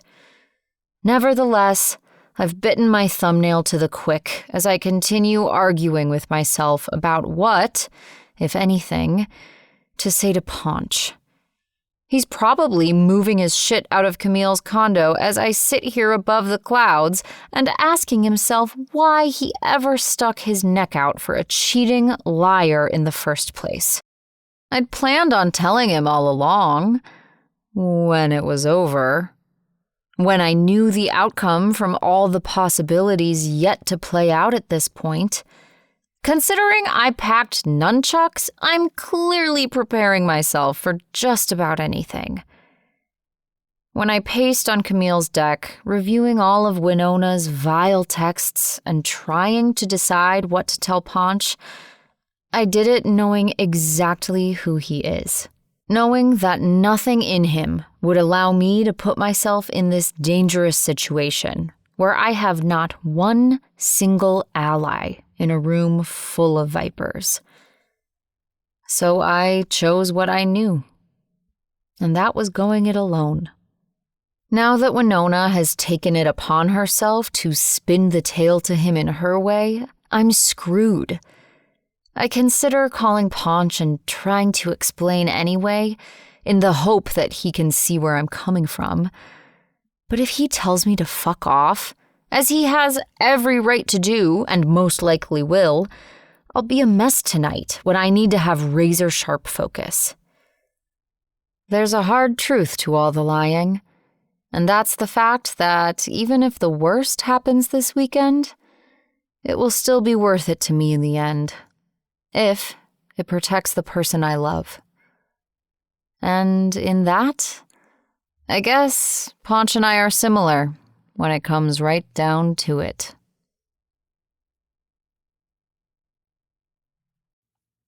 Chapter 31. Ponch. Ari and I are like a lot of siblings. The amount of shit we give each other is endless, and we enjoy dealing it out. But if somebody else comes at Ari, I'll legit take that fucker down, and vice versa. No question. Which is part of the reason I spent a lot of time in detention back in the day. Ari never liked to sit on the sidelines, even as a little kid. So it's only natural that, when faced with a challenge such as the one I'm looking at now from Winona, I'd go back to basics. I ride into Greensboro around 1:30 and immediately head to Jax's landscaping business office on the north side of downtown, where Ari has agreed to meet me. It's closer than their house, and I don't have a lot of time to waste. In fact, I'm restless as hell, which probably explains why I broke more than a few laws speeding over here on my bike. If ANDIE is alone with her parents and they have ulterior motives, it can only spell trouble for her. I need to figure out a plan, and then drive to the Outer Banks and get her before William and Winona feed her to the wolves. When I walk through the glass front door of Precision Lawns and Landscaping, a bell chimes, announcing my arrival. "Hey, Ponch, looking good as always." The tiny blonde woman greets me from the corner of the reception desk where she's perched herself. Her name is Fiona, and she's a whole different kind of trouble. "You're just in time." She reaches for the fancy-ass basket resting on the desk next to her and holds it out to me. "Homemade cookies." Ari walks out of an office in the back as Jax's disembodied voice comes from behind her. "Don't take one. She's trying to trick you." Not being in the mood anyway, I put my palm up. Hey, Fiona. No thanks. Don't be such a prude, Ari yells to her fiancé as she approaches and sits on the other corner of the desk. She holds a cookie out to me. It's shaped like a penis and covered in pink frosting with the words, "Go eat a dick," written in blue icing. Maybe this was a mistake. Ollie's already had 2, she adds, directing her words back to Jax. At that, the guy wearing black glasses and a bow tie at a desk in the corner of the room chimes in over his laptop. I forgot lunch. I'll pass, I refuse again. They're revenge cookies. We started catering divorce and breakup parties. It's a new thing. Fiona has a catering business with her boyfriend's mom, and while I'd normally be happy to reap the benefits, today isn't the day. In fact, I was banking on Fiona not being here at all today. Not that I don't like the woman, but involving her in my business isn't part of the plan. I thought you didn't work here anymore. Oh, I don't. I was just stopping by to spread the love. She smooths the skirt of her pink dress and smiles at the basket, as if it holds a litter of kittens instead of a pile of insulting dicks. Ari kicks me with the toe of her boot to get my attention. So, what's so important I had to drop what I was doing and meet you here? Fiona's mouth pops open, and I swear her ears perk up. She slides behind the desk and into the chair, propping her chin on her hands like she's preparing for a presentation. Oh, I didn't realize this was a formal visit. Please go on. I glance around. This Ollie guy likely won't pay attention, but Fiona? She's never heard a piece of someone else's business she didn't make her own. But then I remember something I've heard rumor of. Fiona is known to be a bit of an evil genius, and that could prove useful as hell when dealing with the Fontaines. Besides, I don't have time to waste, so I choose my words carefully. The situation is a bit complicated, but I need somebody to brainstorm it out with me, I tell my sister. From the corner of my eye, I see that Fiona has now pulled out a pen and a pad of paper. Ari flips her long hair over her shoulder and leans back on a hand. Is this about the lease for your new shop? No, it's about ANDIE. I turn to Fiona to explain, lest she makes the same mistake I did and think I'm talking about a guy. This woman I'm seeing in Wilmington. Both women sit up straighter at this news. I hope I made the right decision in coming here. Anyway, ANDIE has these rich asshole parents, the Fontaines, who are real pieces of work. When Nona, the mom, told me she was going after a friend of ANDIE's if I didn't leave her daughter alone. That's not going to happen. Fiona gasps and brings a hand to her chest. Oh my God, it's just like Romeo and Juliet. Ari eyes me, her jaw going tight. More like West Side Story, you mean? My responding nod is curt. She's not wrong. Missing Ari's meaning, Fiona jumps to what's arguably more important. Either way, Ponch ends up dead, so let's not do that. Yeah, thanks. My sarcasm flies over her head as well, but I need to move on. I'm not worried about me. I can take care of myself. I'm trying to figure out how to keep ANDIE and her friend clear from her parents' bullshit, hopefully for good.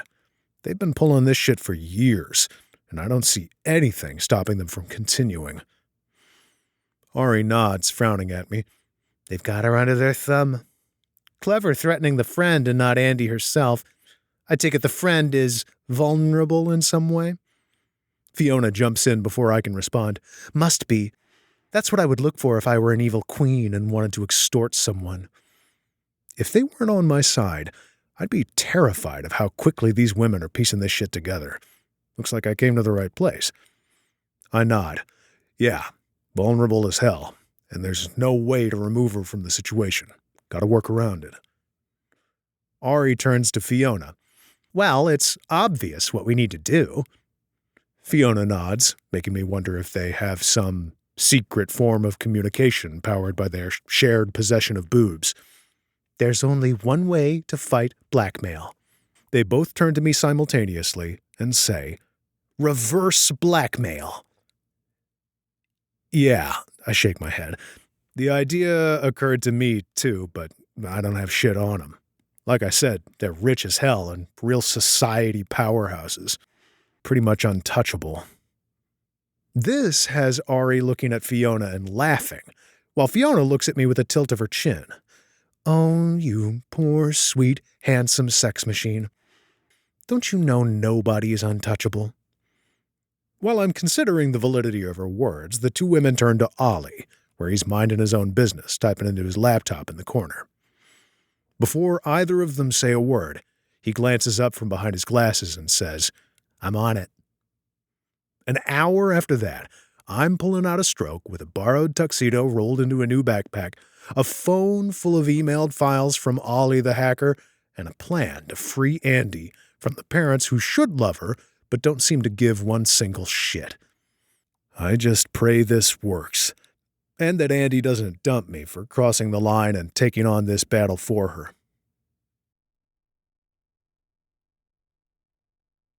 Chapter 32. ANDIE. Don't you look beautiful, Miranda? Mrs. Altman smiles at me as she stands with a glass of champagne in one hand, the other gesturing up and down my frame. We're in the center of an ornate hall of their house, which looks more like a luxury hotel with its high ceilings, multiple archways, elaborate moldings, and huge fireplace at one end. A few dozen strangers mill about while uniformed servers pass plates of canapés and champagne. Thank you, I manage, but I can't muster the polite smile to go with it. We've only been here for 10 minutes, and my throat is already threatening to close in on itself. Winona must have spent the last week reading How to Be the Ultimate Villain, because she's caught me off guard twice now. Once with the plane, and the other when she snuck into my shit in the hotel suite and stole my fucking cell phone and purse while I was getting ready. I have no phone, no cash, and no credit card.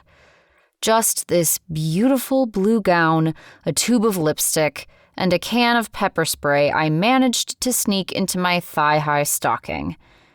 My suitcase, with the rest of the items, was taken by a butler. A real, live butler. When we arrived from the hotel and was spirited away to whichever room these people use for virgin sacrifices.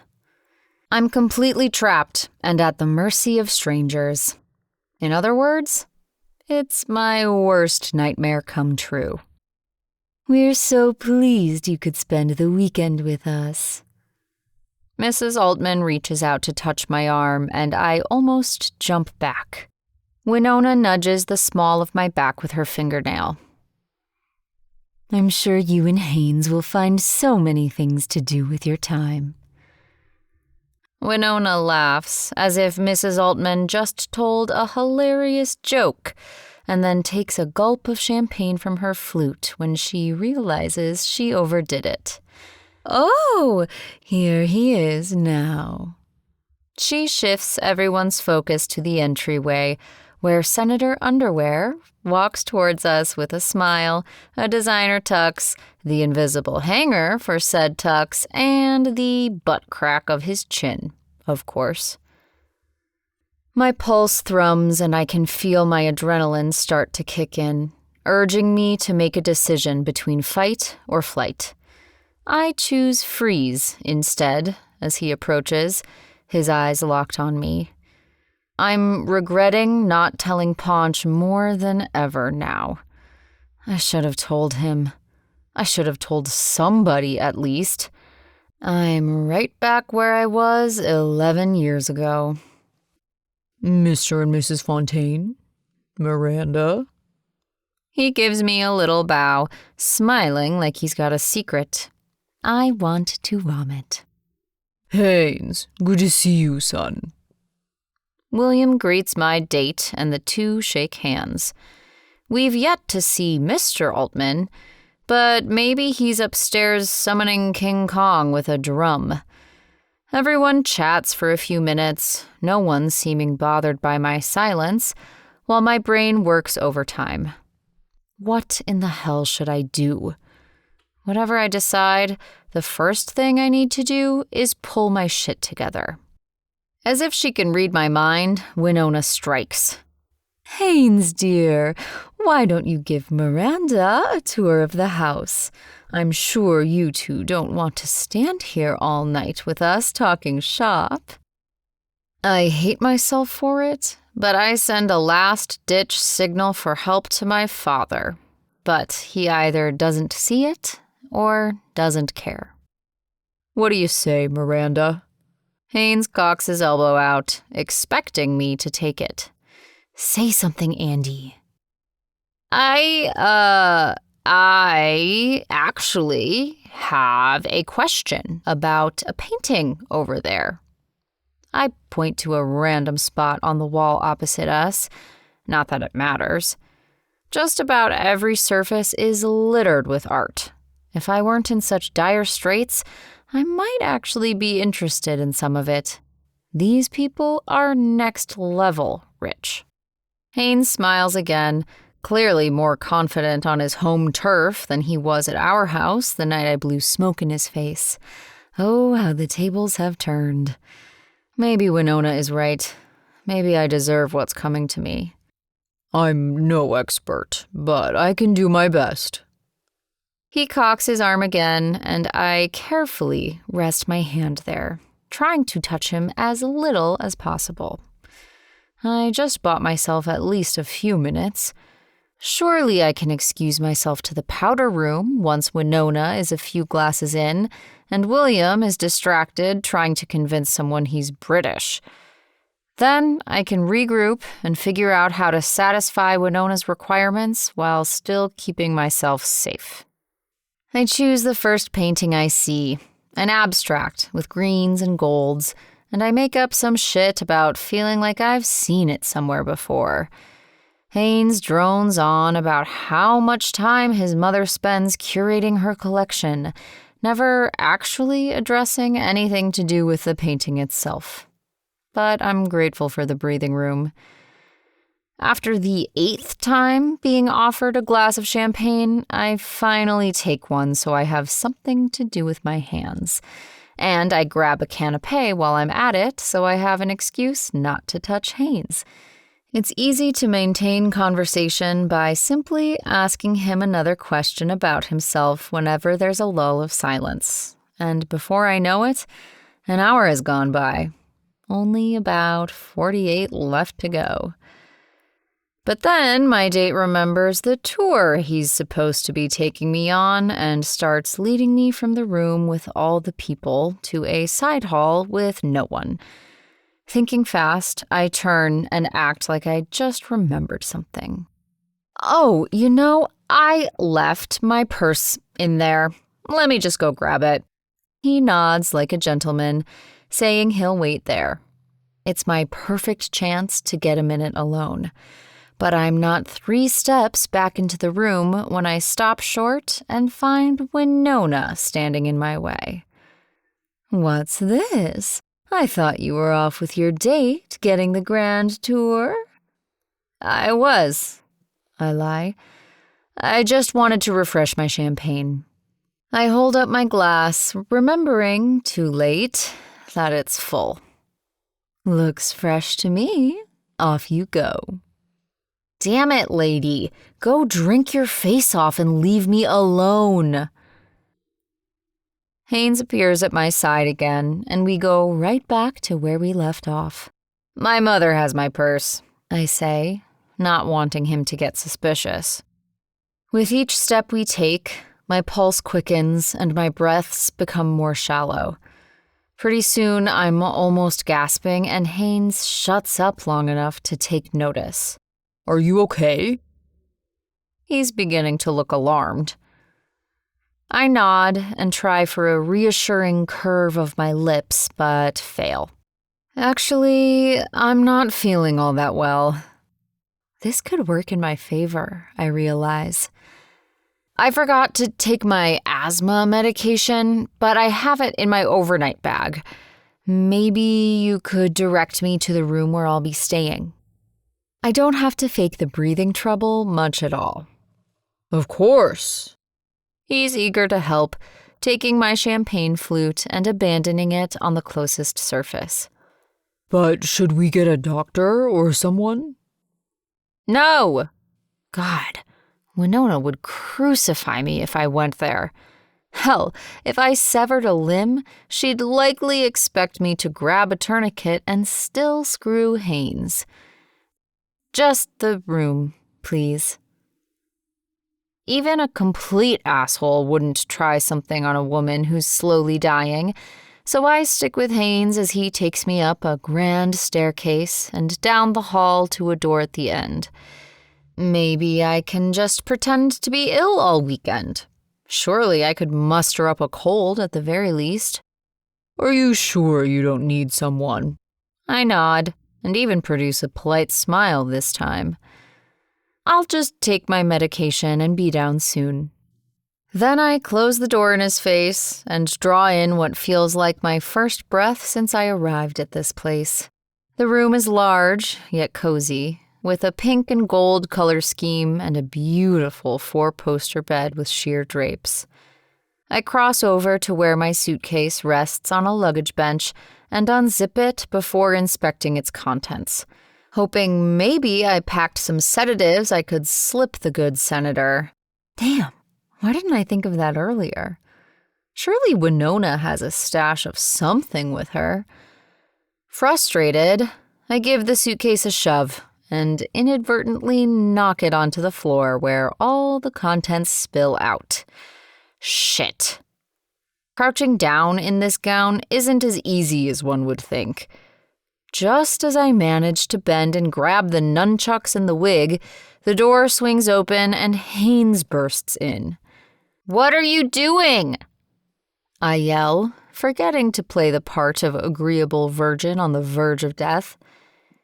He stops, eyes moving from me to the nunchucks, to the wig, and back to me again. I heard a thud and thought you passed out. What are you doing? I stand, weapon and disguise in hand, and go for the obvious. Nothing. Nothing? His eyes make the pass again, and then he looks to the floor, where my cat burglar outfit and second can of pepper spray lie. His mouth drops open, and he points at me. The painting! You're planning on stealing the painting! That's why you asked about it! My nose scrunches, and I tilt my head at him. What? Why would I want a stupid painting? His eyes go wide. It's something else, then. Oh my God, the Rodin! He's backing up toward the door, and if I don't shut this down right this second, he's not only going to have me arrested, he'll have me in a worse situation with William and Winona than the one I'm already in. So I shout the first thing that comes to mind. I'm not stealing anything. I just don't want to have sex with you.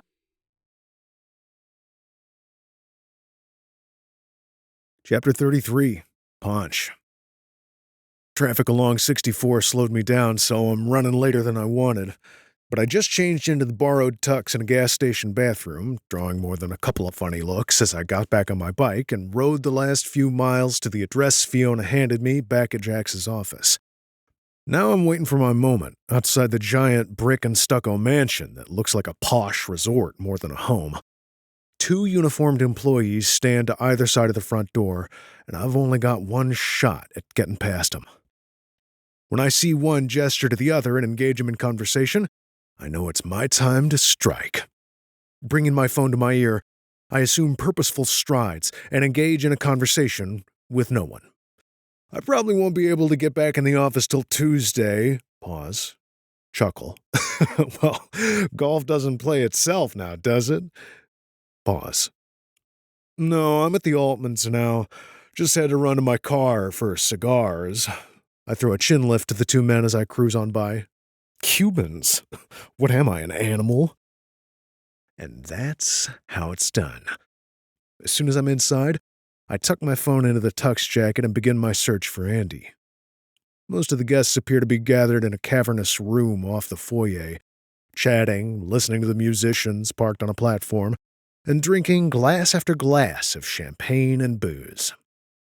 I spot Winona almost immediately. She's hard to miss, looking like a peacock in her green and violet dress and teased-out hair, laughing loudly at, well, everything. As soon as I see her, I scan until I find William off to the side in a huddle with a few other men in identical tuxes. I'll need to stay out of sight from them while I track down their daughter. Then it'll be game time. A brunette in a black dress with a neckline cut down to her navel eyes me from her spot across the room. Her lips curve as she runs the tip of her finger suggestively over the rim of her champagne flute. I guess the rich don't go for subtlety. I send her a polite nod and move on, but I don't see ANDIE anywhere. Her red hair is usually easy to spot among a crowd of plain brown, blonde, and black. My girl shines, but she's not here. I move on, poking my head into side rooms and hallways on the first floor, only managing to find a few stray guests engaged in conversation, and in one case, fornication. Ugh, I won't be unseeing that anytime soon. It only occurs to me 10 minutes later that maybe ANDIE skipped the party altogether. She said last night it was usually easier to just go along, and I thought she was only inconvenienced at the time. But ANDIE is good at hiding the truth. And since I found out she hid this plan of Winona's to pass her off to some spoiled rich guy for the sake of a business deal, it's been clear she planned to figure it out on her own. But maybe she wised up and decided to skip it after all. If that were the case, though, she would have answered her phone any of the half-dozen times I tried calling this afternoon and evening. No, she's here somewhere, and I'm going to find her. And that's when I hear it. A snort.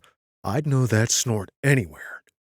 I glance up, and there she is, standing at the top of a huge, ornate staircase, looking like a real-life princess, and smiling up at a guy who's not me. Two feelings hit me at once. I want to knock this guy out, and ANDIE Fontaine is way out of my league. And it's while I'm wrestling with both, my mouth twisted in anger, that ANDIE looks down and sees me. Her eyes widen as her mouth drops open. Ponch! But instead of looking like a deer in the headlights or scrambling to hide the fact that her hand is resting on this guy's arm, ANDIE ditches the prince, smiling like a maniac as she runs down the stairs at a speed I wouldn't have thought possible in heels and throws her arms around me. Just like that. And that's all it takes for my anger to take a hike. She's not out of my league. She was made for me. As for the guy walking down the stairs after her, I'm still reserving judgment. What are you doing here? ANDIE pulls back and hits me with that dazzling smile again. You're beautiful, I tell her, and I don't miss her blush. She looks like she's been poured into the royal blue dress with sparkling sequins, and her hair almost floats around her face with its fiery waves. But it's only a split second later that her eyes fly to the party room, and she's pushing me back toward the staircase and out of sight. William and Winona can't see you here. She shakes her head and then looks back to the guy who's now approaching us where we stand under the stairs. Follow me, the guy says, and ANDIE grabs my hand and pulls me along without another word. When we're behind a closed door around the corner, he finally holds his hand out to me. Haynes Altman. He's tall and dressed like $1,000,000 with a tux that fits way better than mine, and an air about him that smells of money. I accept his offered hand and we shake.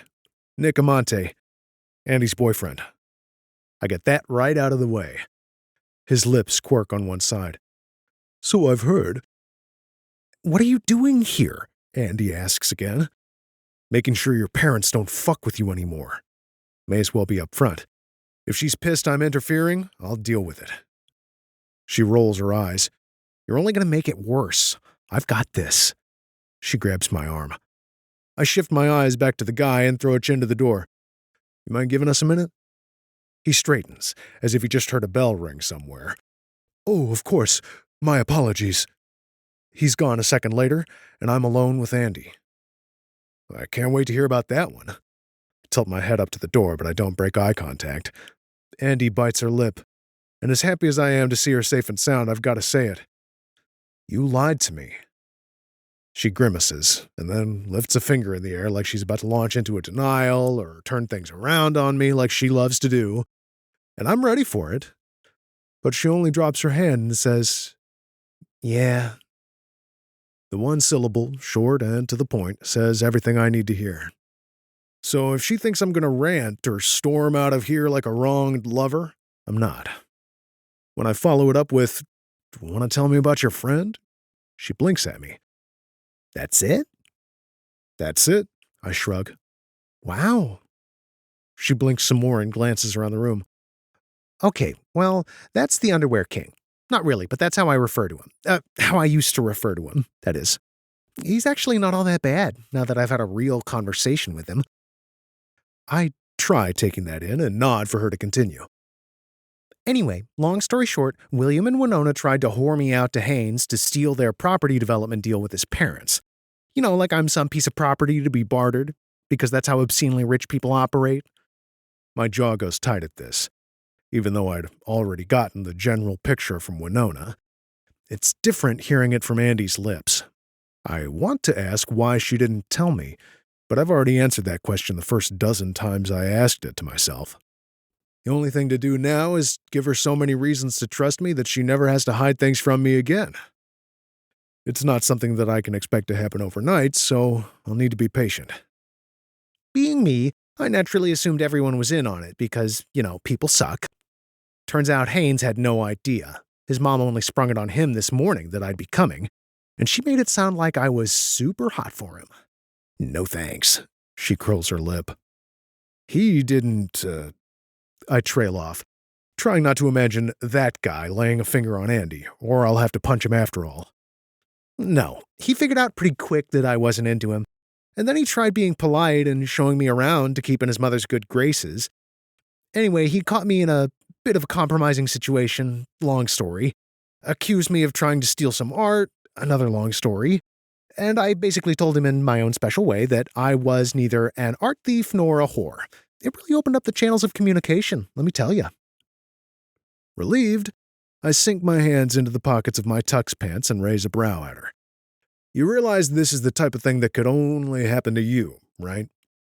She props her hands on her hips and scrunches her brows together. "Yeah? Why is that?" "No idea. Sorry. Go on." I suppress a smile. "Not much left to tell. Turns out his parents drive him nuts, too, with manipulating bullshit, although to a lesser degree. They're not level 10 villains just yet, more like a 4 or 5. And it also turns out he's having an affair with his secretary, Sophia, and hiding it from his parents, so there's that." She shakes her head and shrugs. "Haynes is never going to be my best friend, but I have at least a little more respect for him. And he has hilarious stories about his mom and her not-so-secret affair with the butler. I saw that guy. I can't believe they have a real live butler. I never thought I'd meet anybody richer than the Fontaines, but these people probably wipe their asses with money." "I know," ANDIE smiles at me, looking like a weight's been lifted. I'm glad, but I'm not done. I take a step closer to where she stands in front of some matching armchairs. I'm not sure this room's purpose, but these people have a hell of a lot of furniture and art, from what I've seen. You know I can't just leave you here this weekend with your parents and these Altman people, right? She shakes her head at me as her hands go back to her hips. I've got it all worked out with Haynes, so it'll be a breeze. She narrows her eyes. And someone is sounding a bit too controlling right now. Didn't we have a little conversation about that, too? I'm sorry, but, I start, and then change my mind. No, I'm not sorry. You don't want to be here, and you don't owe anybody here anything. God, it's not that. I know I don't owe anyone shit. Her lips tighten in a straight line, and she paces for a few seconds before stopping and facing me again. There's something else I didn't tell you. I consider stopping her because I've already figured out that there's only one thing that would send ANDIE on this weekend, The same thing Winona thought would keep me from her daughter. But I want her to want to tell me. She exhales. It's Camille. Winona is going to call her dogs in to strip Camille of her independence and her money if I don't play along. So I need to make it look like I'm playing.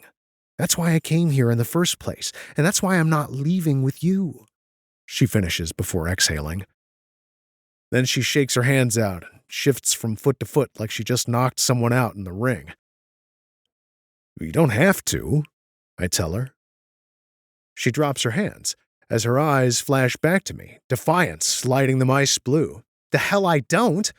She comes at me, jabbing her index finger in the air. You can't tell me what to do, Ponch Amante. I'm staying, and I'm protecting Camille, and nothing you say will make me change my mind. So if this is a deal breaker and you can't handle it, the door is right there, Buster. Her finger swings toward the door Haynes walked out a few minutes ago. I step closer, unbothered by her outburst. Oh, we're back to Buster, I see. I'm not kidding. She's starting to seethe, and I might get hit. Neither am I. Her teeth clench, and she shakes that finger at me again. You'd better just go. I'm not giving in. I told you already I can fight my own battles, and here you are trying to take that away? I don't think so. I stop when I'm close enough for her to hear me over the blood boiling in her brain, but far enough that I'm not in her face. Andie, I'm more than happy to let you fight this battle on your own. I just hope you'll let me supply you with weapons. What? Are you trying to fast-talk me with metaphors? This is not how this works, she shouts. I can't help grinning at her scowling face as I pull my phone from my tux jacket. On the one hand, she looks like a princess, and on the other, she looks like a Tasmanian devil about to lose her shit. I unlock the phone and hold it out to her. Here. Her scowl remains in place as she snatches my phone from me and scans the screen. It only takes about 10 seconds for her scowl to melt into that evil grin I've become so attached to, and her eyes to light with anticipation. Really? Really, I confirm with a single nod. And then she's got her arms around my neck and she's pressing into me while she shakes with laughter. I pull her in even tighter because holding Andie Fontaine while she's hopeful, well, that's the best feeling in the world. Chapter 34. Andie. I feel like I should pinch myself, but if this does turn out to be a dream, I'm gonna be pissed. Ponch's hand practically swallows mine as we enter the hall full of party guests side by side. Everything feels so different now that I can breathe. The room glows with soft lighting, and I note the string quartet on a dais for the first time. They're playing a cover of Ash and Niall Horan's Moral of the Story, and I can't help my grin. I even grab a glass of champagne off a passing tray and bring it to my lips for a sip. It's a night for celebration, after all. Haynes is off phoning Sophia, probably for a round of politely restrained phone sex, and avoiding his parents in case someone tries pulling him in for any reason. Not that I can blame him, but I plan on enjoying this to its fullest. Ready? Ponch asks, just as I spot William and Winona talking with another couple as they all gesture to a small marble statue on a pedestal, protected under glass. Ah, the Rodin. Excellent. Kind of poetic, really. Ready, I respond, drawing in a deep breath and needing no reminders to smile. William spots us first, doing a double take and setting his mouth in a fierce frown. Oh, do I have some news for you, Mr. Fontaine. Oh, wow. Isn't that breathtaking, honey? I lean in toward the sculpture and then wink up at Ponch. Winona gasps and clutches her chest, just as Ponch replies with, "Not as breathtaking as you, Cupcake." I glare at him for a split second before acknowledging Winona. The couple standing with them are looking at Ponch and me like we're made of pure sugar. "Oh, hi, Mom. I didn't see you standing there." "Miranda," she hisses as my father tries to distract the other couple. They're not having it. "Well, who is this? Is this your daughter and her husband?" the woman asks. William's face turns a lovely shade of purple, and he forgets his accent. "No. Well, yes. This is our daughter, Miranda." He can't look at me, so he focuses on my hand where it grips Ponch's. "Miranda, this is Chuck and Elise Stein." Stein? Well, now God is just teasing me. And since William has gotten a good look, I finally release Ponch's hand. "Lovely to meet you." I smile over at the Steins, feeling Winona's laser vision burning into my brain from beside me. "This is my boyfriend, Nick." I pat his chest like I always see women do online. Isn't he dreamy? Ponch's jaw ticks at that one, and I have to bite the inside of my cheek to keep from laughing. "Weren't you two just leaving?" Winona asks with a nervous titter as she glares at me so hard, I'm afraid she's going to burst a blood vessel. "I'll walk you out." Good idea. William chimes in. I'll join you. He turns back to the Steins. If you'll excuse us. "Oh, actually, we decided to stay."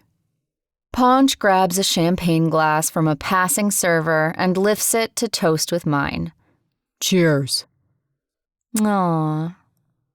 I beam up at him and tilt my head so it rests on his bicep. My parents are losing their shit, but the Steins are nothing but charmed. It's time. So, Dad, I straighten again. I'll bet Rodin is right up your alley, huh? You Frenchmen need to stick together and all that. He eyes me, clearly trying to understand my game, but failing. I turn to the Steins. You know, the Fontaine family comes from a long line of French nobility. No one you've probably ever heard of, though. Cousins to the Duke of... What was it, Dad? My father coughs, his coloring and fake accent both returning as he relaxes a smidge. Burgundy. Interestingly enough, it was a large family estate that began my grandfather on his path to establishing the realty development enterprise we own today. He leveraged everything down to the heirloom teapot and turned it into quite the enterprise before he passed it down to my father and so on. He chuckles. It's one of his favorite stories to tell. This is the part I've been waiting for since I was 14. But are you sure that's how it went, Dad? He laughs uncomfortably and turns to the Steins to indicate they should laugh as well. Winona, of course, joins in. I always say Miranda has a wild sense of humor, don't I? She hits me with a power glare, but I'm only getting started. Honey, would you mind lending me your phone for just a sec? I turn to Ponch. Nothing would make me happier, Cupcake. He's milking that baked good for all it's worth. I exchange my champagne for the phone and swipe up. Because I could swear I read something. Let's see. I make a show of swiping repeatedly with my index finger. Oh, here it is. Maybe it's just a coincidence, but there's this guy from New York who looks exactly like Grandpa Fontaine. Only his name is Joseph Fountain. And from what it says here, I look up at my father and mime a head explosion. He and his father were notorious Nazi sympathizers who... William has me by the arm and is marching me away before I can even finish the sentence, leaving Winona behind to make excuses to the Steins, who look decidedly uncomfortable. I guess I know now why I never met Grandpa, I mutter, only causing my father's grip to tighten. Hands off. The champagne flutes are gone, and Ponch's voice is pure steel, with a sneak preview of whoop-ass as he stops William with a hand to his chest. William releases me, making the first smart decision in recent memory. You don't know who you're dealing with, He hisses at Ponch while trying to retain a casual posture. We're starting to draw attention. Actually, I do. Ponch succeeds in achieving casual by sliding both hands into his tux pockets and smiling at William. But the dimples are a no-show, because this smile is fake as fuck. I know a lot more than you'd be comfortable with, so I suggest you listen to what your daughter has to say. William's Adam's apple bobs as he swallows down his pride and turns to me again. Fine. I choose not to smile. So here's how it's gonna go, Dad. I've got a phone full of shit that could take you, Mom, and the company down in no time flat. The Nazi sympathizers you learned the business from and knowingly allowed to bankroll your company are just the beginning. I put a finger to my chin. The Altmans are Jewish, right? I'm sure they'll understand. I wave it off with a hand and pass the phone back to Ponch. The tax evasion, on the other hand, I don't think the government will be as forgiving. Oh, just got another one, Ponch says, tapping at his phone and reading to himself for a few seconds before giving his head a slow shake. Mr. Fountain, you've been busy, haven't you? William's eyes lock on mine, his nostrils flaring. How dare you? Your mother and I have given you everything, and you come here throwing this garbage in my face, publicly humiliating me. For what? Because I wouldn't lease a property to you? You have no idea how hard we've worked to provide you with this life you enjoy. You think this is about a lease? I blink at him. I keep forgetting he would never understand the resentment and hurt in my heart. Winona hurries up, having ditched the Steins. Miranda, you are going to pay for this. You and Camille both. William puts a hand up to shut her up, but she ignores it. And I already told you to forget about that lease. Oh my God, this is not about the lease. I look to Ponch to make sure I'm not the crazy one here. He nods and braces my back with his hand. I close my eyes for a second, drawing on the encouragement he's sending me along with the knowledge I've always had deep down inside that I'm someone worth caring about, worth loving. I deserve better. This is about every time I needed a parent and got a disinterested globetrotter instead. It's about you never even caring to find out what I'm all about. It's for treating me like a stranger who owes you her loyalty for putting a roof over her head. I don't need you. I don't want you. and I don't ever want to see you again. That's what this is about. I should have known it would take blackmail to get you out of my life forever. It is the family business, after all. I turn around, pulling in a breath and looking up at Ponch with wide eyes. I did it, I mouth to him. He frames my face with his hands, thumbs stroking my cheeks as he leans down and places a soft kiss on my lips. Winona is sputtering behind me while William tries whispering to clue her in. I send a parting glance over my shoulder, saying, "You can expect an email from my lawyer." Kapow! Winona has clearly lost it because she forgets where she is and shouts after us for everyone to hear. "Joke's on you, you little bitch! We sold the building 2 days ago, and they're turning it into a yoga studio." I can't help my laugh as I let Ponch lead me out of this awful world of horrible people and into the fresh ocean air and my freedom. I think we make it 2 steps into the hotel room before I attack Ponch, pulling his tux shirt from his pants and clawing at his abs.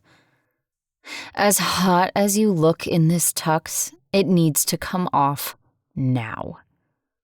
Instead of driving home, we opted to grab a hotel room far enough from the Altmans' house to not run into anybody, but close enough that I was able to keep my dress from being ruined on the back of Ponch's Harley. He chuckles, but it dies in his throat when I unbutton his black pants and reach down to grip him in my hand. His cock is already hard, the skin silky and hot. He groans and leans back against the wall as I stroke him a few times. To this point, I haven't been given a lot of opportunity to explore him or have my way, both of us having held back. But all bets are off.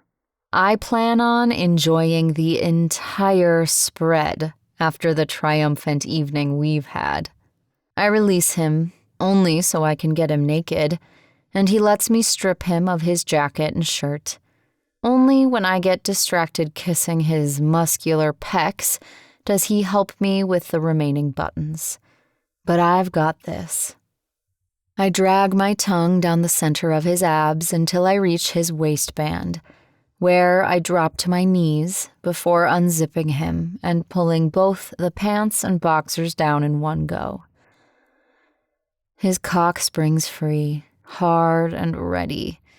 I run my finger over the tip first, ready to taste him, but he has other ideas.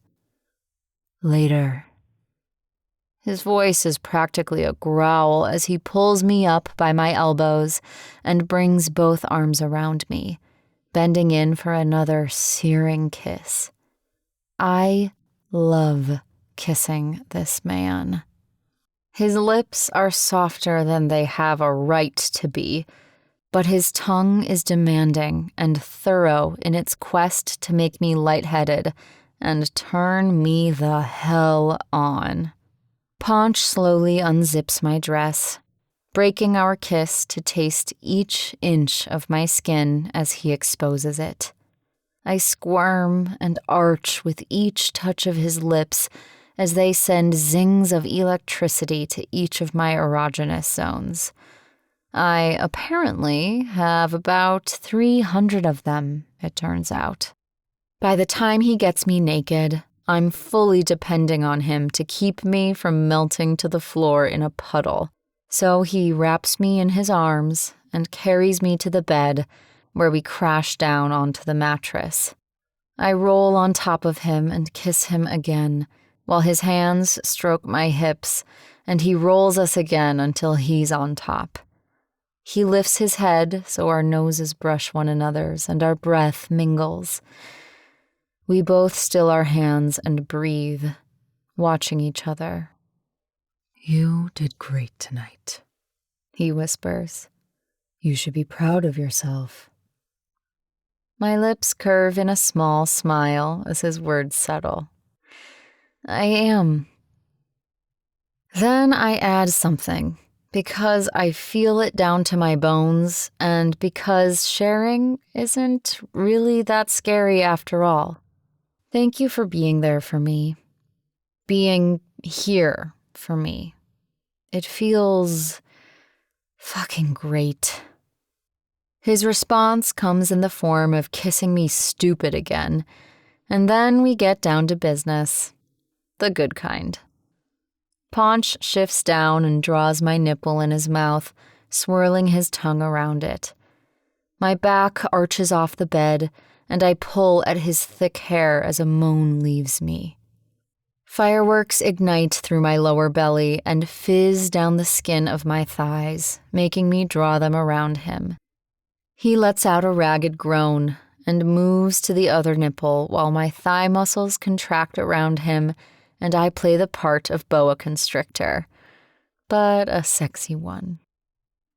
Ponch easily breaks my hold, only to trail his lips down my belly and settle between my thighs, where he proceeds to reenact my hot sex dream to a T. Only this time, I get to come. His fingers and tongue perform magic as he works me into a panting frenzy of raw nerve endings, and I start blabbering nonsense. It's only after my loud cry of release that I have to admit to myself once and for all that Ponch was my dream stud the whole time. Of course, you already knew that. I shudder and pulse with aftershocks, but Ponch doesn't let up one bit. A condom appears and he's got it on before I can take it from him and do it myself. Oh, well, there's always next time. He continues to read my body like a favorite book as our sweat-slicked skin slides together and we screw like the world is ending and only our hot chemistry can save it. The feel of him, hot and hard inside me, is like nothing I've felt before, and I find myself willingly giving up control to Ponch and letting him have his way with me.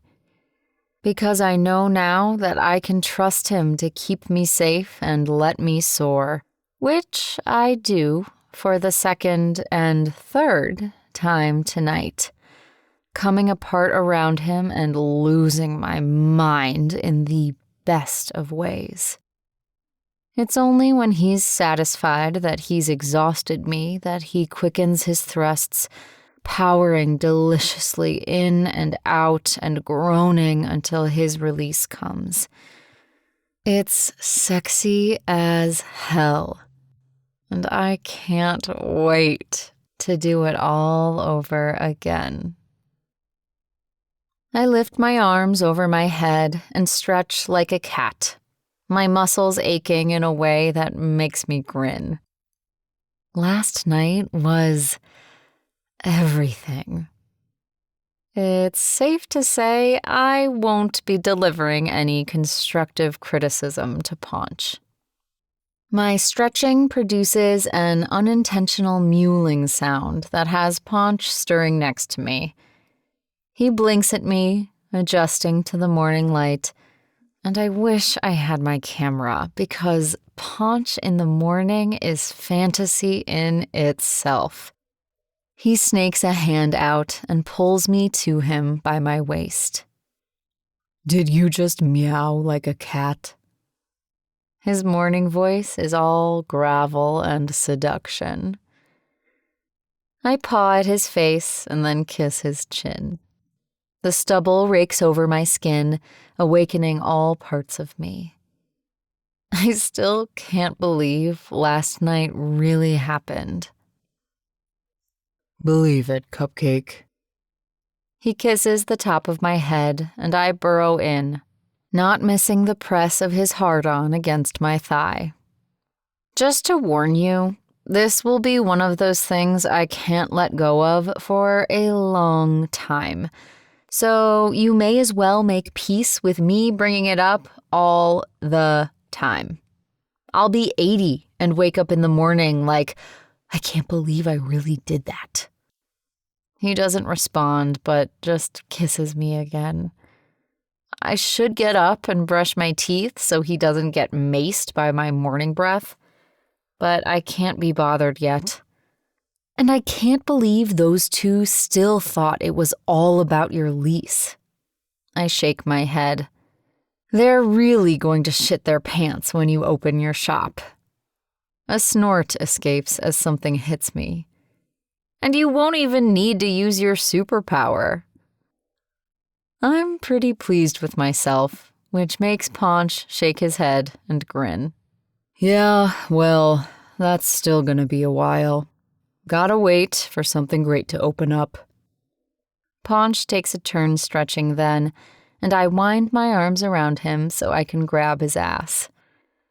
I don't think Carolina Beach really needs another yoga studio, do you? I ask innocently. He grunts and relaxes back into the mattress, hair a delicious mess. Doesn't matter what I think. Why do you say that? I go up on an elbow and look down at him where he lies there naked, with just enough sheet covering him to keep it PG. He's my own personal sex god. I, for one, value your opinion. He chuffs out a short laugh in response and plays with a lock of my hair. And my hair must be super interesting because he doesn't appear to hear my next comment at first. And as the new owner of the building, I'd rather see something with personality in that end unit. Maybe even something with a slightly dirty name, like Stroke. It has a certain ring to it. Ponch's fingers still, and I watch as my words register and his eyes pop. Then he's laughing his ass off and pulling me to him, and I don't care about my morning breath or my parents or anything but the man laughing in my arms and what we can keep giving each other. Because, as it turns out, being a liar and a bitch doesn't get you a whole lot in the end if you don't have someone willing to stick around long enough to uncover your truth and still want you anyway.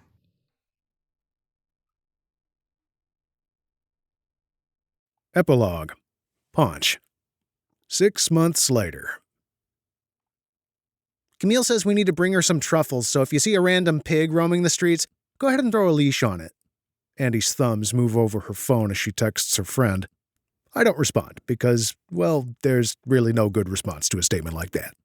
Instead, I drink my coffee and watch Andie where she sits across the cafe table, wearing a simple white shirt rolled up at the sleeves and some fancy kerchief tied around her neck. She glances up when my silence registers. What? That's how you found truffles? So I've heard. I grin over at her, feeling relaxed in a way that goes down to my bones. Anything else she wants us to tuck into our suitcases? I hear the Colosseum is smaller than it looks on TV. Be reasonable. I'm sure a stolen painting will do.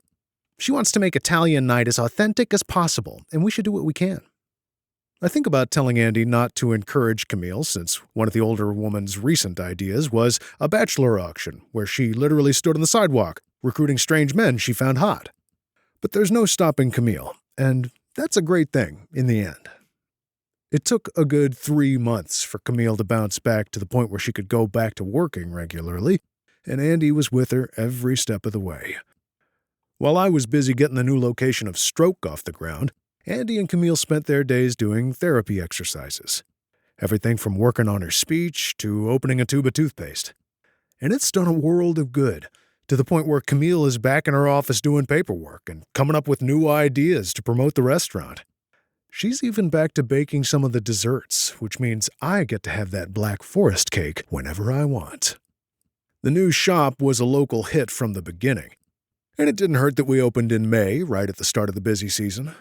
We were even featured in a couple papers and on the news after we partnered with a local classic motorcycle repair shop for our grand opening and did a contest to find the best local biker couple. Camille's idea, of course. I wasn't on board at the beginning, but even Betts thought it was worth a shot, and I'm glad I listened. My new crew at Stroke is killing it, and I've officially changed locations myself with an address on the beach and a housemate who looks sexy as hell in a unicorn onesie.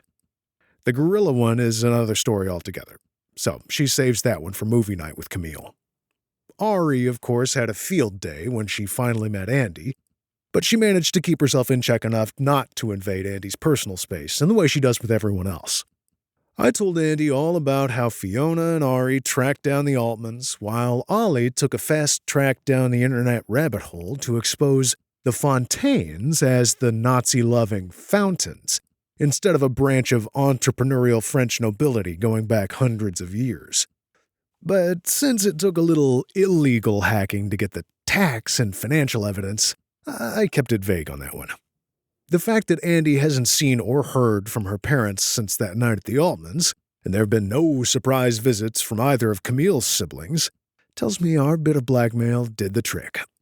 But just in case, ANDIE finally admitted to Camille how close things came to disaster, and they got her lawyer to draw up papers to officially give ANDIE power of attorney over all of Camille's financials, property, and medical decisions in the event she can't do it for herself. Everything's always still contestable, of course, but it adds a layer of security that has ANDIE breathing easier. "You ready?" I ask ANDIE once I've finished my coffee. She's been done for 10 minutes now, and she's excited to finally get a start on our day. She bounds to her feet, revealing a long blue skirt and sandals as she smiles at me. "I get to drive!" Whoa, I never agreed to that. It's already bad enough that it's a Vespa. I'll be laughed out of Stroke if anybody gets wind of me riding on the back, I amend, of a scooter. She grabs my hand and pulls me up. "In case you haven't figured it out by now, we're in Rome. Nobody from Stroke is here. Now come on." We leave the cafe to walk down the sidewalk to where our rented Vespa sits. ANDIE lifts her head to glance around at our surroundings with a smile, as she's done at least 10 times an hour since we stepped off the plane 2 days ago. I've learned a lot about her since our whirlwind 2 weeks back in March. Much of it surprising, some of it sad, and a good part of it just plain nuts. ANDIE is a dreamer, something I should have guessed from her quick wit and imagination. But she's never allowed herself to step out of her comfort zone enough to follow any of those dreams. So I've made it my job to try making as many as possible come true. I started small by whisking her away on a weekend trip to the mountains, where we explored local restaurants and shops and even did some hiking. She took enough photos to fill 2 photo albums, even boring Camille with her recounting of every minute of the trip. Jill had stayed with Camille at ANDIE's insistence, just as Raina and Bran are doing now, even though ANDIE checks in with her every hour. I've even seen ANDIE slowly open herself to the possibilities of friendships where no one keeps a tally on who owes who something. She had a head start with Raina already, and now she's making room for Jill, and even Bran to a certain extent, although he's still scared of her. Then there's her new best friend, Harlow, who she had no trouble letting in from day one. I might be jealous if I wasn't so crazy about Harlow myself. I brought the new puppy home thinking she could be a mascot for the new shop, but ANDIE immediately claimed her, heart murmur and all. Harlow even has her own Instagram account now.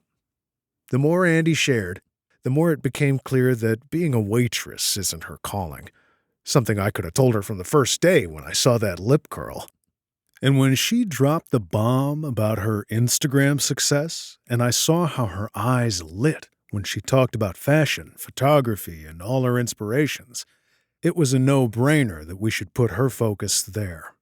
Which brings us here to Rome, and ANDIE's first trip outside the U.S. since she was 14. Papa was disappointed we weren't going to Sicily, but I promised I'd take him along on a separate trip in the future, although I can guarantee it won't be as posh as this visit. My man guide dictates certain things, like holding doors open for women and always paying for dinner. But when it comes to expensive Roman hotels and first-class plane tickets, I'm smart enough not to argue. All it would get me is a resentful girlfriend who'd glare holes in my head every time the back of her seat in coach was kicked by the kid sitting behind her. While ANDIE gazes up at an archway to our left, I take the opportunity to swipe the Vespa keys from her hands and race ahead to the scooter. "Hey!" she runs after me, but she's too slow. I already have it started and my ass in the seat. "Hop on," I grin at her, holding out a helmet. "I'll let you drive on the way back." She frowns at me and then huffs, "Stupid dimples," as she snatches it from my hand. I put on my own helmet as ANDIE throws her leg over the back and gathers her skirt so it doesn't get dirty.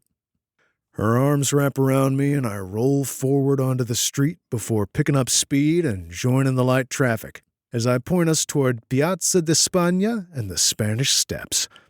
With ANDIE pressing into my back and the warm air blowing across my skin, I can almost imagine I'm on a motorcycle, trekking my way toward the West Coast. But I can say with complete certainty, there's nowhere I'd rather be than with this complicated woman exploring a new city together, knowing that I'll wake up tomorrow ready to tackle the next adventure with her at my back, even if it's on a Vespa. ANDIE. Ponch accelerates, and I let out a squeal because he's treating this little scooter like it's a giant hog, and I don't plan on spending the rest of my Roman holiday in a body cast. I can feel the rumble of his chest as he laughs at me and maneuvers his way through the streets of Rome to my desired location. I have my camera in my backpack, and my outfit is completely on point. All I need now is a gelato to complete the picture. Rome is more than I could have ever imagined. Ancient history, architectural design, and fashion abound on every random street corner. We had pizza last night across from an excavation site that began only 2 years ago, revealing ancient ruins lying right under our feet. It's crazy. And all the shops and fashionable women. Don't even get me started. I'll have to abandon everything I brought in my suitcase just to fit the things I plan to buy while I'm here. I was afraid I'd feel intimidated and panicky embarking on an adventure so far from home. But with Ponch to turn to when second thoughts creep in, I've been able to enjoy every single second of our trip so far. It's really been a dream come true, and I'm not stopping here. Frocks and Fantasy has taken off in a whole new way, and now I feature up-and-coming designers almost exclusively. The bigger names didn't like me ditching them for my Camille hiatus, but it turned out to be a blessing in disguise. Now, I get excited emails from smaller designers in shouty caps telling me how many dresses they sell after I feature one on my account. And while I could do without the shouty caps, it actually makes me feel good helping them out. Shocking, I know. But my next post promises to be my favorite one yet, if I can get my nerves to settle long enough to make it happen. We pause at a stoplight, and I spot a beer garden that reminds me of one of the photos at the Swin, so I quickly snap a picture with my phone to send it to Camille. I plan on taking a trip with her to Austria as soon as I work up the courage, but I can't tell her yet, or she'll demand we go tomorrow. She keeps texting me new requests of things to bring back from Rome, like she can't buy pasta in Wilmington. But I'm happy for the texts, since each one is proof that she's doing fine without me. I'll admit I was a bit clingy during the initial weeks after Camille's release from the hospital, but I've lightened up a bit. Although Ponch would argue that buying the condo a floor below hers doesn't really count as lightening up. But we're all entitled to our opinions. And it didn't stop Ponch from moving in a week after I bought it, and bringing my sweet Harlow with him. The situation has worked out perfectly, but it had its kinks at first. Camille and her new boyfriend Phil like to get it on, and not in a quiet way. We had to work out a system where she bangs 3 times on the floor to warn me before they do the deed, and Ponch, Harlow, and I go out on our deck where we can't hear them. I've still got my eye on Phil, though. As far as living with Ponch, I haven't missed my solitude as much as I thought I would. It turns out that sex and hanging out with someone awesome are more fun than being alone all the time. That doesn't mean I don't take time for just me, but I'm always happy to return to him in the end. He insists on paying me rent, which I have to say would go a long way to reassuring the old ANDIE that he doesn't care about my money. But the new ANDIE knows better than to question any of his intentions. He made them clear from the beginning. I was the one refusing to believe what was right in front of my face. I've even met Ponch's family. A terrifying notion until the moment his mother shook my hand, pointed a finger at Ponch, and instructed me, "Don't let this one be stupid." I fell in love immediately with her snarky manner and how she manages to let it fly free while still making sure everyone knows they're loved. She's kind of my new idol. I got to spend some concentrated time with his entire family, including tons of cousins and aunts and uncles, at his sister's wedding this summer. It was overwhelming for sure, but it gave me a glimpse into how families are supposed to work. And besides, all the women in that family are both crazy and hilarious, so it was entertaining as hell. Ari was a gorgeous bride in a silk charmeuse mermaid gown with a plunging neckline that made me 10 kinds of jealous of her figure. Jax almost swallowed his tongue when she walked down the aisle, and if her parents hadn't been standing to either side of her, I'm fairly certain he would have unzipped that gown right then and there. He was so transfixed by her the entire night that he was oblivious to the scheme Ari and her friends were perpetrating to hide the fact that his teenage daughter, Lola, was flirting shamelessly with a good-looking guy named Jay, who was clearly a few years older than her. I still don't have everyone's names straight, but I'm working on it. It's impossible not comparing my family with Ponch's, but I try not to think about William and Winona anymore. I got wind that the deal with the Altmans fell through, and my parents disappeared on one of their whirlwind tours through Europe immediately after. All of my things have been moved out of the house, so there's no reason for me to even drop by ever again. Ponch thought I was nuts to hire a moving company until he got a glimpse into my closet. Yeah, 80% of my dress collection is now in a temperature-controlled storage unit, which I visit on the regular.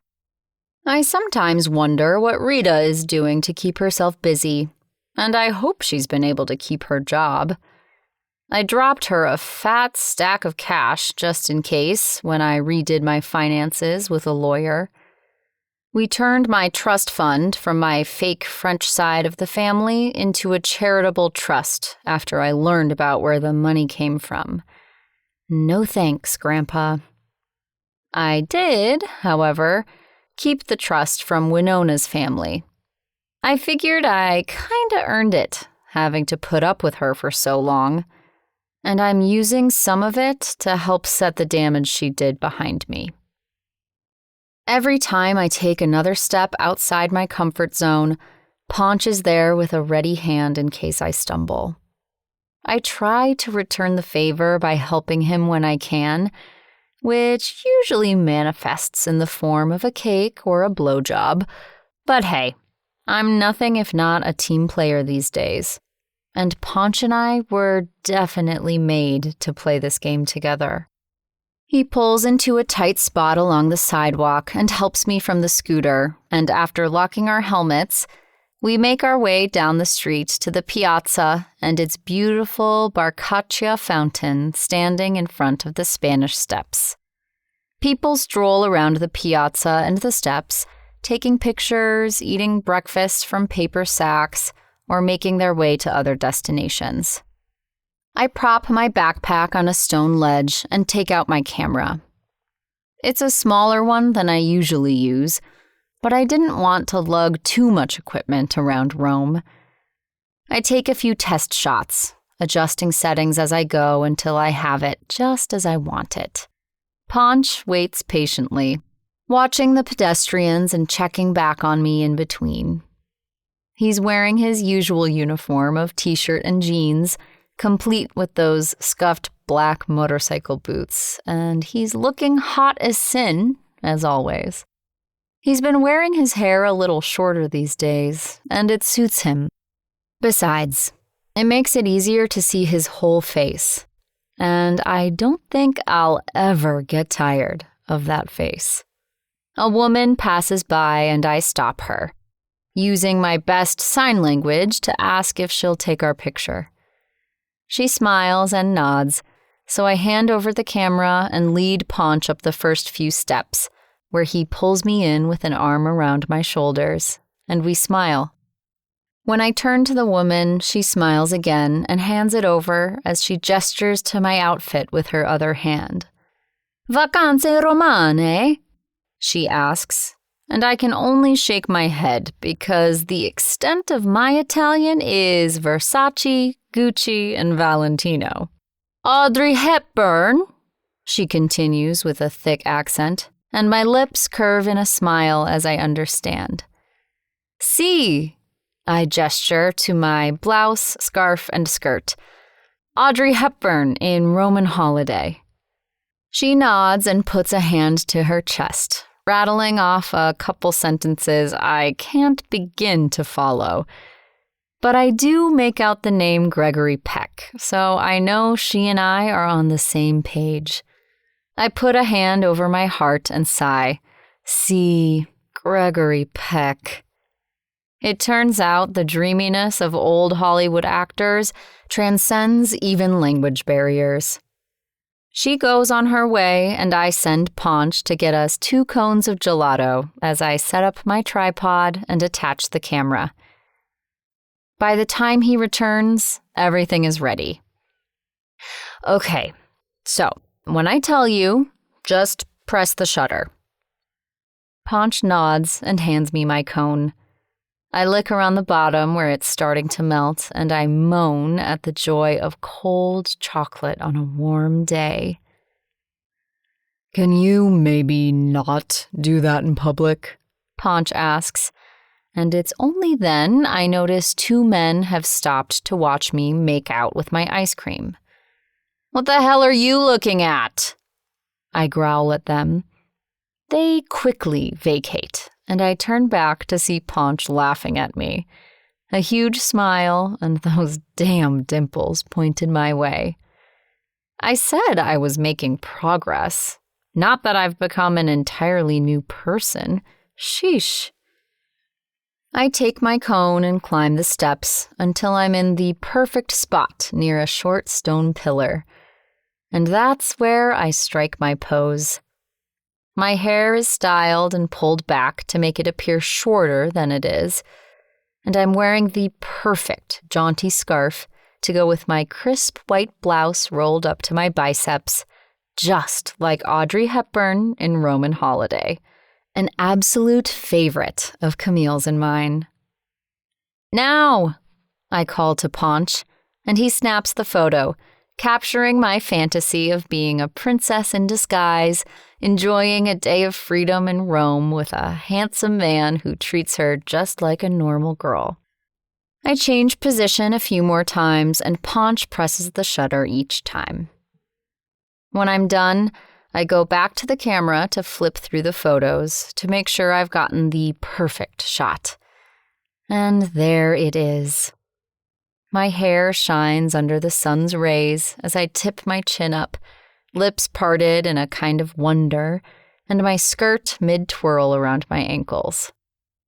I smile at the image as a few butterflies try working their way into my stomach at the idea of posting the picture.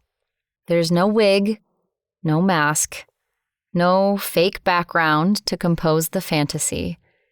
Gone are all the things keeping my secret or standing in for the genuine article, which leaves just me, a beautiful frock, and a dream come true.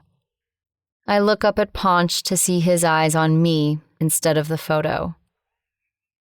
It's perfect, I say, beaming up at him. He lifts a hand to swipe his thumb across my lower lip. My thoughts, exactly. We hope you've enjoyed this production of The Last Good Liar, a fake relationship romantic comedy, Carolina Kisses, Book 3. Written by Sylvie Stewart. Copyright 2021 by Sylvie Stewart. Production copyright 2024 by Sylvie Stewart. Interested in reading about the other characters in this book?